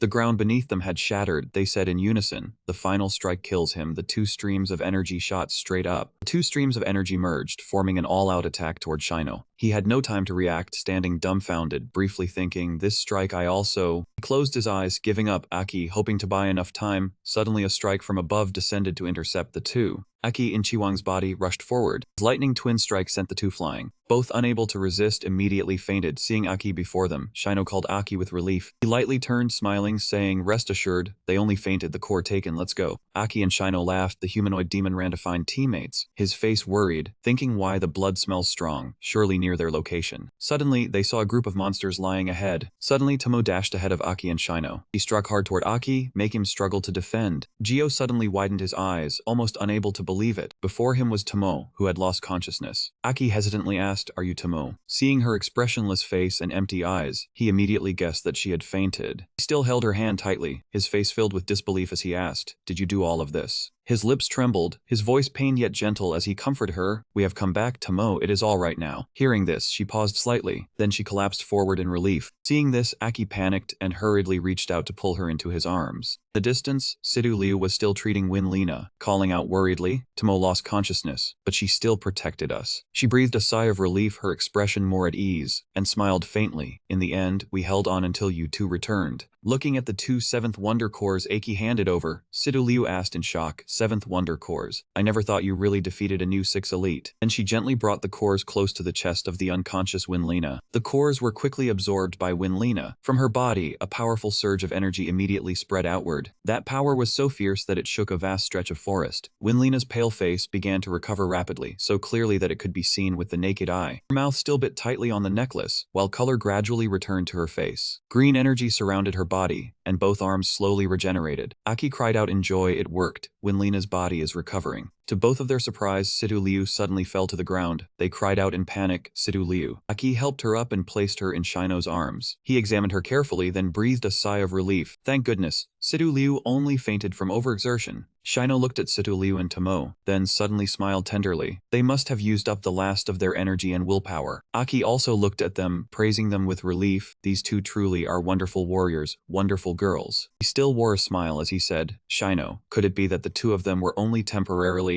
But he suddenly froze, looking suspiciously toward Shino as he called Shino. For him, Shino had fallen asleep without him noticing. Aki exhaled and smiled softly, thinking, "You are exhausted too. Rest well, brother." Warm sunlight gently covered Aki and his 4 companions. He thought in relief, "I will stand guard over everyone until you wake. Rest well." "Thank you, everyone." On the hilltop, the lush green grass swayed gently with the wind and clouds. Winlina lay on the green grass as if sleeping deeply. Suddenly her eyes opened wide and she woke. She propped herself up and sat, her face full of doubt. Winlina looked around in confusion, thinking, was it a dream? A voice rang out, pulling her back to reality. "Winlina, why are you spacing out?" Before her was a group of people in red cloaks, standing proudly amid the clouds and sky. One of them turned back. It was Aki in the form of an outsider warrior, gently asking, "Winlina, what is wrong? You look as if your soul has left you." Confused, she stammered, "I think I just had a very long dream. I even dreamed that in the end, both my arms were gone." A tragic scene flashed through Winlina's mind when she was gravely wounded and lost both arms. Aki laughed, yet still gently reassured her. "Silly girl, you must have been too tired lately and had such a strange dream." Then a girl quickly stepped forward, took Winlina's hand and said, "My good little sister." She knelt before the bewildered Winlina and said gently, "Relax a little, it was only a dream." That face belonged to Celine, the Mist Queen who possessed the strongest purple core at that time. She smiled kindly. "Do not think too much." Aki pointed ahead. "Look, the new main city is almost complete. Perhaps this will be the first S-rank city in history." Before her stood a massive, fortified city, humanity's new city of hope. Carlos, the second strongest red blazing flame core wielder at that time, smiled with lively energy and said excitedly, "Moreover, the citizens even volunteered to build a giant statue in front of the gate to honor you." In his mind appeared the scene of everyone gathered around Aki's great statue. Aki stood beside it, looking awkward, and sighed in resignation. "I refused, but no one would listen." Yasunari, the strongest yellow earth core wielder at that time, also spoke. "You are our king, the one who brought hope and a future to the survivors. This statue is something you fully deserve." Hearing this, a blue-haired young man with a gentle face also nodded in agreement. "Of course he deserves it." Everyone shouted in unison, "No one deserves it more." Aki could only complain helplessly, "All of you really talk too much." He could not hide the happiness on his face. He turned and strode quickly toward the city, urging them, "Enough, back to the city."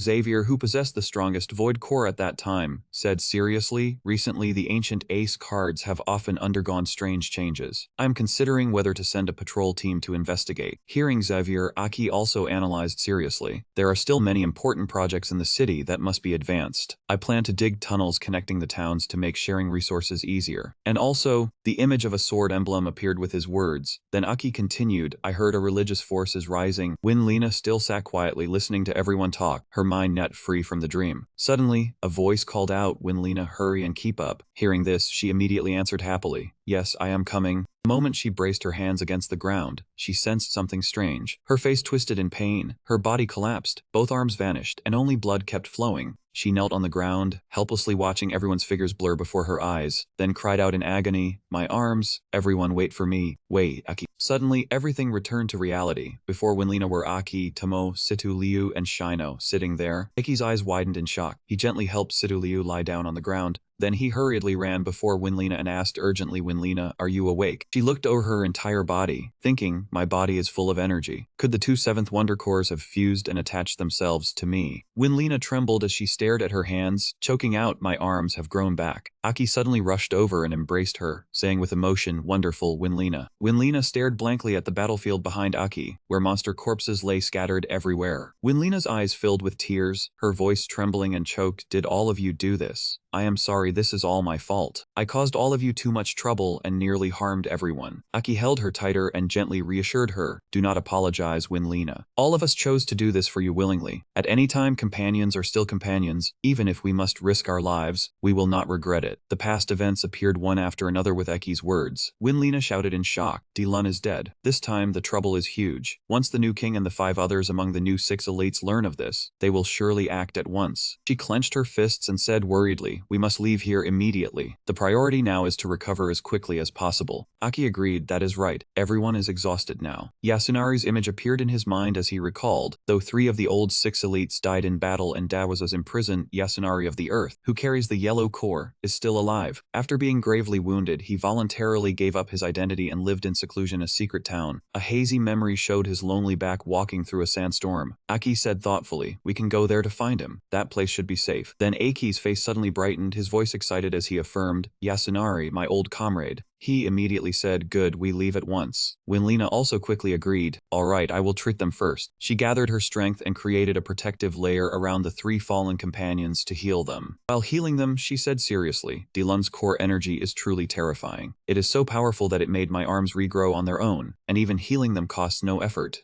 Looking at Situ Liu lying there as if asleep, Ling and said gratefully, "This is also Situ Liu's reminder that we need a truly powerful green core." Winlina smiled, her eyes reflecting relief. She marveled that Aki now had such a strong companion. Aki asked if the journey was far. She replied attentively, "It wasn't about the distance. Even if they found Yasunari, he might not help them." Winlina continued focusing on healing, her voice hesitant. After he died, Yasunari fell into despair and bore resentment toward him. Aki's eyes showed fleeting sadness, regret at having abandoned them, leading to everything that followed. But Aki quickly regained determination, speaking firmly, "I must meet him to explain everything directly." In the barren valley, the cracked earth lacked vitality. There was a large cave, the interior dark and frightening. Lai, wearing red armor, stood in the cave holding a mysterious satchel, deep in thought, his face full of disdain. He barked an order, truly a bunch of foul scum. The watch on his wrist chimed. He was surprised. The urgent call had never come before. Inside the dark cave, floating spherical energy masses echoed with the phone's ring. The watch transmitted a faint voice. "Have you retrieved the item?" He answered irritably. "Yes, and you call urgently to ask such a foolish question." He shouted at the caller, "I've retrieved it many times. Why do you still worry?" The other fell silent, then said, "Dilun is dead." The shocking news froze Lai, his face pale. The voice calmly explained to Sinlu Hao, the Red Corps Pink Master, Li and his subordinates were attacked by 2 powerful demonic humanoids. He asked angrily, "When I return, hand the investigation back to me." The other evaded, saying this matter could wait. His eyes full of killing intent, his face veined with blood. "I go investigate, I don't ask, I tell you." The other stayed silent, hesitating. Lai stared at the watch awaiting a response. Minutes later, he pleaded, "Please." The other lowered his voice respectfully. "I know, I will notify the remaining 3, then send the current investigation results to help you." The voice expressed regret and comforted Lai. "You must stay calm. Knowing you and Dilun grew up together, we are also very saddened." Silence followed the end of the call. Lai recalled childhood days of playful joy with him. He trembled in grief, calling out in despair, "Dilun." He screamed in pain and rage to the utmost, "Why did you do this?" He unleashed all his anger. "I will avenge you." The cave was shattered by his power. The power shot straight into the sky, accompanied by furious screams, breaking even the bones. Elsewhere, 2 holes of light appeared in the sky, streaking past. Ahead flew Eki carrying Winlina, followed by Shino carrying Tomo and Sidu Liu. Aki asked, "Are you tired? Rest a bit." Sidu Liu gently replied, "Tomo and I are fine, only burdensome for Shino to carry both of us." Shino calmly said, "Don't worry about me, I'm fine, keep moving." Lena in Aki's arms encouraged everyone. "Persevere a bit, defeating Vandalin is earth-shattering. The remaining 5 Luhao may be investigating. Currently extremely dangerous. Try to reach the city, where Ennium is safe only after sunset." Aki, worried about her, softly said, "It's okay, it will be safe." Sidu Liu looked at the two ahead, face serious. After some time, the group arrived at a lush city amid the forest. Luzhao small town C-rank peaceful scenery. Aki landed outside the city. He ordered to transform back, changing color, excited. Unexpectedly, this area still has a C-rank city. The group stood before the city gate, surrounded by trees, fresh and simple. Lena quickly introduced Luzhao small town, years ago, and Niam passed through, saying this place would come. Unexpectedly beautiful, let's go. Others agreed and stepped in. Sidu Liu asked, "Aki, we seek the old Luhao and Niam's domain, right?" Aki answered frankly. "Correct." Lena advised coming here given current circumstances. If surrounded by the remaining Luhao, Ella would be troubled. Sidu Liu bowed shyly. "I know this, I mean." Aki asked with concern, "What is it? Are you alright?" She stopped abruptly. She was curious, observing him. "Who exactly are you?" When Lena went ahead, seeing the other two close, her gaze slightly distracted. Aki stopped, seriously asking, "Who am I?" "What do you mean?" "I am Aki." Aki outside in the body affirmed the former king Aki died half a century ago, honored as the strongest warrior. He spoke plainly, leaving Shino and Winlina stunned. "I reincarnated through time to the present, existing in multiple bodies." Sidu Liu was astonished, trembling in disbelief. Shino asked stiffly. Tomo stammered, "Brother Aki, what are you saying you are?" Aki calmly, "If you want to know, no need to hide now." The external warrior Aki appeared. "I will recount everything that happened to me and the secret within my body." Everyone looked at each other confused. Aki began telling his story. Winlina pondered, not overly surprised. Shino and Sidu Liu opened their eyes wide, trembling in shock. Shino, in disbelief, turned to Aki. "Brother Aki, what you say I do not immediately understand. Time travel, reincarnation. You say you are the king 50 years ago. Strongest warrior, leading humanity to build the Radiant Castle. Too absurd." Aki continued. "For some reasons I did not reincarnate until 50 years later. Now I live in this body. Within me resides Chiwang, the demon Bei Qi, one of the 6 strongest kings." The 3 were surprised, panicking at hearing this. Shino repeated in shock, "King tier, 3 tiers. Winlina exists stronger than 7th tier. Aki, you mean the world has demons stronger than the 7th tier demon?" Sidu Liu frowned. "Tier, king tier. Aki, Sidu Liu in your body also has similar power, controlling space and time." He interrupted, "Thanks to Haiwang, another king tier." Representing the dark core, Sidu Liu was startled and realized. She said, "So it's demon Chi King, tier king Haiwang." Winlina gasped, "What is this king tier? Why parasitize on 2 people? What is the purpose?" Aki frowned, replying, "I'm not sure." Chiwang never revealed the full plan. He continued, seemingly cooperated with other king tiers before. The scene of Chiwang and Hook King tier appeared. Aki affirmed it was Hook King tier. He recalled, in a previous life, entering the ancient king's monument, discovered Bei Qi. His body was bloody but powerless to resist. "I do not know why it chose me nor its true purpose." He closed his eyes. "I sense it has its own plan related to humanity's fate." He lowered his head. "But now I have more important matters. The appearance of the new king and new Luhao. Need to save Dessa Ba." He hesitated. "Must meet the new king." He looked up at the sky, see where it wants to lead the survivors. Sidu Liu feared. "Chiwang Haiwang, what is the purpose?" "Aki, will you exist with Chiwang or—" He bowed his head. "My final fate I do not know." He pondered. "Chiwang's power makes me strong, but its existence is a double-edged sword." He sensed it watching, waiting for something. He looked at everyone speaking. "Now I have no more secrets. Everyone is a teammate, needs to know this. Whether for them or me, it is all good." Shino scratched his head. "Brother Aki, this secret is truly terrifying." Shino glanced sideways and forced a smile. If Tomo were awake, knowing her, she would probably be shocked out her mind. He looked straight into Aki's eyes and said, "Even if you were some king, I would still trust you, because you are my brother." Sidu Liu frowned and said, "Aki, thank you for letting us know. This matter is just too big, what can we do?" Aki smiled and replied, "No, throughout this journey, the one who should be thankful is me. Everyone has already done enough." He turned to Winlina and said, "Continue leading the way. Once we find Anium, we'll tend to our wounds first, then decide the next step." She looked at Shino and Sidu Liu, who still seemed heavy-hearted, silently thinking that this was indeed unbelievable for young warriors like them. She turned and walked away, thinking they needed more time to adjust. Then, everyone continued on their path. Suddenly, from afar, a loud shout came toward them. "Stop moving forward." Inlina startled and turned around, seeing a first-rank garrison soldier. He held a weapon and shouted, "Sorry, outsiders are not allowed in. This city has never entertained strangers. Leave immediately." Winlina yelled from below, we are not enemies, we just need a place to heal. She hurriedly added, my comrades are injured, please let us in. We have an old friend here. The soldier remained suspicious. How am I supposed to believe you are injured? Old friend, who knows if you are demons in disguise? This place has never had outsiders, and it doesn't need any. Winlina replied irritably, these people are truly unreasonable. Shino continued earnestly, sirs, we really need a place to rest and recover. We come from Hilo City. The mage immediately lunged down, landing right in front of Shino.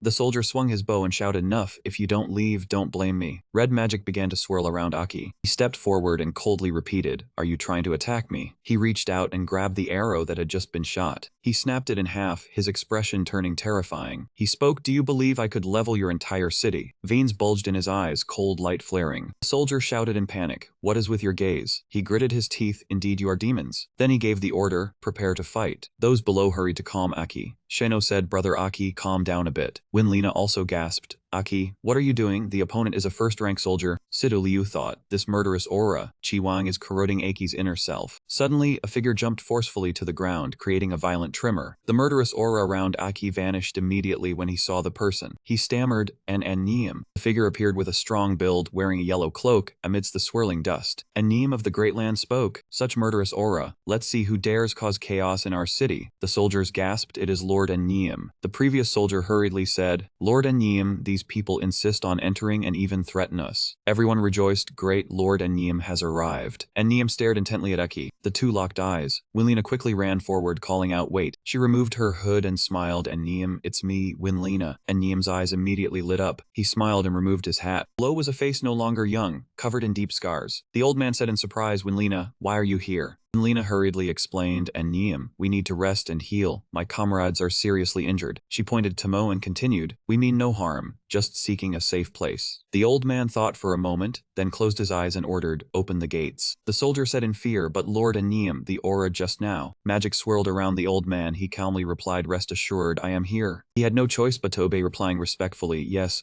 Then he immediately gave the order, open the gates. The brown wooden doors opened, revealing a breathtaking interior. The heavy doors slowly swung wide. A tall man in red clothing entered, carrying a suitcase in his hand. In the spacious room, a girl had been waiting. Seeing him, she said, you have arrived, Lai. This was Tarina, the new first of the 6 Hao, purple twin core, heart rank odd. Then she hesitated and said, Lai, about Dilun, I truly regret. Although he heard clearly, he did not reply, his expression darkened. Then he placed the white suitcase on the table. Lai remained silent, slowly opening the suitcase. When Tarina saw the neatly arranged colored cores inside, he said, I have returned the new heart cores safely. Lai's hand swept over the vibrant stones, then stopped at the green one. But in the end, he chose the red one beside it, decisively clenching it in his hand. Then he turned and left, coldly saying, send me all battle information of Dallin. Whether it is demons or something else, I will handle it. Tarina hurriedly stopped him, wait. Hearing this, Lai paused and asked in a deep voice, what do you want to say? Tarina calmly replied, this time someone will accompany you. This is arranged by superiors. A sigh sounded, perhaps she knew Lai would not like it, but she could not do otherwise. Hearing this, he was startled and asked, arranged by superiors, you mean the king or... Before she could finish, a person who had been standing in the corner of the room suddenly interrupted. This is also the first time I act with humans. Right. That voice completely displeased Lai. His whole body darkened, and anger seemed evident. The mysterious person wore a loose cloak, casual underneath, sandals on his feet, strolling leisurely closer. He was Jidiao, a demon with a handsome face. He appeared with a radiant smile and unpredictable enthusiasm, saying he hoped for pleasant cooperation. Both set off. Lai did not like his companion on this mission, so he did not bother waiting and went straight ahead. Jidiao calmly followed, knowing the other disliked him, yet teased, seems you are not happy I accompany you. Lai snapped back, if not by superior's order, a 5th-rank demon like you. I wouldn't even glance at you. Just stay out of my way, with you demons I have no goodwill. These words clearly did not sit well with Jidiao. He squinted, saying in a deep voice, is that so? I continued, a mere 5th-rank demon, I could crush you with one hand. As soon as the words ended, he was suddenly pierced through the chest by a giant's scythe. Could the demon have been angry enough to strike a comrade? Lai roared in pain, you dare attack me secretly. At this moment, veins appeared all over his body, eyes rolled, pupils contracted, yelling in rage, damn it. Unexpectedly, the scythe on his chest suddenly vanished. Jai Diao's indifference left Lai both embarrassed and speechless. Seeing this, he stepped forward and said, let's go.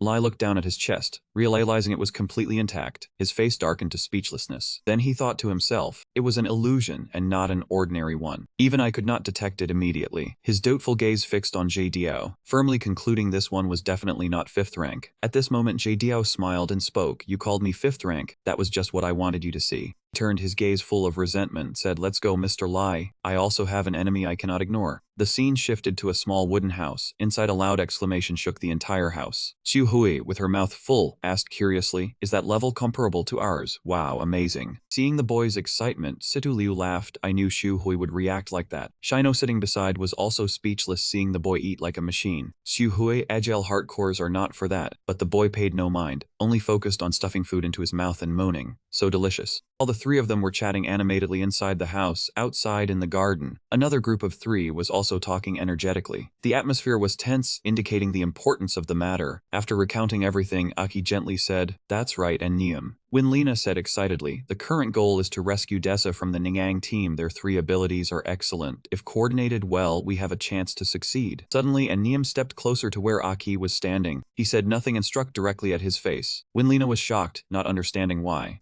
Aki fell to the ground. When Lena hurried over to stop it, saying, "Hey, what are you doing?" But she was powerless, her hands shaking uncontrollably, only able to curse as she was pushed away. Niam's rage was so great that he lost control, his eyes flashing yellow as he lunged to strike. As he struck, he shouted his frustration. "Do you know, in the past you didn't heed advice, and entered the ancient king's hall alone. Do you know the suffering we endured? Do you know what I had to do to survive?" Aki did not dodge, just lay there enduring. Inside, the 3 young people were curious at the loud noise. Situ Liu quickly jumped through the window, shouting, "What's happening?" Seeing Aki being hit, she screamed in panic and let go, and Niam used his power to control the surroundings, shouting, "Stop, no one intervene." After delivering countless consecutive punches to Aki's face, he finally stopped, but still grabbed his collar, channeling his inner strength and shouting, "Back then, when teammates died or were injured, my king left, and now you appear talking about saving Dessa." Facing the reproach, Aki could only bow his head in apology. Then he said seriously, "And Niam, accompany me once more. This life I will repay 100,000 times over." These words made him cry. The noise caused his wife and child to run out in worry. She was surprised to see her husband hitting someone. His son shouted, "Who are you? My father doesn't like this, go away." Lena worried, "That's Niam's family." Aki looked back, the space grew silent except for the wind blowing. Soon after, he let Aki go, gently saying, "Nang, my king, forgive me. Now I am no longer the Niam of the past. I came to this Xiaozhen, met someone I wanted to love, live with them, cherish and be content with the present life. I only have strength to protect them in this small town." As Niam spoke, the wind blew his clothes, revealing an arm that had been cut. Aki looked sadly at the old general crying helplessly, unable to do anything. Niam pushed him hard to the ground, unclear what he intended next, then bent down pleading, "Please, after recovering, leave." Scene change. Lai lay sprawled, seemingly having gone through a fierce battle, barely able to stand, eyes coldly fixed on the one who killed Di Lun, full of rage. 3 hours earlier, Li and Chi Diu had stopped at a cliff. Scene of a peaceful wooden house, sunset glowing orange. Tamu smiled at Frank. "We didn't come to cause trouble, just need a safe place to rest." She winked playfully. She added that she didn't want to ruin the family's happiness. Frank blushed and turned away shyly. "Yes, I understand, it's okay, I know." The boy blushed, glancing worriedly at Tamu. Shino appeared, patting Frank's shoulder. "We are good people, specialized in eliminating evil." The boy replied indifferently, "Yes, sir." In the kitchen, the water in the pot bubbled. Valia chopped vegetables while mentioning that 2 people helped. "It was very helpful. The first time many people came to eat," she said. "I couldn't manage alone." Valia smiled at the 2 girls. "4 years, almost no one came, so initially we were tense. Not trusting, bad attitude, sorry. Hope you understand." Leo lowered her eyes and replied, "It's okay, we understand. After all, we came suddenly." She smiled. "Sorry for disturbing you." Winlena, "It's okay, we are grateful for the resting place. You and Niam accepted us. Great kindness." Valia smiled. "It's nothing." Scene changed to Green Meadow. Aki sat alone, looking toward the giant sun shining on the horizon. He pursed his lips, thinking silently. Suddenly a figure appeared behind, and Niam spoke.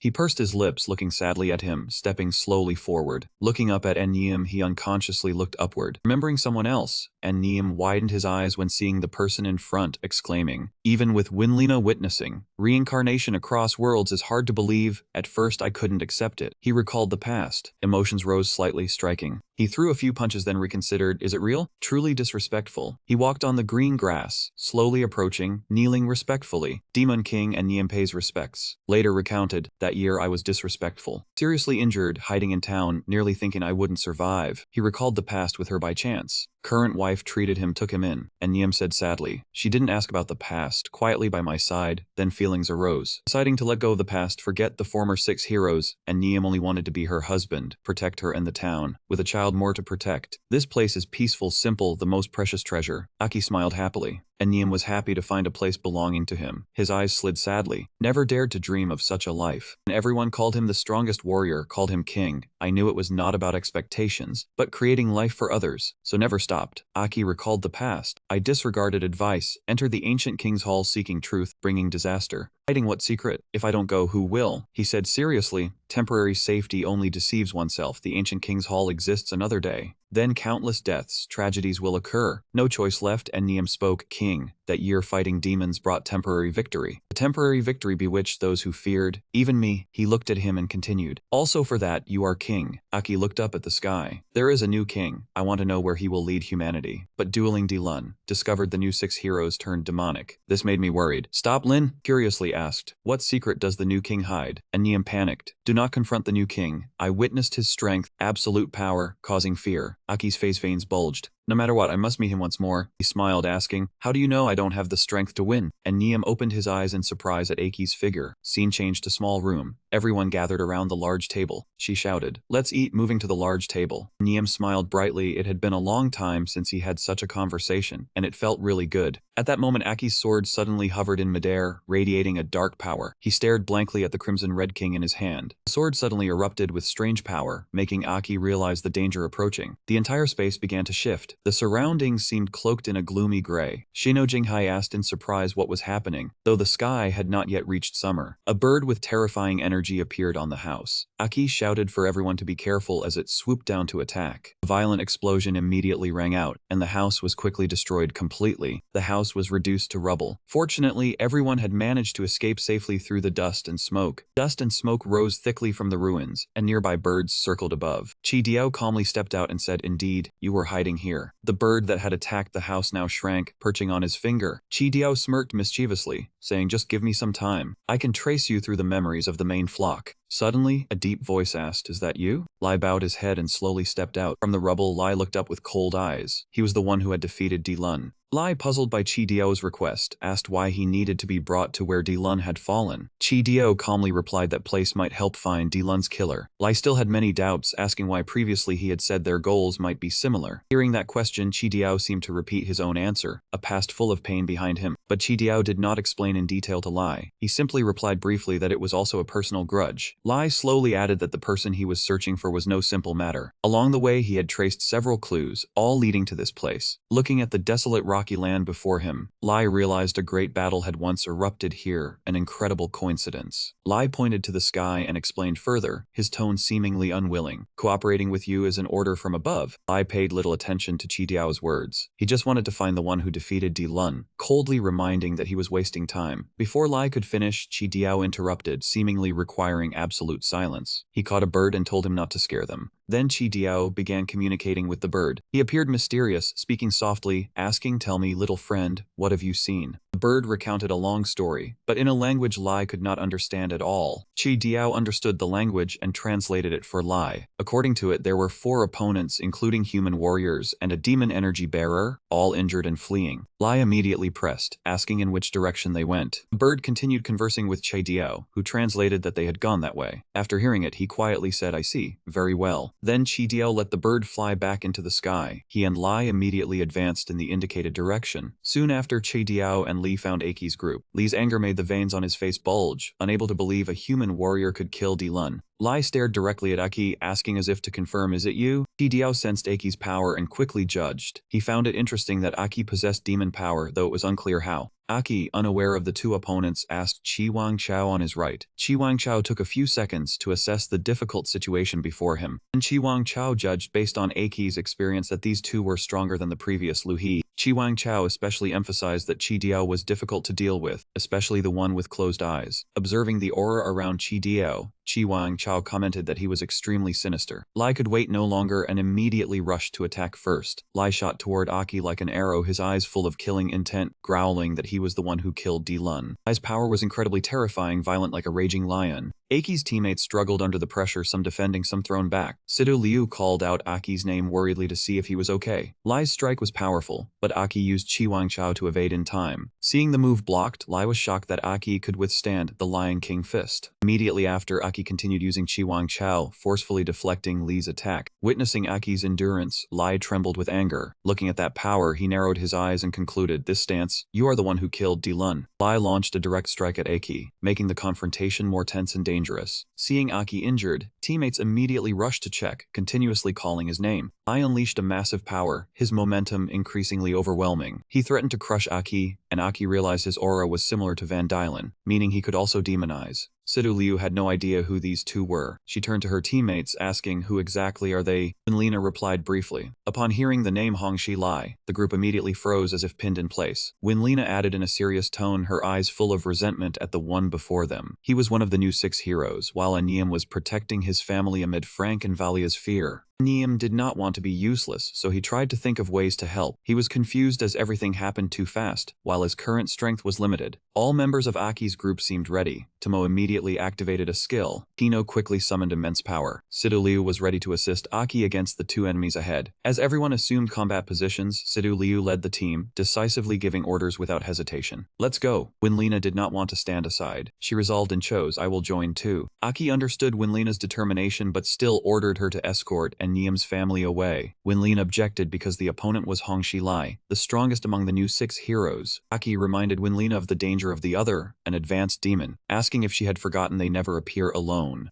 Aki's reminder made Wenlina recall the true threat. Advanced demons rarely go alone, always accompanied by allies. Finally, Wenlina made her decision. She told Aniam to take his wife away first. Aniam hesitated, wanting to fight, but Wenlina could not let his whole family be endangered. Wenlina grabbed Aniam's hand, pulling Frank along. Then she led their family away from the battlefield, urging, "Move quickly." On the other side, Sidu Liu's team was rushing forward. Their target was Lai. Lai easily blocked attacks from Sidu Liu's group. Seeing the opponent, she realized this battle was tough, as his reaction speed surpassed Hong He and exceeded Lam He. The more she fought, the more uneasy Sidu Liu felt. Lai became increasingly violent, and she always felt an indescribable discomfort. On the other side, Chi Diao continued leisurely enjoying his meal, casually saying, "It seems we have disturbed your happy dinner." Lai blamed Chi Diao for not helping him surround Aki. Chi Diao remained focused on eating, casually praising Li for his incredible strength. Aki recalled Qi Wangcao's warning to be careful of the one with the sinister aura. Aki looked up at the enemy ahead, seemingly sensing the strange and dangerous aura radiating from Chi Diao. Chi Diao still stood on the cliff. Before him surged a massive power. Mo, Situ Liu and Shino continued to attack Lai with all their strength, hoping to defeat him. Situ Liu shouted to remind her teammates, "Do not let him escape the encirclement." Even as a new 6 elite, the sudden surge of demon power was enough to suppress him. Situ Liu looked toward Aki, calculating a plan in her mind while creating space for Aki to deal with another opponent. She launched a powerful strike at Lai, but Lai dodged. Shino continued attacking Lai unarmed, but he blocked. Even on the offensive, Shino felt pain from Lai's terrifying defense. At this moment, Lai's expression remained blank as he continued to block the strikes with his hands. Seizing the moment Lai focused on Shino, Tomo took the opportunity to strike secretly. Tomo launched a sudden attack, thinking Lai would not block, but Lai moved lightly, gliding behind her. Lai looked at Tomo with cold, emotionless eyes. Seeing her attack fail, Tomo was astonished and wondered, is this real or fake? Sidu Liu analyzed the situation from afar, judging Lai was clearly a red core, with the speed of a blue core and the defense of a yellow core. This was the new 6 elite strength of Red Master Lai. A small failure did not stop her team from continuing their attack. Even so, Sidu Liu sensed the fight was going in the wrong direction, giving her a bad feeling. The 3 in Sidu Liu's team combined their attacks on Lai but were ineffective, while Tridio and Aki had not yet acted. Aki looked at the opponent before him, appearing impatient. He maintained his strength and stance, planning to strike first. "If you will not act, then I will." The ground around Aki cracked as he prepared to charge forward. He threw a powerful punch at Tridio, who used some technique to counter. Skimming past Tridio, Aki realized the strike had not hit, trying several more times without success. Tridio stood leisurely, holding a reed branch, sighing, "I am really not good at fighting warriors like you." And Tridio suddenly disappeared before Aki. Aki focused, discovered Tridio's location, and turned to block an attack from behind in time.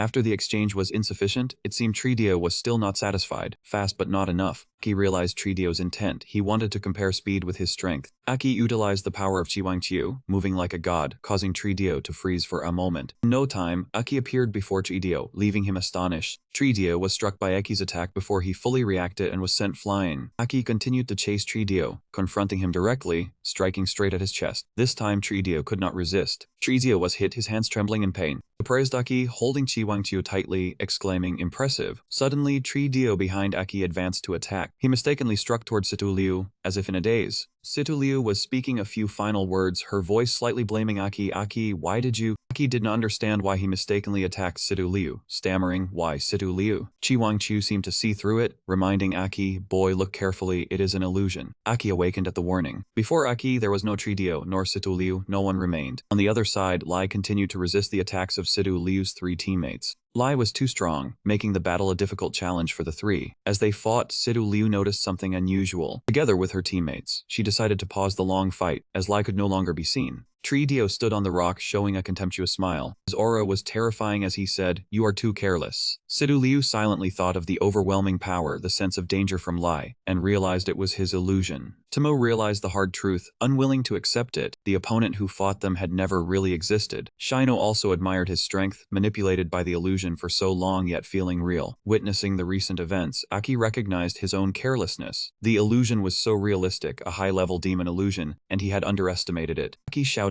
wanting to learn Lai's whereabouts from Tridio. "Where is that Lai?" Tridio remained calm, smiling wickedly, his words extremely dark, having tracked the one who left earlier to play. Hearing this, Aki recalled his remaining teammates, Winlina and Aniam. Tridio, leisurely on the rock, recounted the situation to Aki's group. "If you have come here, let no one survive." You all finally confirmed the aura of the 2. Tridio looked down from above at Aki and Situ Liu, making Situ Liu slightly flustered. "That day, the aura of you 2. What are you talking about?" In Tridio's memory, the old dark past replayed, making him want to forget, reminding him of the 2 from that day. Trizio seemed to hate his old enemies, mentioning killing Teodotu and plotting revenge with Master Li. He appeared hurried, releasing aura that shook the surrounding space. A loud sound echoed, the ground trembling violently. The space shook. Someone shouted, "What is happening? The ground is trembling. Could it be an earthquake?" Another yelled, "Be careful, move orderly in the open." Neem and Winlena ran quickly forward, hearing shouts are sect. Someone yelled, "Do not pull me." The sign ahead fell, a warning voice rang out. Anim instructed Valia and Frank, "Stay put, do not run around." Someone looked at Anim. "Wait, is that Lord Anim?" Valia clenched her hand trembling. Frank resolved, "I will protect Mother." Anim turned and said to Winlena, "Follow me to the city walls. This sound is strange, I must see." Scene changed. On the city wall, countless soldiers gathered, demonic energy spreading through the air. Vien looked ahead, his voice trembling. "What is this scene? We have never seen it before." Suddenly, Anim and Winlena descended beside him. Anim was stunned, softly saying, "Why are you dazed? Report the situation." Vien pointed ahead, quietly calling Lord Anim. Realizing something, Aniam's eyes widened in astonishment. Ahead, many demon elite forces gathered, their eyes blazing like a distant sunset. The demon elite roared angrily, staring at Aniam's group. Winlena looked down slightly, her face horrified. "Demon elite." Aniam furrowed his brow, assessing at least this scale is third-tier demons. A map appeared in his mind. He said, "Xiaozhen Liu is at a distant location, far from where the demons gathered." This time someone deliberately swapped places. Winlena blinked, reasoning about the 2 who had just appeared. The image that appeared in Winlena's mind was Lai and Tridio. Suddenly, a red shadow flashed past, and Niem and Winlena were startled, their eyes lifted to the sky. Someone flew over the city wall and plunged straight to the ground. A voice rang out in surprise. Something flew out from the city. The one who had just landed was Lai. The impact sent water splashing everywhere, dust and smoke billowing thickly. And Niem and Winlena widened their eyes, shock clear on their faces. And Niem blurted out, "It is Red Lion Lai." Lai propped his hands on his knees, his face hidden, his eyes shifting toward Niem's group. The demons behind him rushed up and stood behind Lai, constantly shouting threats. Winlena frowned and muttered, "So the new Lu Hao are now secretly cooperating with demons, meaning that new king did not appear before us in disguise. He clearly decided this from the beginning." Lai placed both hands behind his back and walked step by step, saying, "The dead cannot speak." Niem tilted her head and whispered, "We must see whether little Luju town can survive today. Suppress the dimensional demons." They all advanced at once and pressed toward the city wall. From afar, Sidu Liu watched the city wall and exclaimed, "This feeling, the dimensional demons have arrived." Aki stood still and calmly ordered, "Everyone go support Winlina and Annium." Sidu Liu shouted in dissatisfaction, "Aki, you alone. This one's aura and illusion arts must belong to a high-level demon." Aki coldly cut her off, "Hurry." Sidu Liu gritted her teeth, falling into a long helpless silence. Sidu Liu turned back and shouted to her teammates, "Fine, let's go." Jinio appeared, wearing a sinister smile. His voice rang out, not aloud. Aki bent his legs, the ground cracked into many pieces. Swift as lightning, he leapt toward Jinio and called out, "Leave this to me." Aki swung his hand to attack Jinio, and in that instant his body seemed to be torn apart. Jinio remained calm, a faint smile at the corner of his lips. Immediately afterward, Jinio vanished, the surrounding space sank into darkness. Aki froze, silent, his eyes staring blankly. Aki shifted his gaze, and a thought surfaced. This darkness is an illusion space. In the distance, 3 faint points of light appeared. The 3 points of light rushed toward Aki. Among them, Sidu Liu took shape. She looked around in panic. "This place has changed. Where is everyone?" Sidu Liu shifted her eyes and shouted, "Aki, are you here?" Tomo's figure appeared, confusion clear on her face. Tomo blinked, her voice full of worry. "Where is this? Is it another illusion?" The view shifted to Shino. He looked around in confusion. Shino stood still, eyes fixed on the ground, wondering why the earth had cracked apart. Aki quietly observed his teammates, thinking, has everyone fallen under the illusion? This illusion space is too powerful. This strength far surpasses the 7th tier. Suddenly, Jinio advanced from behind Aki. His face changed when that man's voice rang out. I said. Jinio walked step by step, armor fragments briefly appearing over his legs. Jinio came to a halt, his body gradually transforming. His voice dangerous. I look forward to watching them fail one by one. Gleaming armor covered Jinio's body. Words appeared. Super 7th tier demon Jinio. Jinio smiled devilishly, his voice arrogant. I like playing with people who have some strength like you. You will not be destroyed by me right away. Watching you suffer torment is wonderful. A spark of electricity touched his finger. His eyes shifted downward, and a sound rang out. Hook.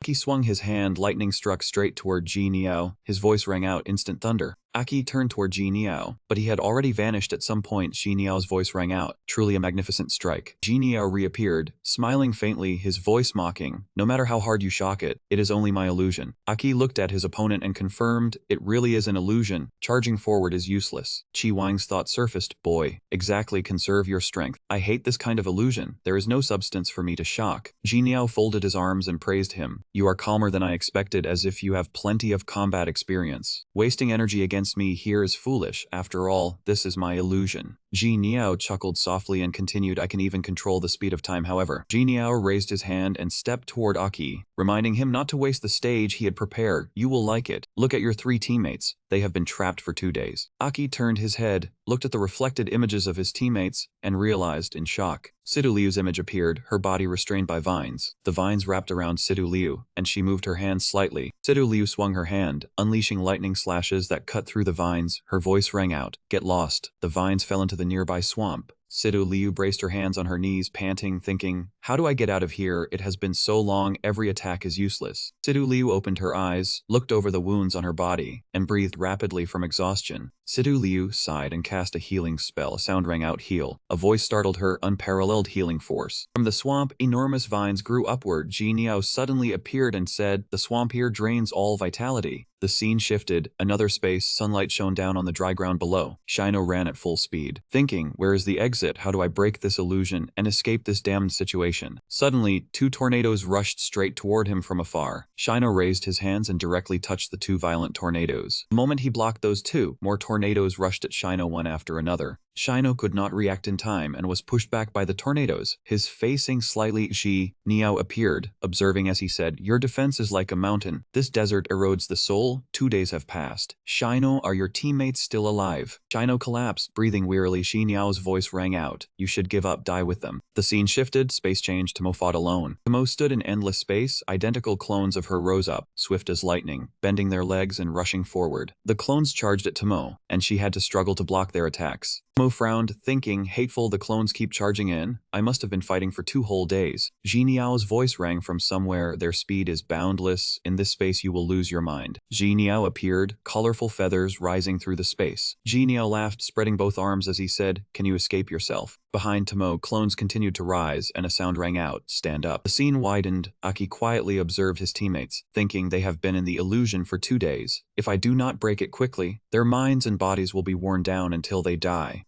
Aki frowned, trying to think of a way, but his attacks were useless. They are the same, even knowing it, they cannot do anything else. Aki clenched his hand, trembling violently, feeling helpless within the illusion, unable to break it himself. Suddenly, Aki opened his eyes, realizing something. Wait, it cannot be broken from inside. His hand glowed, and he wondered, what about breaking it from outside? The scene shifted back to the city wall when Lena's voice rang out, we have to stop him. And there are also the dimensional demons. And Niam looked straight ahead and said to Winlina, we should fight. She looked at Niam, hesitant, but her hands were already ready. Niam replied, even so I must protect this place. Moreover, he shouted with determination, we were once the six how. Hearing this, Winlina smiled excitedly, and Niam and Winlina jumped. The surface of the city wall beneath them shattered into many pieces. The two leaped from their positions, eyes fixed on the demons gathering below, and Niam and Winlina swooped down, leaving long trails of light, landing and eliminating several demons standing beneath. The two rose, eyes on the enemies, ready to fight. From afar, Lai raised his hand. The demons stopped. A sound resounded. Lai spoke, reminding Niam and Winlina, the remnants of the old six how are gone. He gritted his teeth. Sharp spikes appeared on his face. Lai stood still. A power radiated. His hair turned white. Lai's body donned crimson armor, eyes shining with majesty. Winlina stared at Lai in amazement, thinking demon transformation. Lai lowered his head, challenging old six how, advance together if you dare. Tens of thousands of demons appeared from behind. Lai advanced, softly saying, the demon tide will dominate this place. Aki watched his comrades tormented. Jidiao provoked, your three comrades have little time left. Unleash your power. His hand trembled, blood surged, laughing madly as he gripped the neck. He wanted to see the desperate madness of people witnessing their cherished comrades tormented. Jidiao laughed. The person could do nothing. Only a mind game within illusions, drained of strength, life taken by him beautiful, the little being child will surely enjoy. Master Yen gritted his teeth, saying, you underestimate my comrades too much. Jidiao froze, focusing on the floating images, astonished, as if being tormented in a swamp with vines entwined around. Her face tense, she told herself as captain, cannot give up, must find a way to save them. Shino alone fought the violent whirl in the barren desert, trying to resist Lai, telling himself just desert and gale. Tomo faced waves of successive power, the battle equally intense. Her face full of determination, everyone must try their best. Witnessing the steadfast fight of the warriors, Shidiao wondered why his illusion tormented anyone to collapse. Aki calmly spoke, you do not understand, demon. Why has humanity not perished? He laughed, pointing mockingly, only because you still have some use. Inferior race like humanity. Suddenly Aki's legs twisted 90 degrees. Aki said, is that so? Light energy emanated from his hand. He would use the human demeanor.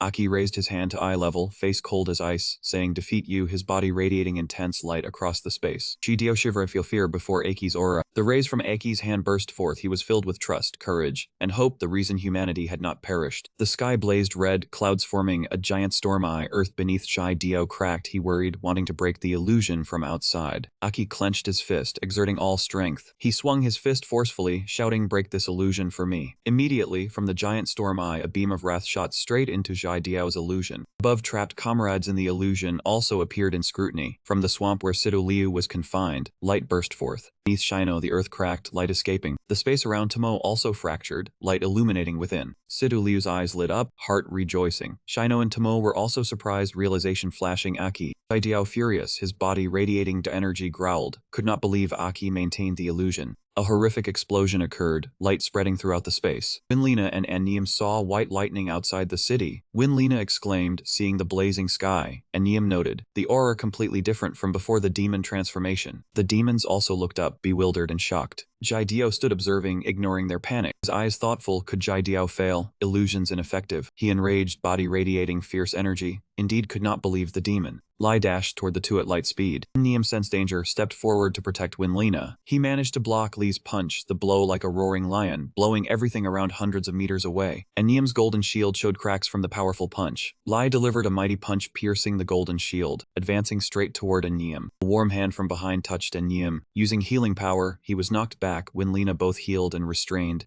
Winlina exerted all strength to transmit additional power and energy to Niam. Winlina asked Han and Niam, how are you? The previous punch cracked the chest, piercing the defense that had blocked demons. She recalled, thinking his demon transformation power stronger than D-Lun. A deep voice sounded, you trash of the old era. He radiated imposing aura, speaking contemptuously, I could not even block one punch, truly dull. After the storm, the illusion shattered. Aki and his comrades landed slowly, eyes wide with amazement, thinking the illusion has cracked. Aki turned to ask them, Han, are you okay? Be careful. Sidu Liu exclaimed, seeing Jiao leaning on the rubble, that one extremely dangerous. Her breath heavy, she said tiredly, the demon illusion made the 5 five senses unable to distinguish reality, seemingly real. Sidu Liu braced on her knees. If not for trusting everyone, might have collapsed. Shino said, all torments in the illusion felt real, each fall felt like the last. Within him still remained the fighting spirit, but knew Aki would find a way to break it. Mo agreed indeed with Aki, the invincible warrior. If not for Aki breaking the illusion, we would be forever lost. Jaidio floated above the rubble. She had to admit he was stronger than any 7th-rank demon she had ever met. Face bitter, Jaidio aesthetics, electric force his exclusive power. That man raised his hand, gathered his power, created lightning that inspired both terror and revulsion, then launched a direct strike at Aki's team, shouting as though to punish the little brat. Aki was not inferior in the slightest. He gathered all the lightning into his fist to counterattack. Ji Niao's fierce block against Lai created terrifying pressure from the collision. Sidu Liu worriedly said, Aki, do you really want to fight alone? He calmly ordered, trust me, go reinforce Winlina and An Niem at once. A powerful explosion accompanied by terrifying pressure erupted between the two, sending dust and smoke billowing everywhere. After the explosion, the air calmed, leaving the land around their point of impact in ruins. Aki's team dashed away right before Ji Niao's eyes, and he failed to react in time, gritting his teeth as he muttered, they actually got away. From the smoke behind him, a provocative voice rang out, unlucky for you. Aki slowly emerged from the white smoke. His lightning seemed to restrain those demons. Silver-white arcs of electricity burst from Aki's entire body, wrapping around his hand and turning it white, making Ji Niao tremble slightly as he guessed lightning had been born on him. Every step he took on the grass left behind a glow. Aki shifted into demonic lightning form, challenged him, and charged forward. He was furious, the skin of his wings stretched taut. Ji Niao suddenly appeared behind him, ready to unleash a fatal move. He raised both hands before him with extreme speed and unleashed an illusion technique. Two enormous arms stretched out, the illusion tearing through the space before Aki. Aki remained calm, swung his hand behind his neck, and amid the roar of a lightning dragon, a white dragon burst from the lightning with majestic force. Ji Niao's face turned grave, stunned by the power Aki had just displayed. The dragon shattered Ji Niao's technique and sent him flying backward. Ji Niao roared bitterly, hating the lightning, still refusing to give up, and unleashed heart-shattering ghost shadow. Dark beasts rushed at Aki like starving creatures. He stomped 1 foot hard onto the white grass-covered ground, shattering earth and stone into fragments. Seizing that chance, he leapt into the center to avoid the attack and create distance. Aki unleashed lightning spear, electrical waves blasted the beasts away, and Ji Niao froze, unable to react in time. Quickly dodged the white lightning bolts from Aki's body. After that, Ji Niao rushed toward him at terrifying speed, ignoring the surrounding lightning bolts. The two began a fierce hand-to-hand battle beneath the crimson sky. Ji Niao was battered by Aki and hurled hundreds of meters away. Ji Niao trembled violently from the pain, his body almost no longer intact after Aki's attacks. Aki's face was cold as he said, I can break the illusion from the outside, use lightning to counter his skills, and he cannot win in martial combat either. Give up. Ji Niao gritted his teeth, wanting to save a bit of strength to kill his teammates, as an eye appeared above his head and fired dark energy. A huge dark gate appeared behind Aki, creating an absolute illusion as agony spread everywhere. Ji Niao stood in the sky and said confidently, are you ready? The most painful death awaits. Aki looked savage, his eyes cold and sharp as he smiled and thought, an illusion like a black hole has appeared on my body. What kind of power is this? Ji Niao raised his hand and cast a spell. Black energy spread out. Black holes grew on the target's body. Maximum damage, an unavoidable strike. Aki's face turned grave. This move is tyrannical. He truly is a demon who uses illusion arts to the utmost. He was gradually pulled into the black gate, angrily looking at his left hand, never expecting it to affect the process of gathering energy. Ji Niao smiled sinisterly and stepped into the black hole. Enjoy it. He drifted with the endless black hole and vanished. The dark black hole gate slowly shrank on Aki's body, and Ji Niao said arrogantly, devour. He spoke domineeringly. The black hole of suffering is where endless agony gathers, an endless tormenting experience until death. No creature survives after entering it. Aki was sucked into a strange space and cried out in pain as his body gradually lost strength. The electrical power in his body was slowly drained away, as though something invisible were drawing out all his energy. The white mirror before his chest released thin bolts of lightning to resist, glowing as it said, disperse, while he floated among hundreds of skulls with different expressions. The skulls had lifeless white eyes and mouths gaping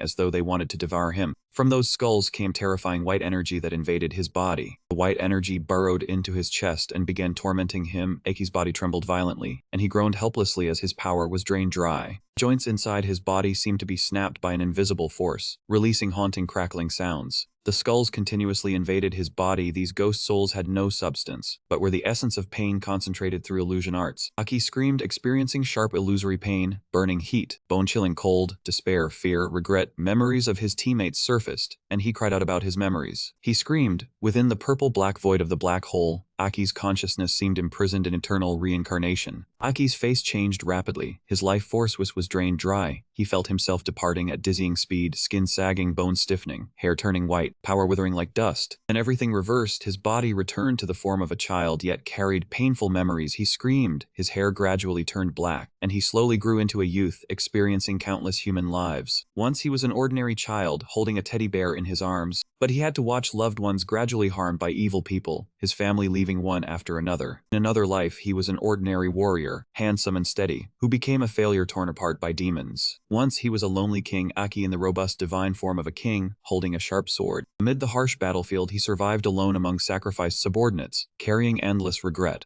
Each time the memories shifted, Aki's body changed from young to old. Every cycle of reincarnation added new pain. His spirit collapsed, his emotions shattered. Jinyao landed on the ground, colorful feathers gradually falling from his wings. He stood before the black sphere imprisoning Aki and said arrogantly, "For him, every second in the black hole is endless painful torment." He bared his teeth and said, "Even if the Luhao reappear, it will be hard to survive and leave this place." His rear wings spread open. He flew into the central vault and opened the sphere. He lifted his eyes toward the crimson sky outside, silent as though recalling something distant. Jinyao remembered the happy memories of the past. Being with the one he loved was truly happiness. Little Bean. The dark black sphere imprisoning Aki suddenly cracked open with a large gap. Slowly dissipated, he raised his hand, standing before Aki's frail body and said, "Consider it your master avenged you." Chidu calmly crossed his arms, looking at his weakened body with contempt. He smiled and asked, "Since when have you suffered unto death?" In the purple-black void, Aki's eyes slowly opened, revealing the terrifying white of the lightning demon form. Aki once again returned to his powerful lightning demon form, causing Chidu extreme horror. He shouted in anger, "Impossible! No one can withstand this." At that moment, Aki disappeared before him at an incredible speed. He suddenly appeared behind Chidu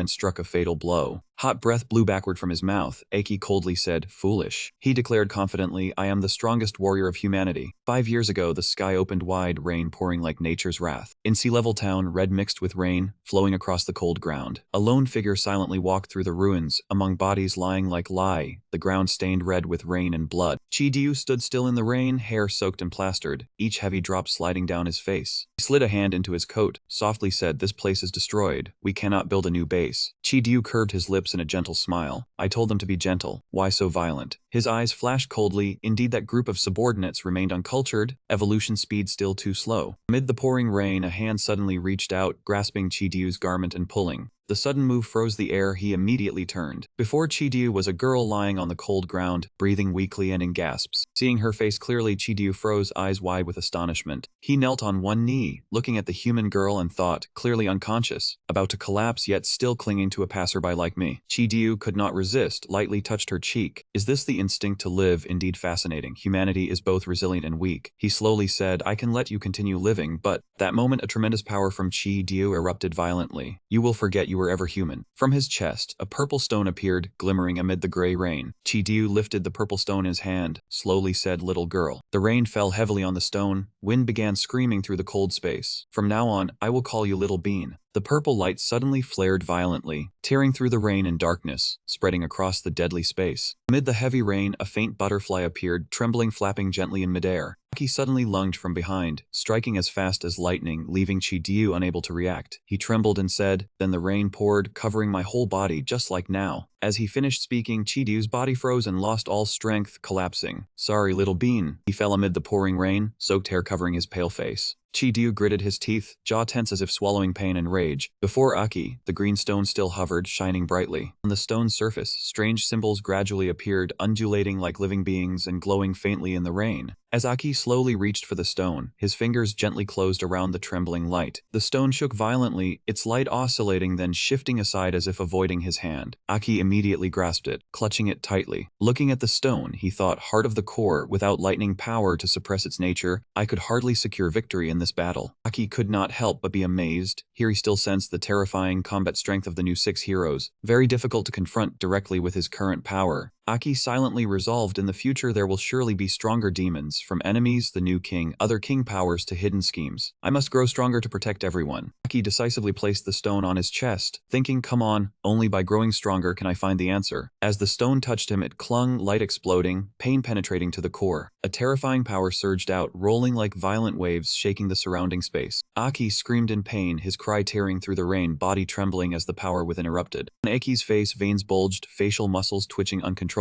His aura erupted violently, spreading like a tsunami. The sky beneath the rain began to shake violently, strong wind roaring endlessly. From the sky, a giant tornado formed and descended straight down. Aki's eyes trembled, then moved slowly, eyelids twitching as if struggling unconsciously. He slowly opened his eyes, gaze hollow yet deep, reflecting demonic radiance. Aki shouted, yes, continue evolving, evolve into complete Baiki. Immediately after, the whole space shook violently, air roaring as if torn apart. Piercing wind blew, lifting every blade of grass from the ground into the sky. Aki's hair whipped violently in the rain, each strand striking fiercely in the storm. Aki calmly walked through the rain, each step steady without hesitation. He had completed the demon's 7th form, sinister aura enveloping his entire body. The giant wings on his back slowly folded, then touched the wet ground, one wing replaced by lightning. He immediately unleashed his body, rushing forward like an arrow slicing through the wind. Everyone, I am here. At the same time, the battlefield outside the city fell into utter chaos. The enemy was too strong, our side nearly exhausted or wounded. At that moment, Lai advanced coldly. One raised a shield to defend the wall, another healed all 5. You old men are not bad either. His voice suddenly deepened, but even with these 3 reinforcements, you cannot break my armor, aren't you ashamed?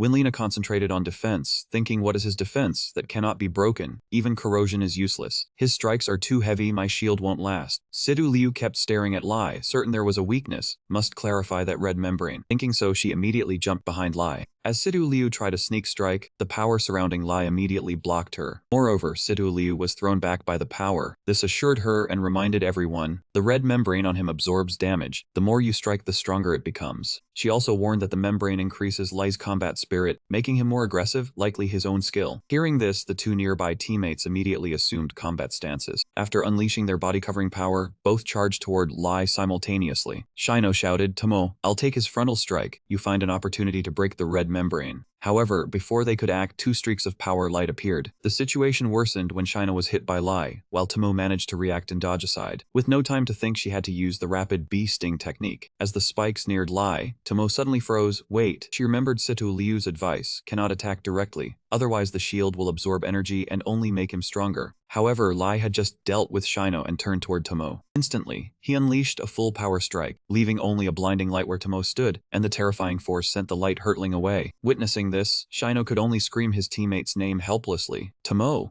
Thinking Tomo was in danger, Sidu Liu surprisingly reassured everyone, it's fine. It turned out Sidu Liu had pulled Tomo out of the attack in time, saying, you're fine, don't worry. But before a pause, Lai charged forward with murderous intent. Before the 2, the red light transformed into a massive beast that growled. Lai said coldly, keep jumping around, die for me. Seeing this, Shino rushed forward, using all her strength to shield the 2. Divine Steel Assault. Knowing Li's ability would absorb the strike, Shino did not retreat. After devouring the energy, Lai grew stronger, using Shino as leverage to launch himself high. Seeing Shino in danger, Winlina's eyes revealed extreme tension. She shouted in alarm, Shino! Fortunately, Winlina still had enough energy to heal Shino. Calm mind recovery. A gentle green light quickly enveloped and healed Shino. Winlina watched Lai warily, thinking luckily she treated him in time. He grew stronger, his fists heavier. She couldn't move, needing to focus on healing if he attacked. Just as she thought that, Lai fixed his frenzied, murderous gaze on her. Without hesitation, he spun and charged straight at Winlina. Now Winlina understood Li's plan, to use the shield to split the formation. His true target from the start was her, the one with the core recovery skill. As she and Enyim froze, a sudden light descended from above. The trajectory of the light aimed directly at Lai, who was charging at a terrifying speed. Unexpectedly, that single strike hit Lai, hurling him backward. Moments later, through the dust and smoke appeared a blazing red sphere. As the smoke cleared, the aura around Lai vanished. Lai could not believe the situation, impossible. He actually broke my invincible shield. Lai then looked at those before him, as if seeking answers. From somewhere, a figure with white hair appeared, flying gracefully. It was Aki, the one who had shattered the seemingly perfect defensive shield. Seeing him, the others could not hide their shock. Aki! At this moment, Aki looked magnificent. His steadfast back reassured everyone immediately. It's me. He tilted his head slightly, speaking in a deep voice, leave the rest to me. Lai still observed, seemingly unaware of the true power before him. In an instant, Aki's figure became a red whirlwind. Moments later, a hand with golden claws reached right before Lai. Without hesitation, Aki forced Lai to the ground. He did not stop, pressing his foot firmly, ready to erupt.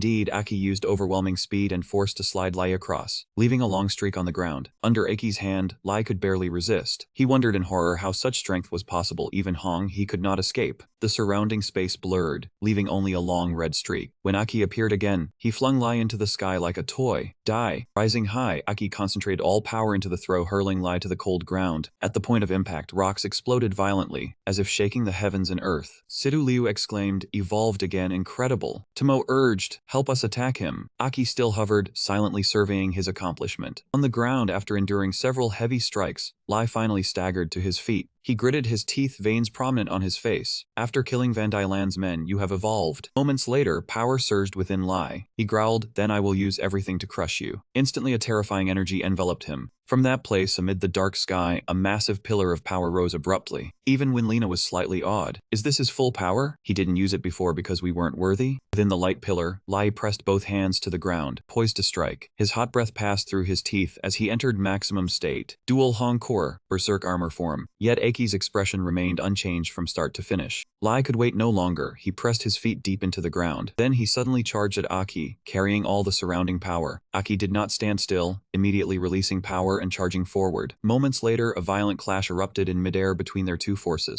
Both seemed evenly matched, battling for some time with neither gaining advantage. Aki calculated, dual Hong Core plus demonization. From this thought, a bold plan gradually formed. He intended to use newly fused power. Immediately, a sudden flash appeared before Aki, emanating from the core illusion skill. The flash rapidly grew, forming a powerful energy shield from the core devourer. In an instant, an energy orb appeared, pulling both into it. Lai was swept into a strange space containing fragmented memories. Unable to prepare, he unconsciously shouted a name long forgotten, D-Lun. At the same time, cracks began appearing outside the massive energy orb. With a roar, Lai shattered the orb. His pupils widened, aura radiating, showing his berserk state. In the white space, Li gritted his teeth, white air flowing in the wind. At that moment, Aki charged with a spinning kick, catching Lai off guard. Still, Li's eyes remained unwavering cold. Aki continued rotating midair, adding another kick. Consequently, a streak of light appeared in the sky, diving toward the ground below. Furthermore, Lai's fall accidentally pierced a corner beneath the magical wall behind. Amid the rubble, Lai still wondered, didn't he only have Hong Core? Since when did he gain purple core power? While he was distracted, Aki slowly flew before him. Something strange occurred. Aki's figure suddenly became D-Lun. In that dreamlike moment, D-Lun called out familiarly, "Lai." Lai was swept by emotion, shouting, "D-Lun." All around was white, and D-Lun ran toward him. "Lai." Reaching him, D-Lun leapt to Lai's arms, leaving him stunned. He whispered into Lai's ear, "Lai, it's okay, here now, let's go." Though unwilling, Lai's body trembled from the emotional turmoil. After a long moment, he calmed and decided, yes. As soon as the words fell, Li's body trembled slightly, and a mouthful of blue blood spilled from the corner of his mouth. The one who struck was none other than Aki. He had just delivered the finishing blow to Lai. Pain engulfed Lai's body and left him stunned. Just moments ago, that place had still been D-Lun. When the cold blade was withdrawn, warm blood still clung to it. With nothing left to support him, Li's body collapsed in agony. Only then did Lai fully understand everything. What he had just seen was an illusion. Until the moment his life faded away, he was still silently resentful. So this was why he hated illusion art so much. Then Lai slowly fell onto the cold ground. In an instant, only Lai's cold body remained before Aki's eyes. A moment later, a crimson core fell from Lai's body. It was the red 7th tier core. Suddenly, the core seemed to sense something and flew up on its own, hovering in midair. But Aki did not take it, instead turning to leave. Seeing that puzzling action, everyone called his name in shock, Aki. Aki calmly pushed the demon core aside and said, "Sidu Liu, keep it for me." Sidu Liu was suddenly called and instinctively caught the demon core that fit neatly in her palm. The moment she touched it, she sensed its aura, that man's 7th rank twin core. The energy within was unfathomably deep, as if two hearts were existing together. Only then did Aki explain, "It will be useful for the three of you in your future advancement, so you must preserve it carefully." Then he walked over to Aneem and Winlina. "You two worked hard. You have always been top-tier warriors. With everyone here, I can go provide support with peace of mind." Winlina was still worried because the demon tide had not ended. They had only lost their leader. Aki's gaze immediately turned toward the demons, as if they were wavering between continuing the attack and retreating. Aneem spoke, "This situation is troublesome. Even without their commander, such a vast demon tide can easily lose control. If they all charge in together, the town and the residents here will be in danger." Though he understood the situation clearly, Aki still calmly reassured them, "Don't worry." Shino hurriedly stopped him. "Wait, Aki, the demon tide is too numerous." Tomo said she would charge in with him while Sidu Liu suggested making a plan. Faced with everyone's words, Eki only quietly glanced behind him, as if waiting something.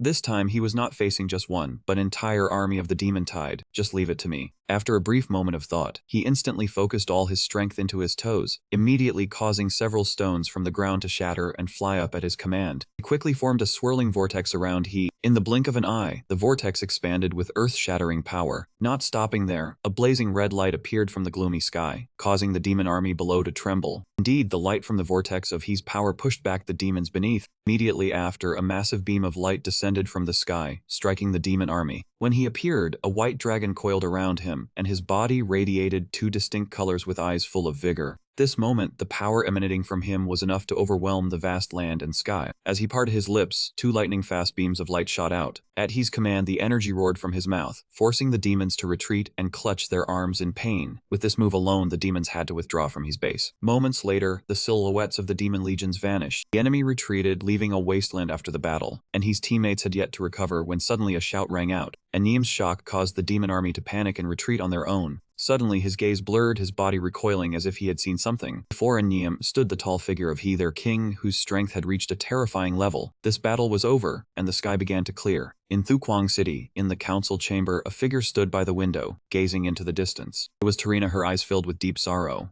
Suddenly, a rift in space appeared behind Tarina, quickly expanding into a massive hole. Inside were spheres radiating strange colors. Then Luzin led Barros and Hozo out of the black hole. Luzin arrived and immediately questioned what had happened, why Lai was already dead. Barros remained silent, seemingly waiting for an explanation. The most unpredictable was Hoso, even his face revealed no motion. Hearing Luzin, Tarina slowly turned to look. He bluntly stated that the four of them should focus together to act. Turning to he, Niem asked if it was really necessary to leave immediately. He replied there could be no delay. If they stayed, the battle could erupt. He looked at the others sincerely, thanking them for the war chariot. Next, he asked Winlina about Deza's location, whether she had specific information. She handed over a small object, difficult to pinpoint exactly. He received it and estimated the location. Winlina said that once near the area, the compass would respond. Deza was imprisoned in a tall tower called the Twilight Tower. The name shocked Situ Liu. She whispered again, Twilight Tower. Winlina explained that, according to fragmented information, a mysterious and terrifying creature guarded the place. Its presence turned the land around Twilight Tower into a death zone. Even demons avoided it, leaving Shino and Tomo stunned. Winlina did not answer, but her gaze conveyed why Twilight Tower could imprison Deza, a creature capable of repelling demons, and possibly many unknown beings, friend or foe. After a moment, he calmly received the compass and said he understood, but Winlina withdrew her hand, telling he it was fine. She was ready, but the demonic combat data was even stronger than expected, and along the way she would research the new Six Claws combat techniques to assist in future battles. Yet he decided, Winlina, you stay here. Immediately the atmosphere there became somber. He knew Winlina was shocked, explaining that he wanted her to stay to protect the city. With her there he would feel more at ease, while Aniem silently observed. Winlina had been still since earlier, unusually silent. She knew she had to obey, saying she would follow his arrangement. As soon as Winlina spoke, the city gate sank into an awkward atmosphere. Only she knew her heart was stirred, unable to help he, facing the new Six Claws becoming a burden. While lost in helplessness, he reached out, expressing thanks. He gently stroked Winlina's head, each word sincere. Winlina responded with thanks. Then he boarded the vehicle with his teammates, leaving Niem's base. With only two remaining, Niem worriedly asked if it was okay, thinking he would go with Wang. Hearing this, Winlina sagged again, softly calling he.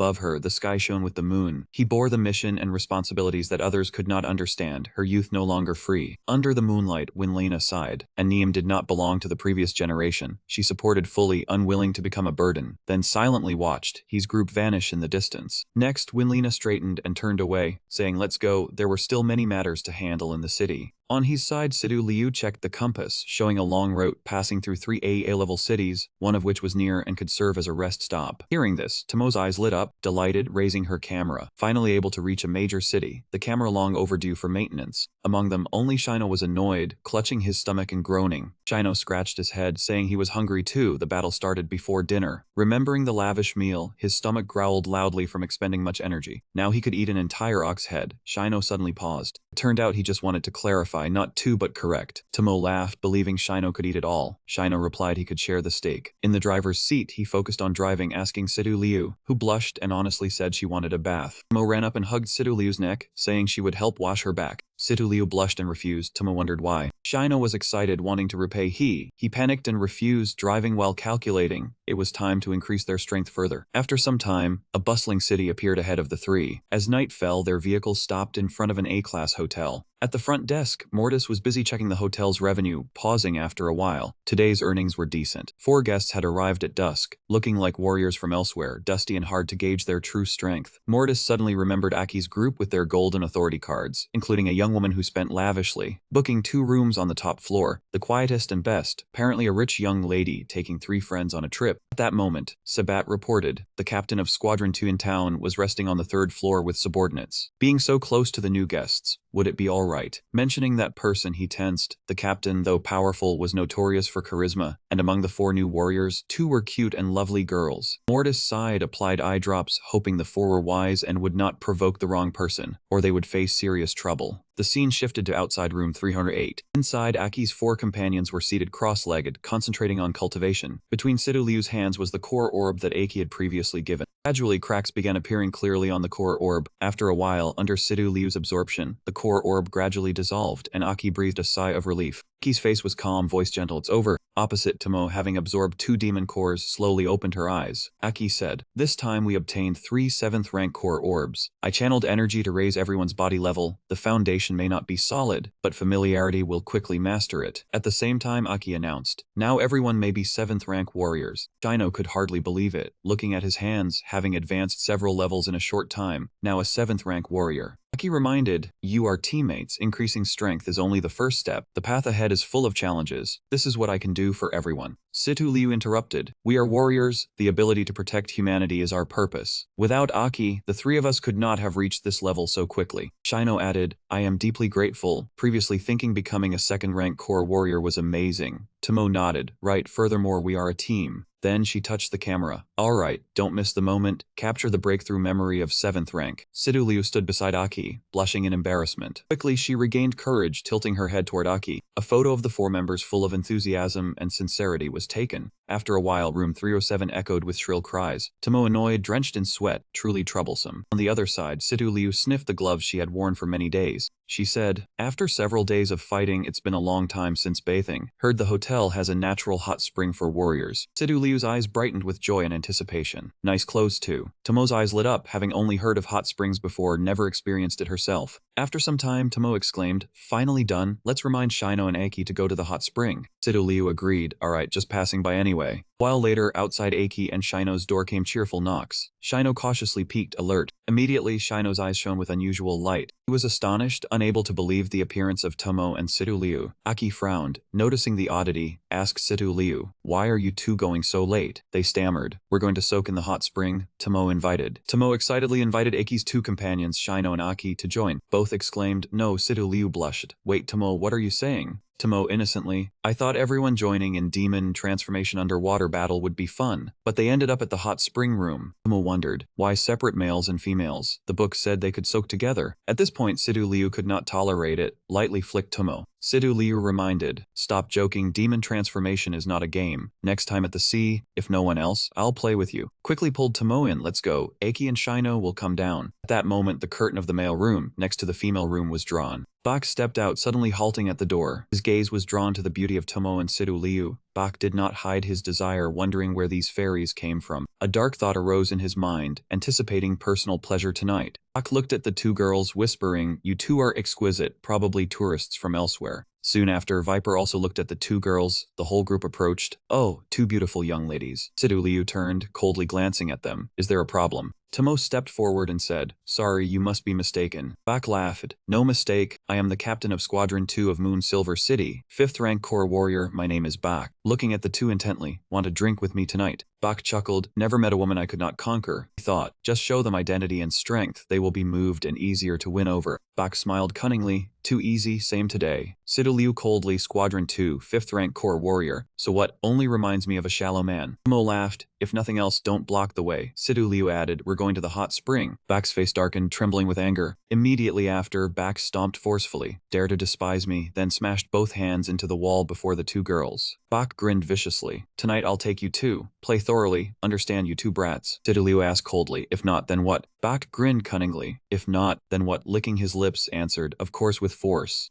Suddenly 2 figures approached within 3 seconds. The 2 were Aki and Shino. Her sharp gaze met them, and the 2 girls immediately changed expression, shouting, Aki Shino. Shino restrained his anger, staring at them intently. Bai roared in fury. Do you bastards know who I am? You dare talk to me like that? I am. Aki frowned tightly, his voice sinking as he began to count down. 3. Viper shouted in anger. Hey, you dare look down on this city's captain. No matter how he yelled, Aki calmly continued counting down as if completely unaffected. Bai spun around and cursed loudly. What the hell are you counting? Why put on an act? What happens after you finish counting? Let me count for you. 3. The moment he finished speaking, a surge of power had already rushed toward him. Bai froze, his eyes widening in disbelief. Less than a second later, he took Aki's punch head-on. Bai was sent flying by that overwhelming force. He slammed hard into the wall behind him. Blue veins bulged across Aki's face as he uttered the final number, 3. Bai's subordinates turned pale with fear after witnessing Aki's overwhelming strength. The whole group rushed frantically toward Bai, crying out in panic, Captain, Captain. Bai struggled to crawl up from the pile of bricks and rubble, coughing nonstop. His face was smeared with blood as he stammered, your speed. You are also a warrior, but you are not wearing combat gear. How can you still do that? Ordinary warriors had to wear tight black combat gear, especially with a converter device at the chest to safely channel the violent energy inside a devil core. The higher the synchronization rate, the greater the power they received. That was common knowledge. Aki thought to himself, but at some point, the 4 of us became different. Bai looked at all 4 of them in terror. Aki continued thinking, we no longer need to rely on external things like combat gear. Right after that, all 4 of them released a surge of power that made others tremble in fear. Sweat poured from Bai and his entire body seemed to be trembling nonstop.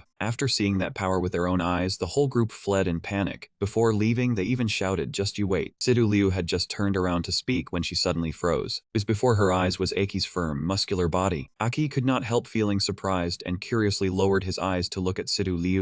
Seeing her face flushed bright red, Aki asked in confusion, Sidu Liu, why is your face so red? Did you catch a cold? Sidu Liu shyly hurried away. No, let's hurry and go soak in the hot spring. Tomo seemed to see through everything and gave a faint, meaningful smile. After a burst of commotion, the long day was finally about to end with a strange yet warm hot spring bath. In the women's bath, a small hot spring pool lay amid the quiet natural scenery. Sidu Liu's smooth white legs slowly stepped into the warm water. Feeling the pleasant heat, she let out a soft sigh of comfort. On the other side, Tomo was pulling a bath towel over her full chest. She stood in the water, stretched comfortably, then hummed softly in satisfaction. Tomo said with delight, this feels so good, it feels like my whole body is about to melt. Someone beside them said admiringly, look at those 2 girls, they are female warriors, yet their skin is still so beautiful. Another person added, not just that, in the changing room I even caught a glimpse of their abs. They looked even more imposing than my husband. Suddenly, a girl walked over and called out to the 2 of them. She smiled and asked, you 2 are warriors from somewhere else, right? Your figures are truly flawless. Would you like something to drink? After saying that, she set down 2 cups of fragrant tea, introduced them. This is Silver Moon City specialty, Snow Peak tea. Taking a sip while soaking in a hot spring feels wonderful. Sidu Liu hurriedly replied, yes, thank you.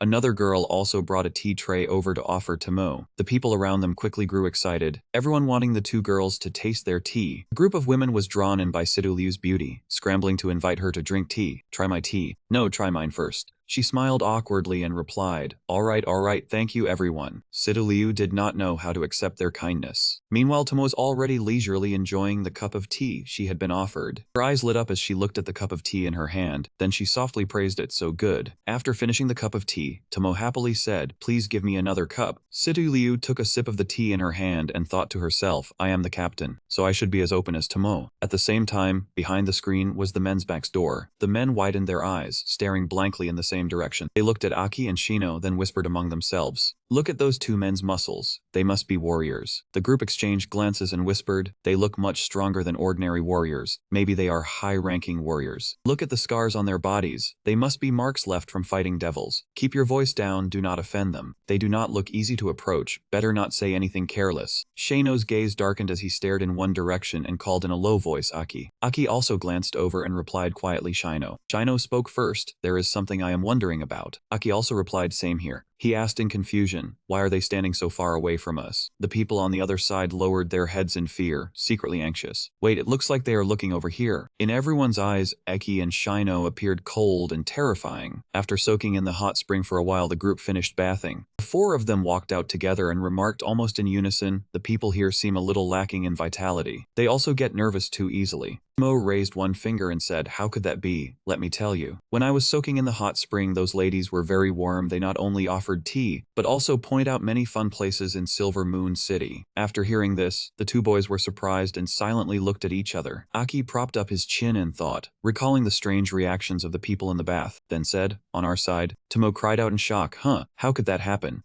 At this moment, Sidu Liu suddenly turned and walked away. Ignore them, let's go. Tomo asked in surprise, huh? Where are we going? Sidu Liu smiled and replied, to help Tomo get a new lens. She cried out happily, I love you so much. Tomo held the camera in her hand, unable to hide her excitement. You are giving me such an expensive lens. She happily thanked her. Wonderful, thank you, Sidu Liu. Sidu Liu replied, as long as you like it. The people ahead whispered, look at those four. They are blue core Barros, yellow core Luzin, and purple core Tarina. Aki calmly walked straight past those people. Suddenly, both Aki and Tarina stopped at the same time and spoke in unison, stop. Both of their faces darkened, and neither said another word. Liao turned to look at Aki and asked suspiciously, Eki, why did you stop? All three of them were startled at once, their eyes widening in shock as they sensed the aura from those four people. Tarina glanced at them with an icy, sharp gaze, then signaled for his companions to turn around. Aki's group remained silent, their expressions heavy as they watched. The atmosphere at this moment became tense, and everyone looked at one another with extremely grave expressions. The two sides stood facing each other, the surrounding air seeming to freeze from the chill. Aki and Tarina still stared silently at each other, neither saying a word. Tarina suddenly raised her head and smiled, revealing a beautiful, captivating face. Seeing this, Aki instantly froze, his dazed gaze fixed firmly on her. But right after that, Tarina turned and ordered her subordinates to leave. Sidu Liu immediately asked Aki if he knew them, since that girl had clearly smiled at him. Aki replied blankly that he did not, he had no strong impression of them. Yet in his heart, he wondered why the energy from the core, beside his left eye, had suddenly reacted. Shino analyzed seriously, the aura of those four people was extremely strange, their strength deep beyond measure. When they stood together, they felt like one complete, unbreakable entity. Tomo wondered curiously whether they were an elite warrior squad from an A-ranked town or a mercenary group. Sidu Liu, however, worried that they might be demons. She suddenly called loudly to the four people ahead, telling them to stop for a moment. Just then, a loud shout rang out from afar, signaling for the fireworks to be launched. The sound of fireworks immediately rang out, and the scene before them became dazzling beyond words. Tomo's eyes lit up as she recognized them as the fireworks of the Silver Moon Festival. She excitedly raised her camera to take pictures, saying that in the past, she had only heard the elders in Hilo City talk about them, and had never expected the fireworks to be this beautiful. Aki and Sidu Liu were also stunned, quietly admiring the magnificent scene before them. He narrowed his eyes slightly, thinking to himself that a life like this was truly wonderful. Sidu Liu turned back to look toward those four people, and was suddenly startled. Those four people had vanished without leaving the slightest trace. Sidu Liu silently realized they had already left. All of a sudden, a deep voice rang out, calling her name, Sidu Liu. Aki raised his head to look at the beautiful fireworks and softly praised how lovely they were. Sidu Liu also gazed up intently and gently replied that they were. The fireworks continued to bloom before their eyes, so beautiful that they could intoxicate the heart. Tarina's group stood on the roof of a building, silently observing the entire city below. Hoso spoke first, asking Tarina whether the four people from earlier were the targets. She tilted her head and replied that it was not certain, but they were all peak warriors with extraordinary strength. Tarina recalled Aki and continued, especially that leader who interested her even more. Barrows wondered if it was not certain, then they should just deal with them all. Better to kill by mistake than let one slip away. Tarina sighed helplessly, scolding men for being too impatient. She explained that this mission was to follow the clues, and they suspected the group that had harmed Di Lun and Lai might pass through this place. After all, we are human warriors, the great six heroes, not demons who have lost all reason. Hoso asked suspiciously whether Tarina intended to use the death puppet technique. She smiled mysteriously, saying that tonight, she would turn that handsome young man into her most perfect puppet. A cunning smile appeared on her face as she said coldly that if he personally dealt with each of his friends, would that not be far more interesting? Only then did Luzin speak, admitting that the power of the death puppet technique was indeed terrifying. This technique could silently invade the opponent's mind, seize their consciousness, and dig out every secret. With just a single thought, the target would lose all autonomy and become a loyal death puppet. Core 6 banner warriors under her command had all been transformed into an army of death puppets. He said coldly that with their formidable strength and fearless spirit, it would not be difficult for them to join forces and take down a 7-banner warrior. Aros glanced at her, his voice full of interest, saying that ability was truly convenient. Hoso added that it was the power of her death core, making Tarina laugh as she accepted the compliment. Hoso lowered his voice and said, Dilun Li, we will definitely avenge you too. Tarina placed a hand on her chest and whispered for him to wait a little. Handsome young man, tonight she would dig out every last one of his secrets. Festival atmosphere covered the bustling town. During the Silver Moon ritual, people poured into every street, immersing themselves in the celebration. Tomo happily looked around, praising how lively this place was and remembering what the girls at the hot spring had said. Sidu Liu was also overwhelmed by the dense crowd. Just then, Tomo's gaze was drawn to a roadside stall. She hurriedly tugged Shino's hand, inviting him to play ring toss. Seeing the two of them so close, Aki and Sidu Liu both laughed. At the same time, a strange light was shining from the roof of a tall building in the distance. Tarina had secretly followed them here, watching every movement of Aki's group intently and softly remarking that they were truly close. Tarina's voice turned strange as she said their beautiful bond was so good that it made her want to destroy it with her own hands. She also discovered that Sidu Liu seemed to be the true captain. Although Tarina was still only speculating, in reality the true center of this team was the handsome young man named Aki. At the mention of that, she curled her lips in excitement, finding it truly interesting that his name was the same as the former king's. Magic power began to spread around Tarina, and she softly said they could begin. As soon as she finished speaking, her figure vanished from the air. At the same time, Shino was holding an armful of dolls, the spoils he had won from the ring toss game. He could not help praising her, never expecting Tomo to be so good at ring toss. Among the group, only Aki seemed to notice something and suddenly stopped short. Before him was Tarina, who had deliberately released magic power to lure him over. It seemed Tarina was extremely confident in her plan, her demeanor even appearing as though she were provoking Aki. At this moment, Tarina's pupils glowed, and her gaze became dangerously chilling. Sensing the approaching danger, Aki immediately stopped in the middle of everyone's merriment. Tamu was the first to notice, while Aki cautiously said that he had just seen one of the 4 warriors from earlier. Hearing this, the other 3 quickly gathered beside Aki, everyone's expression filled with vigilance. But unlike Aki, they could not see Tarina at all. Before their eyes there was only empty space. Not wanting to make his friends worry, Aki said he had probably seen wrong. He had no idea that behind him, a hand was already reaching for him.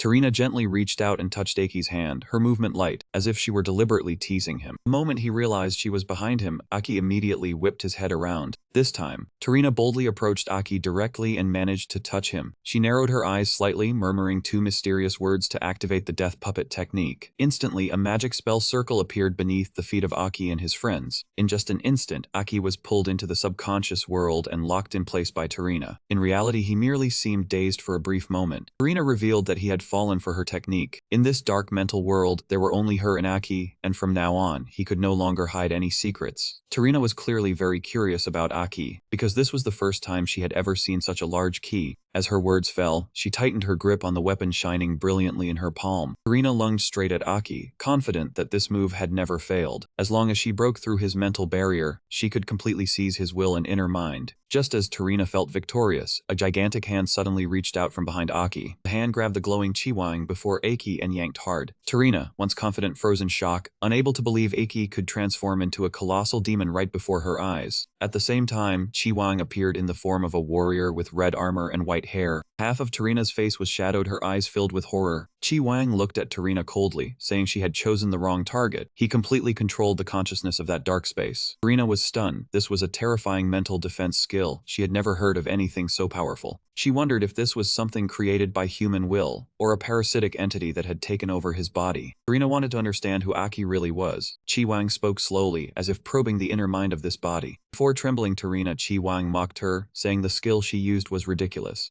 After speaking, he drew his long sword and shouted, "Begone." Immediately, Tarina was struck by Chiwang's sword, while Aki remained lost in the mental world. The other 3 noticed Aki's abnormal state and continuously asked, "What's wrong?" At that moment, Tarina disappeared from the real world. Aki woke, looking around, seeing nothing, bewildered, because he had clearly just seen Tarina. Seeing all was normal, Aki said to his friends, "It's fine, let's go." Tomo nodded in agreement. Yet Aki remained suspicious. It was impossible to naturally see a high-level warrior, but the illusionary energy indicated he was unaffected. Still, caution was needed. Aki temporarily set the matter aside, planning to stroll at the ritual with the 3, unaware that Tarina was hidden behind a stall. Tarina did not dare show herself after the recent event. She wondered what had just happened. She recalled the earlier scene, how a single movement had shattered the strongest illusion. Even now, she had not calmed down. Luckily, she ran fast, or her head would have been severed. Just then, the stall owner returned, having just stepped away. He asked, "Hey miss, why are you hiding behind my stall?" In the chaotic situation, Tarina quickly used magic. "Let's pretend I don't exist." The strong magic made the owner turn away, giving Tarina time to check her body. Annoying, her stealth skill had been disabled. Tarina realized everything was due to the parasitic shadow in Aki's consciousness. Her corpse deception spell could not nullify it. Thinking so, she regained her composure and stood behind the stall. Tarina was determined not to fail a second time. She would annihilate the squad from inside out, this time targeting Sidu Liu, the white-haired girl beside him. Beside Aki, he still played with friends, especially Tomo. Among the 4, only Tomo truly enjoyed herself, unlike him. Sidu Liu smiled softly, unaware she had been targeted by Tarina. She used magic to approach Aki's group directly. This was Tarina's plan to avoid interference from Aki. She maintained a safe distance. Tarina knew operating from afar consumed a lot of energy. As Sidu Liu moved, a shiver ran down her spine. A strange lock appeared on her body. Using the captain as a loophole to break the team was also an option. Tarina dared to appear now not on Aki's level, but her secret key was powerful. Once more, she tightened her grip on the glowing weapon. Tarina chanted, "Decode the secret for me and become my puppet." With Sidu Liu unobstructed, the key easily inserted. Light from the key spread along the grooves of the lock. A reaction occurred. Several strands of Qi Wang nearby shifted. Tarina's smile bloomed as she successfully unlocked. The green light reflected on her face. The formerly dark mental space was now overwhelmed by blinding light. Tarina noticed Hai Wang appearing behind, unsure what was happening. Hai Wang walked slowly toward Tarina, coldly asking, "How dare you use a mental skill on my little one?" Hai Wang passed Tarina, his cloak fluttering with each step. Hai Wang looked at Sidu Liu under control, raised both hands, voice exasperated. "This one is truly a worry-inducing treasure." Sidu Liu stood motionless, head bowed, eyes vacant. Tarina's key sealed her. Hai Wang approached, placing his hand on the key. Hai Wang lightly withdrew the key, breaking the seal on Sidu Liu. Hai Wang pressed close to Sidu Liu, whispering he had shared part of his power so she could have normal ability to protect Qi Wang's vessel. Hai Wang lowered his head, voice gentle. "Don't disappoint me," then turned to Tarina, muttering, unclear what the girl intended with the little one. Hai Wang raised his hand, voice resonating. "This is probably not a good thing, right?" Hai Wang pointed at Tarina, energy rapidly gathering, whispering, "I dislike this." In an instant, Hai Wang shot energy from his hand, flying through Tarina's head. Tarina remained still, feeling the pain, uttering a sound. Hai Wang looked at Sidu Liu, saying, "I have helped you vent your anger." Hai Wang approached, placing his hand on Sidu Liu's cheek, lightly kissing, reminding her to protect Qi Wang's vessel. Hai Wang placed a finger on Sidu Liu's lips, saying, "I believe you will try, but sincerity alone is not enough." Hai Wang withdrew his hand, smiled faintly, continuing, "After all, Aki is an important part of the plan." Hai Wang's body gradually vanished, reminding, "I leave first. Next time don't let anything happen." The surrounding space shatters. Hai Wang disappeared, voice echoing, easily infiltrating our house. The sound of cracking filled the space, light seeping into the newly broken gaps. Sidu Liu and Tarina stood still. Suddenly a brilliant light appeared between them. The scene shifted back to reality. Sidu Liu startled awake and let out a cry. Aki stood beside him, turned with curiosity, asking, "What's wrong?" Sidu Liu placed his hand on his head, replying in confusion, "I just feel strange." Shino turned away, smiling, called out loudly, "Aki, why are you standing there?" Tomo eagerly added, "That's right, come here quickly. There are more interesting spots over there." Aki slightly bowed to Sidu Liu, speaking softly, "Let's go, our captain." Sidu Liu nodded, cheeks flushed, softly replied, "Let's go." Sidu Liu and Aki moved toward Shino and Tomo, the group gradually blending into the crowd, leaving Tarina still standing motionless, body unmoving, her voice sounding as if maintaining an invisibility effect. Tarina's eyes suddenly shone brightly, her body began to move, the invisibility effect dissipated. Those around turned their heads, realizing Tarina was present. Someone approached, puzzled, "Look at her. What is she doing?" A message appeared. "Invisibility skill expired." Someone cheered excitedly. "This girl, what stance is she performing?" From Tarina's hands, red blood seeped out, spreading down her face. Tarina remained unconscious, began to cough up blood flowing from her mouth and nose, body weak, collapsing, hands bracing the ground to maintain balance. People around were terrified. Stepping back all at once, someone shouted, "She's bleeding." Tarina raised her hand to her mouth to stop the blood, muttering, "No, impossible, attack directly with psychic power. Who in my illusion is responsible?" Tarina sat still, a magic circle appeared beneath her feet, vanished in an instant. The surrounding villagers panicked. Dust rose, someone shouted in confusion, "What's happening?" Another said, "Out of range." Scene shifted. Atop the building, a flickering light appeared in the middle. Tarina appeared, collapsed in front of Hozo motionless, his hand formed a magic circle. Teleporting Tarina, a message appeared, "Spatial teleport." Arrows, Hozo and Luzin rushed to Tarina. Luzin asked worriedly, "Tarina, what exactly happened?" Tarina opened her eyes wide, trembling. "I was attacked by strong psychic power, mental core severely damaged, headache like exploding, need to restore immediately." Images of Qi Wang and Hai Wang appeared in Tarina's mind, her voice still tinged with fear. "Whether Aki or Sidu Liu, they are protected by divine beasts. I can't analyze what just happened." Luzin, Barros and Hozo were silent, watching Tarina tremble. Someone exclaimed, "Which deities are in that squad?" Scene returned to the summer festival. The recently taken photos appeared, capturing Aki and Sidu Liu's joyful moments. Tomo held a camera, hugged Sidu Liu, cheered, "The new camera is amazing. Sidu Liu, you're my god, use it better than before, thanks for the gift." Sidu Liu patted Tomo's head, replying gently, "Too kind, as long as you like it," then said to everyone, "Let's head back to the hotel." Tomo pouted, "Don't hug like that." From above, many people gathered in front of the hotel. A message appeared, "Traveler's Dream, Hot Spring Hotel, main entrance." At the entrance, an angry voice said, "Follow me in." Dragon drag them out, no one escapes my hand. Bak appeared fully clad in shining armor, shouted, what a lousy day, before the mental core had issues. This time new equipment, must teach them a lesson carefully. Someone muttered, isn't that Captain Bak who would provoke him? A soft voice said, he's really strong, once killed a demon. Mortis smiled faintly, rubbing his hands. Captain Bak, how did you arrive? Was somewhere not treated properly? Please don't be angry. Bak frowned, yelled, go away, stop babbling in front of me, or drag out those who provoke me. Bak looked up at the hotel, shouted, I don't mind helping you rebuild in a new style. Mortis hurried to stop him. Captain, don't be angry, guests went out to watch fireworks, haven't returned yet. Viper stepped beside Bak, whispered, Captain, look, they are back. Hearing that, Bak stood still for a moment as if waiting for something. From afar, Aki's group approached, chatting happily. Bak and his team quickly arrived, shouting, just in time, those damn fools. Bodyguards surrounded Aki's group, someone shouted, encircle. Aki stood still, slightly surprised, looking at the person in front. Bak hesitated before Aki, exuding unpredictable aura, mental core glowing, shouted, look clearly, I am a quintessence mental core warrior, captain of 2nd Company, Silver Moon City. Bak grabbed Aki by the collar disdainfully, you trash. Not even daring to wear combat gear, yet you dare to strike me. You regret it, kneel and apologize immediately. Aki remained calm, standing still. After a moment said, may I ask who you are? Laughter rang from behind, a villager softly said, they don't even care about Bak. Bak gritted his teeth, angrily shouted, you. Mortis ran over, hurriedly saying, Captain Bak, don't get agitated. He tried to persuade. They are young, don't understand. I prepared fine wine, waiting for you.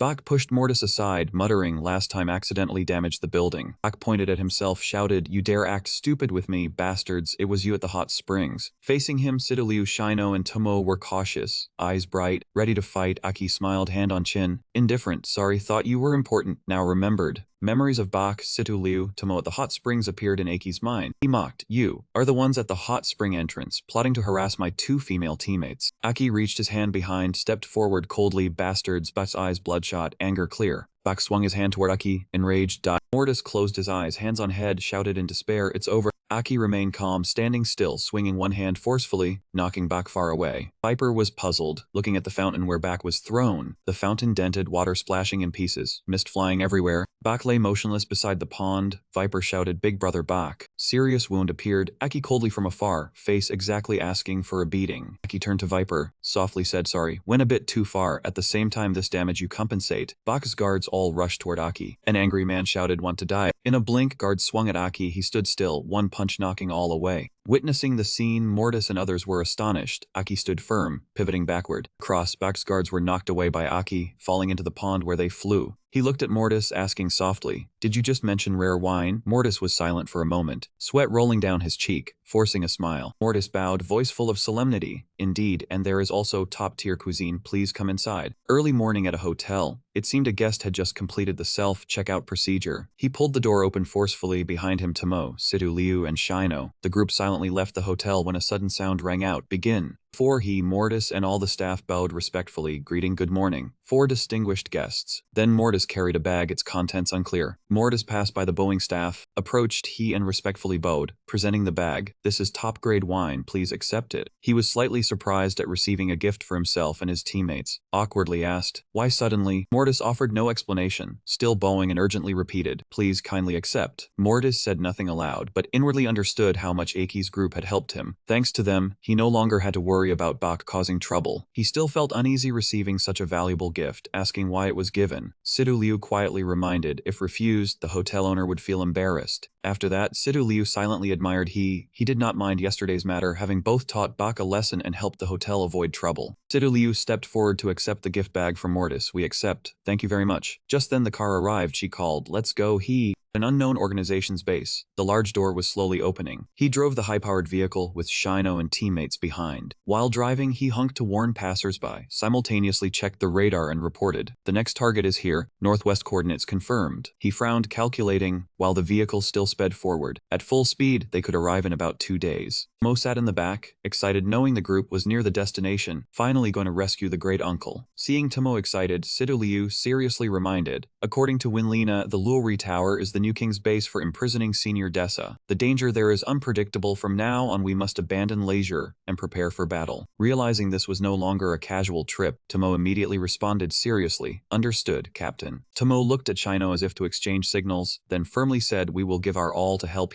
Tomo turned fully to Shino, seeking confirmation right now he did not know when he had put on his glasses, silently thinking of Dessa. The high-powered vehicle continued across the silent desert, he driving while thinking, my old friend, I have come. Time rewound about half an hour at a base in the sandy desert, where Aki's group had just passed. Half an hour earlier, beside a towering skyscraper was Luzon's group. It was the Moon Silver City Signal Tower, Luzon supporting Tarina. Tarina looked into the distance, where Aki's group was heading toward Luori Tower. Correct, those who could seriously harm me heading there, it must be them. Tarina was furious, recalling Lai and Di Lun, then gritted her teeth. The damn team that harmed them is them. Suddenly, Hoso seemed to detect something, immediately flew up and signaled to teammates, it's them. Arrows, hearing that, prepared quickly, anxiously said, then let's act. Hoso, quickly teleport us in front of them. Luzon saw the two rushing and quickly reminded, hurry for what? Don't you see Tarina's current condition? Tarina was still injured but tried to reassure her teammates. My spirit needs at least a day or two to recover. Don't worry, I've locked their route with spatial coordinates. They have vehicles, we have space. Hoso found that reasonable, agreeing with Luzon, wait for Tarina to recover, then we'll pursue, it won't take long. Luzon became even more smug, knowing his group had a great advantage. Moreover, that squad probably had no idea what awaited at Luori Tower. Luzon's face darkened, voice full of implication. What exactly awaits them in the deserted wasteland with some ruins? Aki's group still sped forward. At this time, the sun was gradually setting and no one knew how long Aki's group had been traveling.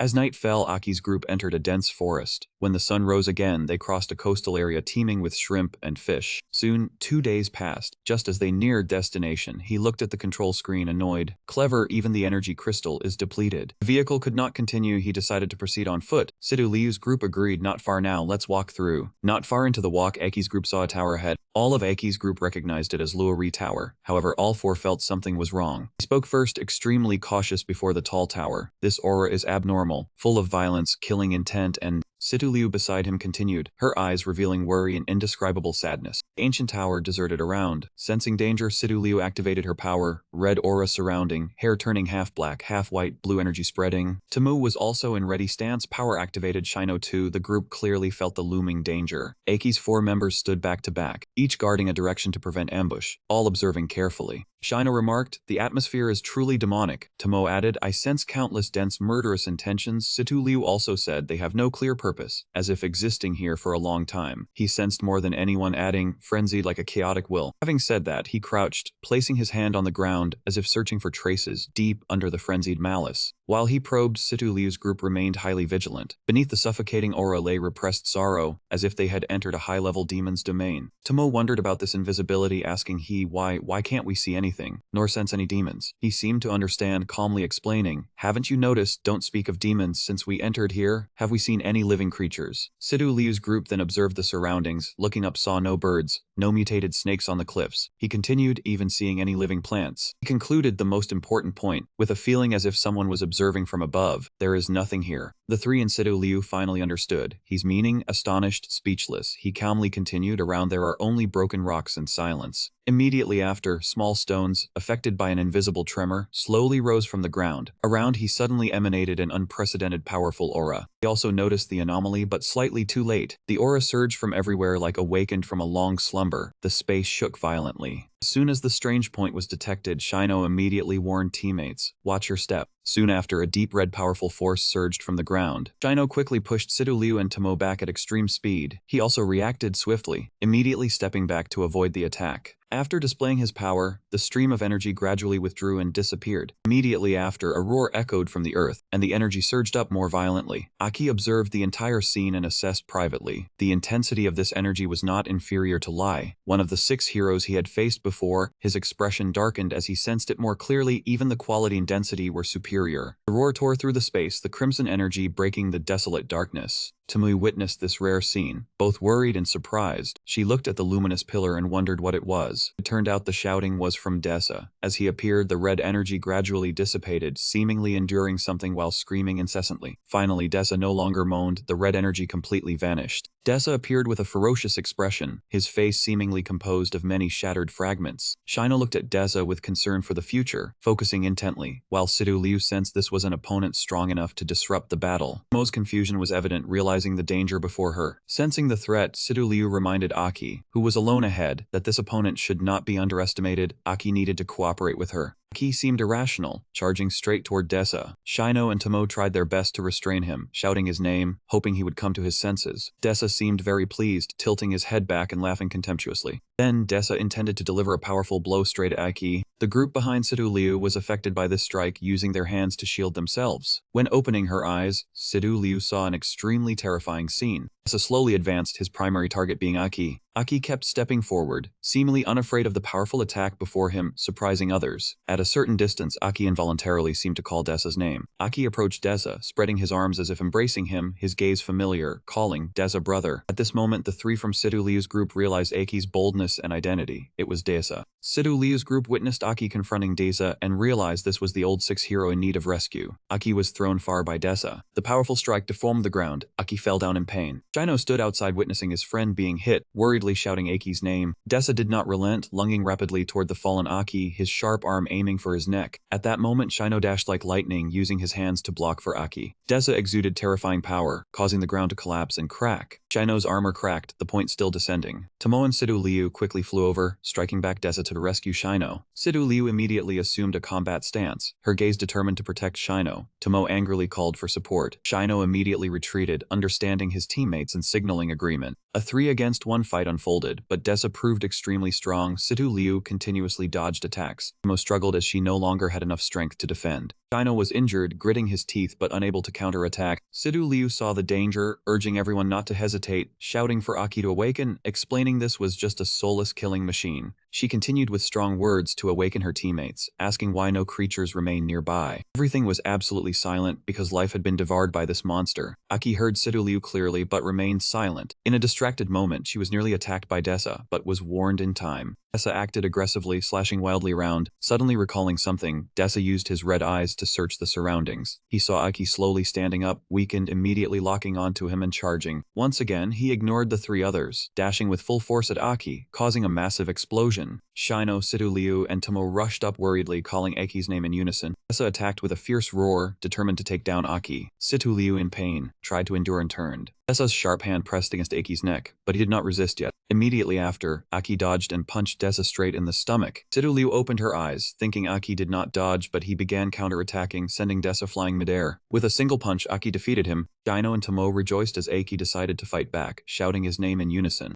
Aki gritted his teeth, slowly saying that from the moment he saw his eyes, he realized the tears, the sorrow, thinking of the promise to become the strongest demon hunter. Aki clenched his hands, determined to leave him no chance to exist as a monster. The remaining three looked at Aki's resolve silently, still hesitant. Dessa, just struck, turned around, appearing behind Aki. The three dashed toward him like lightning, calling for Aki simultaneously. Aki closed his eyes tightly in anguish, filled with remorse, silently apologizing to Dessa. He turned to look at Dessa being hit behind him, silently apologizing once more. The four combined forces to attack Dessa, wishing to end his suffering. After the finishing punch, Sidu Liu landed, asking if it felt real. Finally done. Tomo and Shino were slightly worried for Aki. Tomo hesitated slightly, calling out. Aki remained in anguish after personally striking Dessa, silently saying, "Rest, Dessa." A massive explosion erupted from where Dessa was just struck. Aki opened his eyes in surprise, watching the event, silently calling his name. A giant figure appeared along with 3 red, yellow, and blue orbs slowly standing up. Dessa was not dead. He revived with the 3 orbs and roared. Unexpected ones were this quartet. Everyone recognized them as the 3 core level. Sidu Liu trembled, thinking even with a demon body structure, this was incredible. Moreover, it was not just accumulation of numbers. Looking at the energy bursting from Dessa's body, Sidu Liu froze. The energy density had already surpassed the limit. Dessa was even more ferocious than before now. He roared and charged straight toward Aki's group. His powerful steps cracked the ground. Dessa transformed into a giant 3-colored whirlwind and attacked, terrifying everyone. Shino immediately rushed out first, saying to everyone, "Leave it to me." Shino recalled and ran's battle, intending to apply the tactic the senior had once used in Green Continent Town. Shino immediately used earth armor decisively, trying to maintain a protective circle for everyone, but Dessa's strength seemed about to break through it. Right after that, Dessa knocked Shino far away. His strength was truly formidable. Unable to stand by and watch, a pair of blue wings immediately spread out, ready for battle. Tomo moved quickly, repeatedly using the phantom image skill, but red spheres appeared from the sharp spikes spikes on Desa's body, making her eyes widen in shock. The red spheres attacked continuously, forcing Tomo to dodge, but the barrage was so dense that it troubled her. Sidu Liu outside was also hit, the ground beneath her feet was destroyed. Realizing this form felt familiar, like spatial arts, Sidu Liu seized the chance to attack head-on, sending a spatial blade at Desa. Even though she used all her strength, Desa was completely unharmed, leaving her shocked. She looked at his enormous body, amazed that he was unharmed despite the power of the Imperial Core. Another person rushed in, but Desa noticed quickly. Tomo's eyes turned white as she charged straight ahead with determination. Desa watched Tomo approach and gritted his teeth, preparing to deal with her. Forced a red gem from his mouth, and it slowly grew larger. Desa threw the gem toward Tomo. She was startled, and a terrifying explosion erupted. It was unclear whether she dodged in time. Desa's power was truly no ordinary thing. Desa turned around. Wherever he went, explosions followed, making it difficult for Tomo to escape. Thick smoke blurred the surrounding view, as if everything had been covered. Seeing Tomo in danger, Sidu Liu shouted anxiously, "Tomo, be careful." She nimbly rolled away to dodge the attack. After escaping, Tomo answered Sidu Liu, "I'm fine, damn it, this guy is too strong." Shino realized the attacks were not only powerful but also continuous. Even though his muscles, bones, and teeth were under excessive pressure, they still did not stop. Desa advanced toward Sidu Liu. She startled and dodged, but Aki rushed forward, knocking Desa back and saving Sidu Liu from danger. Aki landed on the ground, and the next thing happened the moment his feet touched down. Aki directly fought Desa. The terrifying strength of the two made the ground uneven. Aki and Desa were evenly matched, their battle still undecided. Aki thought silently, "I was tortured until living was worse than death. Wasn't I, Desa?" He frowned, his gaze sorrowful. "You must be suffering if you cannot stop." Aki made up his mind, thinking, "Then let me end all of this." He shouted. Aki gave the order, "Everyone follow me." Mo and Sidu Liu looked solemn, and so did Shino. The three answered in unison, "Understood." All three charged forward, and seeing Shino risk his life, Sidu Liu warned Shino.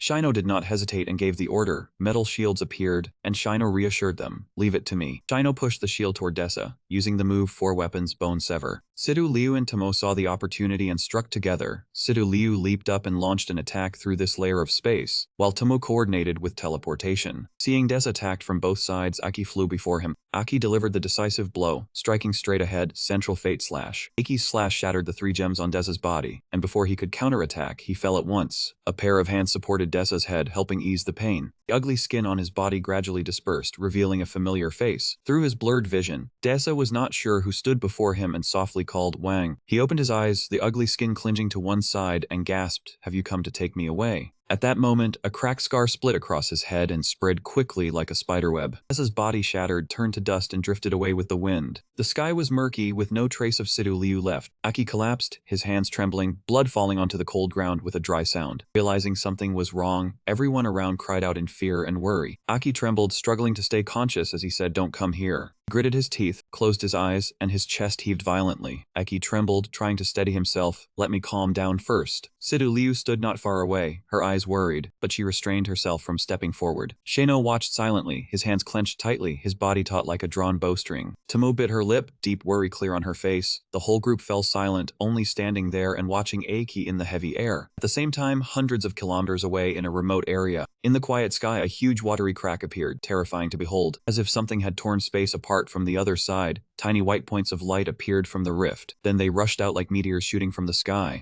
A bird flew across the sky, crying out in panic as it sensed something abnormal. Before it could dodge, the beam of light pierced through its body. Immediately afterward, Tarina, Luzin, and Barros descended from high above, shaking the ground. He spoke in a low voice. "Are you certain the squad that killed Lai and Dilun is in this direction?" He said coldly, "Are you doubting my ability? They are nearby, their aura has broken through the watchdog." He frowned. "The Tricore monster after modification is hard to deal with even if we join forces. We underestimated it too much." He laughed loudly. "If they can destroy the monster, they are qualified to be opponents. It has been a long time since I had a proper battle." Tarina reminded them coldly, "Stop that madness. Do not forget, if Wang's seclusion squad discovers the killers of Lai and Dilun are still alive." She said softly, "You understand that Lord's anger, don't you?" No one answered, and the group fell into a terrifying silence. Tarina ordered, "Use that squad's heads to soothe Wang's anger." The sky swirled with misty clouds, the wind rustling across Desa's grave. Aki spoke, his voice steadier yet still full of resolve, "Let's go." Sidu Liu asked bluntly, "Wang, Desa Sr. is like that, so why must we go toward the tower? Is there something we need to investigate?" Aki said with a solemn expression.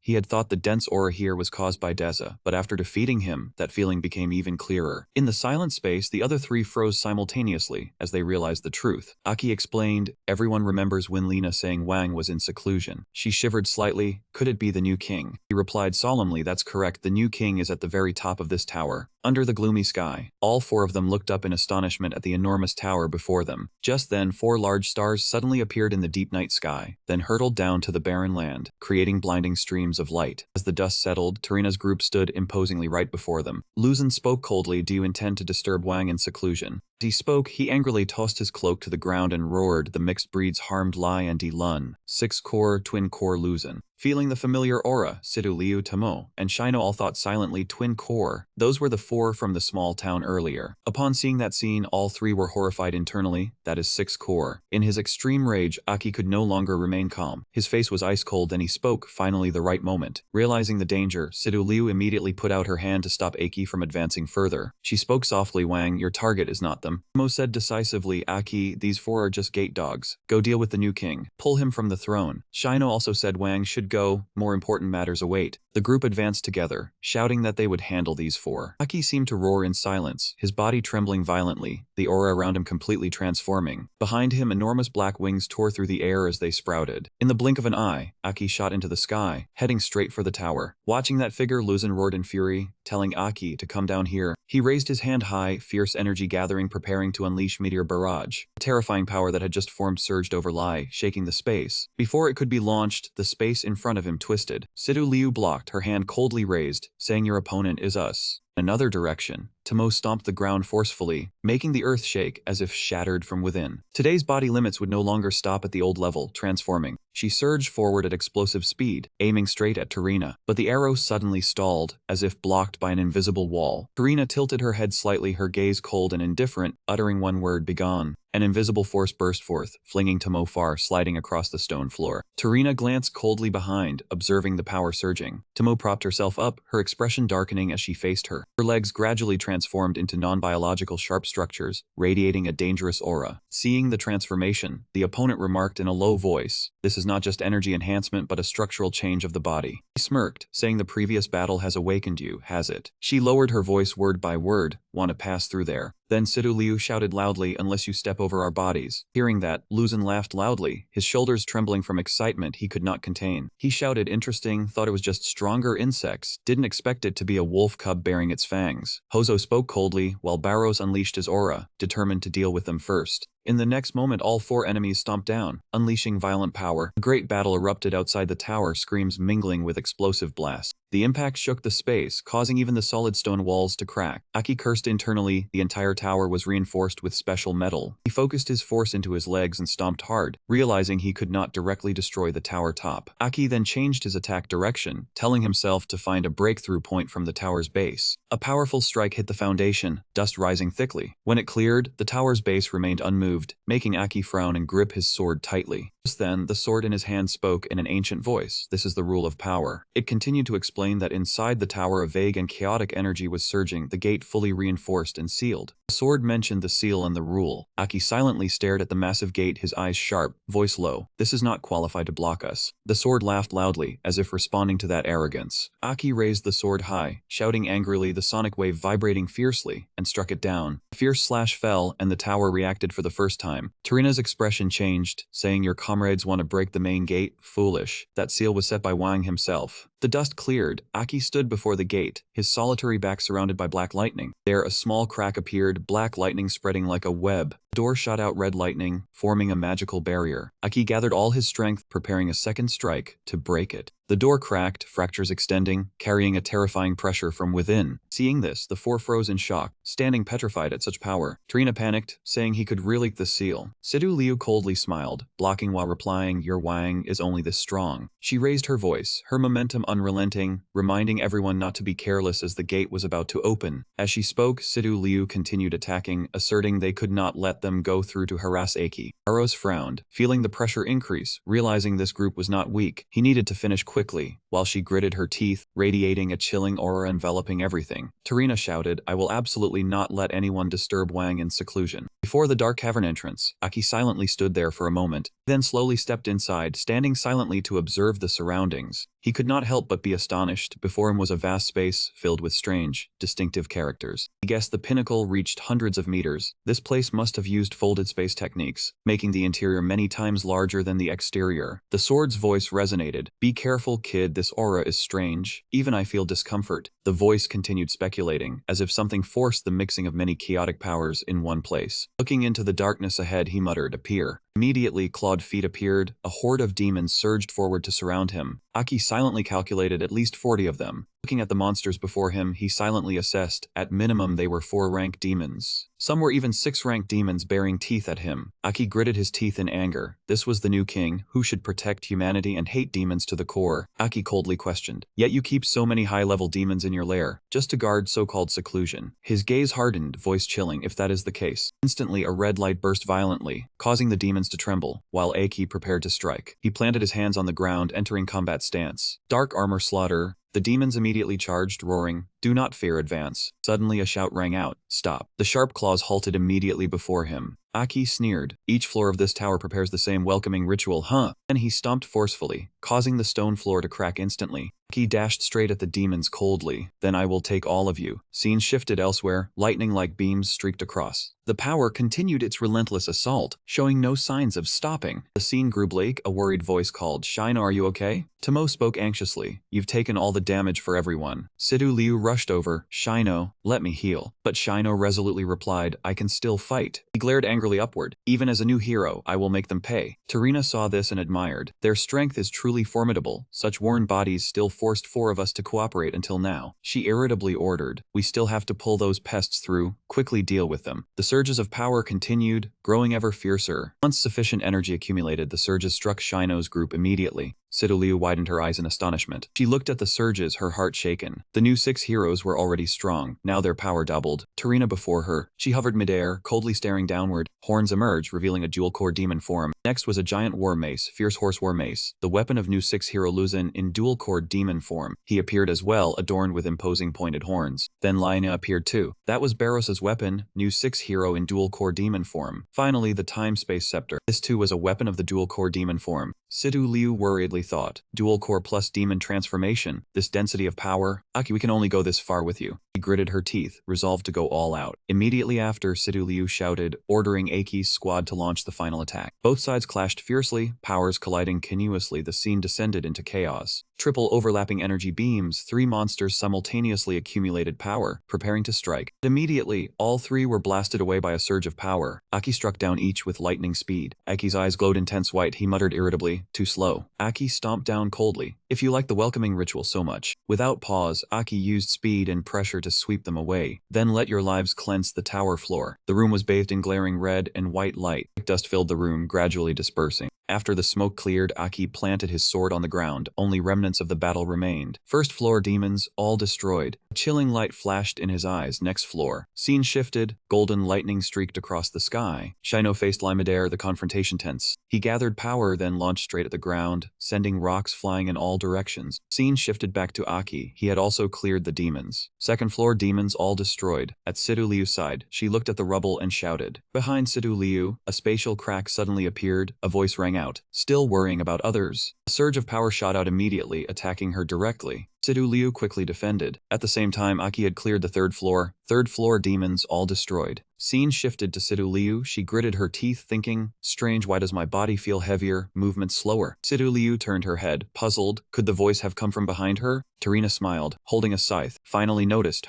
poison bones causing illusions. She looked at Sidu Liu, warning, do not be easily shaken. In this formation, no one can move freely. At Aki's side, he was still sweeping demons on the nth floor. Scene shifted elsewhere. Energy exploded, blinding lightning swirled. A small figure stood in the midst of the raging power. Tomo was pushed back by the overwhelming power, panting before the opponent's dominant presence. He aimed his weapon at her, teasing, little sister, your speed has slowed. On the final floor, Aki thrust his sword through a demon's body. He thought the last guard was a 7-fin black dual-core demon. Aki focused his power, dark energy immediately manifesting. The stones engraved with special symbols on the devil's body slid down one by one. They fell to the ground and immediately flew straight toward Aki. Aki thought to himself, red is power, yellow is defense, blue is speed, green is recovery, purple is illusion, now adding black for space, that completes it. Aki suddenly clenched the stone in his hand, causing a crackling sound. Immediately after, he placed the stone into his chest cavity. A surge of power erupted violently, dark energy spiraling around him. Aki closed his eyes slightly, silently feeling the power of space. He suddenly opened his eyes wide, revealing heterochromatic pupils, his gaze chillingly sharp. Aki raised his finger thinking, is this the full attribute power? He touched the void with his finger and tore it open, revealing another space where the flow of space could be clearly sensed. He looked toward the door, thinking if I go through there, I will surely reach the top of the tower. Aki was startled, his eyes widening as if sensing something abnormal. When he turned around, the one called the new king had appeared behind him, while Luzin raised his hammer ready to strike Shino. He smirked, now you cannot open your defensive shield anymore, right? Luzin immediately swung the hammer down hard, growling for him to end it here. The space suddenly darkened, time seemed to freeze, and in the darkness, green rings appeared in the sky. On this side, Aki closed his eyes to focus, softly saying, keeping everyone waiting too long. He transmitted a message to his teammates, saying he had collected enough cores to break the barrier and fully fuse them. After a brief pause, Aki continued in a deep voice, I will help you all evolve once more simultaneously. Shino was astonished as everything before him was motionless, yet in his subconscious, his eyes remained tightly closed. In the next moment, he seemed to awaken from a trance. Shino calmly observed the dark space around him, wondering if this was the world of consciousness. A beam of light and a voice sounded. It was Aki channeling his strong will into the three souls' cores, turning them into information of the essence of power. Aki continued explaining, the core is merely a vessel of power and rules. Tomo immediately recognized it was his voice. Aki's voice became serious. What they needed to do was not to expand the vessel, but to break it. Let the rules merge into the self, and immediately, Sidu Liu was brought into stillness to sense recovery and space within the cycle of life and death. Shino felt the same, defense was no longer rigid stone, but the absolute stillness of the earth. For Tomo, the immense power made her exhilarated to the extreme. She transformed into a blue lightning bolt piercing through the gap in time, realizing the limit of speed lies not in fast or slow, but in the eternal moment. Sidu Liu's energy became a green-black primal vortex. Tomo possessed a radiant blue primal vortex. Shino carried a yellow primal vortex, while on the battlefield, time froze as his body rapidly recovered. A powerful force burst from his chest, enveloping his entire body in an instant. The ultimate evolution completed as the three sources of power simultaneously illuminated the frozen space. Shino finished recovering, time gradually resumed. Luzan's hammer along with the fierce roar surged forward with terrifying force. Shino decisively swung his hand, directly blocking the attack. Before Luzan's astonished eyes, Shino tensed and quickly sat up. Luzan was in extreme confusion, unable to believe this could happen while Shino slowly said this was Aki's vision. Immediately after, he clenched his hand, causing Luzan's hammer to start cracking. In an instant, the hammer shattered into countless pieces. Luzan had no time to react before Shino's fist approached. He threw a straight punch to his face. That single blow made the vast space tremble as if struck by an earthquake. The remaining three were stunned, unable to believe Luzan was sent flying with just one punch. Shino stood calmly observing after striking. Behind him, the panic of the new 6 heroes seeking Luzan's core still echoed. Irina, confused by the strange aura, immediately thought to sneak an attack on Shino first, but unexpectedly she was restrained from behind, completely unable to move. Tomo mockingly said with delight, her speed is too slow, then smiled in satisfaction. Aros and Hoso, seeing the situation change, panicked. The opponent's energy was abnormal. They had to open a space for everyone to escape immediately. Hoso suddenly exclaimed, wait, the surrounding space has been tightly sealed. Sidu Liu said coldly, everything is useless. In her domain of life and space, only those permitted can move. Immediately after, she gently extended her hand and unleashed her power. In the blink of an eye, space was overturned as if torn open.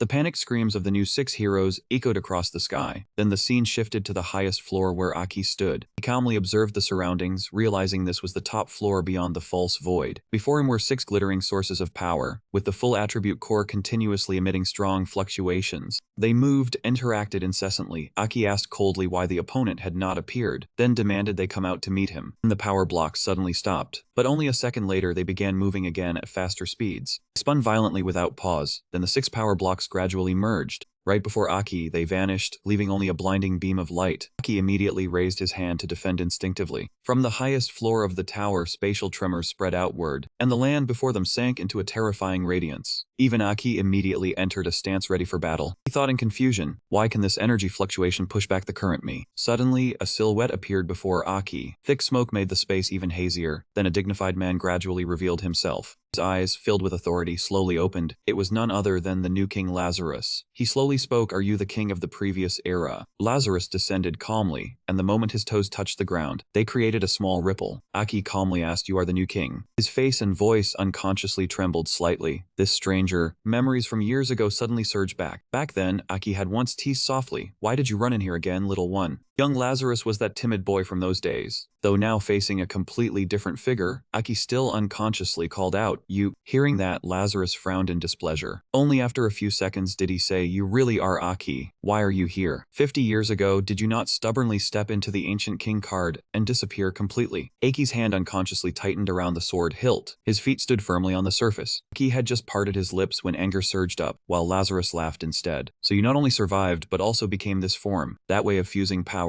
Aki angrily cut him off. "If it is you, why did you make Disa end up like that? Why did you collude with demons?" Lazarus replied coldly, "Do you have the right to question me, you?" He decisively turned away. "The boy who once stood behind you, who worshipped you like a god, died 50 years ago on the day you abandoned everything and stepped into the ancient king card." Aki lowered his voice. "No, that was not the ending I wanted. This power is not what I truly needed either, but I cannot explain everything to you." Lazarus still said coldly, "Enough, you have no idea how this world changed after you left alone. After you disappeared, humanity lost its strongest shield. The church forces hidden in the shadows rushed out like hunting beasts smelling blood. They seized political power and used fear of demons to spread their doctrine. As their believers grew more numerous, the churches became overwhelmingly powerful, and those hypocritical popes even called themselves gods. In the name of hunting demons, they purged dissenters and exploited civilians. Humanity was threatened by demons while also forced to live under the yoke of the churches." Lazarus looked at Aki with resentment. "That is the world you left behind, Aki." Aki fell silent helplessly. A few seconds later, he explained, "Back then, I left to find a way to destroy demons at their root, to seek the secret of the ancient king card. That was not the result I wanted." Lazarus roared furiously, "Shut up, find a way, seek the secret." While reproaching him, he recalled those bitter days. "Back then, so many people begged you not to leave alone, not to abandon us and enter that mysterious ancient king card." He questioned him again and again. "Back then, you were the strongest warrior, invincible. But did you ever listen to anyone? You ignored everything and left." Lazarus lowered his head in resentment. "Because of your arrogance, you harmed yourself and harmed everyone else as well." Continued, "You do not understand. After you left, the former 6 gradually died or departed. Dessa fell to that fate while protecting what you built. And what about the others? There were once so many people who regarded you as their faith, but in the end there were also so many people who resented your name." Lazarus concluded coldly, "Your era was ended by your own hands." After hearing this, Aki let out a soft sigh. He admitted, "You are right, Lazarus. Back then, I was truly too conceited, never considering other consequences, only believing I could decode every secret." Aki remembered the pain from that time. "I paid for that choice with my life, and made the world bear undeserved suffering as well." But his gaze instantly turned solemn. "I have returned now." Aki gripped his sword until it trembled. "If the cause was created by me, then I will personally end these consequences." Power spread from his body along with his declaration. "This time I will correct every mistake, and I will save humanity from the threat of demons, and also from the rule of your false gods." Aki stared straight at Lazarus, while he answered with contempt, "Correct mistakes, save humanity." In that voice he remembered practicing together with Aki when he was young. He had also rested with Aki after exhausting training sessions. Yet the final fragment of memory shattered in pain. At that time, Lazarus could only watch helplessly as Aki left on his own, then returned on his own as well. Lazarus said resentfully, "You have no idea what I have been through over these decades." The next second, Lazarus's gaze completely changed. "But none of it matters anymore. This world no longer needs you." Behind him, a mass of power began to condense, then split into 6 different streams in the blink of an eye. Lazarus's power erupted violently, and he declared decisively, "Because now I am the king. Old king, continue sleeping peacefully in the past." Aki shouted furiously, "Whether you are the new king or anything else, I cannot let you continue joining hands with demons." Immediately afterward, Aki spun and rushed forward at extreme speed, swinging his sword straight toward Lazarus. His sword tip aimed precisely between his brows. Unexpectedly, a sphere of light around Lazarus turned purple and transformed. Lazarus dodged Aki's sword strike with lightning speed, muttering while controlling the energy spheres as they changed continuously. Absolute black piercing break. Immediately afterward, that stream of power pierced straight through Aki. He clenched his teeth tightly, his face twisting from the force of the powerful attack. Despite the pain, Aki immediately sprang into the air. In that instant, he kicked straight at Lazarus, Thunderslash. His kick sent him flying back through the air. Lazarus quickly stabilized his body, then froze. He mocked, "Savage, primitive, is that the power you have always been so proud of? 50 years have passed, yet you still only know how to charge in with your life on the line." Aki frowned and gritted his teeth. He uses extreme speed combined with folded space, so he is very hard to catch, but as long as it is an energy flow. It will definitely have a trajectory. Thinking this, Aki raised his sword high and shouted, "Fuse every attribute for me." Surrounding energy converged into the sword all at once, all attributes. 2. Infinite pulse. As soon as the words fell, enormous force enveloped the area. Then blow apart this entire space, everything around began to crack and shatter. Witnessing that scene, Lazarus widened his eyes in shock. That terrifying surge of power swiftly swallowed everything whole. The surge of power covered the entire space. Even the inner core began to crack. That energy source continued spreading everywhere, showing absolutely no sign of stopping. To maintain this power, Aki's body was being worn away little by little. The corner of Aki's lips lifted in excitement. It seemed this move had worked. The power still floated in midair. Lazarus stood high above, silently observing everything unfolding below. He restored his body while saying, "To be able to injure me, it seems you have become quite skilled at using demonic power." Aki was shocked to see Lazarus recovering with green light, while golden radiance also spread from him, like the power of all attributes. Immediately after, the color of the core suddenly changed. Aki thought silently, he is controlling 6 different attributes of a 7th rank core at the same time. That change made Aki uneasy, while Lazarus focused all his strength on restoring his power. From Lazarus's body, a dazzling light rapidly spread out, carrying the aura of divinity. Aki looked up, astonishment clearly showing on his face. The powerful attack struck straight down at Aki. The terrifying force sent him flying far away. Lazarus still radiated overwhelming power, while Aki was knocked down, lying motionless on the ground. Lazarus landed beside Aki, coldly saying that his all-attribute power was merely a crude patchwork, while he was the embodiment of attributes and the new era. Lazarus continued manipulating the core in his hand. His icy gaze looked down, declaring that his power surpassed Aki's. The core strike left Aki nearly exhausted, but right after that, a red surge of power enveloped him. Lazarus revealed clear shock upon seeing this strange energy. Dark red light continued spreading from Aki's body. Seeing this, Lazarus immediately stepped back, his eyes widening as he sensed something terrifying was about to happen. A surge of power rushed straight toward Lazarus, leaving him shocked as he wondered what it truly was. Within that light appeared countless strange and terrifying eyes. It was the aura of the king, covering the entire space and dyeing the surroundings in an eerie color. Lazarus silently watched everything happening before him. He thought silently, with aura alone, the other side has swallowed my entire space. In the darkness, a hand slowly moved while Aki wore a triumphant smile. Before Lazarus's panicked expression, Aki slowly spoke. His icy voice rang out. "Whose power did you say yours was above?" Aki curled his lips, summoning Chi Wang, one of the strongest Bai Qi. The sword trembled softly as soon as it appeared, as though alive. Immediately after, the sword flew straight toward Aki. Aki reached out and tightly gripped the sword. A joyful voice rang from the sword upon reuniting with the king. Lazarus realized the unfathomable ancient power within Aki. He narrowed his eyes in calculation, so the other side was the legendary ancient entity, one of the strongest Bai Qi. Lazarus's gaze fixed straight on Aki, calling Chi Wang's name. Aki confirmed coldly, while Lazarus sneered that Chi Wang was sealed within this body, so he was surely no longer complete now. As soon as he finished speaking, Lazarus immediately summoned the death god's sword. His eyes brimmed with killing intent as he coldly declared war on Chi Wang. Aki sensed the fluctuating aura, while the sword reminded him that the weapon carried the aura of the Death King banner. The sword muttered in deep displeasure, saying that aura disgusted it immensely. Lazarus spoke and asked, "Did you receive help from the Death King banner?"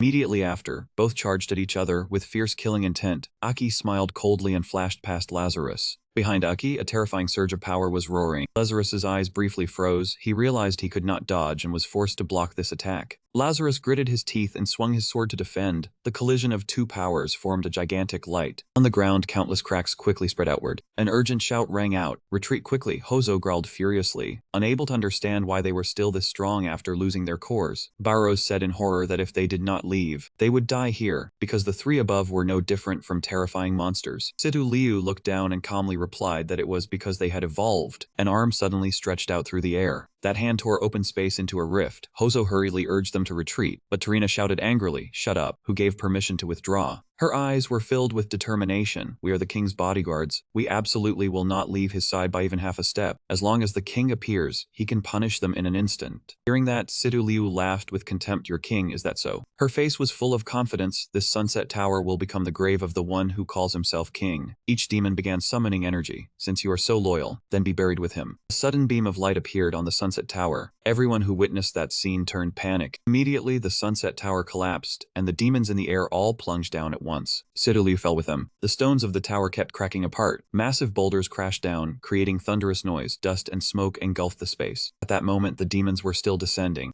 A thought flashed through Situ Liu's mind, Aki, or perhaps, from the dust and smoke emerged a red light, and beside it, a purple light. Sure enough, he had used less than 5% of his power. Aki appeared, pinning Lazarus beneath his foot. This much is enough to teach him a lesson. He laughed faintly, mocking the power of the king flag. Is this all? We cannot win. He thought inwardly, even after forming a contract with the Death King flag, before a king flag using less than 5% of its power. I am still nothing but a joke. Aki mentioned the thing on his chest, so that is how it is. He glanced down with contempt in his eyes. It seems that Death King flag signed a demon sacrifice contract. You must have sacrificed something extremely important. A red light erupted from the ground. If that is the case, Aki looked at the glowing object in his hand with calculating eyes. The thing on you is the final piece needed for Aki to evolve into the necessary vessel. The barren ground cracked violently. Tiny figures below moved in chaos. Amid the thick dust and smoke, Terena's panicked face became clear, and she cried out, "King," tearing through the ruined space. Immediately afterward, everything sank into deep darkness. Terena was shocked. Why was the king's aura so weak? The person before her was completely different from the one she once knew. The image of Chiwang losing control, suppressing Lazarus, clearly watching his defeat. Above the pit, the trio Shino, Situ Liu, and Yuhui rejoiced. That was the Bei Kiaki and Situ Liu had spoken of. Yuhui whispered. Situ Liu stayed silent, watching the scene below. Below the pit, Chiwang had not given up. The sword buried deep showed terrifying strength, and he instantly hauled up the defeated Lazarus, stood, and pressed him down. Meanwhile, the movements of the three people at the pit's edge entered Chiwang's sight. Was I noticed that quickly? He wondered. From the gray sky, 4 demonic hands tore through space and reached down, forming seals and reading cold commands, ripping open before everyone's eyes. The grayish-yellow sky was sealed by dark clouds. 4 demonic figures tore through the curtain of heaven and appeared. The black hole below churned until a vortex formed. The gazes of the king flags shone down. Shino, Situ Liu, and Yuhui trembled in fear. Yuhui realized something was wrong. The same rank as Chiwang, Iz and Situ Liu reacted quickly. It felt as if they came from another dimension. They were the remaining 4 Bei Ki. The moment they spoke, 4 pairs of eyes drew close to Chiwang. Those were the human-knowing king flags. But Chiwang was not afraid. Instead, he whispered to them like old acquaintances. Wait for me. It will be soon.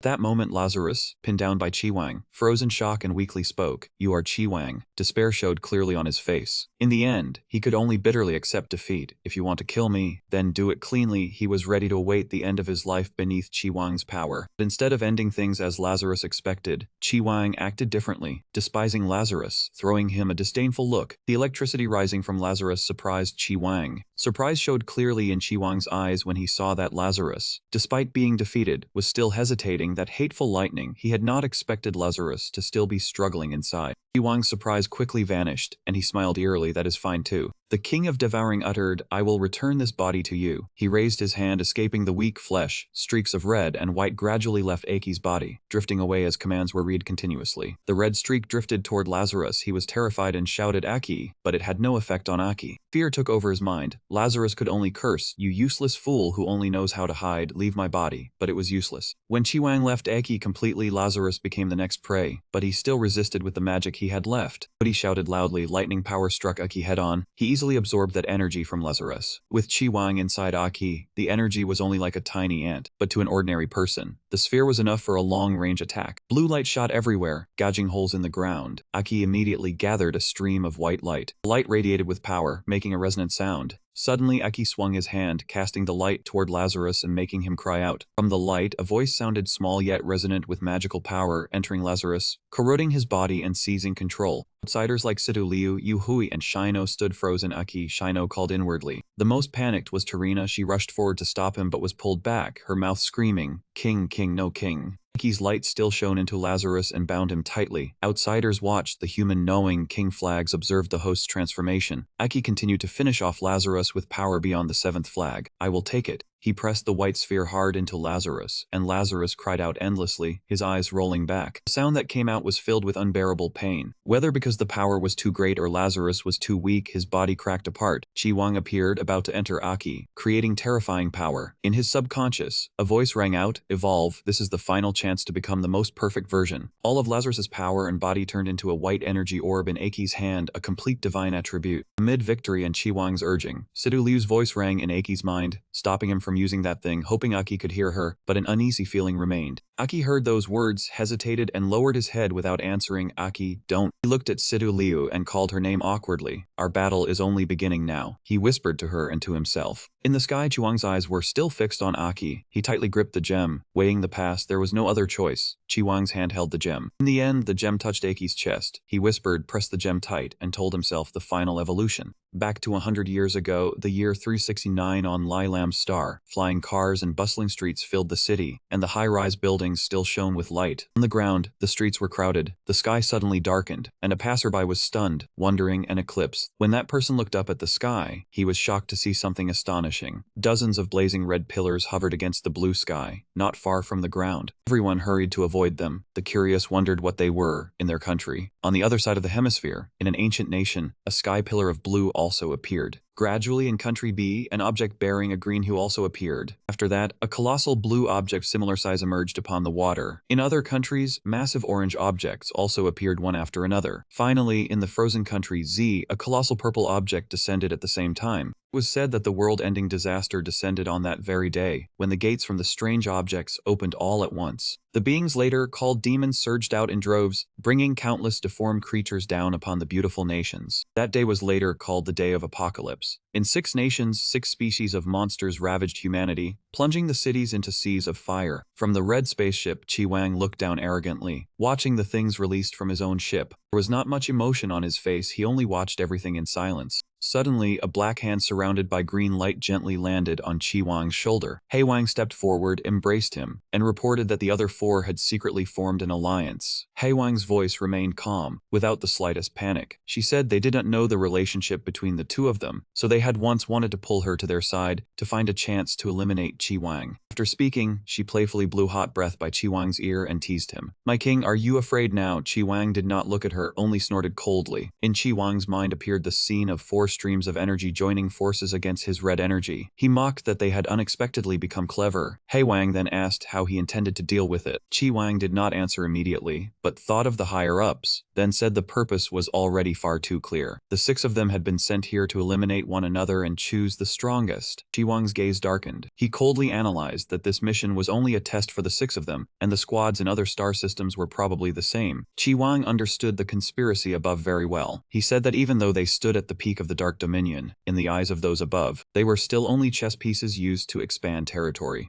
Haewang nodded in agreement, affectionately wrapped her arms around his neck, and said the higher-ups had even given this plan a name. It was the Anu Plan. The scene shrank back, revealing 6 spaceships hovering outside the planet as if facing one another. It turned out that all of this was Chiwang's memory inside Aki. Aki fell into the pitch-black void, gradually becoming more clear-headed. He realized he was seeing Chiwang's memories and was haunted by the name Anu Plan. He could not understand what kind of beings they truly were. The more he thought, the more he forgot that he was still falling, and beneath him, a colossal demon shadow was already waiting. Before the hazy future, Aki felt confused and adrift. He closed his eyes and wondered whether the lonely path he had chosen all this time was truly right. As his body continued sinking deep into the darkness, Aki seemed to have made his final decision, or perhaps the only choice he had. A loud sound rang out, followed by a demonic face appearing amid the black smoke, its eyes blazing and its smile chilling people to the bone. Back in reality, Aki's back suddenly underwent a violent transformation. Veins contracted, then sharp black and red spikes grew out, forming an evolved state filled with pressure. At that moment, the Baiki core mark blazed on his body. Tarina's older sister was so horrified that she froze in place. She hurriedly asked what happened to Aki. From afar, Sidu Liu realized in panic that Aki had absorbed the core of the new king, and his familiar aura had vanished. The female demon with her was horrified to realize that the one before them had lost consciousness and become a true Baiki demon. Aki's new form appeared coldly amid a crimson radiance. Tarina looked up with a dirt-smeared face, so stunned she could not speak. That man, what exactly is he? Aki stood towering beneath the blazing blood-red moon, exerting terrifying pressure on those below. Immediately, the order to activate all energy and open the teleport in space rang out. Hozo shouted in panic that he would leave first, and whoever wanted to stay could stay. He said the king was dead, and the demon before them was far too dangerous. Hozo hurriedly fled, even telling everyone to pray for themselves. He rushed into the teleportation space to escape, but every movement had already entered Aki's eyes. Aki closed his eyes and drew upon the power inside his body. When he opened his eyes, a gentle light shone out. Then he flicked his hand, letting a streak of light fly from his fingertip. Aki, it was only a tiny speck of light, but when it fell toward where Hozo was hiding, it instantly turned into a raging gale that surrounded him. Sidu Liu stood outside, still not understanding what had happened. A moment later, the gale dispersed, and Hoso's miserable scream rang out, startling her. She turned toward the scream, only to see Hoso clutching his arm in agony. The ground had been torn in two, and his arm was left on the opposite bank. Aki gathered his hatred for demons into power, gave a cold smile, and whispered softly, "Demons must be destroyed." Luzin, though struck, was still sent flying. He gritted his teeth in rage, never expecting that brat to be able to knock him so far away. Remembering that humiliating moment, Luzin breathed a sigh of relief. Fortunately, he was a dual Emperor core famous for his defensive ability. Immediately after, he revealed a calculating smile. That erupting aura must mean the king had finished seclusion, just in time for him to return and display his loyalty. Suddenly, his pupils contracted, the light in the sky changed, and a figure appeared along with terrifying pressure. Lazarus coldly glared down at the space below. Luzin could not withstand that pressure and immediately dropped to his knees. Luzin was so shaken that he did not dare blink. He wondered whether the thing before him was a humanoid demon or something else, because even the king would find it difficult to possess such power. When the new six saw him return, they shouted that the king had been defeated and Aki had now completely transformed. Hearing that, Tarina immediately rushed over in panic. "King!" She shot forward like lightning, painfully supporting Aki's body and calling for her king in a trembling voice. Powerless, she lowered her head and choked back sobs, painfully calling out, "My king." Witnessing that scene, Lazarus felt extremely puzzled for a moment. Barrow shouted in panic that whether they survived depended on fate, then told them all to scatter and run. As soon as he finished speaking, the three of them immediately charged in three directions. In less than a second, Lazarus had already appeared right in front of Luzin. Luzin screamed in panic that his path had been blocked, then urged the others to come help him break through the encirclement. At the same time, Lazarus also appeared before Barrows and Hoso. They were horrified to realize these were clones, but that terrifying pressure made them suspect it was an illusion. The three members of the new six gritted their teeth and decided to unleash their strongest attacks together. Luzin opened first, charging forward with a fist packed with all his strength and roaring that he had to break through no matter what. When the fist was about to touch him, Lazarus still calmly restrained it with one finger, yet the power accompanying it was terrifying enough to suffocate. The light from that tiny counterattack quickly swallowed Luzin whole. With only one forceful sweep, his figure instantly vanished from the battlefield.